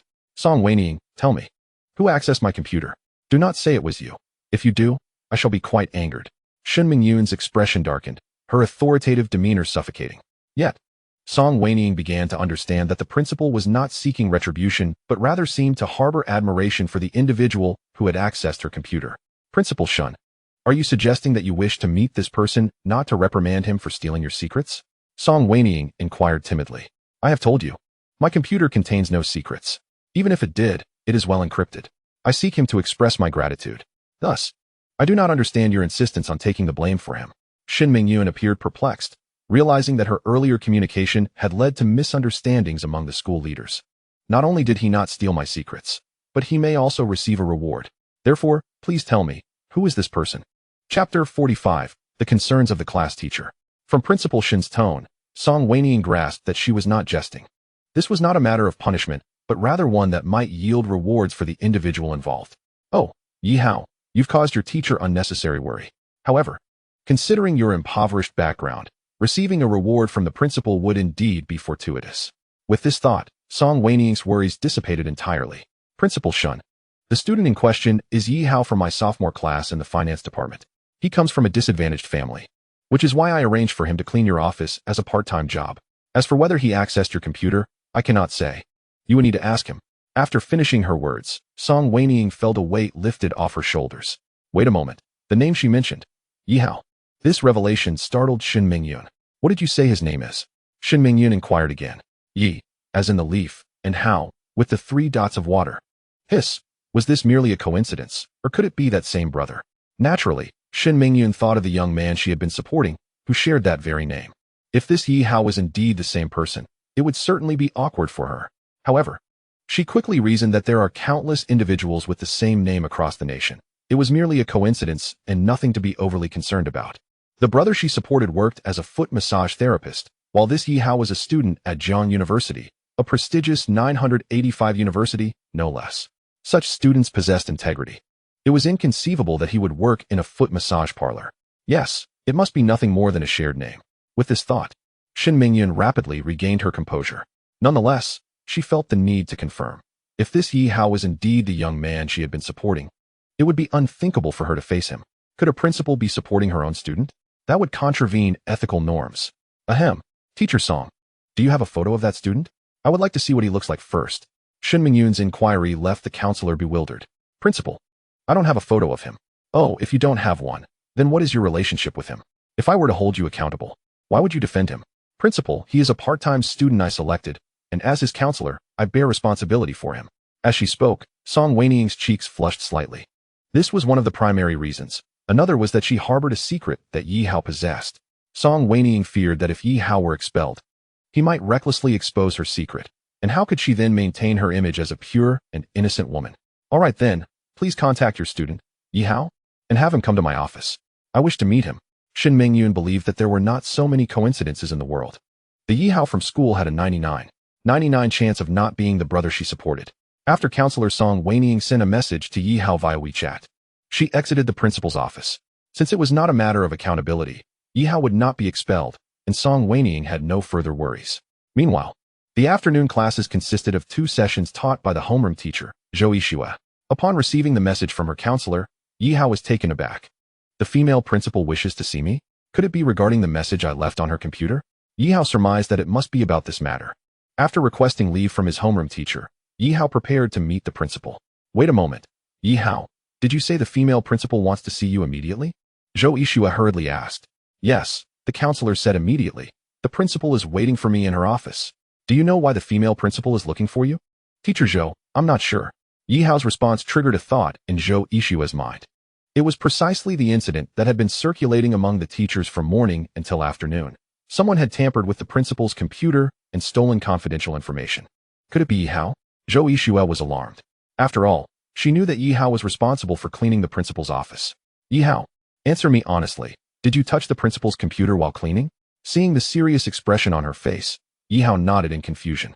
Oh no, Yi Hao. You're in big trouble. Huh. Teacher Zhou, what is going on? Yi Hao was bewildered. Today, the female principal was furious, and the entire faculty was abuzz with gossip. In fact, several school leaders had been dispatched to investigate the matter thoroughly. Why would you touch the principal's computer while cleaning? And why would you steal confidential information? Hold on. What do you mean, teacher? Yi Hao thought to himself. While he had indeed touched the principal's computer, he would never admit to stealing any confidential information. There was nothing confidential on it. He couldn't allow himself to be wrongfully accused. Who could bear such a charge? Teacher, I did touch the principal's computer. But to say I stole confidential information? Never. Why didn't he do that? Could it be that the principal was seeking me out over this? Yi Hao felt a sense of dread. It was utterly thankless. Had he known, he would not have corrected those issues for the principal. Now he was being falsely accused of theft? Absurd. Was the principal really so lacking in grace? Instantly, Yi Hao labeled this principal as garbage in his mind. Noticing Yi Hao's disbelief, Zhou Yixue pulled out her phone to show him. Indeed, the incident had gone viral in the finance department's teacher group. They were all asking who had tampered with the principal's computer and stolen confidential information. Yi Hao, would you like me to accompany you to meet the principal? If you haven't stolen anything, you must not admit to it. Getting into Jiang University is no small feat, and we don't want you expelled over this. I'll accompany you to plead your case with the principal. I believe you are not the type to steal anything. Zhou Yixue's earnestness deeply moved Yi Hao. However, he could not involve his homeroom teacher in this. If the female principal were to blame him for touching her computer, then let her blame him alone. As for the theft, it was easy to accuse someone when one desired to do so. At worst, he would leave Jiang University. Having reached this conclusion, Yi Hao looked at his homeroom teacher. Teacher Zhou, I am glad to be your student. Please continue with your class. Do not worry about me. If the principal is indeed lacking in grace and wishes to wrongfully accuse me to expel me, I have nothing more to say. Yi Hao had already resolved that. Aside from denying the theft, he would leave the rest to the principal. Yi Hao, when you go to the office, you must explain yourself well. If you didn't steal anything, you must not admit to it. The teacher will wait for your return to class. Zhou Yixue regarded Yi Hao's resolute demeanor with reluctance. She genuinely wished to be a qualified homeroom teacher this semester, caring for her students. She did not want Yi Hao to be expelled because of this incident. Although Yi Hao was not the top student, he was at least dutiful to his parents. And she appreciated his upright character. All right, Teacher Zhou, I'm off. The principal is still waiting for me. Rest assured, I will be fine. As for whether he would be fine, Yi Hao had no certainty. Chapter 46. Sister Yun is the principal of Jiang University. As stated before, if the principal were to randomly assign him any blame, so be it. At worst, he would leave Jiang University with a heavy heart. Yi Hao arrived at the office building, standing outside the principal's office. After gathering his emotions, he gently knocked on the door. Come in. A clear and pleasant female voice beckoned from within. That voice. Yi Hao felt a sense of déjà vu. Yes, it sounded strikingly like Sister Yun's voice. However, Yi Hao merely smiled, dismissing the thought as a mere illusion. After all, he was under immense pressure and yearned for release, naturally leading him to think of Sister Yun, the woman who had treated him so well. It must be a mistake. Yi Hao shook his head, calming himself. He then gently pushed open the door to the principal's office. As the door swung open, Yi Hao was momentarily stunned by the sight before him. Sitting on the sofa in the principal's office was none other than the woman who had treated him with utmost kindness, Sister Yun. This woman had not only been exceptionally kind to Yi Hao, but had also stolen his first kiss and first night, leading him to harbor complex feelings towards her. Of course, Sister Yun recognized Yi Hao as well. Upon seeing him, the student she had been supporting, she was equally taken aback.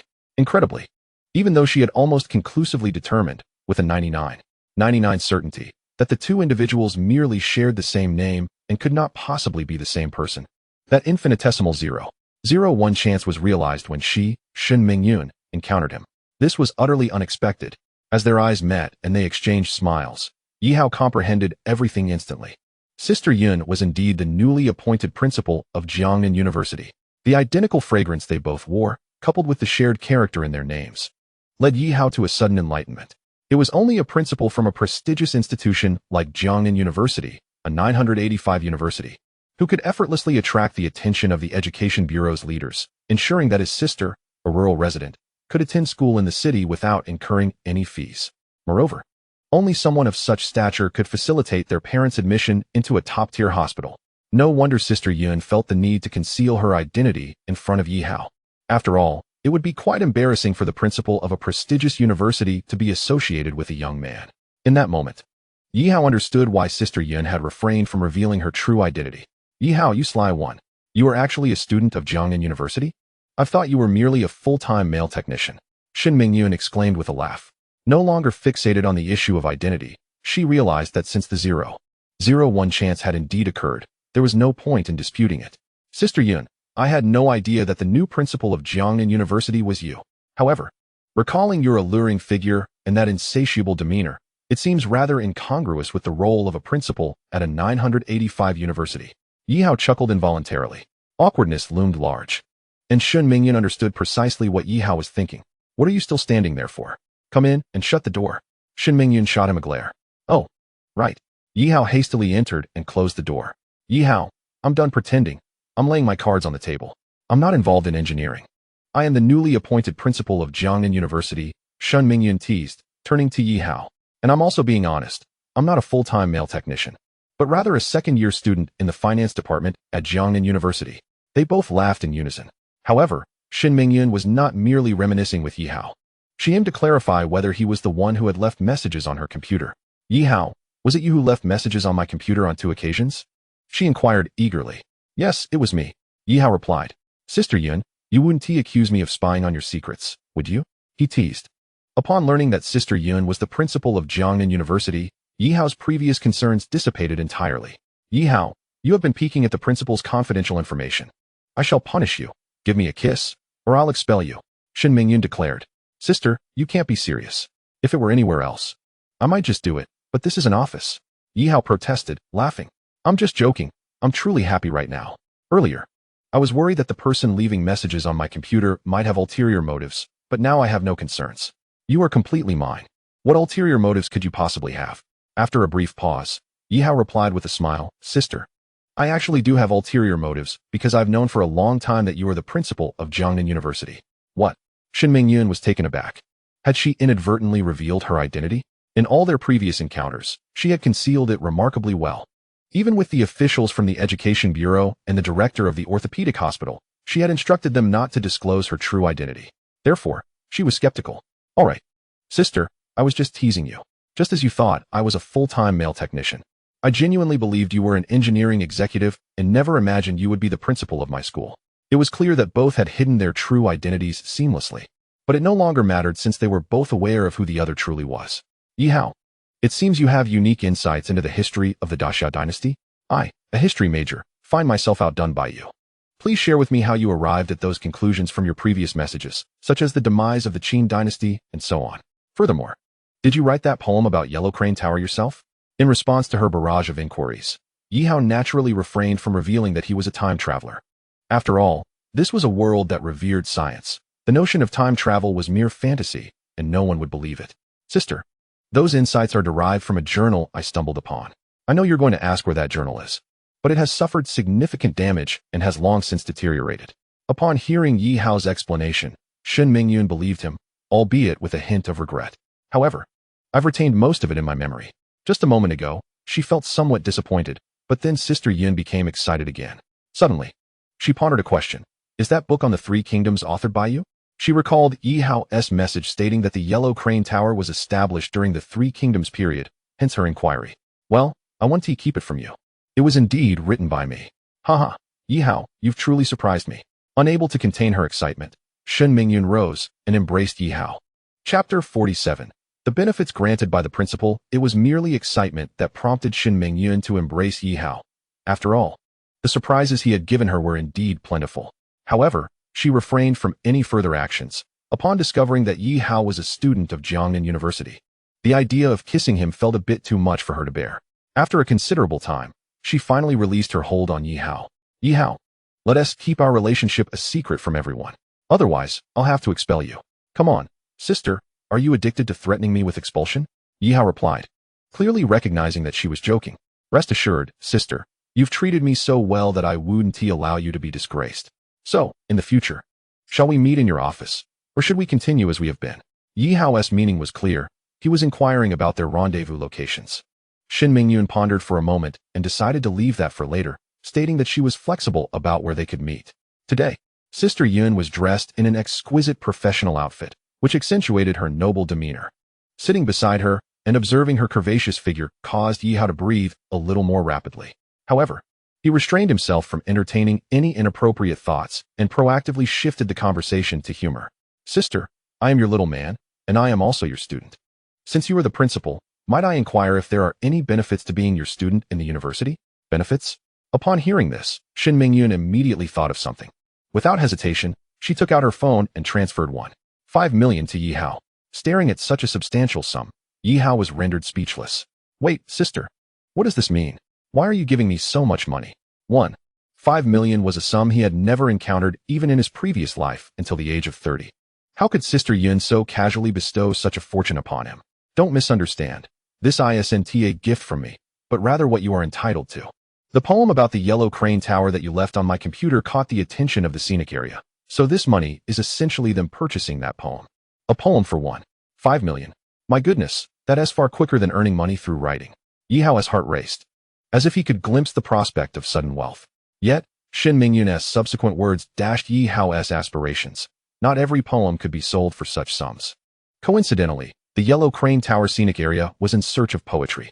Initially, they offered 500,000, but after my intervention and considering your remarkable poem, they agreed to pay an additional 1 million. Yi Hao understood. Even if the poem was indeed exceptional and could be sold, if it were left to him alone, he would have been lucky to get 500,000. Without Sister Yun's assistance, he wouldn't even have known that the Yellow Crane Tower was seeking poetry.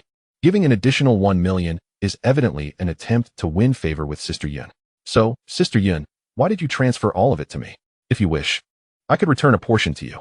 Yi Hao, not lacking in social awareness, decided to offer half back to Sister Yun, setting aside everything else. The kindness she had shown him warranted his efforts to please her. However, Upon seeing Yi Hao's intention to refund her, Shen Mingyun quickly intervened. I am not impoverished. This amount is trivial to me. Your family is in need of funds, so keep it for yourself. Her calm words, while seemingly ordinary, resonated profoundly with Yi Hao. He felt a surge of gratitude, once again touched by Sister Yun's generosity. He silently noted her kindness in his heart. By the way, Yi Hao, you can enjoy lifetime access to the Yellow Crane Tower. This is a promise from the scenic area. Lifetime access? That is of little consequence to me, Yi Hao thought, as he would not make a special trip there just for a free visit, having already been there in his past life. Weren't you just asking for benefits? You are my student, and I am the principal. Our connection is fateful. Today, I shall grant you a favor. With that, Shen Mingyun approached her computer and silently powered it on. Yi Hao's mind went blank at this unexpected turn. Had he been joking about asking for benefits? Yet Sister Yun appeared to be genuinely offering him something. As Yi Hao was still in shock, Sister Yun called out, Yi Hao, come here. Take a look at these national scholarships. Which one catches your eye? I will apply for you. Wait, national scholarships? How could someone like me, not a top student, be eligible for one? Yi Hao was taken aback. Clearly, the answer was no. To spare Sister Yun from difficulty, he quickly replied, no need, I was just joking. Besides, I have not contributed much to the country. You cannot violate regulations just to benefit me. After he spoke, Shen Mingyun shot him a disapproving glance. What are you thinking? Though it's called a national scholarship, it is not funded by the government. It comes from Jiang University itself. And who says you have not contributed to the country? You have pointed out several historical research directions for me, which is a contribution in itself. Furthermore, the book on the three kingdoms you are writing will also be a significant contribution once completed. Therefore, you deserve this scholarship. Unable to resist Sister Yun's insistence, Yi Hao ceased to be obstinate. There was no need for pretense between them.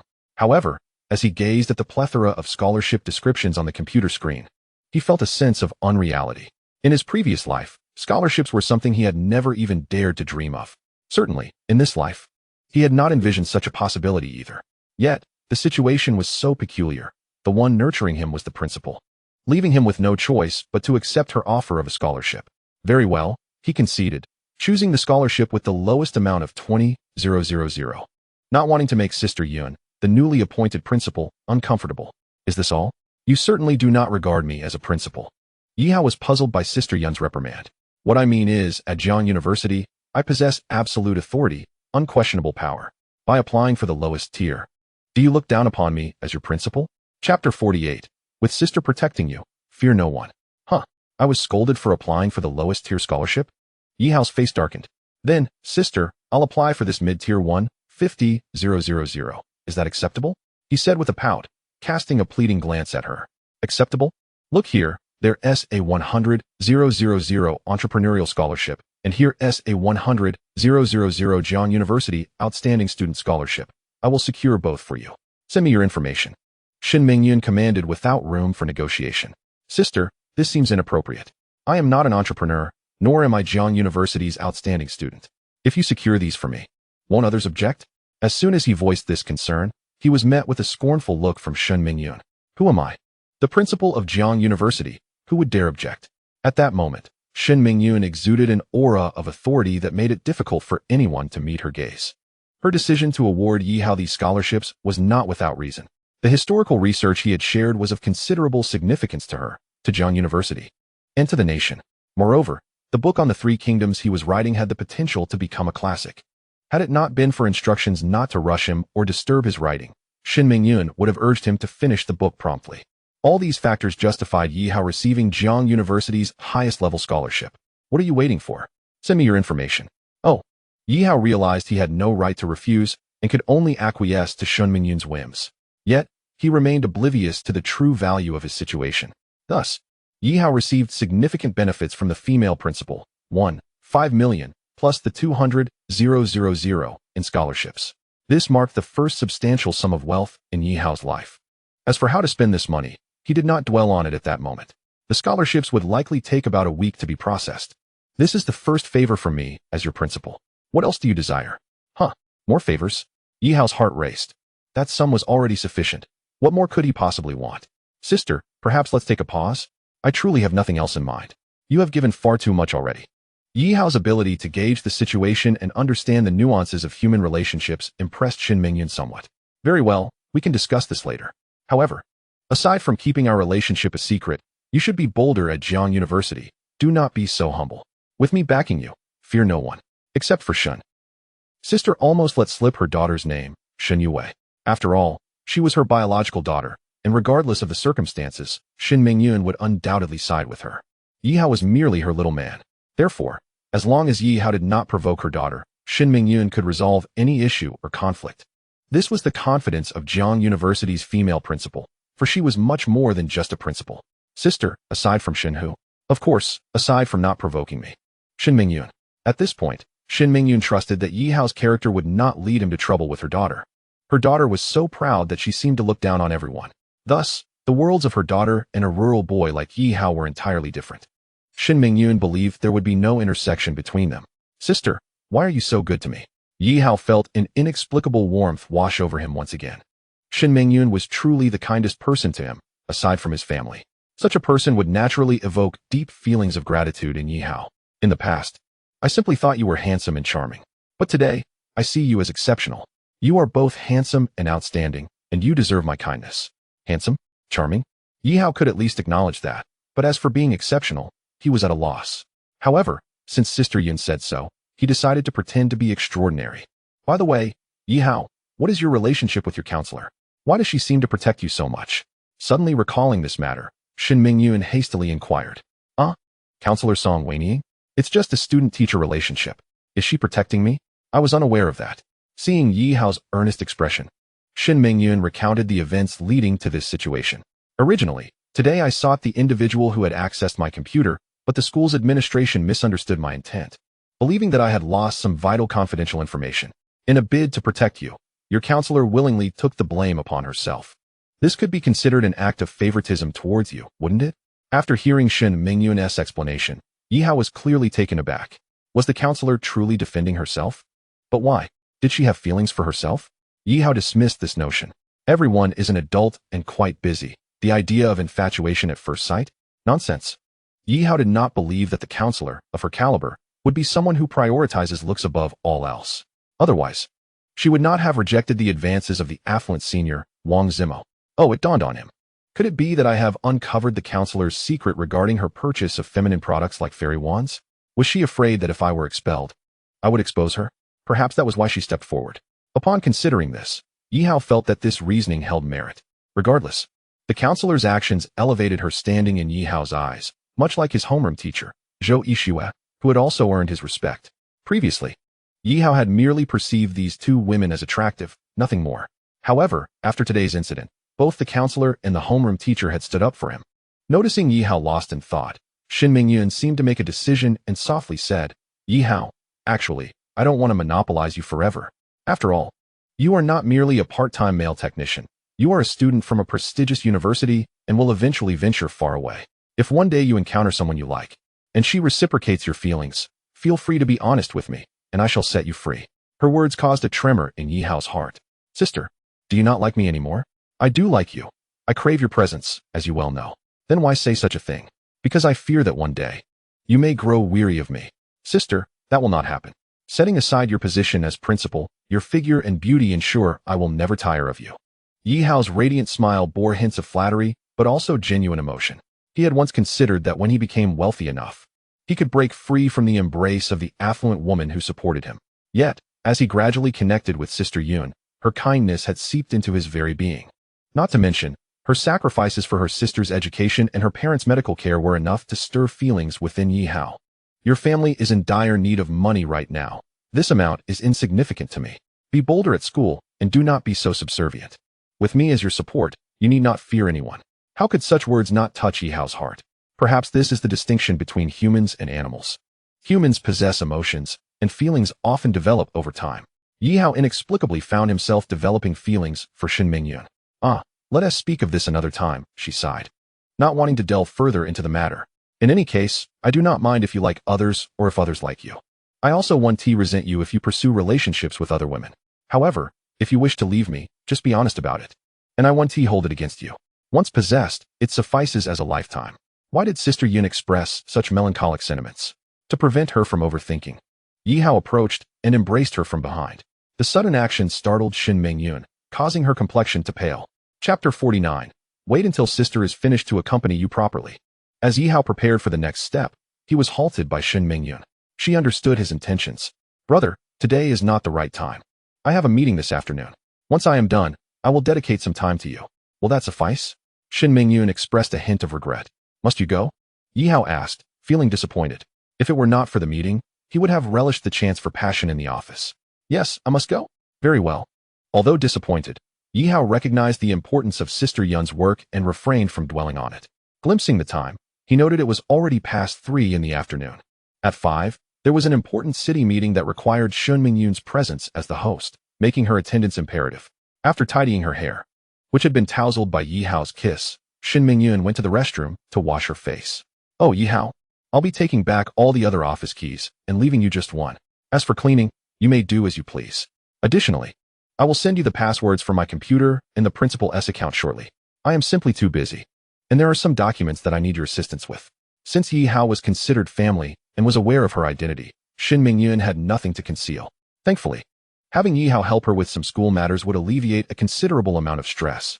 Previously, Shin Mingyun had sought her daughter's help, but Shin Yue had outright refused, not wanting anyone to know of their mother-daughter relationship. Sister, as a student, how can I possibly handle important school documents? It wasn't that Yi Hao was unwilling to assist. Rather, he genuinely lacked the knowledge. It's quite simple. It's not a big deal. I just need you to review some documents and provide approval or disapproval, such as the principal's email or certain school decisions. I trust your judgment based on your principles.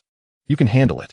Of course, if there is anything particularly significant, I will manage it myself, as one of the people I trust most. If you refuse to help me, I will have no choice but to expel you. Goodness, another threat of expulsion. This is the 3rd time I've heard this today. Sister, if I encounter issues while handling certain matters, it shouldn't jeopardize you, right? No, rest assured. Did I not say that the tasks I'm asking you to assist with are minor? Besides, I will always have your back. You need not fear anyone or anything. With those words from Sister Yun, Yi Hao felt more than willing to share her burdens. Otherwise, considering how overwhelmed she was daily, juggling her responsibilities at school and beyond, he truly felt for her. However, a crucial concern crossed Yi Hao's mind. Wasn't Sister Yun worried about others discovering their relationship? If he frequently visited the principal's office to assist her with documents, would it not raise suspicions? Sister, if I run to your office often to help with paperwork, won't others speculate about our relationship? That could lead to unflattering rumors for you.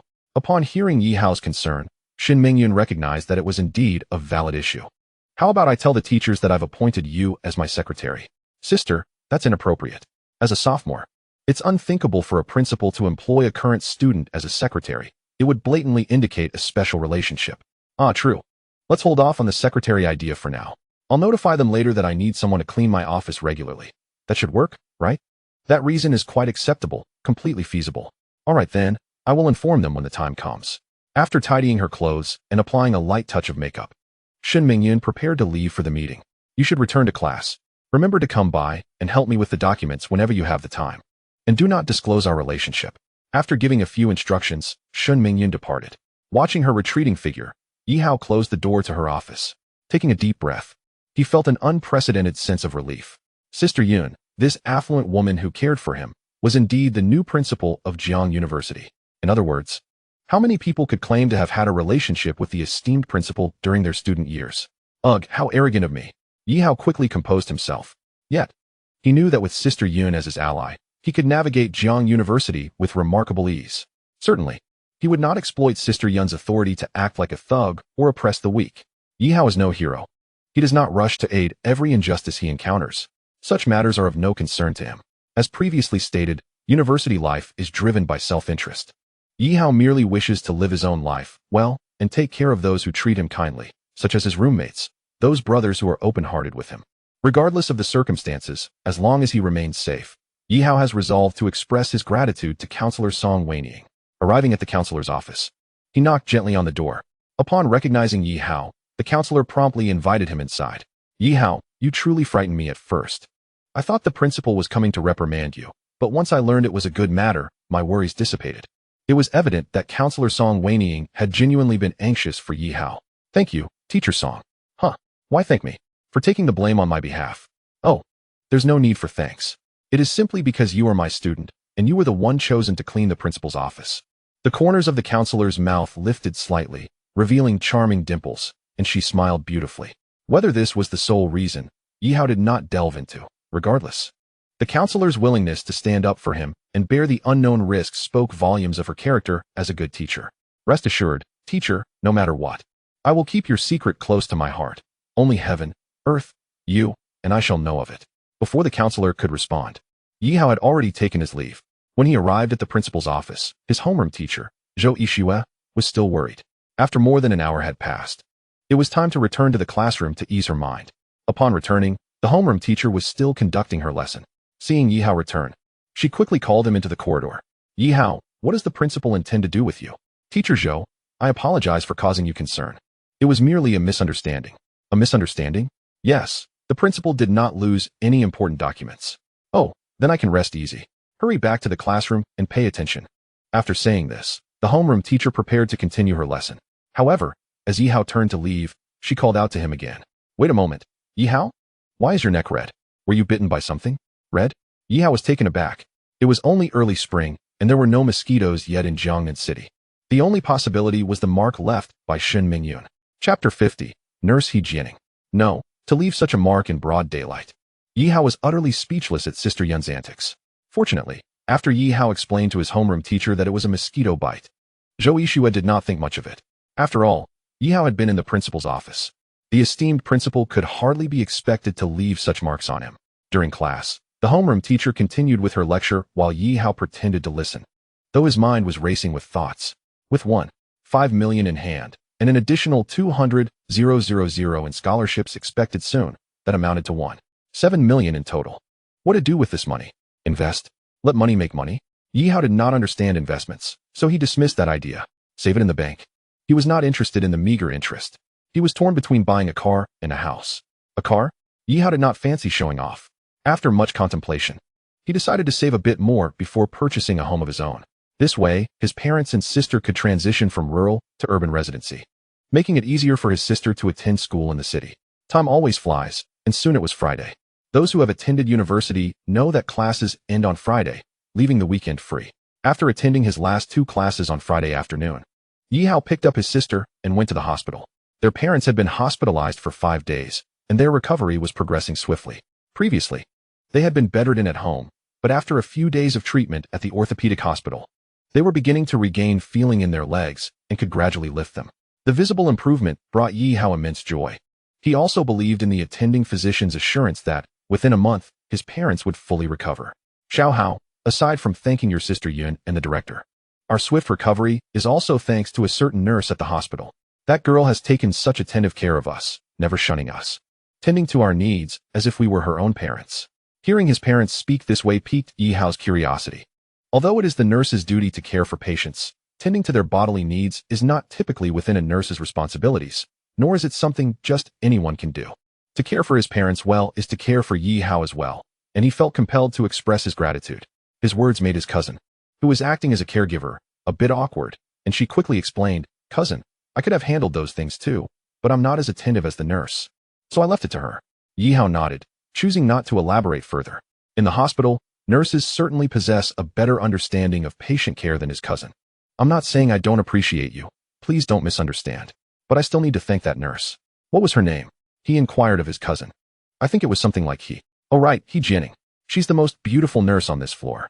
Although she would have preferred Yi Hao not to thank the nurse, his cousin acknowledged that he should indeed express his gratitude. Over the past few days, Yi Hao's parents had been meticulously cared for by that nurse, making his cousin appear somewhat redundant. The most beautiful? Are you sure she looks better than you? Yi Hao asked with genuine interest. Oh, you cheeky cousin, don't tease me. Compared to her, I'm like a firefly next to the moon, his cousin replied, feeling inferior. After hearing this, Yi Hao became even more intrigued. Just how beautiful could she be? His cousin was not unattractive herself. Could the nurse truly surpass her? Since he intended to thank the nurse anyway, Yi Hao was eager to see for himself. He Jianing? The most beautiful nurse on this floor, you say? All right. I shall go express my thanks at once. With that, Yi Hao exited his parents' room and made his way to the nurse's station. Upon arriving, he scanned the area and found no sign of the most beautiful nurse his cousin had mentioned. Instead, he saw a group of ordinary nurses, neither unattractive nor particularly remarkable. Thus, Yi Hao deduced that none of them were He Jianing. Just as he was about to inquire at the nurse's station about He Jianing, he heard a commotion coming from the nearby nurse's lounge. Nurse supervisor, I just want to get promoted. Why do you have to make things difficult for me? I've passed all assessments for 6 months. Yet, you are the only hurdle I can't clear. I know you want me to date your son, but I'm truly not interested in him. If you're going to make my life hard for this, I might as well resign. The voice, stripped of emotion, sounded quite pleasant to Yi Hao's ears. Then resign. As your supervisor, I'm your direct superior. If I don't allow you to be promoted, you simply won't be. Once again, it was a case of a supervisor making things difficult for a subordinate. Yi Hao had witnessed such scenarios in his previous life. However, he had never encountered a situation where a nurse was denied promotion simply because she did not fancy her supervisor's son. It was a testament to the world's peculiarities. Nevertheless, Yi Hao had no intention of meddling. How the nurse supervisor treated her subordinate was of no concern to him. He merely sought to find He Jianing and extend his thanks. Ignoring the ruckus inside, Yi Hao approached the front desk of the nurse's station. Excuse me, could you please tell me if Nurse He Jianing is here? He politely inquired of the nurse on duty at the front desk. Who are you? And what do you want with her? The female nurse cast a vigilant glance at Yi Hao. I am merely a family member of her patient, wishing to express my gratitude. After hearing Yi Hao's explanation, the front desk nurse did not dwell on it further. She pointed to the adjacent nurse's lounge, where another nurse was being reprimanded by the head nurse. What? That melodious female voice belonged to Nurse He Jianing? Instantly, Yi Hao felt a reluctance to meddle, but was nonetheless compelled to intervene. After all, Nurse He Jianing had been kind to his parents. With that thought, Yi Hao made his way towards the nurse's lounge. Who are you? What are you doing here? A middle-aged woman with a stern expression confronted him upon his entrance. It was evident that she was the head nurse. As he glanced at the beautiful nurse standing nearby with glistening eyes, Yi Hao recognized her as He Jianing. Indeed, his cousin had not deceived him. He Jianing was truly stunning, her beauty undiminished even in her nurse's uniform. Wait a moment. Haven T, I seen this beautiful nurse before? Yi Hao recalled that on the first day he brought his parents to the hospital, she had assured him, your parents are in our care, you need not worry. Focus on your own matters. At that time, he had marveled at her beauty, but did not think much of it. Now, seeing her again, her previous smile was replaced with tears as the head nurse berated her. A surge of indignation washed over Yi Hao as he developed a deep-seated aversion towards the head nurse's abuse of authority. Hey, who do you think you are? Have you lost your voice? I'm asking you a question. What are you doing here? Don't you know this is the nurse's lounge? No men allowed. Clearly not receiving a response, the head nurse's anger intensified as she directed her gaze at Yi Hao. I'm here to find her. Yi Hao pointed at He Jianing. Upon hearing this, He Jianing looked up at Yi Hao, and in that moment, she realized she had been saved. You're here for her? Who are you to her? The head nurse turned her attention to Yi Hao. I'm a family member of her patient, and I've come to thank her. Is that not permissible? Yi Hao replied with a hint of mockery. It was initially none of his business, but the head nurse's harassment of He Jianing made it his concern. After all, He Jianing had provided meticulous care for his parents. Family member of a patient? Which patient? I don't recall seeing you. The head nurse pondered, scrutinizing Yi Hao. Do I need to report to you which patient I belong to? Yi Hao chuckled. Even the hospital director treated him with respect due to his connection with Sister Yun. He hardly felt intimidated by a mere head nurse. Although it was somewhat of an abuse of power, leveraging someone else's authority was still a skill. However, Yi Hao's tone only served to infuriate the head nurse further. You've entered the nurse's lounge without permission. I don't care who you are. Do you want me to call security? With that, she promptly retrieved her phone and dialed the hospital's security. Mr. Yi, you should step outside. This is indeed a men's prohibited area, He Jianing said, fear evident in her voice. Although she appreciated Yi Hao's attempt to help her, he had trespassed into a female lounge. And even if he had a close relationship with the director, he was still in the wrong. The head nurse paused, taken aback by He Jianing's words. What did you just say? His name is Yi Hao? Which Yi Hao? The one whose parents are in the most expensive ward? The head nurse was startled. Although she had not personally welcomed that patient with the director, she was not foolish. A patient who warranted the director's personal attention was certainly deserving of respect. She had inquired about the family member's name, which was indeed Yi Hao. Now, she realized she had offended someone of considerable stature. Instantly, the head nurse's expression shifted to one of complexity. However, as someone who had attained the position of head nurse, she was undoubtedly astute. Almost immediately, her demeanor transformed from one of confrontation to a smile. Ah, Mr. Yi, if I had known it was you, I would have acted differently. My apologies. I wasn't aware initially, hence my harshness. Is this transformation in attitude not a tad abrupt? Yi Hao thought to himself, somewhat speechless. Head nurse, I preferred your previous defiant demeanor. Mr. Yi, you jest. You are someone the director personally received. How could I dare to act impudently before you? Yi Hao had initially hoped to leverage Sister Yun and the director's authority to assert himself, but now he found himself in a rather awkward position. Considering the head nurse's behavior, he realized she bore him no personal grudge. Fine, he concluded, it would be best not to make enemies, especially when he had not yet fully developed his own standing. Thus, Yi Hao decided to let the issue slide. However, he was determined to assist He Jianing. Head nurse, since you are aware of my identity, I shall be direct. I intended to speak with He Jianing, but I overheard your conversation. Could you refrain from making her life difficult? She is just a young intern nurse who has been working hard for 6 months. Before Yi Hao could finish, the head nurse comprehended his intent immediately. Since He Jianing has a connection with Mr. Yi, I shall certainly show her some consideration. I will expedite her formal employment process. Furthermore, my son will no longer pursue her, and I shall not make things difficult for her in the future. In the head nurse's mind, He Jianing's refusal of her son was likely connected to Yi Hao. Indeed, with Yi Hao's charm and background, it was no wonder that even older women found him appealing. The head nurse thus realized that compared to her son, who had little to offer, Yi Hao and He Jianing were a far more suitable match. Seeing that the head nurse was quite adept at handling matters, Yi Hao had little to add. So, can I now speak with He Jianing? Of course, Mr. Yi. Please proceed. I shall arrange her formal employment immediately. Before leaving, the head nurse glanced at He Jianing with a hint of reproach, as if to say, you should have mentioned your connection to Yi Hao sooner. It would have spared me the trouble. Yet, He Jianing merely smiled. She did not know Yi Hao well. She had merely gambled on the director's favorable treatment of him on their first encounter, hoping that her diligent care for Yi Hao's parents would help her secure a position. She was right. Once the head nurse departed, the lounge was left with only Yi Hao and He Jianing. Mr. Yi, Miss He. They both began simultaneously, leading to an awkward moment of eye contact. You go first, Miss He. Thank you, Mr. Yi. Just call me Yi Hao. Adding Mr. makes me feel old. All right. Yi Hao, thank you. I should be the one thanking you for taking such meticulous care of my parents. That was simply my duty. He Jianing's earlier sorrow evaporated, replaced by a radiant smile.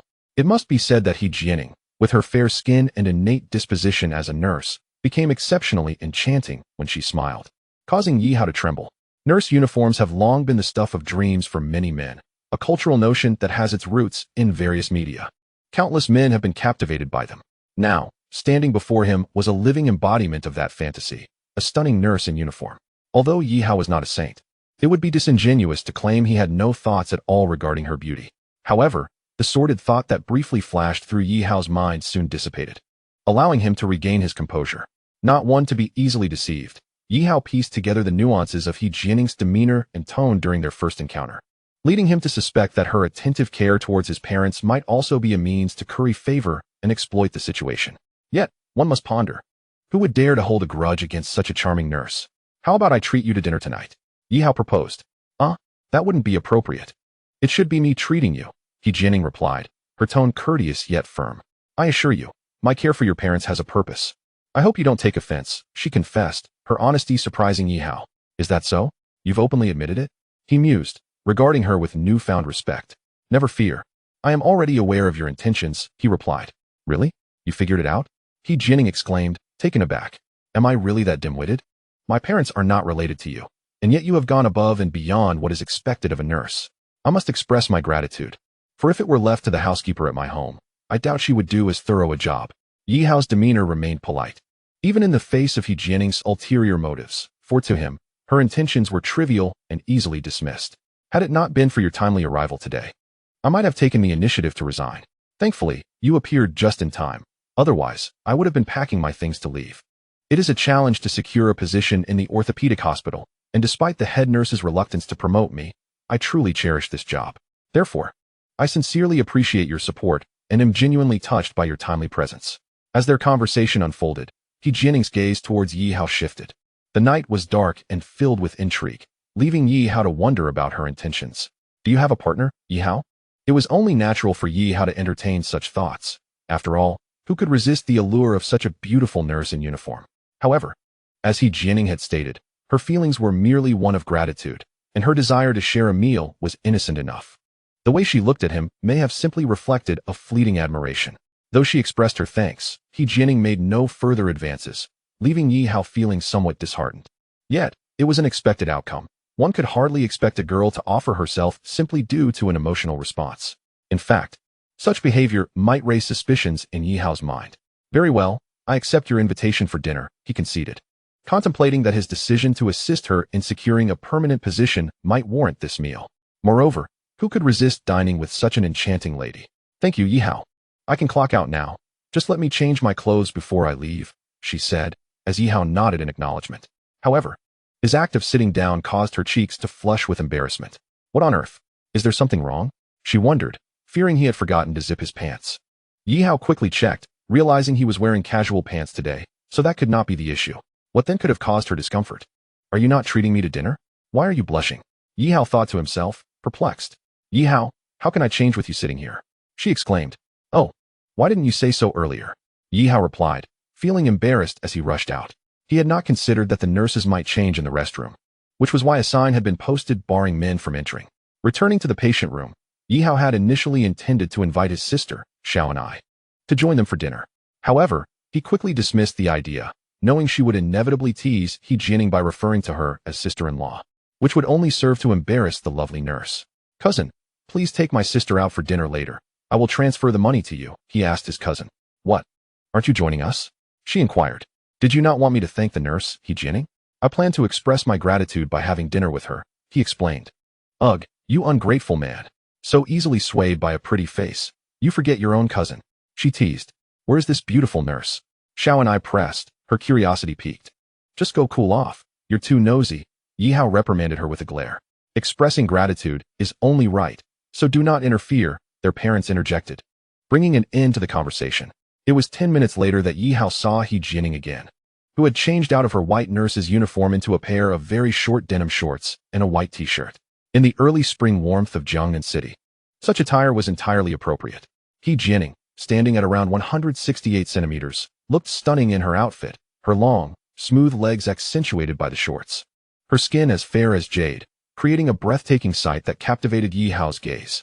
Upon entering the patient room, He Jianing greeted Yihao's parents warmly and presented them with some fruit. Dear girl, you shouldn't have. As an intern nurse, your salary is modest, and your thoughtful care is already a generous contribution, his parents expressed, appreciating her kindness. Uncle, auntie, it is only right. Besides, I am no longer an intern from today onward, she declared, causing Yihao's parents to feel a tremor of surprise. Are you leaving us then? They questioned. Concern etched on their faces. Alas, the world is unfair, where power trumps justice. They had grown fond of He Jianing, treating her as one of their own, and thus they were disheartened to hear of the challenges she faced with the head nurse. No, uncle and auntie, I have been promoted, she clarified. Promoted? Does that mean you've agreed to date the head nurse's son? They probed, their disappointment palpable. If that were the case, we would prefer you not to work here. They lamented, wishing for a different outcome for such a lovely and caring girl. Had it not been for their son, Yihao, and the close relationship his family had with Yunjie, they might have considered introducing him to He Jianing themselves. After all, their son was an attractive student from a prestigious university, and they believed he deserved a partner like her. Yet, their hearts were set on Yunjie as their first choice for a daughter-in-law. Observing their wistful expressions, He Jianing quickly interjected, Uncle, auntie, it is not what you think. If it were for the job, I would rather resign than date the head nurse's son. Before she could elaborate, Yihao interrupted her. Ahem, have you finished? If so, we should be on our way. He was keen to keep his affairs private, especially after learning that Yunjie was the principal of Jiang University. He felt it necessary to protect their relationship. Fortunately, He Jianing was perceptive and did not press further. Then, uncle and auntie, I will see you tomorrow. I will return to work and continue to care for you until your discharge, she said, following Yihao as they exited the hospital. As they made their way out, curious doctors and nurses began to gossip about the sudden pairing of the most beautiful nurse at the orthopedic hospital with a male companion. What is going on? Has the most beautiful nurse found a partner? They wondered, intrigued. Walking alongside, He Jianing truly seems fitting. It has long been rumored that the head nurse's son from her department has been pursuing her, yet she has continually declined his advances. Is it possible that she is already in a relationship? If I had such a handsome partner, even if the director's son were to chase after me, I would not acquiesce. Upon overhearing the whispers of her colleagues in the hospital, He Jianing's countenance instantly flushed with a rosy hue. Are they truly a suitable match? Stealing a glance at Yihao, He Jianing realized he was indeed strikingly handsome and possessed a certain charm, compounded by his words that prompted the head nurse to advocate for her promotion, filling her with overwhelming gratitude and a sense of security. Suddenly, He Jianing discovered that she had developed a fondness for this young man she had met only twice. Is not her ideal partner someone who is both handsome and exudes a sense of safety? Summoning her courage, He Jianing inquired, Yi Hao, do you have a girlfriend? The abruptness of her question left Yi Hao momentarily taken aback. Upon looking into He Jianing's eyes again, he was startled. Could it be that this beautiful nurse harbored feelings for him? Naturally, as they exited the hospital, Yi Hao also caught the murmurs of his colleagues. Setting aside all else, He Jianing was indeed quite beautiful, and as a nurse, she possessed the nurturing qualities that would be beneficial for his parents' recovery. However, Yi Hao was already committed to Shen Mingyun, and thus, he remained loyal to the woman he adored. Yet, he was not an innocent man. Shen Mingyun was both his mentor and the principal. Recalling a particular phrase Shen Mingyun had once uttered, Yi Hao felt a glimmer of hope. Leaving Shen Mingyun's side? The thought had not crossed his mind. However, he could appreciate other beautiful women, couldn't he? After all, Shen Mingyun was merely his boss, not a girlfriend or partner. Seeing that Yi Hao did not respond, He Jianing assumed he was uninterested, leaving her feeling somewhat disheartened. She considered herself quite attractive. During her time at nursing school, she was recognized as a campus beauty, pursued by many. Yet, why did she fail to capture this young man's attention? Fine, let it be. Just as He Jianing was wallowing in disappointment, Yi Hao spoke up, I don't have a girlfriend. His response caused He Jianing's eyes to sparkle with delight. You're so handsome, and yet you have no girlfriend? She asked, tentatively. You're quite beautiful yourself, yet you have no boyfriend? That was because I hadn't met someone I liked and wasn't keen on dating, but now, I believe I have. Congratulations. He Jianing was somewhat speechless. She had hinted at her feelings, hadn't she? A straightforward man. She mentally labeled Yi Hao as a quintessentially direct male. Having finally encountered someone who stirred her heart, He Jianing resolved to take the initiative. Yi Hao, what do you think of me? Very beautiful, and you have a great figure. No woman dislikes being complimented by a man. Even though He Jianing had heard those words countless times, receiving them from a man she was attracted to brought her immense joy. Yi Hao, you're single, and so am I? How about we date? After saying this, she looked at him with hopeful eyes. Her directness startled Yi Hao. For a moment, he found himself at a loss for words. To be honest, he was merely interested in her looks and physique. He did not know her as a person and had no intention of getting to know her better. Are you joking? Yi Hao asked, astonished. I'm not joking, Yi Hao. I like you. How about we go out for a meal first? Yi Hao quickly steered the conversation away.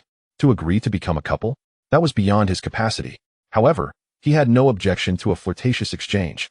To jump straight into a relationship would feel disloyal to his exceptionally kind sister, Yun. It seems we're not very familiar. Perhaps we should get to know each other better first? Oh, right. It's my fault for being too forward. Yi Hao's lack of a direct refusal gave He Jianing a glimmer of hope. As long as there was hope, she believed she would ultimately win Yi Hao's heart. After all, his parents were hospitalized in her department. Regarding Yi Hao's comment about not being familiar, He Jianing smiled and introduced herself. Yi Hao, allow me to formally introduce myself. My name is He Jianing, which means a beautiful person from the south. Tranquil and far-reaching, as my parents named me. I am 22 years old, a local from Jiangnan City, and I hold a bachelor's degree in nursing. Upon hearing her introduction, Yi Hao chuckled. It was rather amusing. Yi Hao, with the character for Leaf and the righteous spirit of the vast, he replied casually. Haha, I know. Your parents mentioned that you are a student from a prestigious university, Jiangda. Indeed, that's quite impressive. However, I am curious, as a student, how is it that the hospital director holds you in such high regard? I'm sorry, you're asking too many questions. Yi Hao replied, somewhat displeased. You're not my girlfriend. Why does it concern you? Realizing she had indeed pried too much, He Jianing hastily apologized. I'm sorry, I'm just curious. Curiosity killed the cat. Don't be overly inquisitive. Yi Hao's sudden stern gaze startled He Jianing. Quickly, she shifted the topic. What would you like to eat? I just received a salary of 6,000, and I'd like to treat you. All right. He had thought the salary at a major orthopedic hospital would be substantial. Yet, considering she had previously been an intern with no performance bonuses, earning 6,000 was quite commendable. Let me treat you instead, given that you are caring for my parents. I don't want you to spend unnecessarily. At present, Yi Hao had money on hand. The cost of a meal was trivial. You're treating me? Are you joking? Are you coming or not? Yi Hao, you're quite fierce. Fierce. Yi Hao had not even realized it. Perhaps He Jianing's earlier question had grazed too close to Yun's realm, which might have led him to appear more severe than intended. All right. What do you want to eat? I'll treat you, and I hope you can continue taking care of my parents. Yi Hao's tone softened as he looked at He Jianing. Fine, since you have such a good relationship with our hospital director. I assume you're not short on cash, so I won't hold back. Yi Hao nodded in agreement, displaying his gentlemanly demeanor. I'd like to try a steak restaurant. I've never been there with a guy before. Could you accompany me? Sure. The steak restaurant He Jianing wished to visit was approximately 5 kilometers from the orthopedic hospital. The two flagged down a taxi. As it was Friday, with the weekend approaching, the traffic in Jiangnan City was exceptionally congested that evening. Are you two a couple? Don't worry, I know a shortcut, the driver remarked. Given the driver's honesty, Yi Hao had no further comments, merely reflecting internally that such sincere taxi drivers were rare. Other drivers would not only avoid shortcuts, but would also be reluctant to take detours. In the blink of an eye, Yi Hao had been admiring the driver's good nature, only to be jolted by a sudden crash. The taxi driver had rear-ended another vehicle. Fortunately, the speed limit in the city was 60 km/h, and the driver had slammed the brakes just before the collision, resulting in a relatively minor accident. Yi Hao and He Jianing, seated in the back, were merely jolted by inertia and remained unharmed. It's over for me. I can't afford to pay for this. The taxi driver felt as if his life was over, realizing he had rear-ended not just any car, but a super luxury vehicle, a Pagani. Rear-ending a Pagani? Yi Hao was utterly dumbfounded. Indeed, the saying propagated by the traffic police holds a profound truth. Better to wait 3 minutes than to rush for 3 seconds. A multi-million-dollar Pagani? Even a taxi driver, if he were to sell himself, could not possibly cover the costs. Just then, a stunning figure emerged from the rear-ended Pagani. Clad in flat white shoes, a J uniform paired with black stockings, her physique was nothing short of perfection. At that moment, Yi Hao had no inclination to admire her legs. Instead, he followed the line of her black-clad legs upward and was taken aback to recognize a familiar face. The owner of the Pagani was none other than the campus belle of Jiang University, Shen Yue. Suddenly, Yi Hao recalled a conversation with a senior who mentioned that Shen Yue's vehicle of choice was indeed a Pagani. What manner of identity does Shen Yue possess? This thought piqued Yi Hao's curiosity once more. However, Shen Yue, at first, paid no heed to the taxi that had collided with her. She exited her vehicle merely to assess the extent of damage to her prized possession, even though only the tail light had shattered and some paint was scraped. The cost of repairs would likely be astronomical. The taxi driver, thoroughly numb to the situation, sat vacantly in the driver's seat, his eyes devoid of light. He had even forgotten to step out and apologize to the owner of the Pagani. After surveying her vehicle's damage, Shen Yue approached the taxi's driver's side and rapped on the window. The driver jolted awake, hastily exiting the vehicle. What? You've rear-ended me, and now you know fear? She began. I simply wish to inquire how you managed to drive with your eyes closed. Such a wide road. Yet you still managed to crash into my car. Can you afford the damages? Her scathing remarks drained the color from the driver's face. He certainly could not afford it. Yet, having rear-ended her vehicle, compensation was inevitable. I'm sorry, miss. I truly cannot afford to pay for your car, he stammered. Can't afford it? Then how did you manage to drive so carelessly? Shen Yue's brows furrowed, her expression fierce. Deep down, however, she had no intention of demanding payment from the taxi driver. She understood that those who drive taxis often come from humble backgrounds. Nevertheless, she felt compelled to teach him a lesson, lest he remain oblivious to the consequences of his actions. Thus, she continued to berate him for several moments. While the driver dared not retort, Yi Hao, seated in the back, witnessed the entire scene unfold.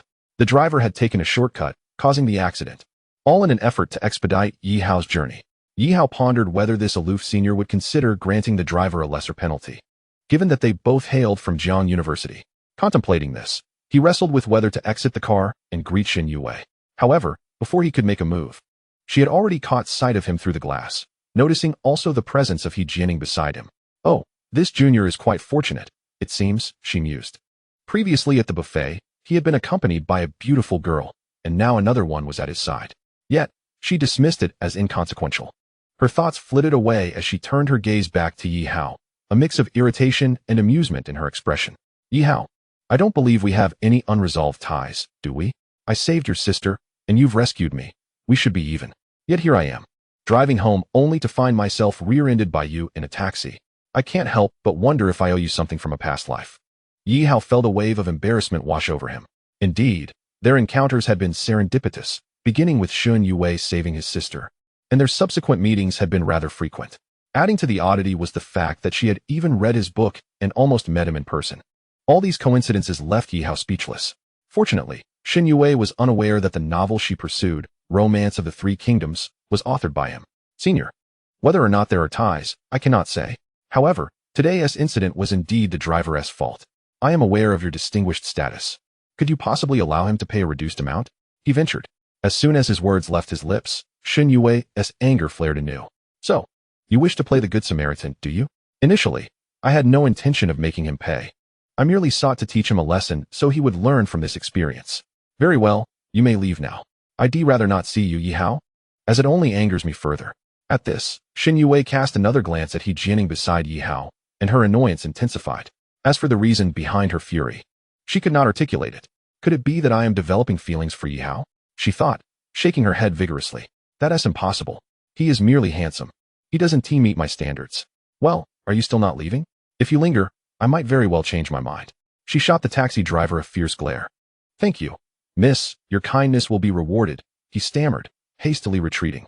Once back in the taxi, the driver resolved to take them to their destination before clocking out. Today had been nothing short of harrowing, though he felt fortunate to have encountered such a benevolent car owner. From this incident, Yi Hao found himself admiring Shen Yue. Not only was she breathtakingly beautiful, but her demeanor, beneath the icy exterior, revealed an admirable sense of justice. Describing her as having a sharp tongue yet a tender heart would not be an exaggeration. This was evident when she saved his sister, and once again in this instance. Unbeknownst to her, she had begun to earn points in Yi Hao's heart. In the taxi, noticing Yi Hao lost in thought, He Jianing inquired, Yi Hao, who is that wealthy beauty? The most aloof campus belle of Jiang University, he replied. Aloof, you say? Yet, I could sense a hint of jealousy when she saw me beside you, He Jianing remarked. Oh, that is impossible. We hardly know each other and have barely exchanged a few words, Yi Hao retorted, unable to believe that Shen Yue could harbor feelings for him. Hee. I rely on a woman's intuition to detect these things, believe it or not, she teased. The presence of a rich and attractive girl certainly ignited a sense of urgency within He Jianing. However, she reassured herself that no matter Shen Yue's jealousy, she and Yi Hao were not yet together. I still have a chance, she thought. A true woman never feels inferior nor underestimates herself. Although He Jianing might not possess the wealth of Shen Yue, she considered her own looks to be quite commendable, and when clad in black stockings, she would surely rival the other beauty. With this thought, He Jianing resolved to accelerate her efforts in winning Yi Hao's heart. Only by becoming his girlfriend would she find solace in her feelings. The more she contemplated, the more fervent her heart became. After dining at the steakhouse she had longed to visit, the time had already slipped past 8 in the evening. Thank you for treating me, Yi Hao, and for accompanying me for steak. It has fulfilled a small wish of mine, she expressed gratefully. No need for thanks. I will be counting on you when my parents are in the hospital, Yi Hao replied with a smile. And what do you plan to do next? Of course, I'll return to the hospital to spend some time with my parents before heading home. Yi Hao, your family's nanny is at the hospital. Wouldn't you prefer not to go home? Huh, where else would I go? He Jianing suggested, why not come to my house for a bit? But we don't have that kind of relationship. It wouldn't be proper for a man to visit a woman's home, would it? I'm a girl, and I don't mind. You're still a man, aren't you? Of course, I am a man, Yi Hao exclaimed, realizing that it was precisely because he was a man that he hesitated. If I go to your house, you wouldn't try to get me drunk and take advantage of me, would you? He teased. Yi Hao, just say whether you're going or not. If you come, I'll wear black stockings for you. He Jianing's boldness genuinely shocked Yi Hao. Were all the girls in this alternate world this forward? The answer was clearly no. However, upon the mention of black stockings, Yi Hao glanced at her long legs, and there was no doubt that she would look even more stunning in them. What is it that compels you to insist that I come to your house? He asked, puzzled. Because I like you. There is one more statement that He Jianing did not express. Through Shen Yue, she felt an intense sense of crisis. She had initially assumed that girls who could gain admission to a prestigious university like Jiangdao would not be particularly attractive. After all, there is a natural law that suggests that academically focused girls may not possess exceptional beauty, as the more aesthetically pleasing ones often fall prey to distractions in high school, hindering their studies. However, upon encountering Shen Yue, He Jianing realized her misconception. Truthfully, for many years, Yi Hao had been the only boy who made her heart flutter. Thus, He Jianing was determined not to let this opportunity slip away. Inviting Yi Hao to her home was a carefully considered decision. If one does not take the initiative, no story will unfold. The early bird catches the worm. One must act decisively to seize the moment. Yi Hao, would you consider coming to my house? I promise to wear black stockings for you. Surely, you wouldn't deny the invitation of a beautiful girl, would you? Yi Hao, taken aback, wondered if the nurse had gone a bit overboard. Seeing that Yi Hao remained unmoved, He Jianing felt a wave of frustration. This was her first time expressing such feelings. Yet he seemed completely unappreciative. Nevertheless, having drawn her bow, there was no turning back. He Jianing had resolved to pursue Yi Hao without hesitation. You wouldn't want your parents in the hospital to suffer from a lack of proper care and slow recovery, would you? He Jianing smirked at Yi Hao. Huh? What do you mean? Yi Hao felt a shiver run down his spine. Oh, nothing much. I simply wish to invite you over to my place. And I want you to judge how my black stockings compare to the school beauties. If you find me more beautiful, then you've won, right? Yi Hao replied. Yi Hao, that's so disingenuous. You haven't even looked yet, He Jianing retorted, rolling her eyes. But why do you want to compare with our school's beauty? Yi Hao asked, perplexed. Because I'm jealous of how beautiful the girls at your school are. I don't want you to be with her. Yi Hao was taken aback. Did he really think he could end up with Xin Yue? He had never entertained such a notion. Seeing He Jianing's distressed expression, he genuinely didn't want to see a beautiful girl upset. So you really just want me to see the black stockings? Yes. I want to show you my most beautiful side, He Jianing said softly. In fact, your nurse uniform and those ultra-short shorts are already stunning to me. If I don't wear black stockings for someone I like, it wouldn't feel complete. Just give me a chance, please. Yi Hao was at a loss for words. If I come to your house and something excessive happens, you won't be scared, will you? He asked with a mischievous smile. The worst that could happen is you eating me. Are you really that bold? He Jianing, clearly well-versed in crime dramas, brought up the topic of dismemberment. You think I'd be afraid of that?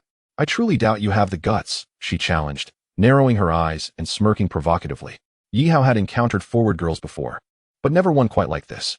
Typically, boys are the ones eager to impress the girls they like, yet here was a girl seemingly offering herself. Wow, this is a different kind of experience, Yi Hao thought. Aren't you a bit worried about being so forward? He Jianing pressed. I don't see what you're concerned about. I'm a girl, and I'm saying this. Her words snapped Yi Hao back to reality. Of course, I'm still a man, all right? With her directness, Yi Hao decided to take the plunge. They could sort out the rest later. But I need to confirm the environment. Your parents aren't home, right? I don't live with my parents. I stay in a public rental near the hospital.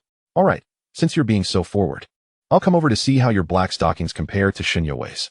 He Jianing's public rental was just a few hundred meters from the orthopedic hospital.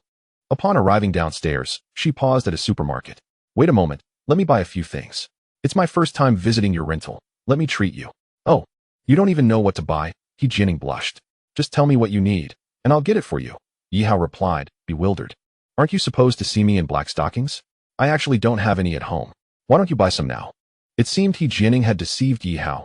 She had no such items at home, despite her earlier claims. However, since they were already there, Yi Hao felt compelled to buy them, especially since it was her idea. All right then, wait here, I'll go buy them. He Jianing could hardly lift her gaze, feeling embarrassed. Her forwardness was all for the person she admired, wanting to present her most beautiful self to him. She wondered if it was worth it, but felt certain she wouldn't regret it. When Yi Hao returned, the items in his hands made He Jianing blush anew. Wait a minute, you promised to show me the black stockings. Why did you also buy white stockings and yoga pants? You said you wanted to present your most beautiful side. You have to try them all on, and then I'll give you my assessment. Yi Hao had a point. Some looked better in white than black, and yoga pants could be even more flattering. He had expected only those items. But he was startled by what he saw concealed beneath the stockings. Wait, what on earth is this? He Jianing, a medical student, though not having had any intimate experiences, knew all too well what that was. You said you weren't afraid of me eating you. Surely, you're not deceiving me? Oh dear, I'm so embarrassed. He Jianing's face turned crimson as she lowered her head, appearing quite shy. However, having purchased them, she couldn't ask Yi Hao to return them. Though she didn't believe he would truly have the audacity to act on his words, she wondered what she would do if he did. Would she accept or refuse? Chapter 56. Pursuing Nurse He Jianing. He Jianing's public rental was a modest one-bedroom place, sufficient for a single girl. Yi Hao, please have a drink. After pouring him a glass of water, He Jianing appeared somewhat anxious. This was her first time bringing a boy over to her rental. Yi Hao discreetly surveyed her room. It was warm and fragrant.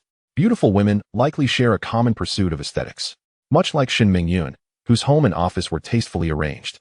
After taking a sip of the water He Jianing offered, Yi Hao got straight to the point. You didn't invite me here just for a chat, did you? Oh, don't be so hasty. I promised to show you my black stockings, and I will definitely keep that promise. With that, He Jianing, blushing, retreated into her bedroom. Yi Hao found himself looking forward to seeing the stunning nurse transformed by the black stockings. 30 minutes later, when He Jianing emerged, Yi Hao had almost lost patience. Seriously, it's just a change of stockings. How long could it take? However, upon seeing her, he realized the wait had been worthwhile.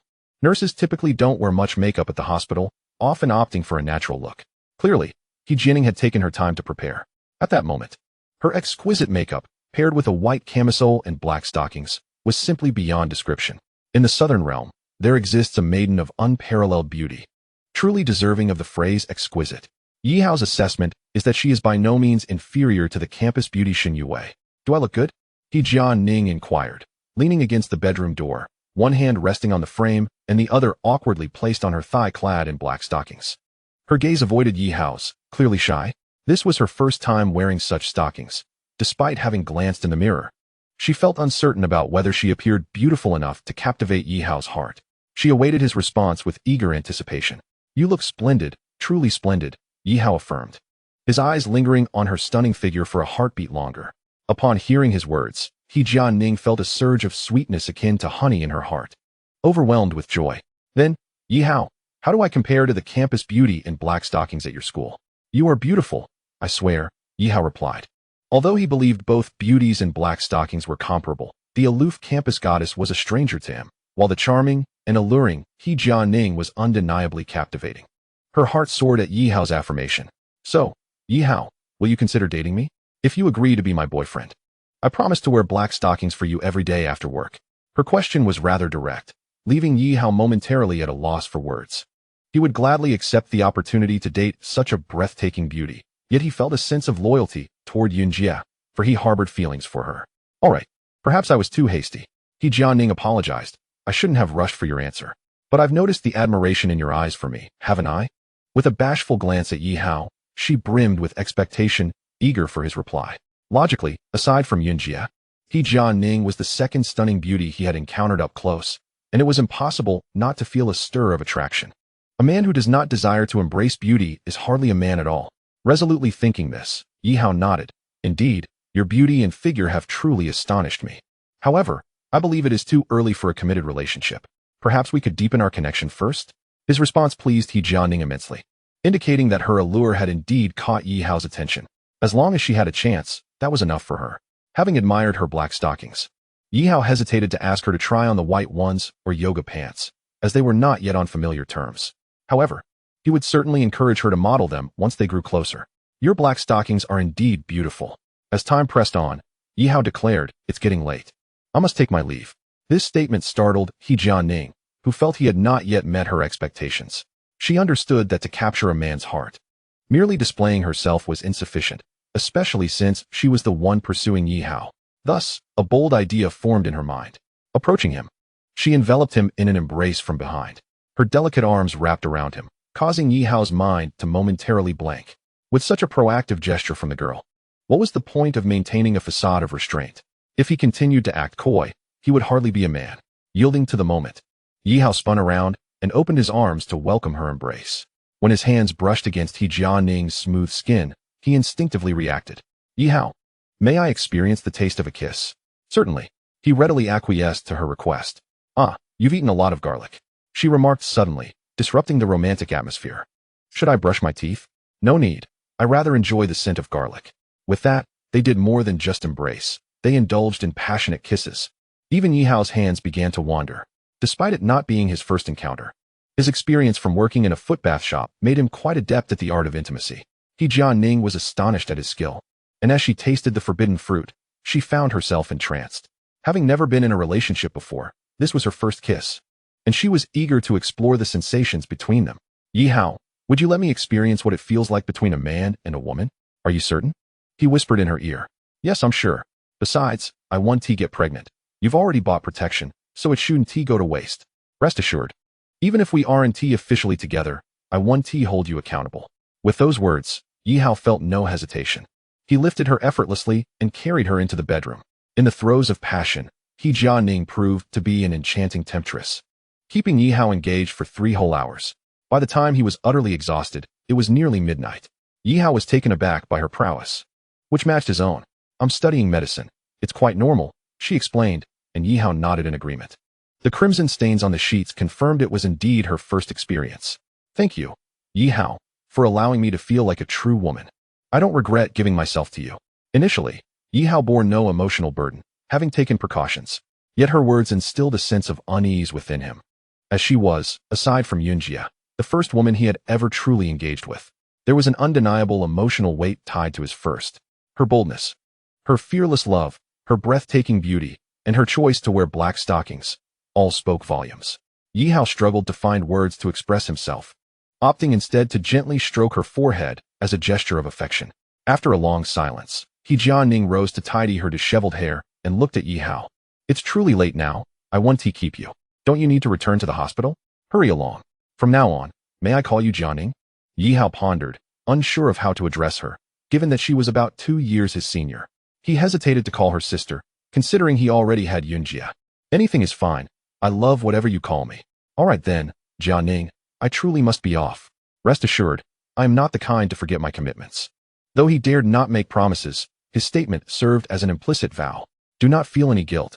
I chose this willingly. Moreover, consider it my gratitude for securing my position. Now you must go? Otherwise, my parents will wonder why you haven't returned for so long. He Jianing's thoughtfulness once again impressed Yi Hao.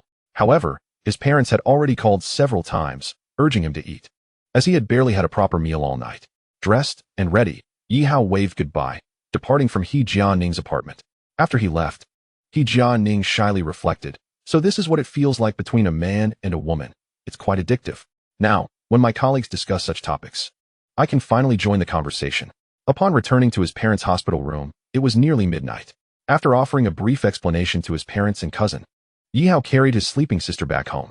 During the weekend, Yi Hao chose not to visit the hospital to accompany his parents, as his cousin was already there, along with the hospital staff, which put him at ease. Another reason for his absence was his uncertainty in facing He Jianing. He preferred to take things one step at a time. He believed that He Jianing was discerning enough not to disclose their affairs to their parents. On Thursday and Friday, Yi Hao had refrained from writing or updating his work, so he needed to make up for it over the weekend. Fortunately, Sister Yun was also preoccupied and did not call upon him to keep her company. Over the span of 2 days, Yi Hao managed to write intermittently, completing 80,000 words, a pace undoubtedly bolstered by his familiarity with the Three Kingdoms.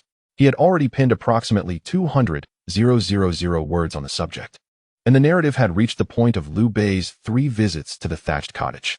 Once Yi Hao uploaded all his text, his private messages were inundated with expressions of gratitude. Brother, you finally updated. Thank you for the update. I waited 3 days. Do you know how I passed those days? Brother, you are magnificent, delivering 80,000 words in one go. Impressive. Yi Hao glanced at a few messages, but chose to ignore them, understanding that excessive focus on such data could dampen his spirits. He had no doubt that the Three Kingdoms would garner attention. The only issue was the current brevity of his work. Before he knew it, the second week of university had concluded, leading Yi Hao into the 3rd Monday of his 2nd semester. After lunch, he visited Shun Mingyun's office, having promised to assist her with some straightforward paperwork. Upon opening Shun Mingyun's computer and entering the principal's password, Yi Hao noticed that the principal's inbox was buzzing with activity. Evidently, numerous new emails awaited his attention. Just 3 or 4 days had passed since Shun Mingyun last worked at the office, and yet nearly 100 emails had accumulated. Indeed, the role of a university president was undeniably demanding, juggling external meetings and various institutional affairs.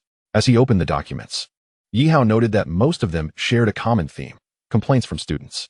Every university has established a communication channel between the president and students, which is more aptly described as a reporting mechanism.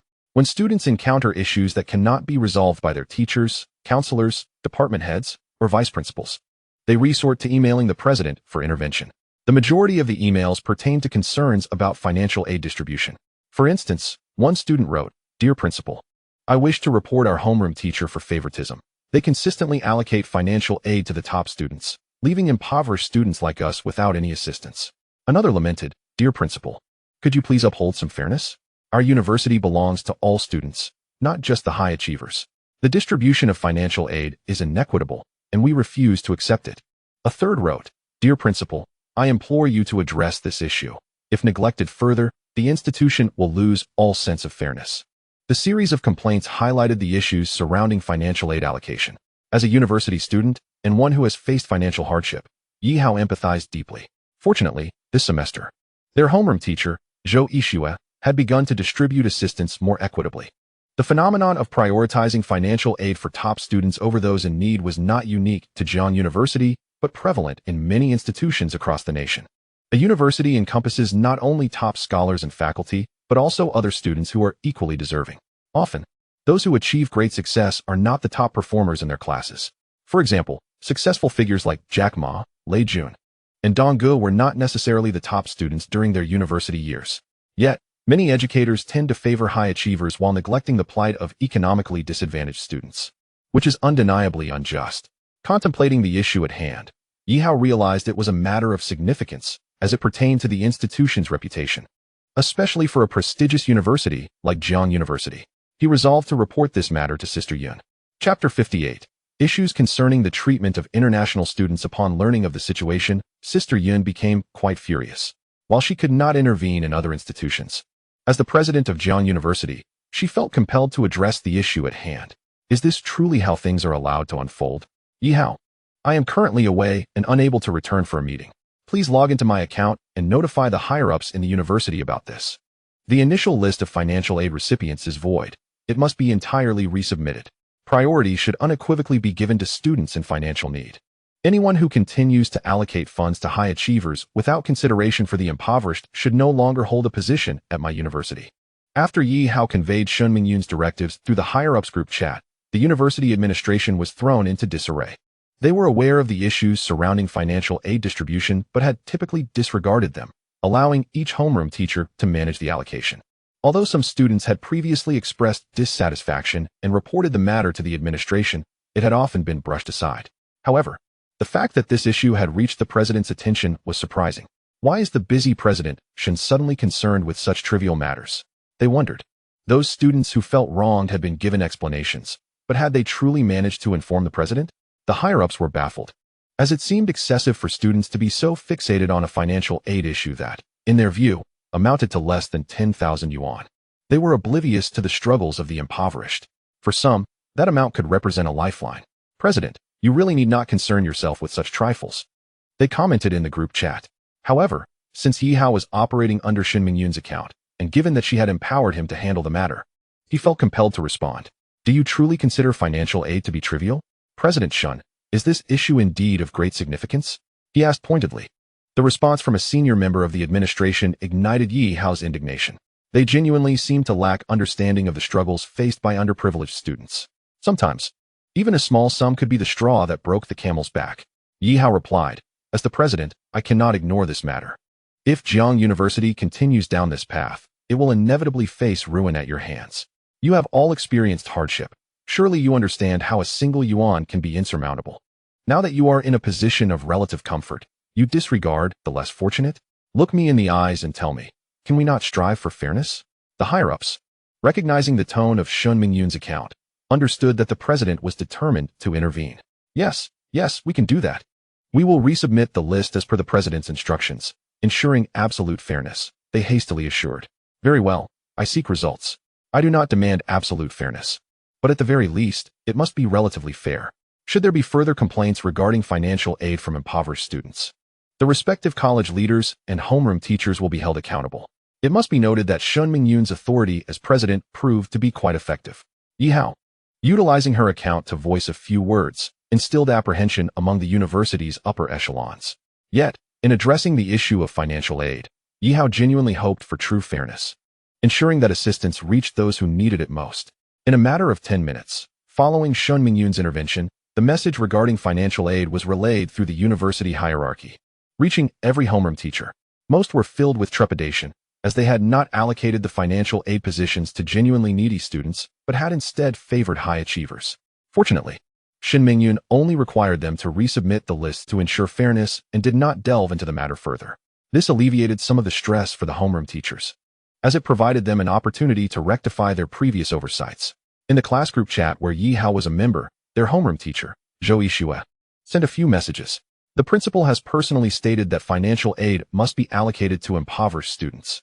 The three names submitted by our class, Yi Hao, Zhu Ping, and Lu Fuguwei, are those of the most financially disadvantaged students in our cohort. Hence, I shall not alter the list. Upon receiving the class teacher's message, the students remained largely silent. A few academically inclined students hesitated to speak, but ultimately shook their heads in resignation. However, one student named Helang suddenly had an idea. How could Yi Hao, who possesses an expensive smartphone worth over 8,000, still qualify for financial aid? Yet, the class teacher was resolute in her decision to grant him aid, rendering any further discussion futile. given that the newly appointed principal had intervened in this matter. He Lang felt compelled to report it to the principal. As this thought crossed his mind, a mischievous smile crept across his face. Meanwhile, Yi Hao remained in the principal's office, oblivious to the discussions in the class group. He continued to peruse Principal Shun's reporting email, where he stumbled upon several peculiar emails regarding the treatment of international students. Unlike the anonymous reports concerning financial aid, these were direct, named complaints. Student 1, Dear Principal, I am a student at Jiang University. May I inquire why foreign students studying here receive generous benefits, while local students from Xia must struggle to obtain everything for themselves? Student 2, Hello, Principal. We are Xia people. Jiang University is our pride, so why must we appease foreign students? Student 3, to the new principal. I have reported issues regarding the treatment of international students every year, yet my previous letters have gone unanswered. I hope you, as a new principal, possess a strong sense of national pride. These direct reports left Yi Hao in shock. He was aware that Jiang University had many international students. The greater the number of international students, the higher the school's standing. Yet, were international students truly afforded such lavish treatment? Yi Hao was taken aback by this revelation. In his past life, he had heard of the prosperous Huaxia, but did the Xia still exist in this life? Fortunately, he took out his phone and searched for benefits for international students in Xia. The results astonished him. Not only Jiang University, but also prestigious institutions like Qingbei provided substantial benefits to international students. For instance, foreign students can come to Xia for higher education after completing high school, provided their grades are decent. Moreover, universities like Qingbei offer international students 200,000 yuan annually for living expenses, including round-trip airfare. While Jiang University may not be as prestigious, international students there still receive an annual living allowance of 100,000 yuan. And as if that were not enough, top universities like Qingbei provide international students with standardized accommodations, typically with single rooms, and Jiang University is similar in this regard. Yi Hao was left dumbfounded by the online findings regarding the treatment of international students. How could this be tolerated? In stark contrast, local students had to exert tremendous effort just to gain admission to these universities, not to mention managing tuition and living expenses, while vying for the limited financial aid and scholarships. International students seemed to enjoy every privilege upon arrival. Suddenly, a term surfaced in Yi Hao's mind, worshipping foreign cultures. Was this phenomenon truly present in the top universities of Xia? Chapter 59. Yi Hao's decision. Yi Hao had never considered himself a saint, but he held a deep disdain for the trend of worshipping foreign cultures. We were not born into a world of peace, merely fortunate to live in a peaceful nation. Our ancestors shed blood and fought fiercely, never bowing their heads, to achieve the present. Are we, the current generation, to disregard their sacrifices? This thought weighed heavily on Yi Hao. He held a genuine contempt for this trend of reverence towards foreign cultures. Why should foreigners, who come to Xia for education, enjoy privileges far exceeding those of local students? He had no authority to interfere with other schools, such as Qingbei, but Jiang University belonged to Yunjie, and it was also the university of countless local Xia students like himself. Although his time spent with Yunjie had been brief, he recognized her as a principled individual, steadfast in her values. Hence, Yi Hao resolved to inform Yunjie about this issue. Without delay, he sent her a message. Sister, regarding the financial aid matter, I have conveyed your instructions. However, there is a more pressing issue in the principal's reporting email. What issue? Yunjie replied with a question mark. Yi Hao wasted no time and directly sent screenshots of the complaints regarding the preferential treatment of international students to Yunjie. In a conference room in Kyoto City, as Shen Mingyun reviewed the academic research report, she fell silent upon seeing the screenshots sent by Yi Hao. The issue of international student treatment was one she was aware of as the principal. However, the decision to favor foreign students had been made several years ago, not just at Jiang University, but at many universities across Xia. After all, the presence of international students significantly enhances the institution's global reputation. To attract and retain international students, generous benefits were essential. After a long pause, Shen Mingyun finally responded to Yi Hao. I am aware of this issue. However, there is little I can do, as it was the decision of previous principals. Favoring international students is also a critical condition for enhancing Jiang University's international ranking. Shen Mingyun's response left Yi Hao feeling disheartened. It implied that she, as the new principal, intended to uphold the decisions of her predecessors and continue favoring international students. While he could overlook other matters, Yi Hao could not accept the notion that foreigners were prioritized over Xia citizens. With a rich history spanning over 5,000 years, How could Xia people not take pride in their heritage, but instead seek to placate foreigners, thereby tarnishing their ancestors' legacy? The more he pondered, the more incensed he became. Setting aside his relationship with Shin Mingyun, as a native Xia citizen and a student of Jiang University, Yi Hao felt compelled to advocate for local students. This issue pertained to the dignity of local students, and even if it displeased Shin Mingyun, he resolved to engage her in discussion. Sister, enhancing the school's reputation is a goal for every principal. However, aside from the presence of international students, I believe the most crucial factor is academic research. If the university could achieve a globally recognized accomplishment, wouldn't that also elevate its status? Yi Hao's argument was not unreasonable and unlikely to provoke Shin Mingyun's ire. Indeed, it was a valid point. Nevertheless, she shook her head, dismissing the idea of academic research as a means to elevate the university's status. Do you think academic research is as simple as a common commodity? It is exceedingly challenging. Yi Hao, I understand that as a Xia person, you feel frustrated about the preferential treatment of international students. But there is little we can do. If Jiang University does not follow this trend, we may not even maintain our position among the top 10 universities in Xia, let alone retain our status as a 985 university. You have no idea how competitive the 985 universities in Xia are. I know you are anxious, but please do not act rashly regarding the treatment of international students. As a fellow Xia person, I too harbor reservations about foreigners.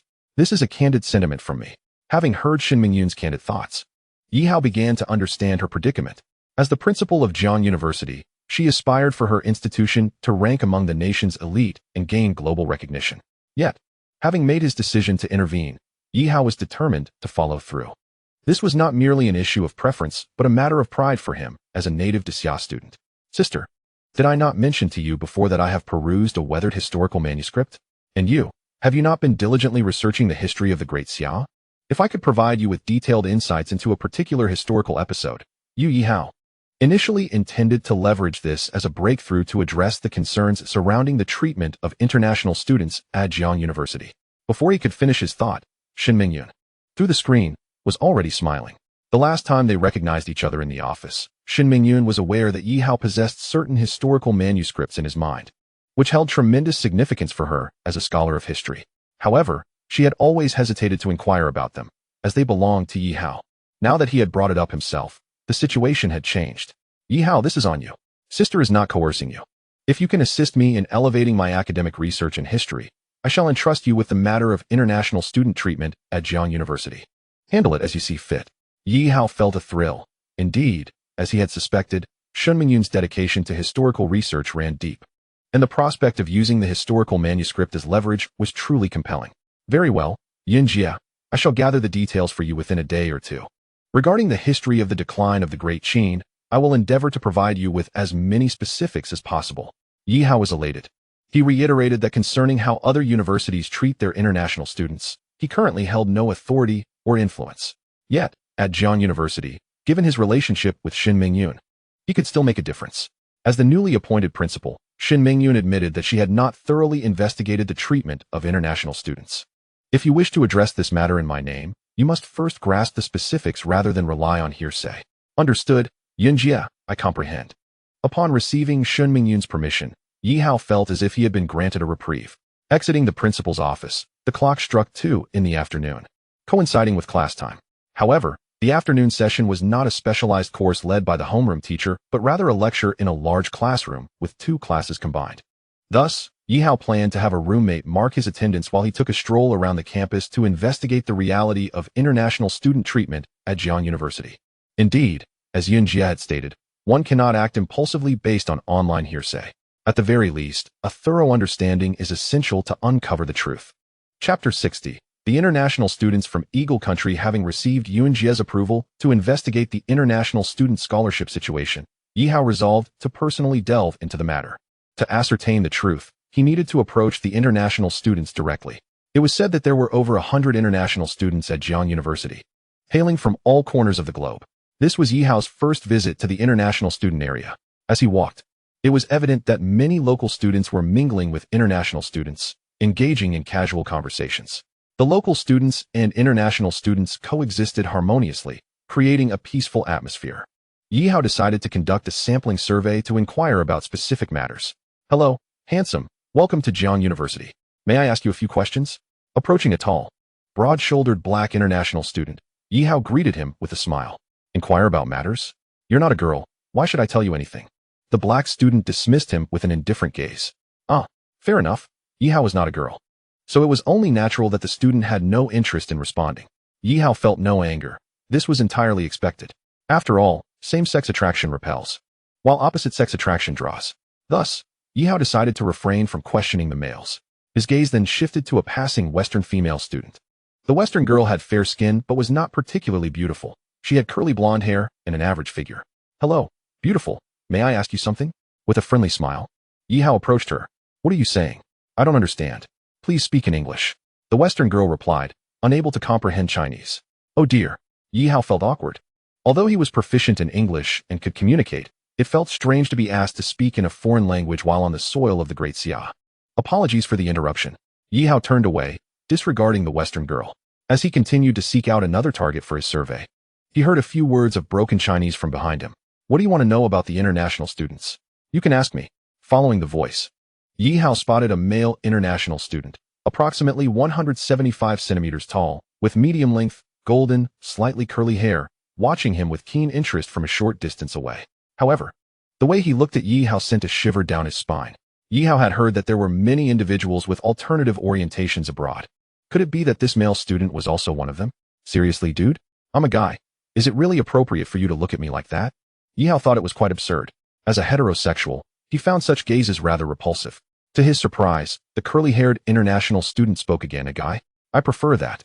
I'm not interested in girls. He continued to gaze at Yi Hao, his eyes dreamy. Sorry, I'll take my leave. Yi Hao wanted to distance himself from this creep. I dare say, among the international students, I might know more Chinese, and as a student from Eagle Country, I have much to share. If you are willing to be my partner, I can tell you anything you wish to know. My name is David. You can call me darling. What? Yi Hao could hardly contain himself. Darling, as in dear? You expect me to call a guy that? Ugh. He felt nauseated. Sorry. My orientation is normal. I must take my leave. Yi Hao outright rejected him, preferring to remain ignorant of the truth rather than endure another moment of conversation with this weirdo. However, as Yi Hao turned to leave, he inadvertently provoked the ire of the international student named David. He jogged over and blocked Yi Hao's path. You, a local student, should consider it a privilege that I'm interested in you, and yet you dare to reject me? What? Do you think you can commit a crime at Jiang University? Yi Hao squinted his eyes, intrigued, and asked, Oh really? You think a mere god could save you at Jiang University? Huh. I'm an international student from Eagle Country. I have connections. And to be frank, it's not that I look down on you. It's just that your Jiang University is a joke, David declared. His face filled with arrogance as he looked at Yi Hao. His words instantly ignited Yi Hao's fury. It was one thing to insult him, but to insult Jiang University alongside it was unacceptable. Apologize. You must apologize to me immediately. Yi Hao pointed at David, towering over him due to his height, as if he were a deity looking down upon him. Apologize? I called you a joke, and I called Jiang University a joke. What is the matter? Not happy? Come at me, David retorted defiantly. Without wasting any time, Yi Hao struck him with a slap. You dare challenge me? You asked for it. Yi Hao thought, fulfilling David's request. The pain on David's face contorted his features as he shouted in a frenzy. You, a local student, actually dared to hit me. An international student from Eagle Country? Very well. In Jiang University, even a god cannot save you. The commotion immediately attracted a crowd of onlookers. Upon learning that Yi Hao had struck David, many Jiang University students shook their heads in disbelief. You're finished. Don't you know he is an international student from Eagle Country? How dare you lay a hand on him? Faced with a group of inquisitive students, Yi Hao smiled and remarked, Did you know that he not only scolded me, but also reprimanded all of you? So what if he cursed? It doesn't cost him a thing. Regardless, the moment you laid hands on me, you were in the wrong. Yi Hao found himself at a loss for words. Observing the onlookers who, in their ignorance, appeared eager to curry favor with David, the American exchange student, he realized that further discussion would be futile. Once more, he pressed David, insisting, Apologize to me. I do not wish to repeat myself. You wait. You struck me, and even a deity could not save you now. He thought to himself. Chapter 61. Well done, Junior. David's eyes widened in disbelief. As an American exchange student, he never imagined that this person from the Daxiao would dare to slap him. He had traveled to numerous countries, such as Korea and Japan, where people would bend over backward to please him upon realizing he was American. However, during his time in Daxiao, he experienced his first slap in the face. Very well. Just wait. You, a country bumpkin, will pay for this. With a glare directed at Yi Hao, David was seething with anger.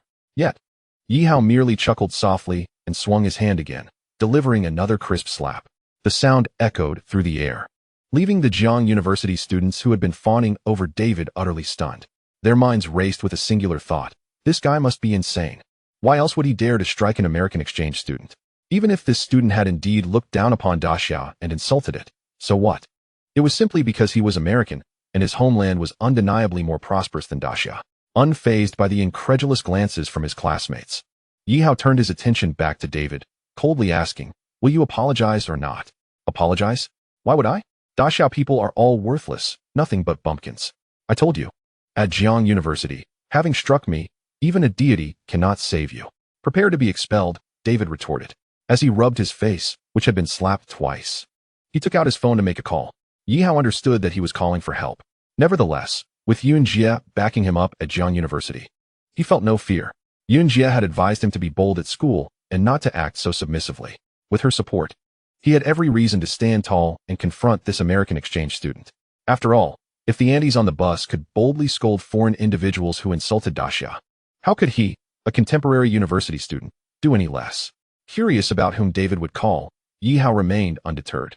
Regardless of who he contacted, he was resolute in his stance at Jiang University. Shortly after, David's contact arrived, and a luxurious Maybach rolled up. As the door opened, a tall, swaggering figure emerged. "David, who dares to strike you at Jiang University? Let me deal with him." The newcomer's words instilled confidence in David as he eagerly pointed at Yi Hao, exclaiming, "It's that country bumpkin who slapped me twice.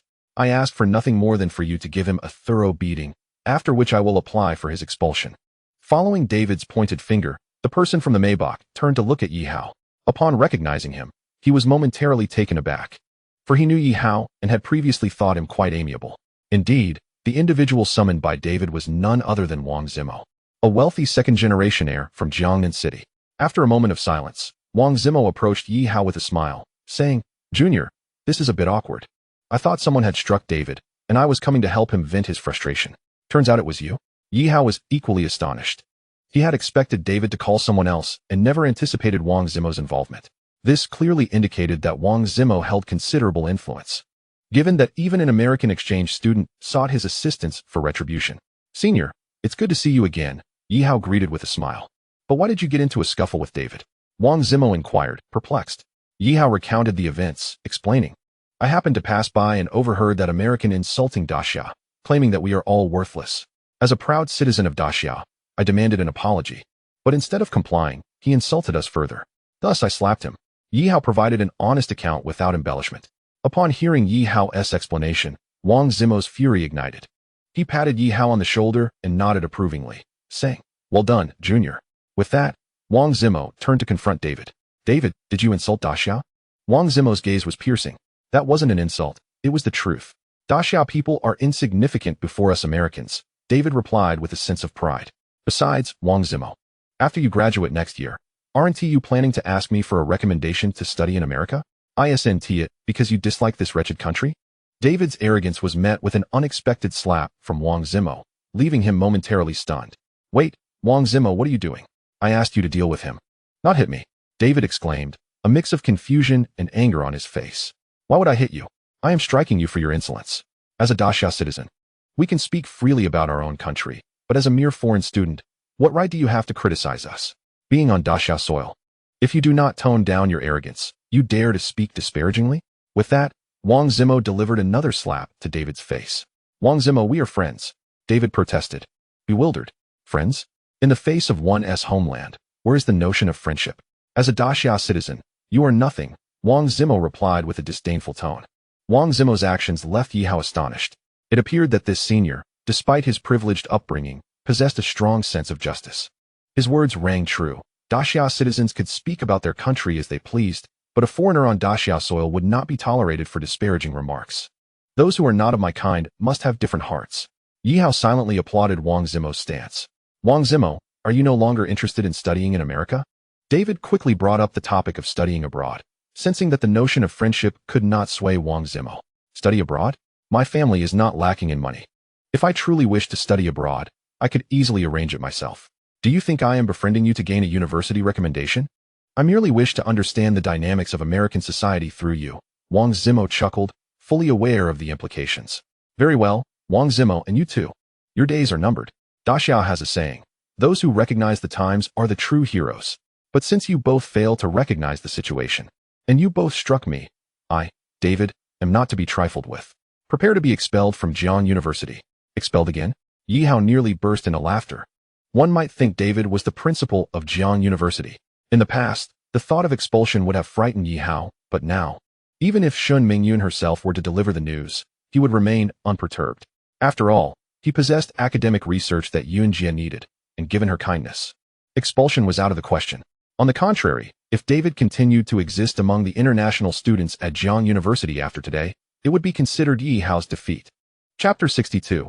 Vice President of Jian University. Initially, Wang Zimo was summoned with the intention of having him assist in teaching a lesson to a certain individual.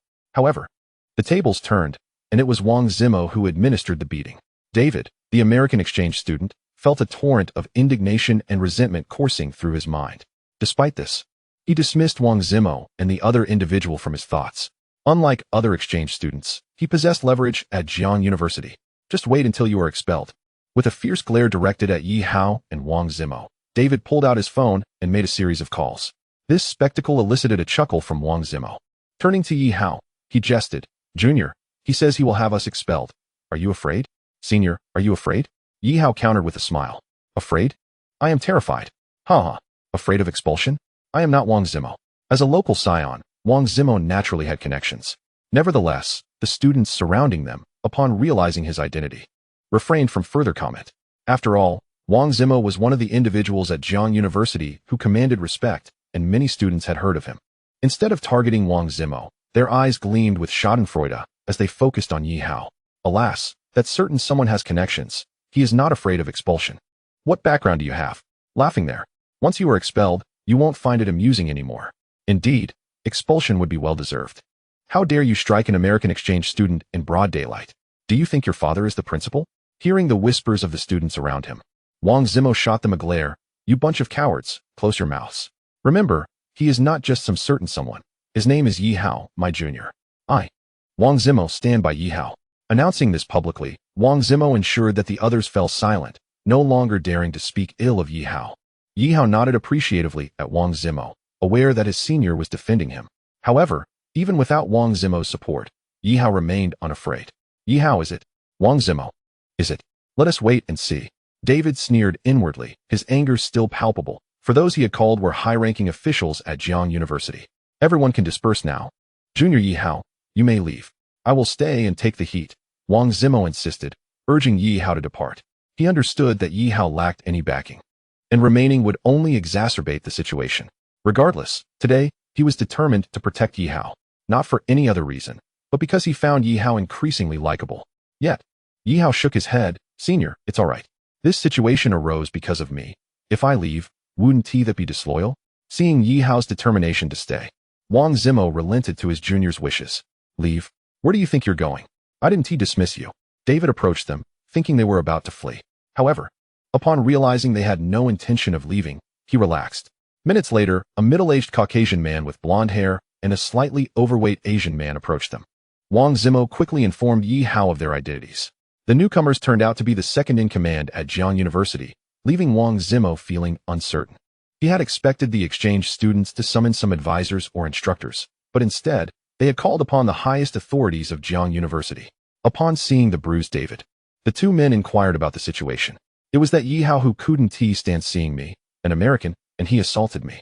Then Wang Zimo also helped him beat me up, David briefly explained. Just because you couldn't tolerate an American? The Caucasian professor's face turned a shade of green with anger. It has always been Americans who strike others. How dare they turn the tables? Vice President, you must give me an explanation for this matter. Otherwise, who will dare to study here in your country?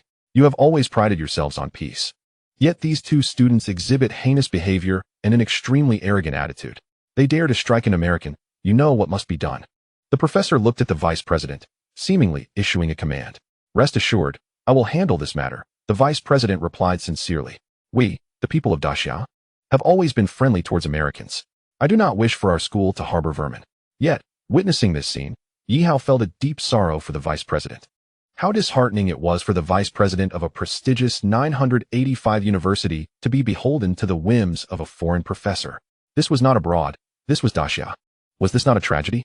It was evident that the vice president was yet another sycophantic intellectual enamored with foreign influence. The upper echelon set a poor example, which explained why there were so many Daxia students eager to curry favor with foreign exchange students. The roots of this behavior were clear. The vice president approached Yi Hao and Wang Zimo, his expression stern. Wang Zimo, considering your father's position, you need not concern yourself with this matter. Leave at once. As for you, Yi Hao, your actions are quite serious. Glancing at Yi Hao, the vice president had already condemned him in his heart, viewing him as a scapegoat to quell the anger of the American. Vice president, I can leave. But may I take Yi Hao with me? He is my friend. Wang Zimo interjected, only to be met with a refusal from the vice president. Wang Zimo, don't overstep. You assaulted an American exchange student, and someone must bear the brunt of their wrath. Vice president, I will take the blame, Wang Zimo declared, evidently prepared to shoulder the responsibility himself. Knowing the vice president was acquainted with his father, Wang Zimo did not believe the vice president would truly expel him. Wang Zimo, how many times must I repeat myself? If it weren't for your father's influence, I would punish you as well. Now hurry and leave. The vice president glared at Wang Zimo. Then, vice president, how do you intend to deal with Yi Hao? How should I deal with him? He struck first, so he must receive the same treatment in return. Followed by a public apology to the American, and then he must leave my school. Vice president, is that punishment not excessively harsh? Harsh. If we do not make an example of him, who will dare to study at Jiang University in the future? The vice president's face twisted with anger. As if resolute in his decision, Wang Zimo was about to speak, but Yi Hao intervened. Vice president, are you not even going to inquire why I struck him before imposing punishment? Chapter 63, Vice President, such authority. The vice president's immediate inclination to punish Yi Hao without questioning the circumstances was something Yi Hao could not accept. They were no longer pretending, nor were they putting on a show. The overt obsequiousness was glaringly apparent. Even if one were to flatter the Americans, shouldn't one first inquire about the reasons behind the incident? Surely, it could not be that whatever the American exchange student claimed was the absolute truth. Do you need to ask why I struck him? Regardless of the reason, if you assault an American exchange student, you are in the wrong. The vice president's expression was one of fury. In his view, even if the American had struck Yi Hao first, it was still Yi Hao's fault if he retaliated. In essence, if an American struck you, you were not permitted to fight back. To actively strike an American? That was an unforgivable sin. This was a manifestation of innate servility. Heaving a sigh, Yi Hao shook his head, filled with a sense of lamentation. Alas, having such a vice president at Jiang University is indeed a tragedy. It seems I need not explain anything to you. His words, however, elicited a boisterous laugh from the vice president, who responded with a derisive snort. Explain? Did I ask for your explanation? If you're going to take a beating, stand at attention. Besides, since you struck an international student, do you still wish to explain yourself? Very well, you will first kneel and apologize to the international student. Then allow him to return the favor with 2 slaps. After that, I shall proceed to expel you. The vice president appeared remarkably relaxed, as if recounting some trivial matter. He then turned to the American professor, ingratiatingly inquiring, what do you think of this punishment, my esteemed colleague? Fine, that suits me well. As for Wang Zimo, being the son of an acquaintance of yours, I can overlook this incident. At this point, Wang Zimo grew anxious. Initially, he was resolute in defending Yi Hao, but how could he contend with the vice president personally intervening? The vice president was a figure of considerable authority, and Wang Zimo found himself utterly powerless against him. He dared not even utter threats towards the vice president. Had it been another teacher or counselor, Wang Zimo was confident he could protect Yi Hao. However, against the vice president, he felt utterly outmatched. Just the fact that the vice president wasn't pursuing him was already a stroke of luck. What to do? Should he simply watch his junior get expelled? Wang Zimo was in a state of frantic confusion. Noticing his elder brother's distress, Yi Hao chuckled, it's all right. If they don't pursue you, that's enough. As for me, I am curious to see just how far this vice president dares to go. Yi Hao's nonchalant demeanor not only left Wang Zimo bewildered, but also stunned the surrounding students, particularly the vice president and the international student, David. They could not fathom where Yi Hao's audacity stemmed from, especially under such pressing circumstances. Huh, country bumpkin, do you really think you can defy the vice president's orders? David sneered, relishing the unfolding drama, his own pain forgotten in the amusement. Defy? Why should I comply with unreasonable demands? Just because he is the vice president? Does that mean I must heed his every word? Yi Hao maintained an expression of unflinching calm, leaving the onlookers in disbelief. The vice president's face darkened to an extreme, and after regaining his composure, he addressed Yi Hao. Yi Hao, this is Jiang University, and I am the authority here. You possess the audacity to strike an international student, but lack the courage to accept the consequences? I accept nothing. You are not the judge. What right do you have to demand my apology? Yi Hao retorted with a scoff. Very well, Yi Hao, given your arrogant demeanor. Not only do the Americans wish to retaliate, but I, as the vice president, can no longer tolerate this. Will you kneel and apologize or not? The vice president's glare was predatory, as if ready to consume Yi Hao whole. If anyone is to kneel, it should be you. I have no habit of bowing to foreigners, and an apology is out of the question. If anything, he should be the one apologizing to me. By my word, this fellow truly has no fear of death. To speak so boldly in front of the vice president is astonishing. The crowd of onlookers had to admit that Yi Hao was remarkably audacious. Even Wang Zimo, standing nearby, hurriedly signaled to Yi Hao to temper his tongue. Every word from Yi Hao was charged with a volatile tension that could ignite at any moment. The situation exceeded Wang Zimo's expectations. Yet for the sake of his esteemed junior, he had no choice but to muster the courage to speak on Yi Hao's behalf once more. Vice President, could you perhaps lighten the punishment for Yi Hao, given my father's standing? I would be willing to apologize on his behalf to the international student. Just please do not expel him. Wang Zimo, do you intend to meddle further? Must I punish you as well? The vice president shot a sharp glance at Wang Zimo, causing him to tremble inwardly. It was clear that the vice president was resolute in punishing Yi Hao, not merely for striking the international student, but also for his defiance and refusal to submit. Senior, do not interfere, Yi Hao once again urged Wang Zimo. I have stated it clearly. I will not kneel, nor will I apologize. Instead, I demand an apology from the international student. Is this fellow out of his mind? He struck an international student and refuses to apologize, insisting the student apologize to him instead? What a bizarre notion. The crowd was baffled, unable to comprehend Yi Hao's extraordinary reasoning. Did he not grasp the gravity of the situation? It was manifestly clear that with the vice president present, Yi Hao had no chance of triumph. Unless, of course, the principal were his mother. Only the principal could override the vice president's authority. In truth, Yi Hao shared similar thoughts, recognizing that in such a scenario, only invoking Shen Mengyun would be effective. He contemplated how to leverage her name without exposing their relationship to resolve the matter. Yi Hao, kneel and apologize, or I will be forced to summon security to compel you. The vice president pressed, his demeanor still aggressive. What could Yi Hao do? Should he truly reveal his connection to Principal Shun to sway the vice president's decision? Yi Hao's mind raced through the pros and cons. If he merely claimed to know Principal Shun, the vice president and others would undoubtedly dismiss him. After all, whoever sees a university president, especially one from a prestigious institution like Jiang University, unless he could prove it, the only proof would be chat logs. But those would reveal too much and expose their ambiguous relationship. Perhaps he could simply call Shen Mengyun in front of the vice president. As Yi Hao pondered whether to claim familiarity with the principal, a melodious voice suddenly interrupted behind him. Vice President, what a display of authority. Do you truly believe you can demand an impassioned student to kneel and apologize to a foreigner who has insulted our nation and even expel him? Do you think Jiang University is your private domain? The voice was strikingly familiar. Yi Hao turned to see Shen Yuwei, the campus belle, stepping forward. Chapter 64. The high and aloof campus belle's identity, Shen Yuwei confronting the vice president? This scene felt somewhat discordant. After all, everyone knew that the most aloof beauty at Jiang University usually remained indifferent to such matters. Yet, here she was, standing up for Yi Hao in the international student area. Regardless of Shen Yuei's true identity, her support for Yi Hao was enough to create ripples throughout Jiang University. The most aloof campus belle. Could it be that she has feelings for Yi Hao? Or is he some ultra-rich heir? The crowd was perplexed. Shen Yuei, my goddess.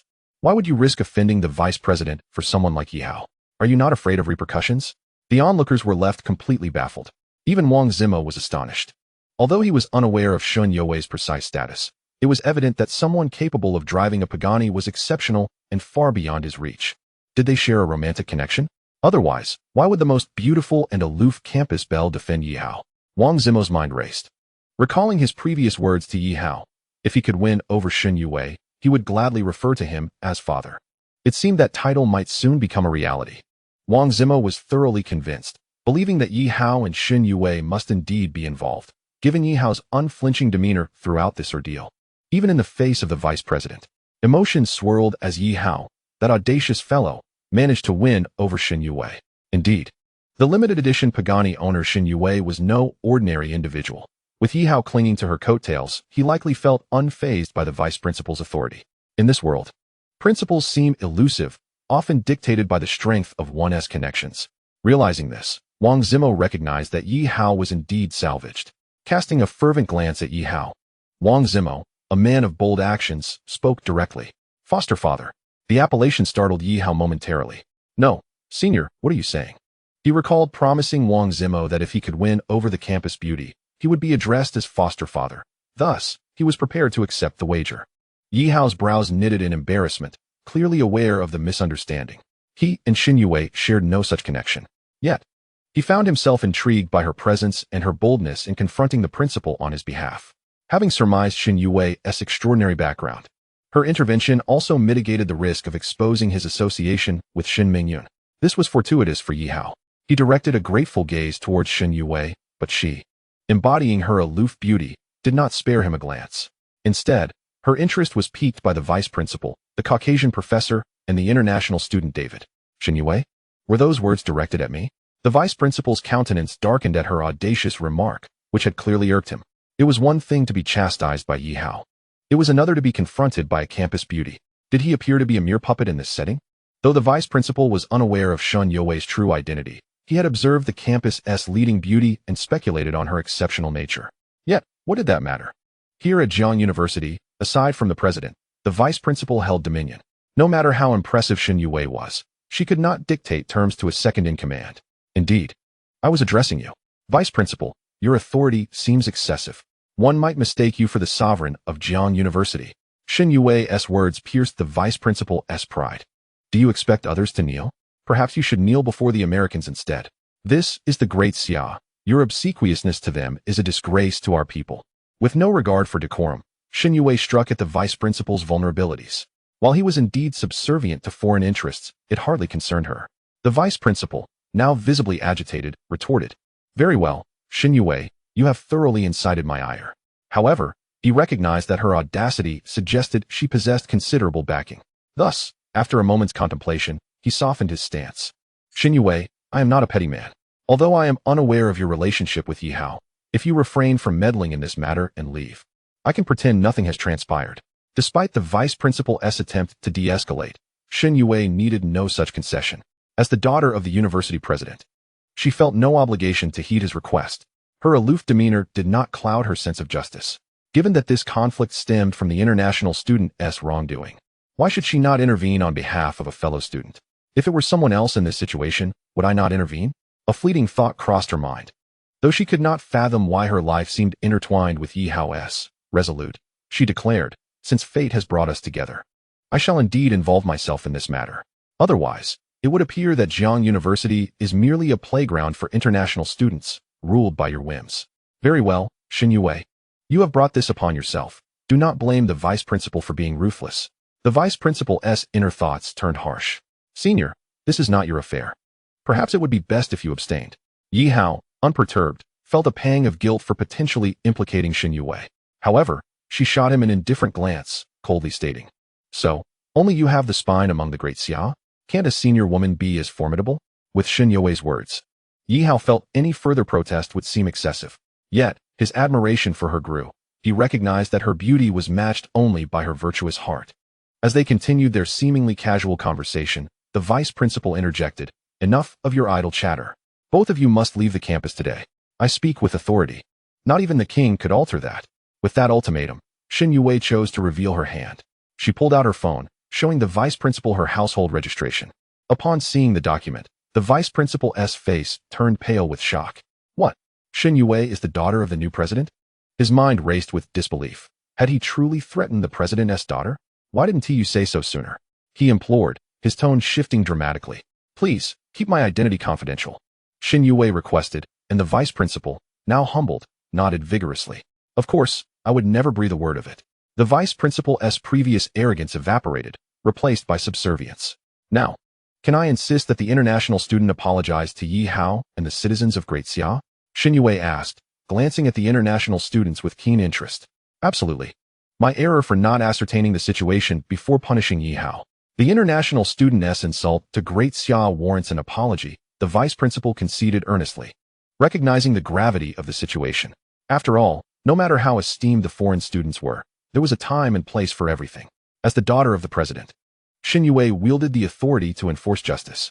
The vice principal, shrewd enough to comprehend the stakes, would not dare oppose her. The words of the vice president left the nearby white professor, Eagle Sauce, and the international student David utterly bewildered. Vice president, what on earth are you doing? Are you afraid of a mere girl just because she is beautiful? The white professor expressed his confusion. Shut up. If you ask any more questions, you can forget about teaching here and get out of Jiang University, the vice president retorted, casting a hurried glance at the professor, indicating he should not question the situation further, though he did not truly intend to dismiss him. The professor quickly grasped the gravity of the moment and fell silent. However, David, standing nearby, could not comprehend why the powerful vice president would fear a woman. In a fit of exasperation, he exclaimed, "Vice President, how embarrassing. The esteemed vice president of Jiang University is intimidated by a woman? No matter how beautiful she is merely a plaything. Dismiss them. And when you come to Eagle Sauce, I will introduce you to 10 women who are her equal." As soon as David finished speaking, he was met with a resounding slap from the vice president. "How can you be so foolish? Can't you see the current situation? How dare you speak so arrogantly?" The vice president looked at David with disappointment, who was left stunned by the slap. What on earth was happening today? First, he was beaten by Yi Hao, and now even the vice president, his strongest ally, had turned against him. David was eager to understand the reason behind this chaos. "Professor, are you just going to watch your compatriot being beaten by these lower beings? Who do these rural folks from Dachau think they are to lay a hand on an Eagle Sauce citizen?" David's pale face turned to the white professor, but the professor could only offer a knowing look. Overwhelmed with confusion, David was in disarray. He had been assaulted by 3 rural Dachau individuals in one day, leaving him on the brink of tears. "I will report this to the Eagle Sauce office stationed in Jiangnan City. I will ensure that the disgraceful actions of these rural Dachau individuals are made known to my fellow citizens." He cursed vehemently. "Damn it. I will request sanctions against you from the Eagle Sauce office." Yi Hao could no longer tolerate David's tirade. A gentleman does not raise his voice. Thus, he delivered another slap that stung his own hand, but was undeniably satisfying. In a sense, it was a release of pent-up frustration. As his predecessors had fought valiantly to defend their homeland against Eagle Sauce soldiers, and now Yi Hao was delivering his own form of retribution. While not all citizens of Eagle Sauce were arrogant, those like David were certainly not in the minority. Their shared disdain for Dachau was evident. Nonetheless, in Dachau, such insults warranted punishment. Yi Hao felt no guilt in striking David. "Yi Hao, could you please give me a slap as well? He just insulted me." Claiming women are merely playthings, requested Xin Yue. "Very well. If he believes women are mere playthings, then he deserves this." Yi Hao responded, delivering a fierce slap to David. "Vice President, this international student has exhibited an extremely unfriendly attitude toward my fellow Daxians. As a Daxian, you know what needs to be done," Xin Yue demanded, looking at the vice president for a satisfactory resolution. "How about this? I will have him apologize to you and instruct him to be more discreet in the future," the vice president suggested, but the white professor interjected, clearly intent on shielding his compatriot. "Did I ask for your opinion? When Daxians communicate, your input is irrelevant. If you wish to continue teaching at Jiang University and earn your salary, you should remain quiet and mind your own business," Xin Yue replied without reservation. Despite the professor's status, when it came to insulting Dachau, she had no intention of showing him any leniency. The white professor, realizing he wished to remain at Jiang University, quickly fell silent. "Xin Yue, please tell me how you would like to handle this situation," the vice president asked, his expression clouded. Given the circumstances, even if he wanted to protect the Eagle Sauce student, it was evidently impossible now that the daughter of the university president was involved. To insult Dachau is unacceptable. An apology is insufficient. I suspect he is a spy planted by Eagle Sauce at Jiang University. After he apologizes, take him to the police station for further investigation. I do not wish to see him at Jiang University again. Vice President, do you understand my meaning? Xin Yue's demand was indeed harsh. Not only did she want David expelled, but she also insisted he spend a few days at the police station. This was the consequence of insulting Dachau and disrespecting a woman. Yi Hao found her words remarkably satisfying. This was the true embodiment of a strong woman.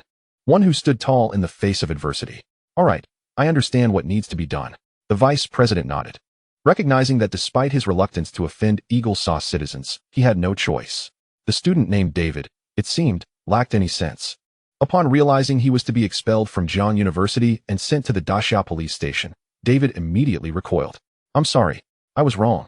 Yi Hao, Xin Yue, and all Daxians, I apologize. Daxians are not rural folk. Dashia is a wonderful country. Please, do not expel me. At Jiang University, I do nothing and receive over 100,000 in scholarships each year. I do not want to be expelled. Wait, where did your previous arrogance go? You were so high and mighty before, and now you're begging? Yi Hao expressed his disbelief. However, it was too late for apologies and contrition. Even if Xin Yue had not appeared today, Yi Hao would have ensured that this self-important Eagle Sauce student left Jiang University.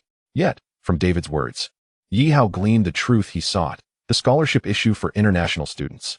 Over 100,000 for doing nothing? Despite his apology, David faced the consequences of his actions. As Xin Yue was not one to show mercy when it came to national pride. She even personally called the police, stating, to insult Dashia? Our police would be delighted to see him. Watching David being escorted away by uniformed officers, the onlookers expressed their disbelief. Those who had once fawned over him, believing that the air of Eagle Sauce was sweeter than that of Dashia, now felt utterly ashamed. Who could have predicted that the exalted Eagle Sauce student would meet such a fate? Xin Yue, rest assured. I will issue a notice to expel David from the international student roster immediately. With that, the vice president and the white professor departed. However, the vice president had learned a crucial lesson. At Jiang University, aside from the president, he could not afford to offend Xin Yue, the president's daughter, nor Yi Hao. While he did not know the exact nature of their relationship, it was evident that they were a match made in heaven. As he watched the vice president leave, Yi Hao understood that despite the vice president's inclination towards foreign favor, he was powerless in the face of Xin Yue's authority. Thus, the task of restoring national confidence remained daunting, and Yi Hao was not in a hurry. He looked at Xin Yue with gratitude, knowing that had she not intervened today, he risked exposing his relationship with Xin Mingyun. Yet, he also pondered whether Xin Yue had any connection to Xin Mingyun. Why is the vice principal so fearful of Xin Yue? However, Yi Hao quickly dismissed the thought. Although both were stunningly beautiful, their appearances were not identical. Moreover, with so many people surnamed Shun, it wouldn't be unusual for the school belle to share a surname with the principal. Shaking his head, Yi Hao decided not to dwell on it. At least Xin Yue did not wish for anyone to discover her true identity, so he naturally refrained from asking. Thank you for your chivalrous assistance, senior. Yi Hao expressed his gratitude. Xin Yue merely nodded in acknowledgement.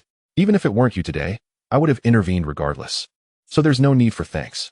Immediately after saying this, Xin Yue felt a wave of frustration. Why was she even explaining herself to Yi Hao?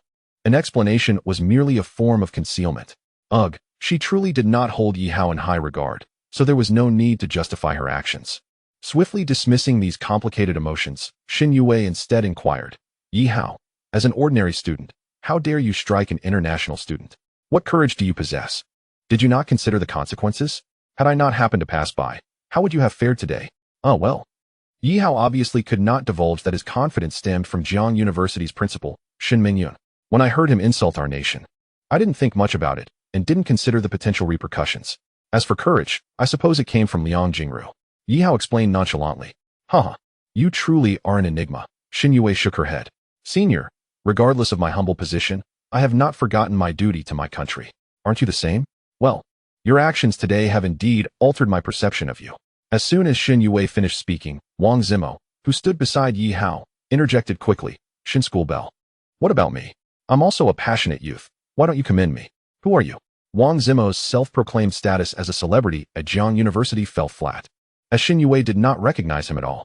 I am Wang Zimo, a good friend of Yi Hao. He hastily introduced himself, not interested in knowing or meeting you. With that, Xin Yue turned to leave. Watching her exquisite figure in black stockings depart, Yi Hao found himself somewhat entranced.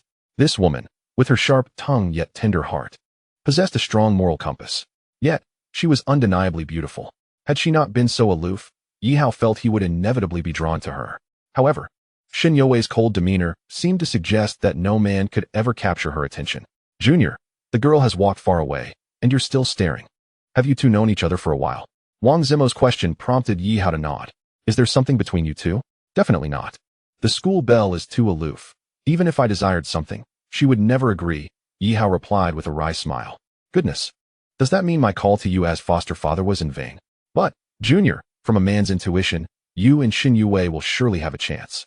Yi Hao was taken aback. Was a man's intuition reliable? He had only heard of women's sixth sense, yet here was a senior claiming to possess a man's intuition. However, curious, Yihao asked, "Senior, what do you mean?" "As I said, it's intuition. It can only be sensed, not articulated." "Cut it out." Yihao shot a glance at Senior Wang Zimo. It was clear that no man could enter Shun Yue's heart, but the way she looked at him was different. Wang Zimo's words, coming from a seasoned romantic, brought a smile to Yihao's heart. Wait, previously, Nurse He Jianing had mentioned something similar. During the incident with Shin Yue, she had remarked that, based on her woman's sixth sense, Shin Yue had a peculiar gaze toward Yihao. Could it be? Might there indeed be a story between him and Shin Yue? This thought fleetingly crossed Yihao's mind, but being a realist, he did not indulge in fantasies about the unknown. If a story were to unfold with the high and mighty school belle, it would be a welcome surprise. But he preferred to let things develop naturally. Dismissing thoughts of Shin Yue, Yihao refocused on reality. For his purpose in the international student area was to investigate the treatment of international students. Since Shin Mingyun had promised to let him handle the matter, he intended to follow through. Why should international students receive treatment hundreds of times better than local students? Deep down, Yihao felt a profound dissatisfaction with this issue. It was the school's sycophantic attitude towards foreign entities that irked him. While he had no authority over other schools, he believed he could make a difference at Jiang University. Given Shin Mingyun's influence, it wouldn't be inappropriate to leverage that power to address some injustices. Even though he had just heard from David about international students receiving substantial scholarships without any obligation, Yihao was determined to inquire further. "Junior, are you here in the international student area for a specific reason?" Wang Zimo asked, observing Yihao deep in thought. "Yes, I do have some matters to attend to." "Surely you don't intend to pursue an international student, do you?" Yihao was speechless. It seemed that for a romantic senior, everything revolved around women. "Don't deny it, Junior. Jiang University has a few international students who are quite remarkable, especially a couple of black pearls that I find truly enticing." "Seriously? Is this senior desperate?" Yihao thought. "Black pearls? That's quite an audacious comment. Junior, I'm off to continue my pursuit of women. If you need anything, just let me know. It's my duty as a senior." With that, Wang Zimo drove away in his Maybach. Yihao paid no heed to the local students who had previously fawned over David. He continued to meander through the international student area. Just then, a stunningly beautiful girl approached him. She donned a kimono and wooden sandals, moving with a graceful elegance. Initially, he assumed she was a cosplayer representing a national beauty, but upon hearing her speak, Yihao realized she was a genuine cherry blossom girl. "Hello, Yihao-san." Although he had never studied the Japanese language, Yihao understood some basic phrases. This beauty was greeting him. However, he was curious as to how she knew his name. "Thank you for speaking in Chinese." "Hello, Yihao, Junior," she continued with a smile. "Do we know each other?" Yihao asked, puzzled. "Hee. While you may not recognize me, I know you. You made quite a scene today by confronting the arrogant international student. And now you are quite the celebrity in the Jiang University International Student Circle." Ah, Yihao understood now. The beauty had learned of him through today's events. It was no surprise, as many international students had witnessed him dealing with David and sending him to the police station. "So, you are a cherry blossom girl?" "Yes. I come from the island nation." Indeed, the island's beauties were as captivating as those depicted in films. Yihao complimented her. Though she may not surpass Shin Yue in beauty, she possessed a unique charm. Her appearance bore a hint of the dominant female archetype, and Yihao felt an uncanny familiarity with her. Wait a moment. She bore a resemblance to a famous actress, the renowned educator from island films, known as the Enlightenment mentor, Hina Tainai. However, they were only 8 parts similar, not identical. "Hello, Yihao Jr. My Chinese name is Seni, and my cherry blossom name is Seni Maisie. It is a pleasure to meet you." The cherry blossom girl proactively introduced herself. Yet Yihao was puzzled as to why she approached him since they were meeting for the first time. Seemingly reading his thoughts, Seni Maisie smiled and said, "I guess that you must have come to the international student area for a reason, right? I'm fortunate to have some free time and familiarity with this area. Would you like me to guide you?" Yihao initially came to investigate the treatment of international students, and encountering such an enthusiastic foreign beauty, he certainly could not refuse. "Thank you," Yihao nodded. "No need to thank me, but I am curious about what exactly you want to do or whom you are looking for." "I wish to inquire about certain matters, such as scholarships for international students, accommodation conditions, and so forth." Since Yihao came specifically for this purpose, he saw no need to conceal anything. "Oh, I understand, but I wonder why you are interested in this." Yihao responded. "Indeed, many students from Daxiao have come here to ask, but the treatment of international students at Jiang University is not a secret. How about you accompany me to my dormitory, and I will elucidate everything?" Going to your dormitory? Is that appropriate? After all, it was a lone male with a charming female. Are you afraid I might eat you up? Seeing Yi Hao's hesitation, Seni chuckled, her laughter exuding allure. What man could remain indifferent to a beauty resembling the actress Tian Hai? Any male who has watched Japanese educational films would surely admire teacher Tian Hai. But, Seni, is it really okay for me to go to your dorm? You should call me senior, as I am likely several years your senior. Calling me by my name feels a bit awkward. Awkward? Yi Hao thought Seni was quite a lovely name. However, respecting her wishes, he complied. All right, senior. But why go to your dormitory? Did you not wish to see the accommodation conditions? How else would you know? Of course. There was an important reason. The senior had taken a liking to him. What? Yi Hao was taken aback. You have taken a liking to me upon our first meeting? While Yi Hao acknowledged that he was not unhandsome, such instantaneous affection seemed improbable. You may find it hard to believe, but beyond your looks. I admire your sense of justice. Sense of justice? Yi Hao chuckled inwardly. He was here to investigate the treatment of international students, and if his findings were accurate, he would advocate for the cancellation of their benefits. This hardly seemed just. Rather, he would be perceived as a villain to international students. After all, you laid hands on David, the American student, who has bullied many in the international student community. All right, I understand. So it's because of that. But I struck David solely for insulting my country. It had nothing to do with your international students, Yi Hao replied with a smile. Regardless, you dealt with him and made him leave Jiang University. That is a fact. Few in the international student community hold any fondness for the arrogant Americans, so to me, you are a hero. It seemed the title of hero was somewhat cheapened. Acting out of self-interest against David had inadvertently made him a hero in the eyes of the cherry blossom beauty. How curious. We, the cherry blossom people, have always been bold in love and hate, and are particularly proactive. My invitation to you is a way of expressing my interest. Perhaps due to cultural differences. Yi Hao found her approach somewhat abrupt. At this point, he began to comprehend. People from the land of the cherry blossom, aside from historical issues, are heavily influenced by Western culture, making them more open and forthright, much like Westerners. Very well then, how can I refuse the invitation of such a beautiful senior? Hee hee. Now that is the spirit of a true man. With Yi Hao's approval, Seni beamed with joy. Seni's dormitory was located in the International Student Zone. The luxurious building, resembling a five-star hotel, was specifically designated for international students at Jiang University. Naturally, the male and female dormitories were separate, yet interactions were permitted. Upon stepping into Seni's dormitory, Yi Hao was momentarily stunned. The space spanned over 60 square meters, featuring a living room, kitchen, and bathroom, all adorned in extravagant decor, equipped with everything one could need. Moreover, each student enjoyed a private room. Indeed, the online rumors were true. Life for international students was exceedingly comfortable. While local students were crammed into 40 square meters with 4 to 6 individuals, the international students enjoyed lavish accommodations. This stark contrast made local students feel somewhat dehumanized. Feel free to sit. I'll tidy up the room, Seni said, drawing Yi Hao's attention to the slight disarray in her room. However, what was that on the couch? Yi Hao's heart raced. A pile of adult items? And not just a few. It appeared that movies did not lie entirely. After all, everyone has physiological needs. And purchasing such items was not particularly shocking, especially given the culture of the land of the cherry blossom. Did I frighten you? Seni asked, blushing. Not at all. Just a minor scene. Oh, so you are also experienced? Not really. I saw it in your country's films, Yi Hao explained. Do you think I resemble a certain celebrity? Are you referring to teacher Tian Hai? Yes, many say I look like her. You do bear a striking resemblance. Both of you are quite beautiful. Yi Hao's knowledge of Tian Hai was a fortunate revelation for Seni.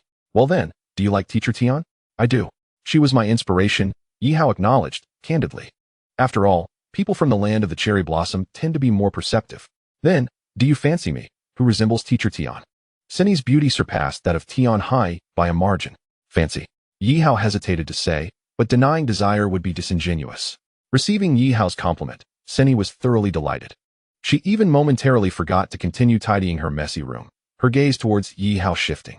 A ray of sunlight streamed through the window, illuminating Seni's face and enhancing her beauty further, reminiscent of the leading lady in the film, the enchanting teacher Tian Hai. As Seni slowly shed her clothing, revealing her flawless figure while biting her lip, the atmosphere seemed to freeze. The only sound was the soft click of her shoes against the floor. Seni paused her tidying and gracefully approached Yi Hao. In our culture, women are often quite proactive. When we fancy someone, we wish to offer ourselves. Senior, what do you mean by life aspirations? Yi Hao feigned ignorance. Well, It's about the relationship between men and women. Would you like to give it a try? Senny's voice was tantalizing, and any man would be hard-pressed to resist the allure of a cherry blossom woman. However, Yihao's mind was not swayed by mere temptation. After all, they had just met, and he could hardly profess affection. If he were to engage with her, would she not cling to him thereafter? That would be catastrophic. Seemingly reading his thoughts, Senny chuckled, "Rest assured, I won't cling to you. After today, you will be you, and I will be me, as if nothing ever happened. I genuinely wish to explore this with someone like you, whom I find intriguing. Just think of me as your teacher Tian, without any psychological burden." My goodness. Is this woman a mind reader? Yihao felt a wave of embarrassment wash over him. However, with such directness from her, how could he still harbor reservations? "Senior, I will be returning to my homeland in a few days. You must visit my cherry blossom country someday. The blossoms are blooming once again." Senny is not an international student, is she? It has barely been a while since the semester began, and she is already planning to return to her homeland? You know, Yihao feels a twinge of disappointment. After all, Senny is a woman with whom he has shared a connection, and after this parting, who knows when they will meet again, or perhaps they may never meet again in this lifetime. For many, a simple turn of the head can signify an eternal farewell. Senior, are you really leaving so soon? Yihao asks, astonished as he helps Senny untangle her disheveled hair. "Yes, my father is gravely ill. As the only child, I must return to inherit the family business," she replies. Yihao is taken aback, realizing the weight of her words. "Yihao, you are the first man from Daxia that I have taken a liking to. If it weren't for my urgent return, I would have truly wished to embark on a sweet cross-national romance with you. However, leaving my first experience with someone I care for does not leave me with regrets. As long as I can prove that Senny has visited Daxia, that is sufficient." Senny's emotional words leave Yihao momentarily speechless. All right, let's not dwell on this. I tend to ramble. You were curious about the treatment of international students, weren't you? I will share what I know. Senny quickly shifts the topic. In my international student class, regardless of the country of origin, the treatment at Jiang University is quite favorable. In addition to the luxurious single dormitory you see, the school provides a monthly allowance of 3,000 for living expenses and an annual scholarship of 100,000. This amount is beneath my consideration, but for others, especially those from Africa, it is regarded as a treasure. Yihao is taken aback by this revelation. It seems that international students are treated like royalty here. The more he thinks about it, the more he feels for the local students who might feel overlooked. "Senior, do international students need to meet any academic requirements to study at Jiang University? I entered through my own merit. But I have heard that many students from the Eagle Nation or Africa gain admission simply by knowing a few basic phrases in Chinese." This harsh reality incites further anger within Yihao. Jiang University, a 985 institution, demands years of hard study from local students, while foreigners can gain admission with minimal effort. Not only that, but they also enjoy exceptionally generous benefits? One could easily mistake Jiang University for a foreign institution, Yihao thinks with a bitter smile. In contrast, local students who wish to study abroad must cover all expenses themselves and must pass rigorous exams such as IELTS or TOEFL. Yet, the treatment of international students here clearly exemplifies a preference for foreign entities. As I mentioned before, Yihao does not concern himself with other universities in Daxia, but since he has learned about this situation at Jiang University, he feels compelled to take action. After all, Jiang University belongs to the people of Daxia, and it should also cater to local students like him. Why should international students enjoy preferential treatment over local students? Noticing Yihao's troubled expression, Senny asks, "Junior, why are you inquiring about this?" "I want to seek justice for our local students," Yihao responds succinctly, startling Senny. While Jiang University does indeed treat international students exceptionally well, what can a mere student do? If I were in my homeland, I could assist you, but here in Daxia, I have no authority. Senny's words touch Yihao slightly, revealing that she likely wields considerable influence in her own country. However, he has no intention of revealing that he has the support of the university president at Jiang University. What can he do? He certainly intends to abolish these unfair treatments and restore equity for local students. Yihao, I find it perplexing that many local students in Daxia live in poverty. Yet the school chooses to overlook them while bestowing all benefits upon us international students. As a foreigner, I truly cannot comprehend your school's operations. Not only does Senny, as a foreigner, find this difficult to understand, but Yihao, as a local, is equally baffled. Suddenly, Yihao recalls the National Defense University, which accepts no international students or foreign teaching assistants, instead ensuring that all benefits are bestowed upon its students. The National Defense University does not vie for rankings. It exists to serve the nation and its people. Ironically, the less it competes, the more irreplaceable its status in Dachau becomes. That institution could rightfully be called a prestigious school, one that belongs solely to the Dachau people. Although Jiang University may not reach the heights of the National Defense University due to differing mandates, Yihao still hopes that Jiang University can become a beloved institution in the hearts of the Dachau populace, rather than a subject of constant controversy like Qingbei University. Thank you for sharing these truths with me, Senior. I am preparing to leave now. Please inform me of your return date, so I can see you off. Seeing Yihao deep in thought, Seni makes no effort to retain him, as if nothing significant has transpired between them today. Only the crimson stains on the bedsheet bear witness to Yihao's presence. Now aware of these matters, Yihao is eager to rush to the president's office and issue a series of documents. However, on his way to the office, he sends a message to Yunjia. Yunjia, you mentioned that you would leave the matter of international student treatment to me. You won't backtrack on that, will you? When have I ever gone back on my word? Just remember to send me the historical research materials I requested. All right. I will organize them and send them to you within a couple of days. Upon arriving at the president's office, Yihao logs into Yunjia's account, opens the high-level group chat, and announces to all senior officials, regarding the treatment of international students, I have received numerous reports, and I am prepared to implement several decisions. Firstly, all subsidies and scholarships for international students will be abolished. Secondly, to study at Jiang University, international students must not only demonstrate academic prowess, but also possess commendable character. Those who harbor discriminatory views against Dachau must be barred from entry. Thirdly, beginning next semester, international students will share dormitories with local students, with 4 or 5 students per room. Lastly, all rewards currently allocated to international students will be redistributed to impoverished local students. As soon as the information is dispatched from Shun Mingyun's account in the high-level group, the chat erupts with responses. Principal Shun, if you implement these decisions, who will still want to study at Jiang University? Principal Shun, while these demands may not be difficult to execute, the consequences will alienate international students and undoubtedly cause our university's ranking to plummet. Immediately, several senior officials expressed their concerns. Is ranking more important than the sentiments of the people? If we cannot care for local students, does Jiang University deserve the expectations of the Dachau people? I do not require your opinions. I merely inform you to follow my directives. With such a statement from Principal Shun, no one dares to speak further. Nor does anyone question whether it is truly Principal Shun herself. Understood, Principal. We will proceed as per your instructions. With no room for dissent, they can only comply. After all, opposing the principal is not a wise course of action. However, the most delighted by Shun Mingyun's decision is the vice principal, who had hoped to succeed the previous principal upon retirement, but was surprised by the arrival of a new principal. Now, with Shun Mingyun's drastic measures regarding international students, Jiang University's standing is bound to suffer. What does this imply?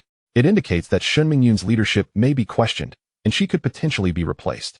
As long as Shun Mingyun steps down, the vice principal would be the most likely candidate for promotion to principal. Thus, on the issue of international students, the vice principal resolves to fully cooperate with Shun Mingyun's decisions. As the deputy principal, after concluding the meeting in the group, the vice president promptly issued an announcement on the school's official website. It was already evening when Yihao, having learned of the news from his roommate, saw the announcement. It was indeed a satisfying turn of events. He had long harbored disdain for the group of international students who, while enjoying the benefits of his homeland, disrespected it. The school's decision was truly a vindication for the people of Dachau. Hearing his roommates discuss the matter, Yihao took out his phone and checked the official website, where he indeed found the announcement regarding the treatment of international students. One must admit that the school's higher-ups demonstrated commendable efficiency in their actions. While the majority of domestic students rejoiced, the international student community was shaken to its core. Damn it, it's all that David's fault. He had the audacity to insult our homeland while on our turf. Now, he has jeopardized the substantial benefits that were his to enjoy. A group of African international students seethed with anger towards David, blaming him for the school's unfortunate decision. However, seeking retribution against David proved futile, as he had already been expelled from the school and taken into custody. The cancellation of generous benefits for international students at Jiang University not only spread throughout the campus, but also made waves online. Within mere hours, Jiang University topped the trending searches. The actions of Jiang University had set the internet ablaze. Like Tsinghua and Peking University, Jiang University, as a prestigious 985 institution and one of the finest in Dachau, naturally attracted significant attention. However, this time, rather than facing criticism. Jiang University received an outpouring of praise online. Bravo, Jiang University. Although I have never attended university, I recognize that a true institution does not pander to foreigners. Jiang University. You are remarkable. I will certainly encourage my future children to apply here. Many netizens echoed similar sentiments, applauding Jiang University for its decision to abolish preferential treatment for international students. Nevertheless, some astute netizens raised a pertinent question. Why did Jiang University suddenly arrive at this decision? Historically, Jiang University had closely followed the lead of prestigious institutions like Tsinghua and Peking University, which had not revoked such benefits. This question left many netizens perplexed. Perhaps it was related to the newly appointed president. Reports indicated that Jiang University had indeed appointed a new female president. The power of the internet is formidable. Soon, details about the new president, Shun Mingyun, emerged, accompanied by her professional photographs. Her extraordinary beauty captivated a multitude of netizens. Goodness, President Shun's looks are simply breathtaking. If only I had been born a few years later, I would have certainly aspired to attend Jiang University just to meet this stunning president. Does anyone know if she has a Douyin account? Such a beautiful and patriotic woman. I must follow her. If someone tells me her Douyin account, I'll reward them with 500 yuan.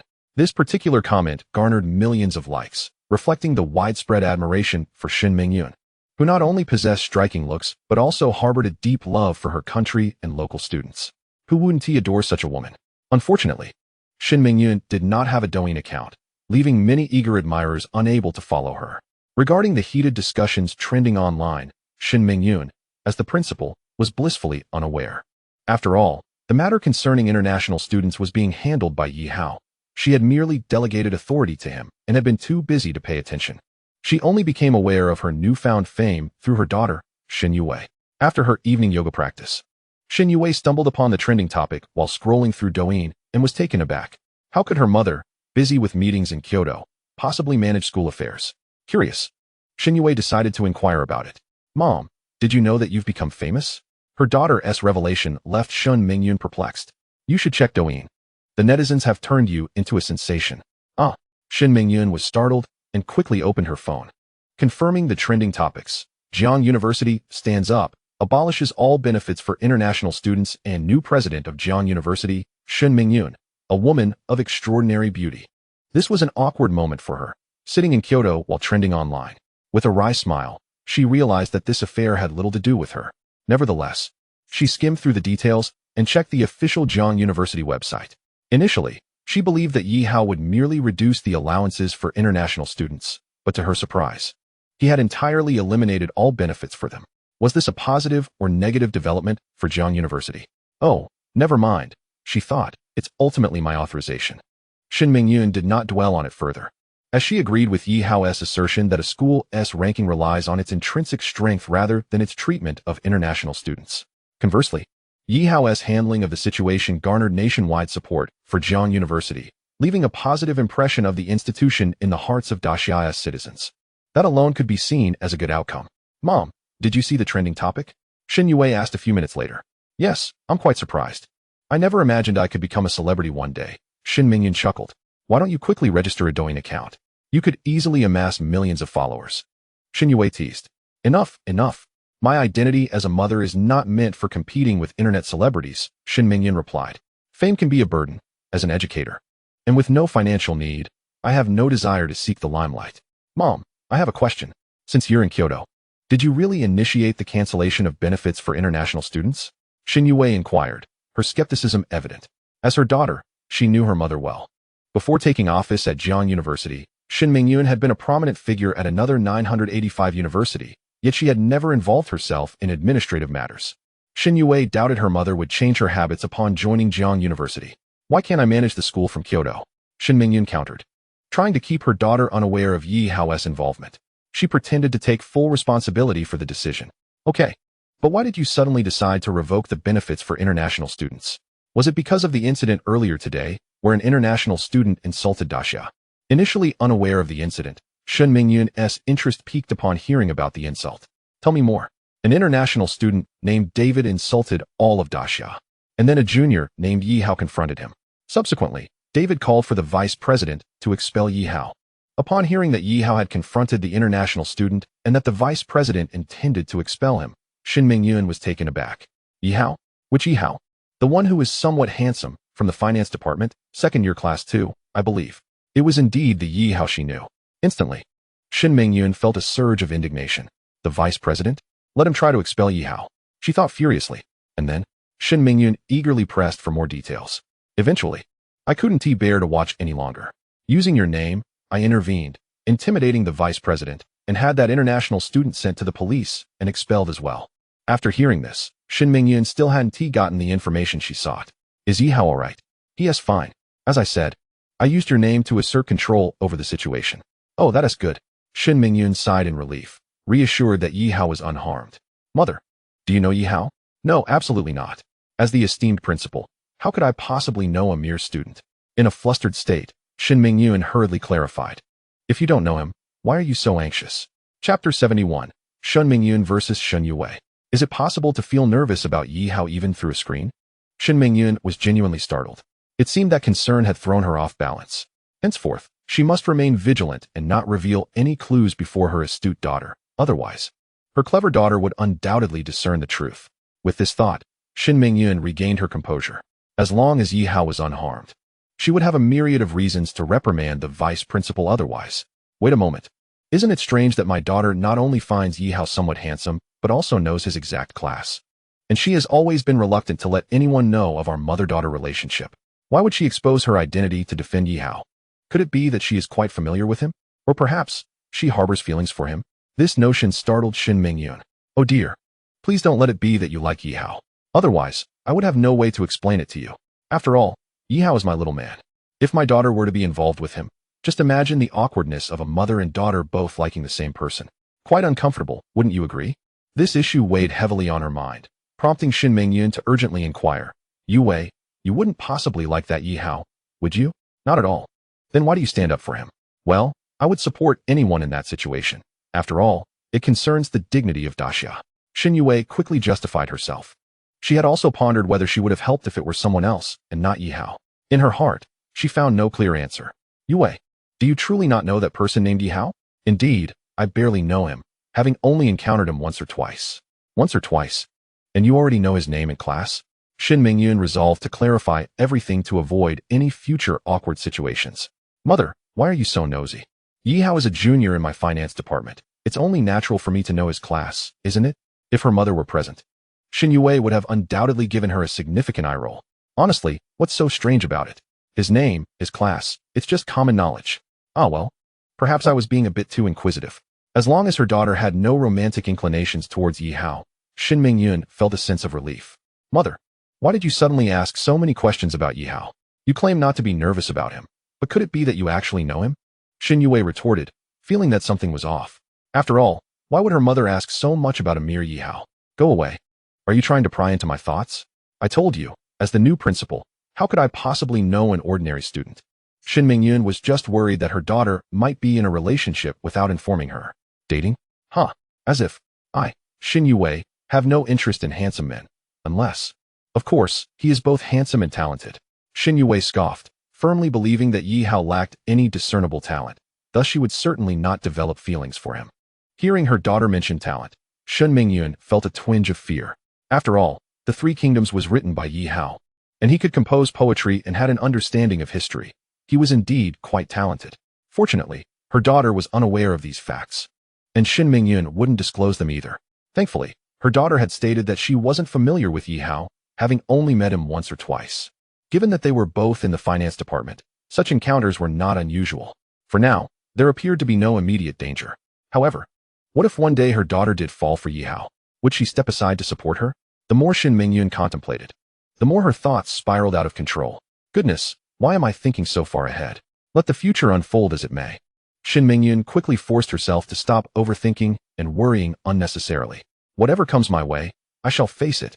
At 9 p.m. in dormitory 305, Yi Hao was diligently organizing the historical materials he had promised to provide Shin Mingyun. The rise and fall of the Great Qin Empire. 1.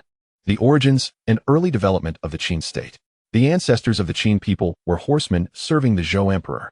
Due to their contributions in horse breeding, they were granted land in the western frontier, present-day Gansu and Shaanxi. During the spring and autumn and warring states periods, the Qin state began to grow increasingly powerful. Yihao was quite familiar with this historical narrative, having watched numerous films and dramas about the Great Qin Empire in his previous life. Thus, he felt confident in his ability to compile the details for Sister Yun. Of course, even if there were minor inaccuracies, Sister Yun would be none the wiser, as the historical discrepancies in this alternate world were far too significant. Yihao, what are you doing? You seem so serious. Observing Yihao sitting on his bed, leaning against the wall, engrossed in his phone and not participating in his roommate's conversation, they were left perplexed. Chat among yourselves. Don't mind me. Yihao curtly replied to a few of them. Yihao, we're about to discuss women. Do you want to join in? His roommate Hao Yuqian said with a sly grin. Which woman are we talking about? Although his roommates were single, they had discerning tastes, often discussing only beautiful women. Yihao naturally found the topic interesting, viewing it as mere entertainment. Yihao, have you seen Douyin? His roommate Chen Chaoran asked. No. Then you should check out the trending topics, Yang Jingtian suggested. Fine, I'll take a look. Yihao opened Douyin and was taken aback by the first trending topic. Jiang University cancels all benefits for international students. Jiang University is a prestigious institution of Daxia. Jiang University has gained notoriety? Yihao was genuinely surprised. This incident was indeed his doing. Initially, he had only intended to advocate for fairness for the native students of Jiang University, never expecting it to escalate online. Seeing countless netizens supporting Jiang University filled Yihao with immense joy. Yihao, check the second trending topic. Following his roommate's guidance, Yihao continued browsing the trending list. The second topic was about the new principal of Jiang University, Shinming Yun. Wait, why is Sister Yun trending? Curiosity piqued. Yihao clicked on it and discovered that netizens attributed the decision to cancel international student benefits to the new principal, Shinming Yun. Principal Shun did a remarkable job. Yihao praised. While it was indeed Yihao's initiative, without Sister Yun's authorization, he would have been powerless.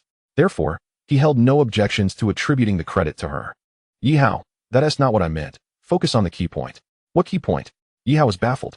Jiang University dominating the trending topics didn't seem trivial to him. Did you not see Principal Shun's professional photo? His roommate Hao Yuqian continued to prompt. Professional photo? Yihao scrolled further down the trending topics and indeed found a video with millions of likes showcasing Sister Yun's professional portrait. She truly looks stunning. Yihao had to admit. Yihao, aren't you the one cleaning the principal's office? Have you seen Principal Shin in person? Is she really as beautiful as her professional photo suggests? Chapter 72. Return to the Dream Foot Spa. Yihao's part-time job of cleaning the principal's office was secured by his advisor, which was no secret. Many classmates were aware of it. However, today, the woman of discussion among his roommates was none other than the new female principal of Jiang University, Shinming Yun. The professional photo circulating on Douyin indeed highlighted her beauty and charm. Yet the professional photographs of Miss Yun pale in comparison to her radiant presence in person. Having spent nearly a month in her company, I've witnessed her many facets, sometimes poised and dignified, sometimes beguilingly alluring. Yet in every guise, she remains breathtakingly exquisite. An embodiment of grace beyond compare. Yihao, aren't we brothers, the four of us roommates? Of course we are. We've long shared life's small kindnesses, topping up his meal card, buying daily necessities, so naturally, he regards us as kin. Then, as brothers, you must slash me. Spit, spit, spit. How easily video games warp one's speech. How Yuqian flushed with embarrassment and hastily corrected himself. No, what I meant was, as brothers. Tell us, while cleaning the principal's office, did you ever lay eyes on Principal Shun? Had he seen her? Undoubtedly. Not only seen her, but touched her, kissed her, lain beside her. Yet such truths remain locked deep within him. His bond with Miss Yun is private, sacred, a secret kept not only for her dignity, but for his own. I haven't he replied, feigning ignorance. A figure of her stature, so perpetually immersed in affairs of state. How could I possibly encounter her? Our disappointment was palpable. Oh, we'd hoped you'd have caught a glimpse, being so close to the source, after all. Next time you clean her office, could we tag along? We'll help. Humph. Their words rang hollow. Yihao knew better. That's impossible. The academic advisor and university administration were explicit. Only the assigned cleaner may enter the principal's office. No exceptions. He declined firmly. No pretense, no hesitation. After all, their sudden interest reeked of ulterior motive. What? Is access to the principal's office that tightly controlled? Naturally. This is the president of Jiang University, a prestigious 985 institution, not some common commodity. Security is paramount. His explanation silenced further protest. Truth, after all, needs no embellishment. Still, Anything else in that office? Anything at all? A silk stocking she once wore? Undergarments? Even socks would do. Yi Hao was left speechless, not by curiosity, but by sheer disbelief. Having seen her official portrait, one could scarcely doubt she was the very apex of mature elegance, peerless, luminous, sublime. So if gazing upon her in person remained out of reach, was it truly so unreasonable to covet a mere token, something she'd worn, something intimate, something real?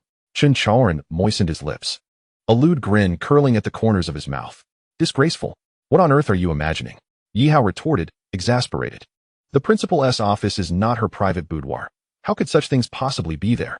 It was absurd, utterly deranged. If such items did exist, Yi Hao would guard them jealously, not share them. Not with anyone. After all, Shen Mingyun was his, not in the vulgar sense of possession, but in the quiet, unspoken intimacy of shared glances, hushed confessions, and nights that blurred the line between employer and beloved. Brothers? Roommates? None of that mattered. Some boundaries were inviolable. Yi Hao, if you do happen upon anything, even a single sock she has worn, I'll Venmo you 500 on the spot. Why are you all so fixated on her? Yi Hao shook his head, baffled. Being fixated isn't perversion, it's human nature. A woman of such stature, such arresting beauty, how could anyone not imagine her? How Yuqian shot him a wry glance, as if he were the only one playing the part of the incorruptible saint. Yi Hao almost laughed, because he needed no fantasy. He lived it. He'd done it. Then perhaps you'd prefer to fantasize about celebrities. Yang Mi, Doraba, Lu Shishir, he offered, smiling faintly. Uffed, those AI-generated clips? Overdone, artificial, lifeless. Reality is far more intoxicating. Yi Hao had no desire to continue this conversation. In his heart, Shen Mingyun was a sanctuary, untouchable. Sacred, a line no jest could cross. Not even in jest. Then, suddenly, it struck him. He'd once promised his roommates a night out, when he had the means. And hadn't it been weeks since he'd last seen Su Wenting, therapist number 6 at Mingdu Foot Spa? Su Wenting, both mentor and companion, whose elegance and poise had lingered in his memory long after their month together at Mingdu. To claim he felt nothing would be a lie. Back then, he'd been driven solely by necessity, by the weight of responsibility, by the need to provide. Desire had been deferred, not denied. Now, things were different. He held not thousands, but millions in his account. Would a massage from her, her hands gliding over his shoulders, her voice soft in his ear, be exquisite? The thought alone sent a quiet thrill through him. Without hesitation, he made his decision. Gentlemen, if you're craving companionship, how about tomorrow afternoon? I'll treat you to Mingdu Foot Spa. His words stunned them. Yi Hao, spare your wallet, take care of your family first. We'll gladly accept when you're truly flush. They feared his poverty, refused to let him spend. I've picked up a bit on the side, he replied lightly. A proper foot spa for 4. That's well within my means. He'd never reveal the truth, that his balance now bore 6 digits. Seriously? How Yuqian pressed. Eyes alight. Dead serious. Tomorrow, I'll take you to the finest establishment in town. Laughter erupted. Then count us in. I've never even set foot in a foot spa. This'll be my debut. Chen Chaoran declared, giddy with anticipation. Then rest well tonight. Tomorrow, right after class, we go. One condition, therapist number 6 is mine. The rest are yours to choose from. As the host, he claimed priority, and none objected. With that promise, the others drifted into easy slumber. Yi Hao, meanwhile, remained awake, refining the documents he would send to Miss Yun. The next day, Tuesday, afternoon arrived swiftly. No sooner had the final bell chimed than his roommates appeared, eager and expectant. Yi Hao, you did mean it last night, didn't you? Absolutely. Let us go to the finest establishment in town. Mingdu Foot Spa offered light meals for guests, so naturally, dinner would be served there. Dining while receiving a massage, a novelty he'd yet to experience. They hailed a taxi and sped toward Mingdu. Therapist number 6, Su Wenting, I'm here to grace your schedule. Already, his imagination painted the scene. Her serene grace, her skilled hands, the quiet intimacy of her touch. What would it feel like, truly, to be her guest? Chapter 73. A visit for therapist number 6. Mingdu Foot Spa lay over 40 kilometers from Jian University, remote, tucked away on a quiet, seldom-traveled street. Few passed by. Fewer still crossed its threshold. Yet this seclusion pleased Yi Hao. It meant his friends could browse freely, choosing any therapist except Su Wenting. Chen Chaoran, however, grew uneasy the moment they arrived. Yi Hao, when you said visit the finest establishment, you meant this. Damn. I'm still a virgin. Am I really about to surrender my first time here? The most flamboyant of room 305. Chen Chaoran spoke without filter, yet with a wink and a grin, added, though I am willing to make the sacrifice. Ladies of Mingdu, I come, prepared to fall. Yi Hao said nothing, merely rolled his eyes. Aside from Chen Shaoran, who was the first to react, Hao Yuqian and Yang Jingtian began to scrutinize their surroundings with equal intensity. Yi Hao, in such a secluded foot massage parlor, could it possibly be a brothel? Yi Hao, I am also a novice. Yang Jingtian pretended to be fearful. But soon, emulating Chen Shaoran, he added, however, today I will reluctantly take this significant step in life, starting my journey to becoming a true man. Goodness, truly a pair of characters. However, roommate Hao Yuqian did not share their frivolity. He was quite perplexed. Yi Hao, given how remote this place is, it couldn't he possibly offer those special services, could it? I just want to make it clear that I only seek a massage, nothing more. Though I, too, am inexperienced. I fear diseases even more. Coming from a well-off family, if Hao Yuqian truly desired the company of a woman, he had myriad options, so naturally, he would not squander his first time here. Seeing that the three had misunderstood, Yi Hao hurriedly clarified that while the location was indeed obscure, it was a legitimate foot massage establishment. I work part-time here during the winter break, and there are several attractive female therapists, which is why I brought you here to enjoy. Now it makes sense. No wonder Yi Hao brought them here. It seems he was familiar with the place from his winter break job. Hao Yuqian nodded, choosing not to elaborate further. However, Yang Jingtian and Chen Shaoran rolled their eyes in disappointment. I thought this would mark the end of our boyhood lives and transform us into true men. Damn, what a waste of expressions, Chen Shaoran lamented. Yet, upon reflection, even though it was a legitimate establishment without those special services, indulging in a massage from a beautiful therapist could still be quite pleasant. Under Yi Hao's guidance, the group entered the establishment. As they approached the front desk, they heard the receptionist's cheerful voice. "Welcome, gentlemen." Yi Hao replied. Upon hearing his voice, the receptionist was startled. "Yi Hao? Is that really you, Yi Hao?" Yi Hao nodded at the receptionist, not particularly close, but familiar enough. "Boss lady, Yi Hao is back." The receptionist promptly called out, seemingly alerting the owner. "What? Yi Hao? Is it the Yi Hao who served as therapist number 8? The owner, having learned of Yi Hao's return, hurriedly emerged, excitement evident on her face. "Yi Hao, you've finally returned. Oh, and you've brought 3 male therapists with you? That is wonderful. Ever since you left, the female clients you used to serve have not returned, leading to a significant decline in business. It seems the owner has misunderstood something. Yi Hao is not back to work. Boss lady, I'm here as a customer, not to resume my previous role." A customer? Clearly, the owner was mistaken. Nonetheless, a guest is a guest, and given Yi Hao's past employment here, bringing a few friends to support the business was indeed a positive thing. "Yi Hao, if you agree to stay and work here again, I'll cover your expenses today. Not only that, but I'll give you a 50 commission on your earnings moving forward. Are you interested in returning?" The owner's hopeful proposition was enticing. If it were in the past, a 50 commission could earn Yi Hao at least 30 to 40,000 a month. However, now, it was a different story. It's not that he looks down on 30 to 40,000, but he has discovered a more lucrative path. With minimal effort, simply working with Yunjie, he could earn 50,000 a month. Besides, he now has more than just Yunjie's financial support. "Boss lady, I'm currently a customer. If you keep bringing up the idea of returning to work, I might reconsider my decision to spend money here." "Well, if you're unwilling to come back, then so be it." The owner was perceptive enough not to press the matter further. "Yi Hao, since you're here today, which therapist would you like to choose?" "I'll take number 6, Su Wenting. The others can select from the menu themselves." Su Wenting. The mention of her name caused the owner's expression to shift to one of sorrow. "Yi Hao, I'm sorry, but therapist number 6, Su Wenting, is no longer here." "What? Not here?" Yi Hao was taken aback, and upon seeing the owner's demeanor, he was struck with sudden realization. I meant to say, she has left Dreamland and is no longer working here."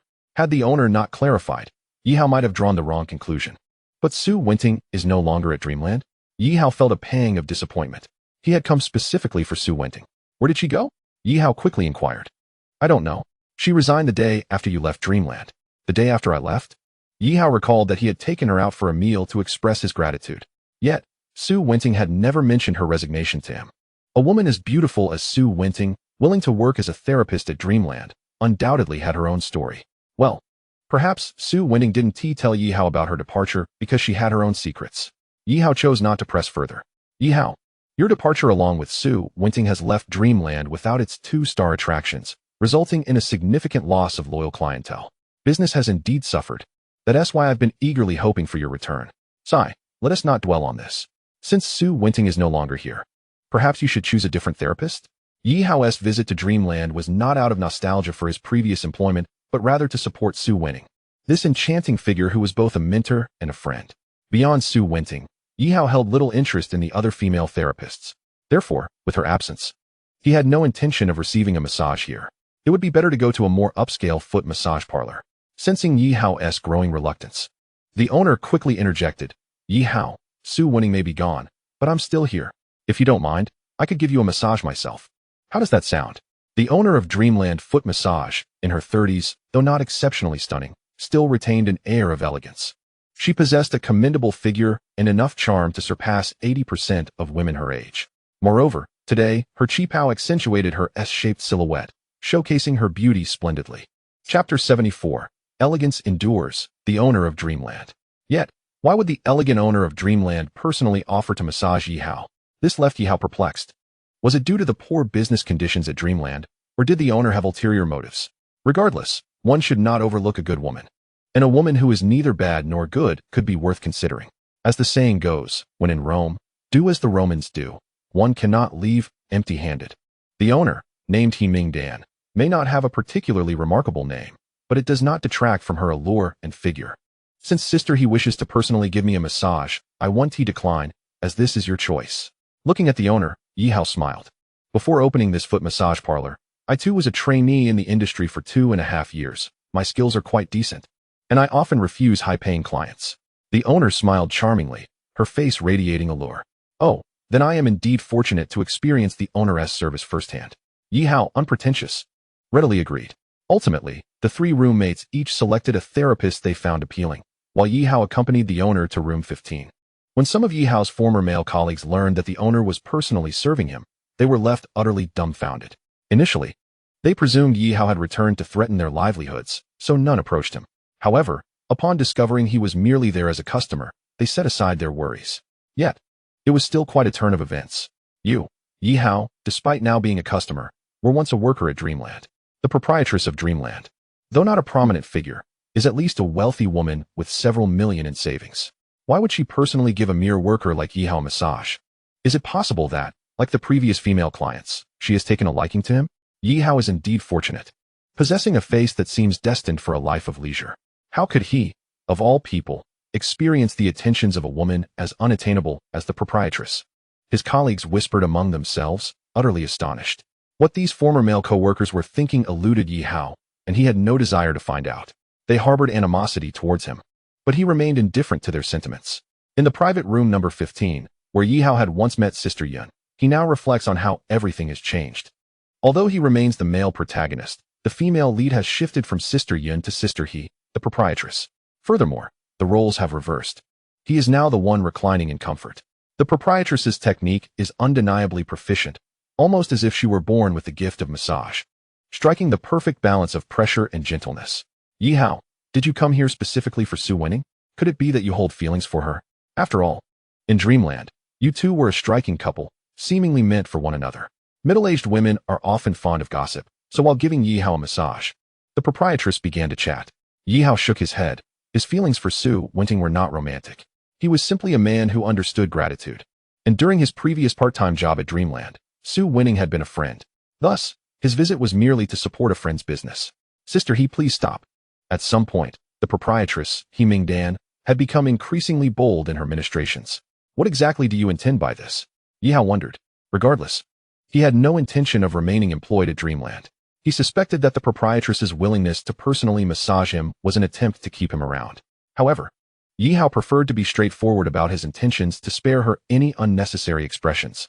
Oh, you think I am serving you to make you stay? I am not one to force someone against their will. The proprietress's words suggested that her motives for serving Yi Hao were not to retain him. What then was her intention? Yi Hao was bewildered. For now, let us focus on whether the massage is comfortable. Comfortable? Of course. Yi Hao was generous with his praise. The proprietress, skilled in the art of foot massages, certainly knew her trade. Yet, he could not shake the feeling that her intentions were not entirely altruistic. If it wasn't he to persuade him to stay, then what was it? For the moment, he could not discern her true motives. Sister He, would you kindly reveal your purpose? I cannot fathom what you are after. Yi Hao asked bluntly, without any pretense. This left the proprietress, He Ming Dan, unable to continue feigning ignorance. Yi Hao, I indeed have a favor to ask of you. Apologies, Sister He. But I am just a rural man with no power or influence. What could I possibly do for you? Yi Hao firmly declined. To be frank, wasn't he particularly close to the proprietress? Why should he assist her? She should not assume that a special service would obligate him to comply. Moreover, Yi Hao was not a person of significant stature. What help could he provide? Yi Hao, the matter I seek your assistance with is not contingent upon your status or whether you hail from the countryside. You truly can be of help. At this point, the proprietress seemed to grow somewhat bashful, her cheeks flushing. Was it possible that her husband was unable to satisfy her? Did she wish for him to fulfill that role? This notion arose in Yi Hao's mind, and he felt there was a high probability of its truth. Otherwise, why would she display such shyness during their conversation? Yet, he would never dare to take such a risk with a married woman. The consequences could be dire. In both television and reality, such situations occur far too often. Confused and seeking clarity, Yi Hao gazed at the proprietress, hoping she would speak plainly. Yi Hao, let me be candid. I wish to borrow your seed to have a second child. This was absurd. Was it possible that a scenario straight out of a television drama could occur in real life? Does your husband know about this? If my husband were aware, I would not entertain such thoughts. It seemed that the proprietress was concealing her intentions from her spouse. Sister He, regardless of whether your husband knows or not, I cannot assist you. Yi Hao held a principle. No matter how attractive a woman might be, he would never compromise himself with a married woman. While romantic encounters can be precious, the value of life is far greater. Cherishing life begins with avoiding entanglements with married individuals. Some may question why one would refuse such an opportunity. If you're a man, go ahead. Yet Yi Hao would never gamble with his safety. He was not desperate enough to take such risks. He had Sister Yun, Nurse He Jianing, and the exchange student Moria Yoshiko, all women with whom he had shared intimacy. If he desired, he could seek out Nurse He Jianing or Moria Yoshiko, who were far more appealing than the proprietress. After all, he was not a true scoundrel. Nor did he possess the power of one, living in a different era altogether. There was no shame in steering clear of married women. Sister He, I cannot assist you. You should seek someone else. Yi Hao decisively declined. I will offer you more. She insisted. After everything is done, I will give you 200,000. In fact, I had this thought while you were at Dreamland. I am genuinely fond of your looks, and I dream of having a beautiful child. If I wait any longer, my chances will diminish as I age. Yet money was not the issue. It was a matter of principle. Furthermore, the proprietress's husband was unaware of this situation. Yi Hao would not take that risk. Yi Hao, will you not reconsider? Are you not in need of money? The proprietress continued her attempts to entice him. I will not reconsider. I cannot assist you, so please find someone else. Yi Hao reiterated his stance. Regardless of his financial situation, he would never jeopardize his life for money. As it stood, he was not in dire need. Such dangerous matters were ones he would never touch. The proprietress's personal massage was clearly motivated by ulterior motives, and now that he understood her intentions, Yi Hao decided to terminate the session. It was best to distance himself from such complications. Whether the proprietress sought another means was of no concern to him. Once his roommates finished their massages, Yi Hao paid and departed. With Su Wenting absent, extending the session was out of the question. Before heading to Dreamland, Yi Hao had already sent the organized materials to Sister Yun. From the rise of the Qin dynasty to its eventual fall, he had meticulously compiled over 10,000 words, which consumed nearly a day and night of his time. In a historical research office in the city of Kyoto, Shen Mingyun had been reviewing the materials Yi Hao sent for over an hour. She was meticulously examining each word, correlating them with her research. If anyone were to witness Shen Mingyun diligently working, they would undoubtedly be struck by her beauty. Yet, she paid no mind to her appearance, shifting between sitting sideways and standing. The ancestors of the Qin dynasty indeed began their rise by raising horses for the Zhou emperor, a fact well documented. Yi Hao's correspondence was accurate and detailed. Not only had he sent a vernacular text, but he also included a classical piece titled The Ode to the Great Qin. Regrettably, it contained only a few lines, which was rather unfortunate. As I strive to uphold the legacy of the sixth generation, I wield a long spear to govern the realm, swallowing the two Zhou and vanquishing the lords, ascending to the highest authority and commanding the six directions. The more she read, the more anxious Shen Mingyun became, for it seemed that the truth about the history of the Qin dynasty was gradually surfacing. Regarding the history of the Qin dynasty, Shen Mingyun, after years of research, had not made significant progress until this moment when her heart began to race. The cultural legacy of the Great Xia commenced with the Qin, instituting uniformity in transportation, script, and measurements, thus laying the foundation for a unified future. Hence, the study of the Qin dynasty is of paramount importance to all historians within the Great Xia. The higher echelons of the Great Xia hold great expectations for this research. Currently, the historical documents sent by Yi Hao possess immense reference value. Given my limited knowledge, I shall convene a meeting for all scholars to discuss collaboratively. With this thought, Shen Mingyun tagged everyone in the historical research group, urging them to gather in the conference room for a significant research presentation. Upon receiving Shen Mingyun's message, many scholars from various historical research fields reacted with disdain. What are you up to, Shen Mingyun? This is not Jiang University. You have no authority to summon us at will. Now that you've become a popular figure, you think you can just call for a meeting? Moreover, as a woman, what substantial progress could you possibly have made? Indeed, these scholars, unlike those from Jiang University, were of equal standing with Shen Mingyun, some even being prominent figures from prestigious institutions like Tsinghua and Peking University. Thus she had no authority over them. Their tone reflected a sense of grievance. For instance, Shen Mingyun's Jiang University had eliminated all benefits for international students, earning her the title of the most beautiful president in the eyes of netizens, while Jiang University was lauded as a fine institution. Conversely, other schools like Tsinghua and Peking University faced criticism. You, Shen Mingyun, are at odds with most universities. Who would be satisfied with you? Furthermore, they doubted that after just one day's meeting, she could have made a significant breakthrough in any historical aspect. Observing the disdainful demeanor of these high-ranking individuals, Shen Mingyun shook her head and smiled. Initially, she wished to invite them for joint exploration and mutual advancement. Since they were unwilling, she decided to disregard their attitudes and report directly to the higher authorities. With this determination, Shen Mingyun took the documents sent by Yi Hao and headed to the office of a high-ranking official in Kyoto, who was specifically responsible for the study of Great Xia's history. This individual was regarded as the foremost authority in historical academia within the Great Xia. Upon seeing Shen Mingyun enter, the official appeared perplexed. Shen Mingyun, is there something you need? Sir, I have a document regarding the history of the Qin dynasty for your review. No need to look, if I recall correctly. You have been studying the history of the Qin for several years now, and there has been little to no progress. Do you think this document will enlighten me? The official, appearing to be in his 70s, lacked a kindly demeanor. Sir, if you do not examine it, you will surely regret it.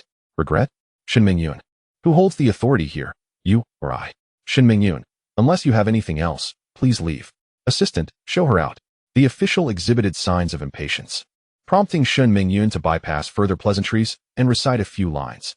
As for the first emperor, he drew upon the legacy of 6 generations, wielding the long spear to govern the realm, swallowing the 2 zhou and vanquishing the feudal lords, standing supreme to command the universe, employing the whip to spur the world, instilling awe across the seas.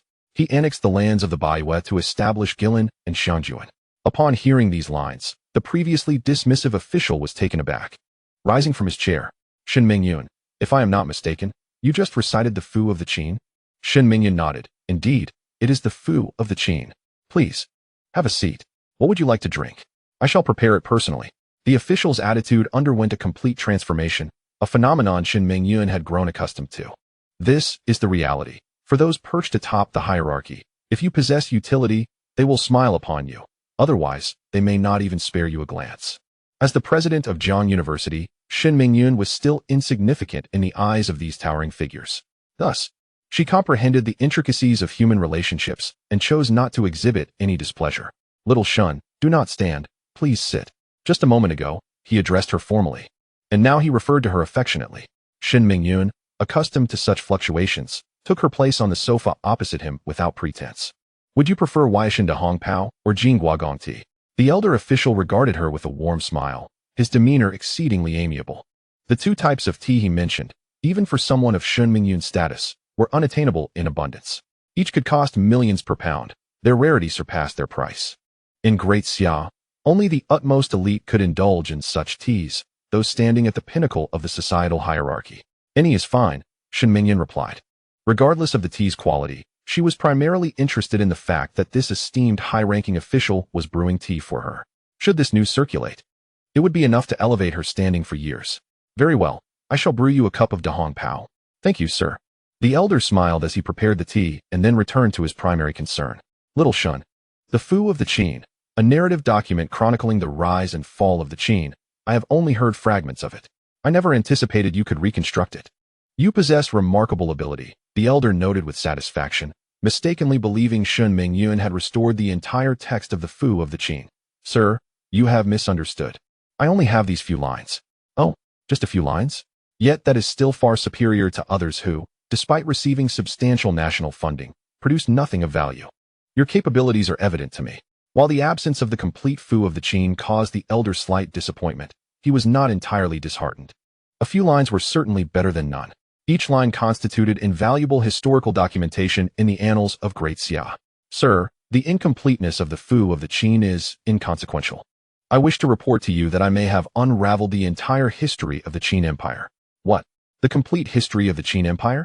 Shen Mingyun's assertion startled the elder once more. If what she claimed were true, the previously obscured history of the Qin could finally find its place in the annals of history. For years, historical records had only covered the Qin dynasty, modern and contemporary history, neglecting the more distant past, a considerable regret for the people of Great Xia. After all, how could a grand nation remain unclear about its history? Such ignorance would inevitably invite reproach. Little Shun, such statements must not be made lightly. Sir, please take a look. Shen Mingyun promptly forwarded all the documents Yi Hao had sent her. Despite his skepticism, the elder, intrigued by the surprise of the fragment of the foo of the Qin, opened the files that Shen Mingyun had shared. Although he had his faults, he maintained a commitment to rigor in historical scholarship, leaving no room for negligence. After donning a pair of reading glasses, he began to scrutinize the material carefully, word by word. After perusing the entire document of over 10,000 words, the elder fell into contemplation. After a considerable pause, he returned to the present moment. Remarkable. Truly remarkable. It appears that the Qin Empire also underwent countless efforts by many individuals before achieving unification. However, its demise after just 2 generations is indeed a sorrowful tale. The elder began to provide commentary, and then turned to Shen Mingyun, inquiring, Little Shun, is this document the result of your years of research? Seeing the elder's solemn expression, Shen Mingyun was startled. Ah, sir, could it be that my findings do not align with your research? Indeed, this document articulates a complete historical narrative in straightforward language, addressing many deficiencies in my research. Upon hearing this affirmation from her superior, Shen Mingyun felt a sense of relief. As long as her findings aligned with those of her leader, she was content. Xiao Shun, while your historical document has astonished me, I must confer with a few colleagues for further discussion. After all, confirming the authenticity of history is a matter of utmost seriousness. The elder's words held merit. History must serve as a mirror to guide us. One cannot fabricate history, for that would be a profound disrespect to our ancestors. To inscribe history into annals, one must possess verifiable evidence.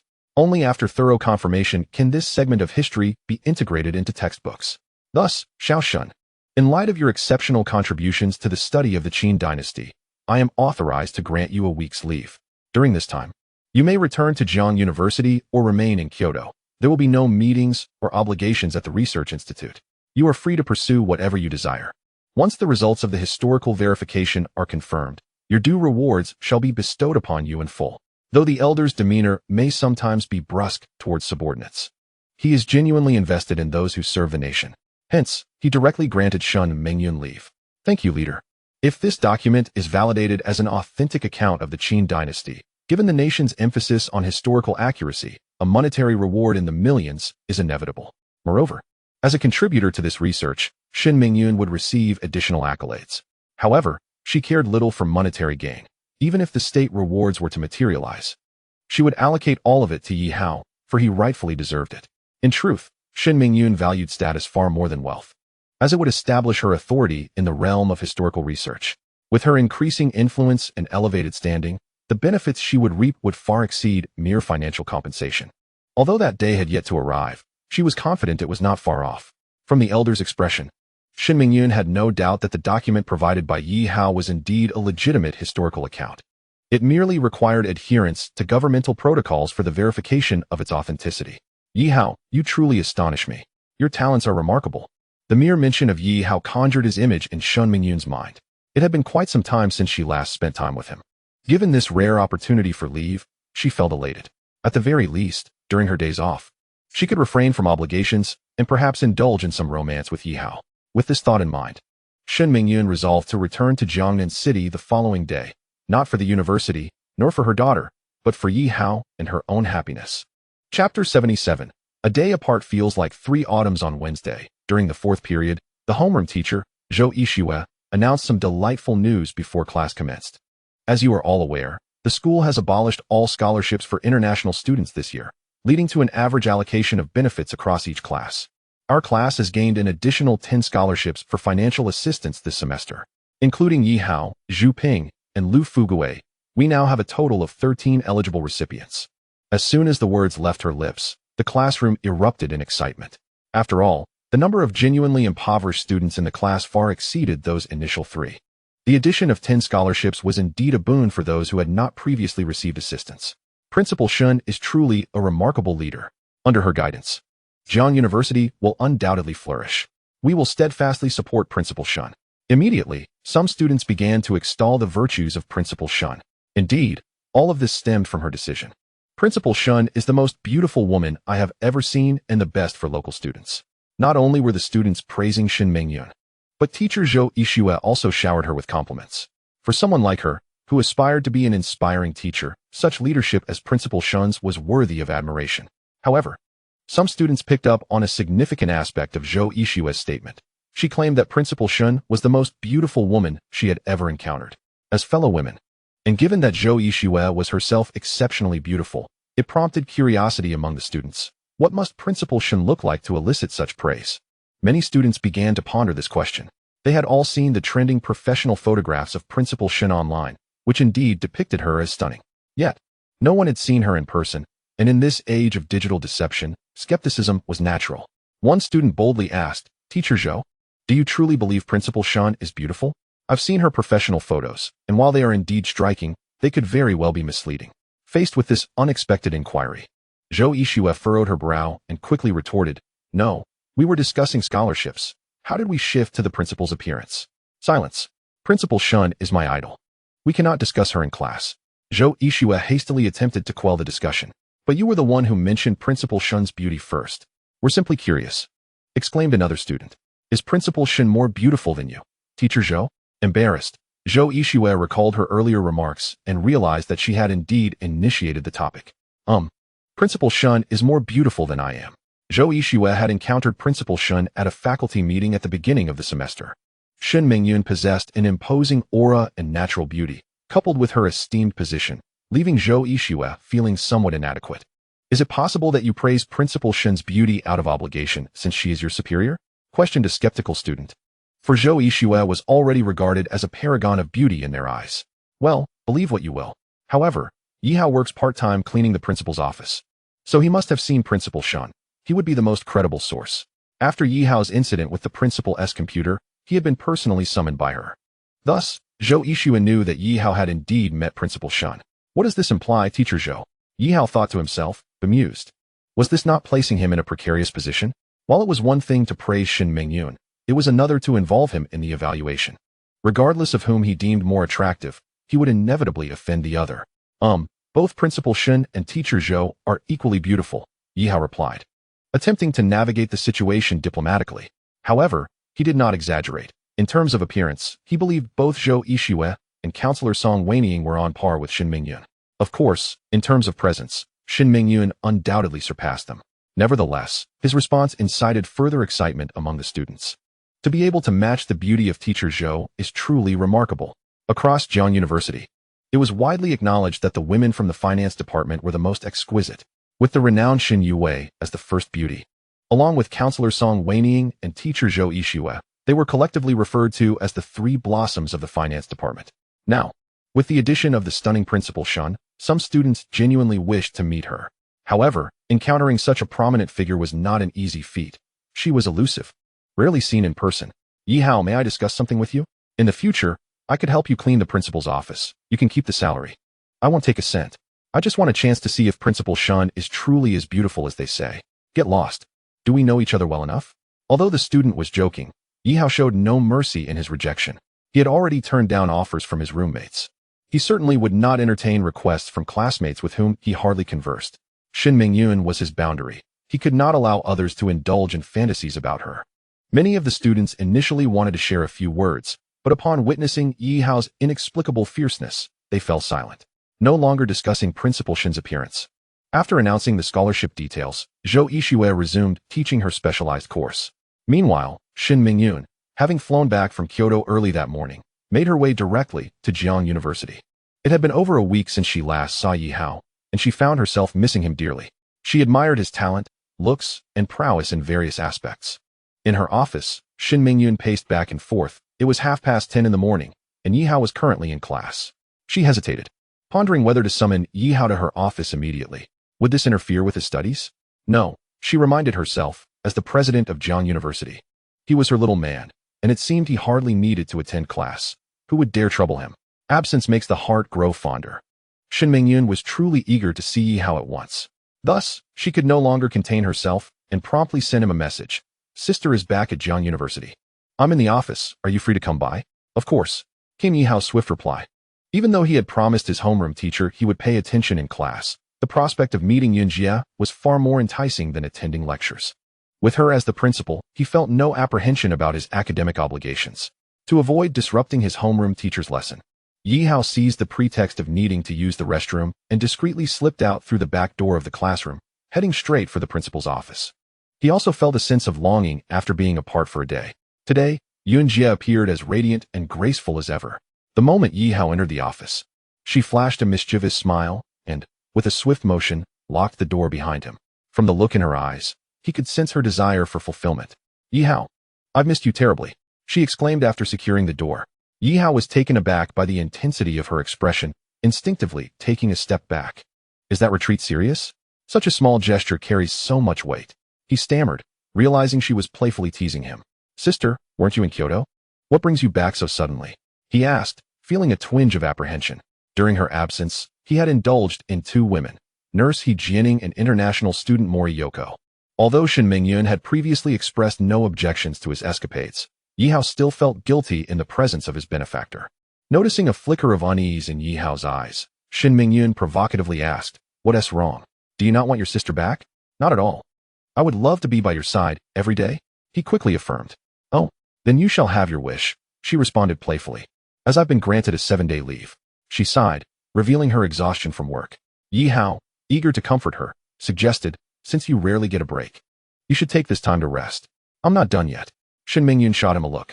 "I don't want to do anything, but I just what?" "Sister? Don't leave me in suspense. You are a person of importance," Yi Hao exclaimed, somewhat bewildered by her teasing. After a brief moment, he realized her intention.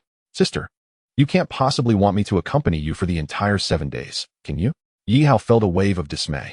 Spending that much time together would surely be overwhelming. Shin Mingyun, noticing his apprehension, challenged him. "What's wrong? Is there someone else out there? Have you lost interest in me?" Yi Hao quickly reassured her. "This has nothing to do with interest. It's a matter of survival. My stamina isn't infinite. Rest assured, I have no concerns about you straying," he insisted, hoping to quell any doubts. "I'm just teasing you." She laughed. "If you truly had an affair, that would be your fortune. You're young, and I've said before, I wouldn't mind. But please don't catch any diseases at such a young age." Shin Mingyun's demeanor lightened as she continued. "How about you accompany me for a little indulgence?" "Sister, you mean here?" Yi Hao was startled, realizing the implications of such a suggestion in the sacred principal's office. "Yes, I could have taken this holiday without coming to Jiang University, but I chose to be here for your convenience." "Then I must thank you for your thoughtfulness," Yi Hao teased. "Whether I'm thoughtful or not, right now, I want to indulge." With that, Shin Mingyun took action, her hands reaching for Yi Hao's clothing. He stood still, complying with her advances. As she removed his jacket, she followed suit, revealing her own fitted top underneath. The familiar sight of Shin Mingyun's figure was once again before his eyes, as captivating as ever. Yi Hao had been with women recently, but Shin Mingyun was famished for his attention, especially after their intimate encounters. An hour later, she instructed, "Yi Hao, go take a shower and give me a massage while you're at it."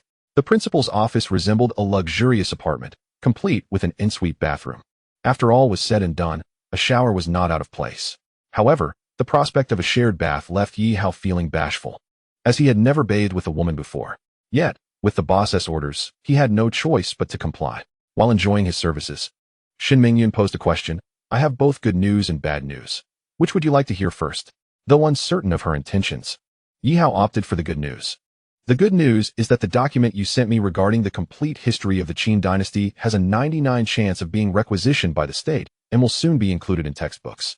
"Oh, that is indeed excellent news." Yi Hao smiled, feeling a sense of pride for indirectly contributing to his country's historical narrative. "Once everything is confirmed, I will ensure you receive every cent of the state's reward. Yi Hao quickly interjected, no, that was my exchange for your assistance with the treatment of international students. He understood the intricacies of relationships. Without Shen Mingyun, he would have been overlooked despite submitting the historical work. Don't worry, I will benefit immensely from this, and honestly, the state's reward doesn't concern me, Shen Mingyun reassured him. May I ask how much the reward might be? At least 1 million. But I'm not entirely sure. Upon hearing the figure, Yi Hao's eyes widened in envy. No one could resist the allure of money, especially someone like him who had grown accustomed to financial struggles. However, Yi Hao was curious. Logically, even if Sister Yun held the position of principal and possibly others, she should still be receiving a government salary, implying that she wouldn't be exceptionally wealthy. Why, then, did she dismiss the 1.5 million from the poem at Huanga Tower? And now, a reward exceeding 1 million? It seemed that she was indifferent to such sums. Sensing Yi Hao's thoughts, Shen Mingyun smiled and said, because I am not in need of money. If one were to meticulously calculate my wealth, I would rank within the top 1,000 of the Great Xia. Top 1,000 of the Great Xia? The weight of that claim is extraordinary. Yi Hao was taken aback. Such a status would require numerous substantial accomplishments. Chapter 79. Jealous of my daughter? Yi Hao was utterly bewildered. Especially after learning that Sister Yun was the principal of Jiang University, he had assumed that she was affluent. A wealthy woman, but not excessively so, given the constraints faced by public officials. Yet, to be among the top 1,000 in wealth? This revelation nearly left him astounded. Indeed, poverty had constrained his imagination. Moreover, Sister Yun, being influential, would undoubtedly receive gifts from those who sought her favor. However, did that not border on bribery? Suddenly, this thought struck Yi Hao, and he felt uneasy. He glanced down at Shen Mingyun, who was providing him a massage, and quickly asked, Sister, why are you sharing this with me? Is this something I should even know? What nonsense are you thinking? I merely wanted to inform you that I am not in need of money, so don't overthink it. Initially facing downwards, Shen Mingyun now turned her head to give Yi Hao a sidelong glance, as if she could guess his thoughts. Then, she added, I do not engage in corruption or bribery. I earn legitimate money. Wait, big sister, as a public official. How can you earn enough legitimate money to rank among the top 1,000 of the Great Xia? That implies you must have achieved hundreds of substantial goals. Who would believe in legitimate money? Yi Hao remained skeptical. What is your profession, sister? Shen Mingyun countered. I study history. Precisely. What holds the most value? Antiquities, of course. Do you understand now? Shen Mingyun's explanation seemed to resonate with Yi Hao. For instance, in his previous life, the original residents of the capital, the old Beijingers, were all quite wealthy. They didn't even need to work to live in luxury. Why? Because their homes were filled with antiques. Just the value of an old courtyard home could surpass the lifetime earnings of 99 of people. Yi Hao began to grasp that Sister Yun's wealth stemmed from her expertise. As a seasoned scholar in historical studies, her discerning eye for antiques made perfect sense. All right, let us not dwell on this topic. In any case, when I provide you with benefits, do not think about repaying me. I do not need your little gestures. Instead, if you truly wish to express gratitude, put in a bit more effort in other matters. With that, the female boss had spoken, leaving Yi Hao with little to argue. He could only nod in agreement. Sister, you shared good news. Do you not have some bad news as well? Well, the bad news is, do you want me to help you take revenge? But if I do, I cannot guarantee the consequences afterward. Revenge? What for? Yi Hao was taken aback. Remember a few days ago when you had that altercation with the international student? The vice principal nearly expelled you, right? Shen Mingyun's words jogged Yi Hao's memory. However, he had not given it much thought. Even if the vice principal was biased, he had no intention of leveraging Sister Yun's authority against him. After all, that power was not his own. Furthermore, the vice principal held a significant position, and Yi Hao did not wish to create enemies prematurely before establishing himself. Besides, that day, Shen Yue had stood up for him against the vice principal, which had sufficed for him. Noticing that Sister Yun seemed troubled by this matter, Yi Hao quickly reassured her. Sister, I wasn't actually expelled. It's not a big issue, you needn't worry. There's no need to even mention revenge. There was a rather youthful sentiment Yi Hao refrained from expressing. Even if he were to confront the vice principal, it would be his own doing, not through another's influence. Seeing Yi Hao's indifference, Shen Mingyun nodded, her admiration for him growing. Yi Hao, it is good that you think this way. If the vice principal targets you, I could easily take care of him, but I cannot always be by your side. What if he retaliates against you or your family when I am not around? So sometimes, do not let hatred cloud your judgment. Your awareness pleases me. Was Sister Yun still imparting life lessons to Yi Hao? Was she worried about his impulsiveness? Yet, one must admit The Yihao who had lived 2 lives, if he still lacked such awareness, would be better off dead. This is reality, not a facade of bravado. One cannot sustain a pretense without strength. Yihao was not that foolish. Sister, I thought it was truly bad news. This hardly qualifies as such. I harbor no resentment against the vice principal, nor do I plan to involve you or use your name to seek revenge. You need not worry. I am not that foolish. Yihao's words alleviated Shen Mingyun's concerns. All right, I shall not involve myself in this matter. In any case, remember, at Jiang University. With me backing you, you need not fear. Yes, thank you, sister, for your concern, Yihao replied. Let us not dwell on these matters any longer. I rarely have a day off. Let us enjoy it. Yihao, could you apply a bit more pressure with your hands? You forgot. This is quite strenuous for me. At Shen Mingyun's request, Yihao increased his strength. I meant to apply more pressure, not to pound me to death. Are you trying to take my life? Shen Mingyun exclaimed in pain. I'm sorry, sister. I lost control. Yihao quickly apologized. That's strange. Your technique was previously impeccable. Have you become rusty from not working at the foot massage parlor? Shen Mingyun inquired, leaving Yihao feeling extremely awkward. After all, the mention of the vice principal and the incident with the international student reminded him of Shen Yue. Are you thinking about something else? Shen Mingyun suddenly asked. No. Speak up if you have any questions. Let us see if I can help clarify anything. I'm ready to share. Sister, do you know Shen Yue? Yihao's question caused a tremor to run through Shen Mingyun. Shen Yue? What about her? Because during the incident with the vice principal, she helped me out. And it seems the vice principal is quite wary of her. I'm just curious about her status. Curiosity, or perhaps, had he developed feelings for her? That's not the case.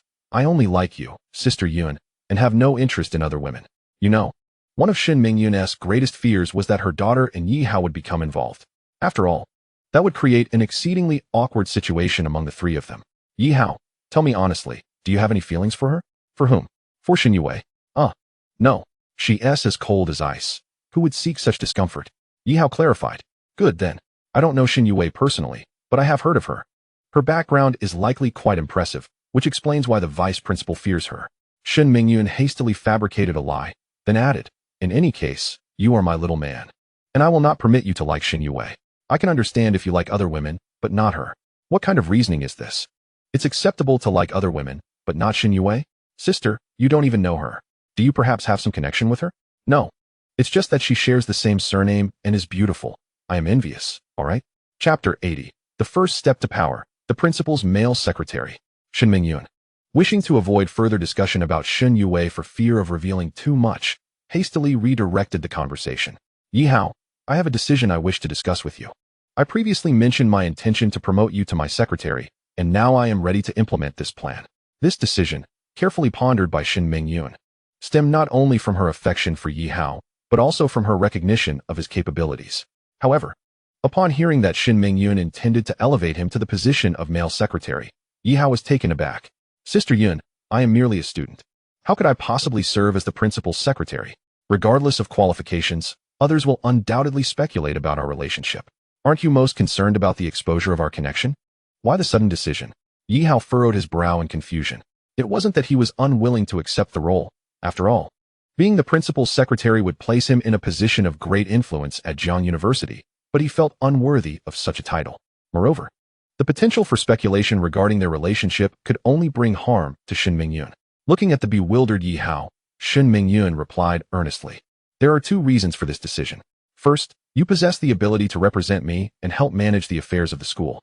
Second, by granting you the position of secretary, you would effectively become my representative, and no one at the university would dare to challenge you. For instance, even the vice principal, a mere clown in comparison, would have to show you respect. Moved by Shen Mingyun's explanation, Yihao realized that her primary motivation was to protect him. The secretary of a principal at a 985 university holds considerable power, even surpassing that of a vice principal. Yet, despite feeling touched, Yihao had to consider Shen Mingyun's welfare. Sister Yun, as a student, if I were to become your secretary, others would undoubtedly speculate about our extraordinary relationship, and that would not bode well for you. In response to Yihao's concerns, Shen Mingyun smiled. In the past, I was indeed afraid of our relationship being exposed, but then I realized that we have nothing to hide. I am divorced and unmarried, and you are also single. We have not violated any moral principles. So why should we fear exposure? Yihao found her reasoning compelling. After all, their relationship did not involve infidelity or deceit. Both were single adults. and their affection for one another was entirely natural. Furthermore, relationships between university students and faculty were not uncommon in the Daxia Kingdom. Sister Yun, even if you are untroubled by the implications of our relationship, I still lack the qualifications to serve as the secretary of a principal at a 985 university. Setting aside their personal connection, Yi Hao felt inadequate for the role. After all, a principal's secretary would typically be a doctoral student from a prestigious institution. Yi Hao, you need not worry about that. While I cannot speak for other institutions at Jian University, as the principal, I have the authority to choose my secretary. Even if others voice their opinions, they must suppress them. Suddenly, Shin Mingyun exuded an aura of authority that was hard to ignore. Are you certain that my role as your secretary won't cause you any trouble? Yi Hao still felt apprehensive, not out of fear for himself, but concern for Shin Mingyun. Rest assured, there will be no complications. Seeing Shin Mingyun's resolute expression, Yi Hao felt it was unnecessary to press further. After all, her decision to appoint him as her secretary was, in essence, a means of safeguarding him. How could he not feel touched by that? Sister Yun, why are you so kind to me? Your repeated kindness is overwhelming, making me contemplate an emotional commitment. He jested, but quickly caught himself. Forget that. Maintaining our current relationship is quite satisfactory. Do not flatter yourself. My decision to make you my secretary serves a purpose. Shin Mingyun shot Yi Hao an exasperated glance before continuing. The foremost reason for your promotion is to facilitate our meetings. This way, I can legitimately arrange to see you under the guise of work. Although Shin Mingyun's words seemed selfish, was that truly the case? Certainly not. Even without appointing Yi Hao as her secretary, their meetings would not be hindered. Yi Hao, as my secretary, in addition to a monthly salary of 30,000, you will not have to bow to anyone at Jian University. Naturally, avoid provoking Shin Yue. Her strong background means you should steer clear of her. Otherwise, I cannot assist you. Yi Hao had no intention of confronting the aloof campus beauty, but he found it curious that even Principal Shun was reluctant to provoke her. The mystery surrounding Shun You's identity deepened, yet Yi Hao chose not to dwell on it. In any case, he felt confident that there would be no conflict between himself and Shun Yue. Yi Hao, it is settled then. I will input your information now. Shin Mingyun began the process, and after entering Yi Hao's details, he felt an overwhelming sense of accomplishment. He had secured his first official position as the principal's secretary, a role personally appointed by the principal herself, an official record. How many aspired to be the principal's secretary? Yet Yi Hao, merely benefiting from the circumstances, had achieved this role, which felt almost surreal. Ah, Yi Hao, in addition to being a Jiang University student, you will now possess a notable identity. With your talents, you will eventually ascend to the pinnacle of power, and this first step begins with your role as secretary. Shin Mingyun had unwavering faith in Yi Hao's potential. She was grateful to have met him, viewing her support as an investment in the future. Sister Yun, now that I am your secretary, do I still need to attend classes? Of course. You are only in your second year. Have you ever met a prominent figure with a low level of education? Yi Hao nodded awkwardly, realizing that even if he wished to forego his studies, he must at least graduate from Jiang University. Once you become my secretary, I will arrange a suitable opportunity to introduce you to the senior administration. All right, sister. Well then, it's not yet noon. Yi Hao, you should return to class now. Shin Mingyun began to usher him out. However, Yi Hao was reluctant to leave. Chapter 81. Farewell to Moria Miko. All right, little one. Save your energy for next time. You should head to class now, and I too must prepare to leave the office. Shin Mingyun was not only sending Yi Hao off to class, but was also ready to vacate her office. Sister Yun, aren't you on leave? You look rather serious. Is there another meeting you must attend? Yi Hao inquired, unable to suppress his curiosity. I am not attending a meeting. I have some personal matters to attend to. As it was a private matter, Yi Hao felt it inappropriate to pry further. After all, he was merely her romantic interest. They had time ahead of them. Given that Shin Mingyun still had 7 days of leave, having just shared a bath, droplets of water glistened on Shin Mingyun's skin, resembling pearls and adding to her ethereal beauty. Yi Hao reached for a towel to gently dry her. Inadvertently, his hand brushed against an intimate area, causing Shin Mingyun to momentarily feel flustered. Nevertheless, she quickly regained her composure. Little one, allow me to dry myself. You should tidy up as well. Without waiting for Yi Hao's response, Shin Mingyun took the towel, swiftly drying herself before hastily dressing. All right, I am leaving now. Be sure to change and attend class once you're ready. With that, Shin Mingyun exited the principal's office. Watching her retreating figure, Yi Hao did not linger on his thoughts. After quickly changing his clothes, he left the office a few minutes after Shin Mingyun had departed. With just around 20 minutes left until the 4 classes on Wednesday morning conclude, Yi Hao, having already skipped classes, naturally had no intention of returning to the classroom. However, aside from the classroom and his dormitory, it seemed he had nowhere else to go. Suddenly, a thought struck him. Earlier that morning, the international student, Seni Miyoko, had sent him a message indicating her plans to return to Sakura Country that afternoon. On Monday, Yihao had mentioned that he would see her off on the day she departed. After all, Seni was a woman with whom he had shared an intimate connection.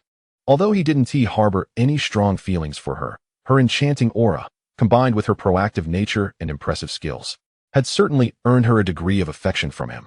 Yihao quickly retrieved his phone to revisit the message Seni had sent him that morning. Fortunately, her flight was scheduled for 5 p.m., and it was still not yet noon, leaving him ample time. He hastily composed a message. "Senior, are you still at Jiang University? I've skipped class and would like to treat you to a meal as a farewell."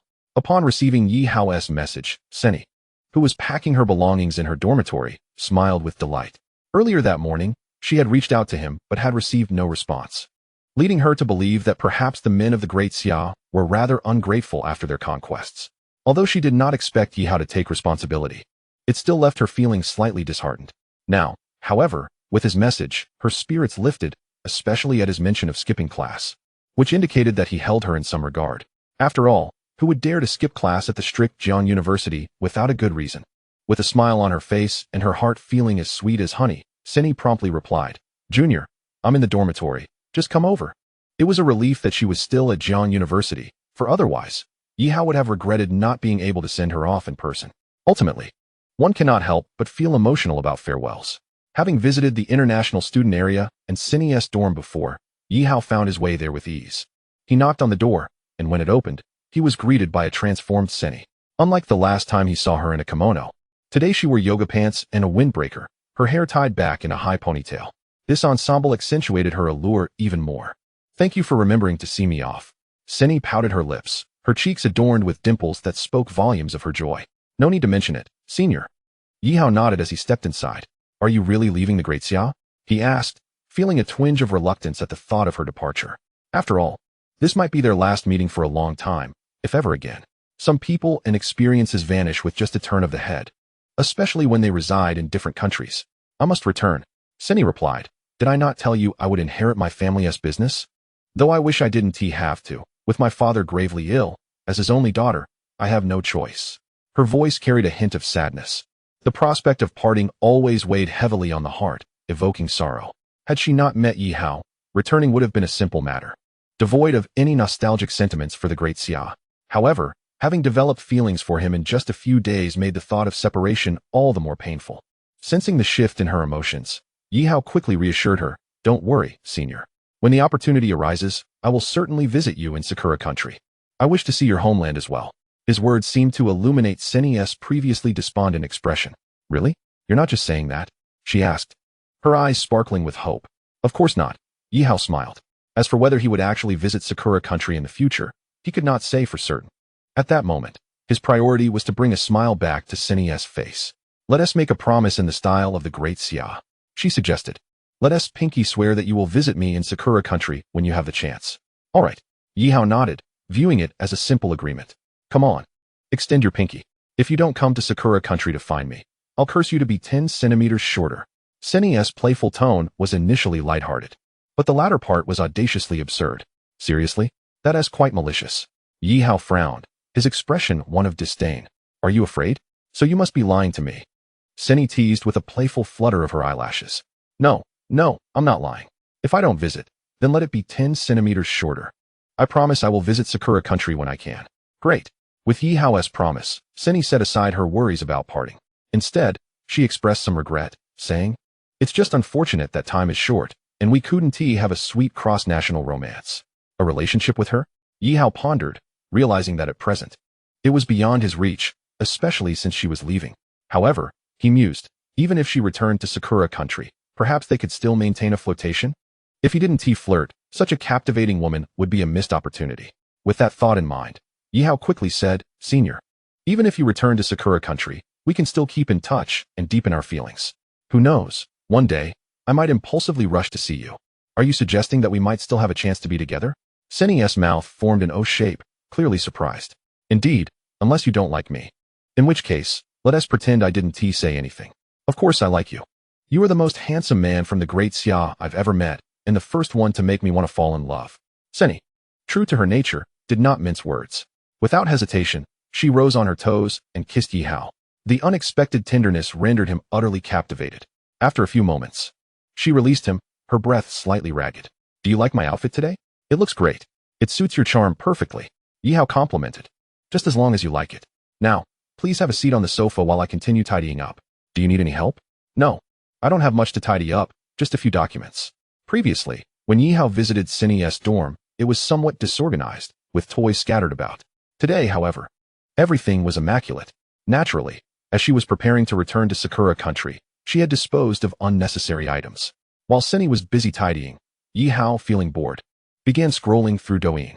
Just as he was about to open the app, he faintly heard some noises coming from the bedside. A creaking sound that fluctuated between clarity and ambiguity. Yi Hao was taken aback, wondering where those sounds were coming from. It wasn't just him, Seni also heard it. Yi Hao, maybe we shouldn't watch a movie today. I don't want to appear limping when I go home to my family, she suggested. Next time you visit Sakura country, I'll make sure to properly entertain you. Clearly, Seni misunderstood. It wasn't Yi Hao watching a movie at all. Senior, it's not me. Look, I haven't even opened my phone yet. Yi Hao protested, genuinely innocent. Huh, it's not you? Oh, I get it. It's from next door. Next to Seni lived an African exchange student, often referred to as the Black Pearl. This enchanting individual was in a relationship with a boy from the Daxiao region.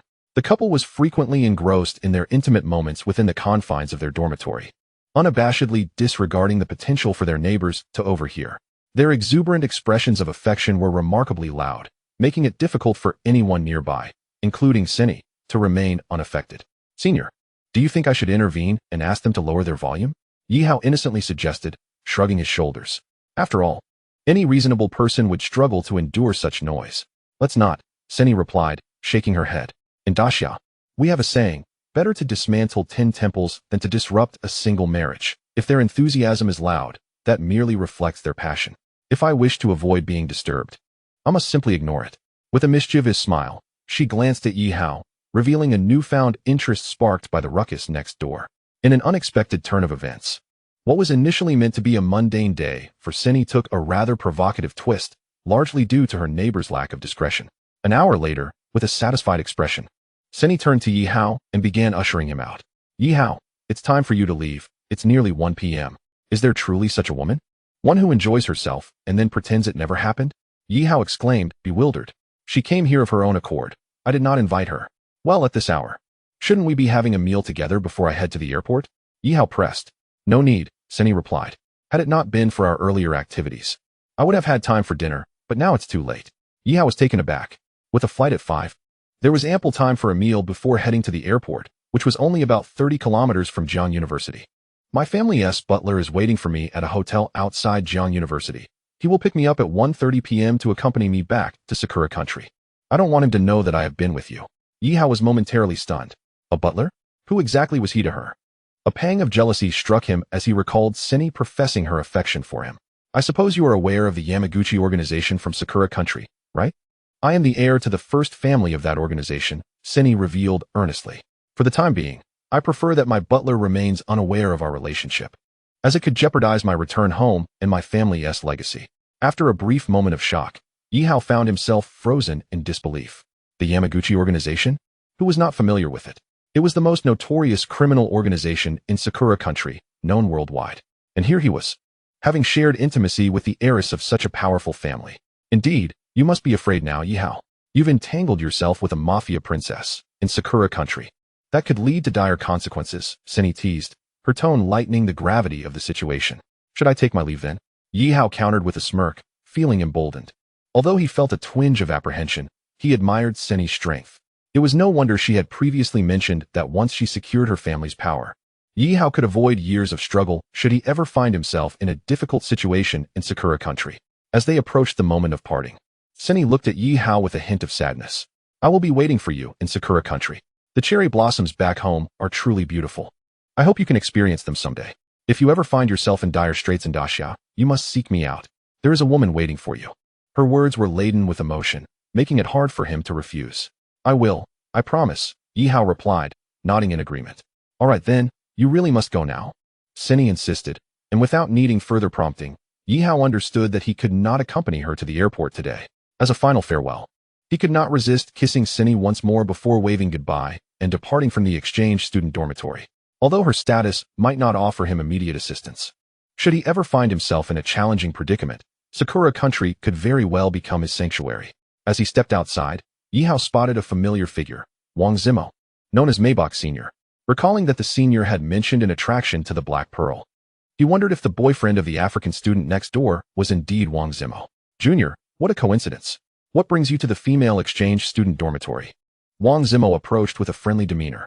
I was just passing through, Yi Hao replied with a smile. I'm here to discuss life with the Black Pearl, Wang Zimo said, a hint of pride in his voice. Yi Hao's earlier assumption proved correct. The boyfriend of the Black Pearl was indeed Maybach Sr. While he had no knowledge of the Black Pearl's appearance, he personally found it hard to appreciate her beauty due to his own aesthetic preferences. Junior, you look a bit disheveled. You weren't sneaking around here, were you? Wang Zimo teased. Absolutely not. I was merely passing by, Yi Hao insisted, downplaying the situation. Wang Zimo did not dwell on the matter, understanding that many students frequented the dormitory.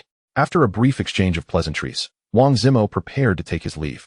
Oh, by the way, Junior, I forgot to mention something about the campus bell, he said, suddenly recalling something important. The campus bell? Which one? Yi Hao asked, puzzled. Surely you mean Xin Yue. Who else could be referred to as the campus bell at Jiang University? Wang Zimo replied, looking at Yi Hao incredulously. Senior, why should I care about Xin Yue? Yi Hao shot back, rolling his eyes. He had no personal connection to her, nor did he feel the need to be informed about her affairs. Junior, I genuinely believe you have the best chance of winning her over. After all, she looks at you differently. Don't let my previous title of adoptive father be in vain, Wang Zimo advised earnestly. Senior, it seems you might have to reconsider that title. Yi Hao retorted, feeling a bit embarrassed. Am I really the most likely to win her over? I have no intention of pursuing her, Yi Hao clarified, as he distinctly recalled Shen Mingyun's warning to avoid Xin Yue, which only reinforced his lack of interest. Seeing Yi Hao's indifference, Wang Zimo displayed an expression of frustration. Junior, are you not a man? Xin Yue is the dream of many boys at Jiang University. You possess the greatest hope of winning her affection. Do you not wish to experience the allure of the aloof campus beauty? Yi Hao was rendered speechless. Who would not desire to pursue such a stunning woman?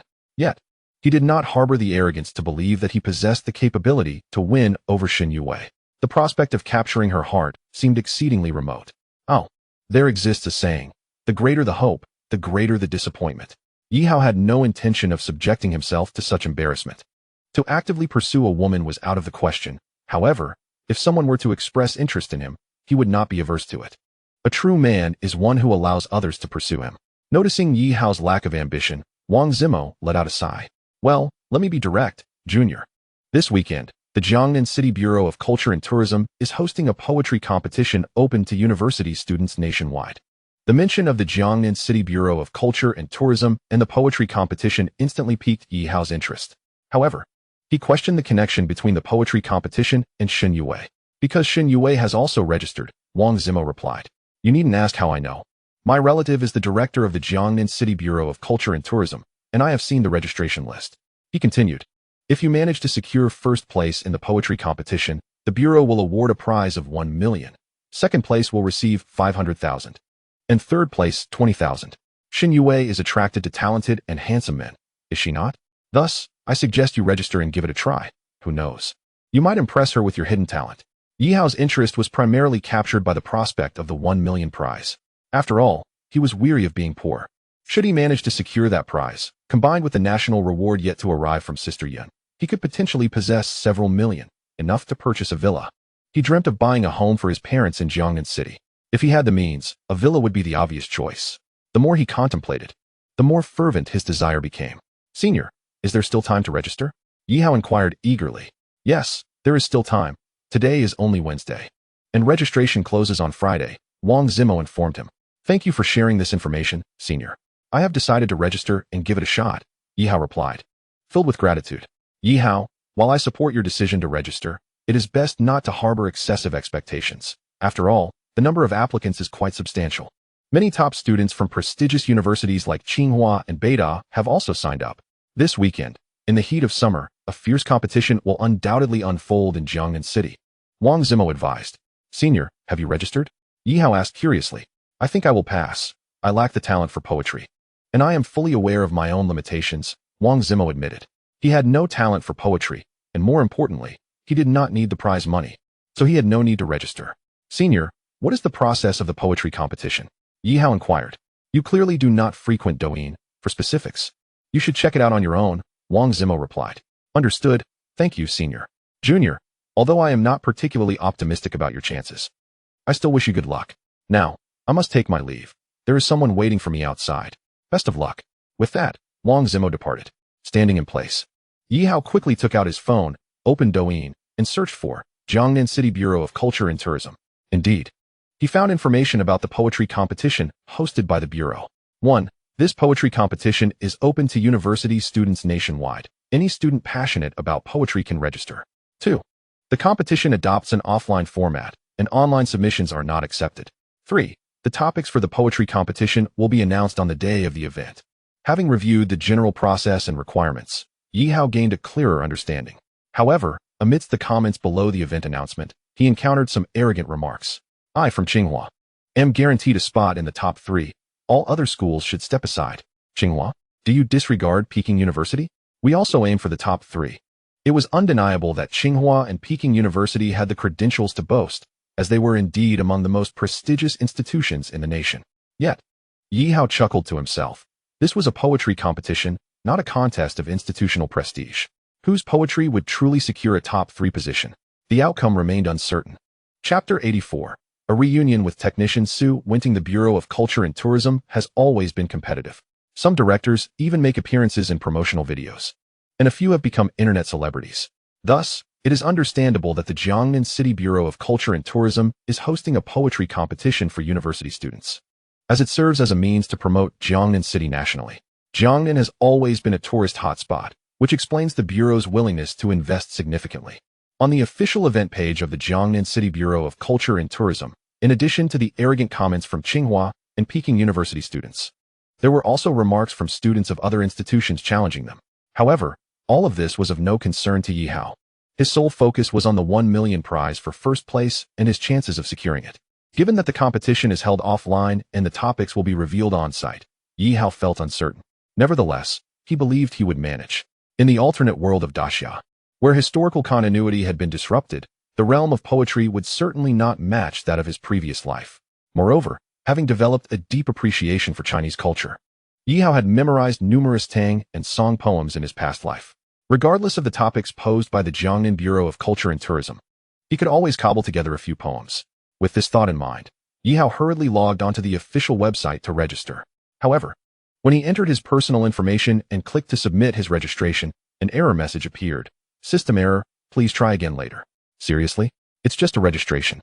The system of the Jiangnan City Bureau of Culture and Tourism has crashed? It was easy to imagine the immense popularity of this poetry competition. The number of applicants from across the nation was undoubtedly staggering. Some entered for the prize money, others for fame, and some purely out of passion. For instance, Xin Yue registered. Yi Hao understood that her motivation was certainly not financial, given that she could afford a Pagani. Yet, Yi Hao found it perplexing. If there were no limits on the number of participants, could Jiangnan City accommodate such a crowd? Setting aside the issue of whether Jiangnan could host everyone, the venue itself would surely be insufficient for all the university students nationwide. Well, registration closes on Friday, so I still have 2 days. I'll submit my registration later. Since the system is down now, there's no need to rush, Yi Hao thought. On Wednesday afternoon, Yi Hao had no classes. Typically, he would spend this time working part-time cleaning the principal's office, but that was no longer necessary. He could go to the office at any time, and it would not matter to Shin Mingyun whether he cleaned or not. As Yi Hao lay in his dormitory, taking a midday nap, he realized he had not written anything for several days. His story about the 3 kingdoms had not been updated since the chapter on Liu Bei's 3 visits to the thatched cottage. Initially, he had planned to earn money through writing. However, even after composing 200,000 words, the earnings from both royalties and tips amounted to merely 20,000. Notably, Xin Yue had contributed the most in tips. Of course, Yi Hao was aware that if he completed the book, it would undoubtedly yield significant profits. Yet, due to a twist of fate, a single poem titled Yellow Crane Tower had earned him 1.5 million, while a lengthy historical piece on the Qin dynasty, as per Shin Mingyun, would likely earn him at least 1 million in national rewards. Now, with the Jiangnan City Bureau of Culture and Tourism hosting a poetry competition with a first prize of 1 million, Yi Hao had become rather lethargic, lacking any desire to write. The Tale of the Three Kingdoms will be completed, but Yi Hao can only write slowly. He is no longer in a hurry. First, he aims to earn some quick money. Thus, lying on his dormitory bed, Yi Hao involuntarily recalls the Tang and Song poems he memorized in his past life. What topics will the Jiangnan City Cultural and Tourism Bureau present at this poetry competition? Regardless of whether they pertain to flowers, trees, or the seasons, Yi Hao has committed several verses to memory. After all, no matter what topics the Bureau offers, he can merely piece together these poems like a patchwork, as no one will know he has plagiarized. As Wednesday night approached, Yi Hao submitted his registration once more, yet he still could not succeed. What could be the issue? Was the registration system of the Cultural and Tourism Bureau malfunctioning? He felt a tinge of doubt. Brothers, could you try registering for the Jiangnan City Poetry Competition? Yi Hao looked towards his roommates, who were engrossed in their games, urging them to see if the issue lay with the system. Forget it, Yi Hao. We lack poetic talent, and wouldn't want to embarrass ourselves competing against universities nationwide. I'd rather not bring disgrace to Jiang University, his roommate Hao Yuqian remarked dismissively. In truth, he also wished to dissuade Yi Hao from registering, as they all understood his capabilities. However, seeing Yi Hao's determination, he couldn't bring himself to discourage him. I just want you to check if you can register successfully. I've tried multiple times and failed, Yi Hao insisted. Fine, I'll reluctantly help you, Hao Yuqian acquiesced, opening the registration website, only to be met with the same message indicating a busy system. Yi Hao, it's not a system error. It seems the Bureau has changed the rules, his roommate Qin Chaoran pointed out while reading the news. Changed the rules? Yi Hao gasped in surprise. Well, take a look for yourself. Under Qin Chaoran's guidance, Yi Hao indeed discovered an announcement. Due to an overwhelming number of registrants, the system has crashed. The following adjustments have been made to the event. 1. Each university may register a maximum of 3 participants. 2. Contestants must submit their names as a group through their respective universities to the Jiangnan City Cultural and Tourism Bureau website. 3. All other conditions remain unchanged. Upon reading this announcement, Yi Hao's heart sank. They had limited the number of participants, a maximum of 3 from each school. Regardless, Yi Hao was resolute about competing. He must vie for that 1 million yuan prize. However, the registration would now be conducted offline, requiring a collective submission of names through the university. As the principal's secretary, Yi Hao was well positioned to assist with this matter. He immediately messaged Sister Yun, Sister, I wish to participate in the poetry event organized by the Jiangnan City Cultural and Tourism Bureau. Of course, I was already considering inviting you to compete. After all, the prize is substantial, and I have high hopes for you, Shin Mingyun replied. Initially, she had not been concerned about the event. But since it was held in Jiangnan City and Jiang University was local, as principal, she naturally wished for her students to achieve recognition in a homegrown competition. Regarding Yi Hao's talent, she had no reservations. If he participated, she felt confident he would secure the top prize. By the way, Yi Hao, we have 3 slots for competitors. Each college has compiled a list of interested participants and sent it to me, but I haven't had time to manage it. You can finalize the selections aside from yourself. I don't expect the others to win anyway, Shin Mingyun informed him. Shin Mingyun handed over the responsibility for Jiang University's 3 slots to Yi Hao. Upon reviewing the lengthy list of registrants she provided, Yi Hao glanced over it. In the finance college, aside from Shin Yue, there were over 100 applicants. Even in Yi Hao's class, more than 10 students had signed up. Clearly, he wasn't familiar with most of the others. In contrast, he was more inclined to select Shin Yue to participate. Therefore, he decided to retain her name on the list. With Yi Hao and Shin Yue confirmed, he needed 1 more participant. He sifted through the extensive list once more. For the poetry competition, students from the literature college would likely excel. His gaze ultimately fell upon the name Su Winning from class 3 of the first-year literature students. His heart raced. Could this be the Su Winting he knew, the technician from Dream 6? If so, she was also a Jiang University student? Chapter 85, Is Attractiveness Justice? Regardless of whether this first-year literature student was indeed the Su Winting he was acquainted with, the mere coincidence of the same name compelled Yi Hao to award her the last available slot. Once finalized, Yi Hao promptly forwarded Jiang University's list to Shin Mingyun. Upon receiving the final list from Yi Hao, Shin Mingyun was left speechless. Shin Yue, my daughter also wishes to participate in the poetry competition. She doesn't need the money. Why would she want to join the fray? Simultaneously, she pondered whether Yi Hao's talent might shine in the competition and draw her daughter's attention. This was her greatest concern. The thought of a mother and daughter being interested in the same person was utterly perplexing. After deliberating, Shin Mingyun felt she could not simply remove her daughter's name from the list, so she decided to discuss it with her, hoping to persuade her to refrain from joining the competition. Thus, she sent her daughter a message. Yue, why don't you skip the poetry competition this weekend? You don't need the money. Perhaps let another student take the opportunity? No way. I also want to bring glory to Jiang University, Shin Yue responded in the chat. This ISNTA national-level poetry competition. What glory can you bring? Shin Mingyun questioned, her curiosity piqued. Mom, haven't you seen the comments on Douyin? Some top universities have stated they intend to sweep the top 3 spots, even though Jiang University is a local institution with the advantage of being the host. It's still overshadowed by their absolute prowess.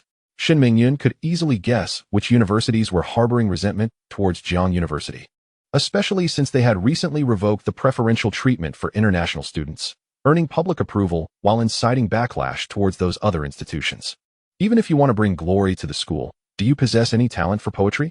Shin Mingyun still wished to persuade her daughter to reconsider, believing Yihao would easily surpass the so-called rival schools. Of course I have talent. You just don't know it. You can write poetry? Shin Mingyun was taken aback.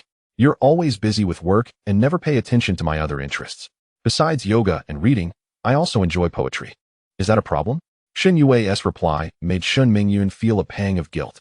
As a mother, she had never taken the time to inquire about her daughter's interests, which hardly made her a qualified parent. Oh well, if she wants to participate, let her. Besides, she doesn't know Yihao well enough to be swayed so easily. Thus, Shin Mingyun, feeling guilty toward her daughter, ceased her attempts to dissuade her. It seemed that no matter how she argued, it would be futile. Her daughter was determined to join the competition. Moreover, there was another method to prevent the situation. If Yihao chose not to participate, he would not showcase his poetic prowess. Yet, Shin Mingyun quickly shook her head at this thought. With Yihao's remarkable talent, he undoubtedly stands as the most prominent figure among the 3 contestants from Jiang University. Without his participation, the likelihood of Jiang University winning this competition diminishes significantly. What can be said about those top-tier institutions that harbor animosity towards Jiang University? Alas, one can only hope that neither Yihao nor my daughter sparks any unexpected chemistry during this competition. Shin Mingyun also believes that the chances of any such chemistry between her daughter and Yihao are slim, considering the poetry competition only lasts half a day. As for the list Yihao provided, which includes a student named Su Wenting from the College of Arts, Shin Mingyun is unfamiliar with her and indifferent to her. Once Shin Mingyun finalized Jiang University's list, she promptly submitted it to the Jiangnan City Bureau of Culture and Tourism. Following the submission of the list from all participating schools, the Bureau published them on their official website. The next day, Thursday, when Jiang University's trio of names appeared on the university's forum, it caused quite a stir. Shin Yue, Yihao, and Su Wenting. Shin Yue, the university's flower, is both beautiful and academically gifted, so there were no objections to her participation. But who is Yihao? And who is Su Wenting? How did they manage to stand out from the hundreds of applicants from Jiang University? Instantly, discussions erupted on the forum.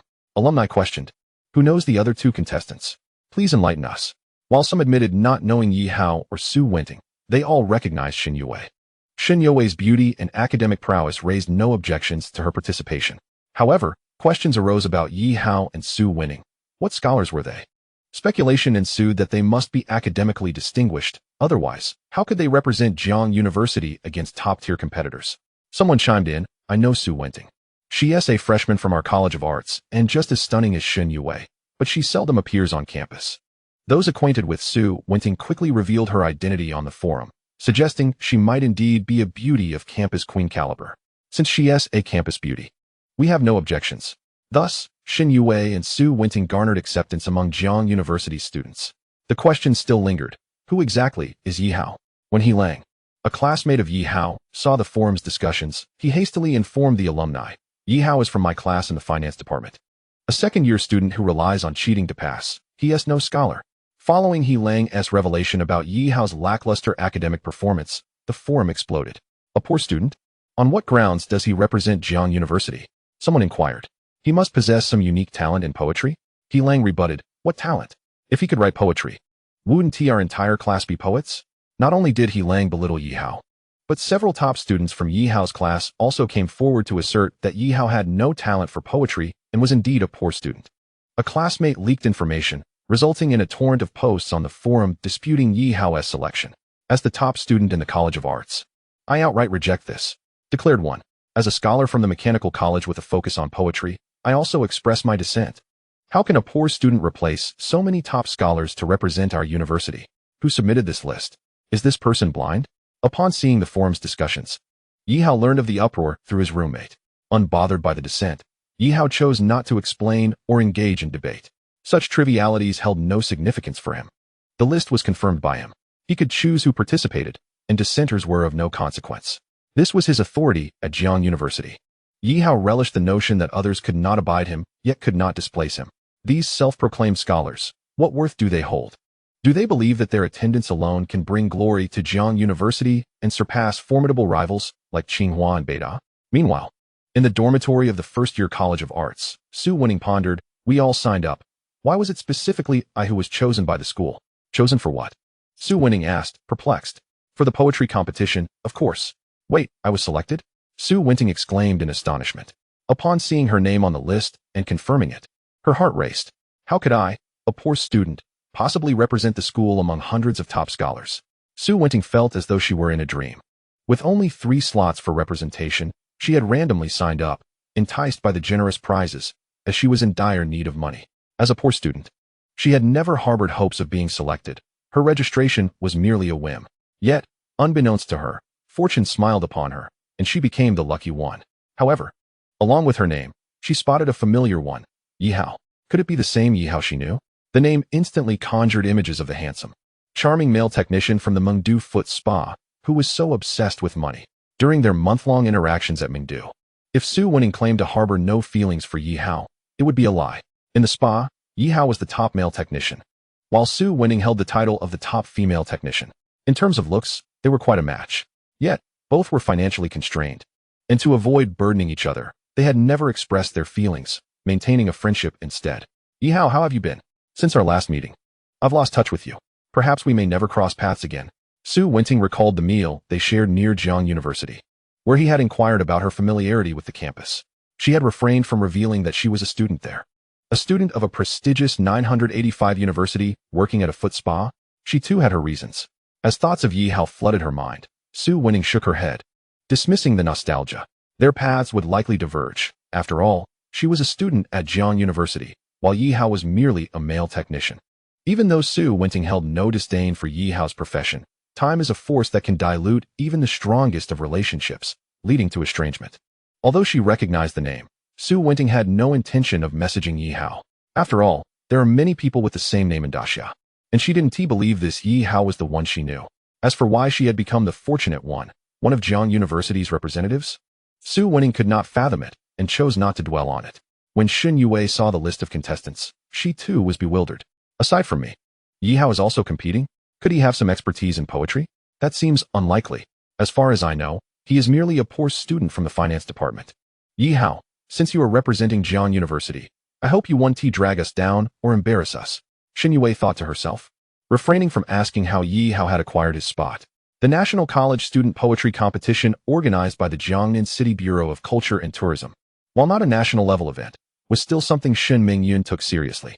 Firstly, it was an event hosted by Jiangnan University, and as a local institution, it must not lose face. Secondly, numerous schools on social media had made bold claims to overshadow Jiang University, even though it was the host. Given these two factors, the ever-competitive Shen Mingyun felt the need to prepare diligently. Initially, she had intended to lead the team personally, as she rarely had time off and wished to witness such a grand event for university students. The issue at hand is her identity. Not only would the director of the Cultural and Tourism Bureau of Jiangnan City treat her with utmost respect, but even the mayor would bow in deference. Therefore, her presence at the event could potentially compromise the integrity of the competition. Additionally, her daughter and Yihao would both be present, one being her young lover and the other her daughter. The mere thought of the three of them in the same frame filled Shen Mingyun with embarrassment. Considering these factors, Shen Mingyun decided against personally leading the team. However, it was imperative to appoint a teacher to head the team to demonstrate Jiang University's support for local activities. This leader needed to excel in every aspect, prompting Shen Mingyun to think of Song Weiniang, Yihao's counselor. Song Weiniang, a counselor for the second-year students in the finance department, not only knew Yihao but was also acquainted with Xin Yue, facilitating effective communication among them. Furthermore, Song Weiniang possessed an exceptional demeanor and charm, making her the ideal candidate for this role. Consequently, Shin Mingyun entrusted the responsibility of leading the team to Counselor Song Weiniang. What? Principal Shin personally assigned me a task? I must perform splendidly, Song Weiniang thought, overwhelmed with joy upon receiving the directive. After all, Principal Shun was a figure of considerable stature, and as a subordinate, it was her duty to execute this task impeccably. Under normal circumstances, as a typical counselor, Song Weiniang would have little opportunity to cultivate a rapport with the principal. Contemplating this, her excitement was palpable. Upon reviewing the list of participants, Song Weiniang was taken aback. Shin Yue was a top student, undoubtedly deserving of her qualification to compete. The student named Su Winting hailed from the College of Literature, known for its strengths in Daxiao literature, so her participation was not unexpected. However, Yihao? How could he possibly have qualified for the competition? The counselor found herself at a loss for words. She was well aware of Yihao's capabilities as her student. Oh, of course, Yihao had been working part-time cleaning the principal's office. Perhaps that had fostered a familiarity that led the principal to provide him with this opportunity to gain experience. Having come to this realization, Song Weiniang decided to move on. After swiftly familiarizing herself with the various rules of the poetry competition, she resolved to summon 3 students to her office for a brief discussion regarding the essential matters of the competition, allowing them to become acquainted with one another. Although the competition was an individual endeavor, they represented Jiang University and thus needed to unite in their efforts. With this in mind, Song Weiniang sent messages to Yihao and Shin Yue, informing them of her role as the lead teacher for the competition and inviting them to her office for a discussion. She had contact details for both Yihao and Shin Yue, but she was unfamiliar with Su Weiniang. After inquiring with the first-year counselor from the College of Literature, she also notified Su Weiniang to come to her office.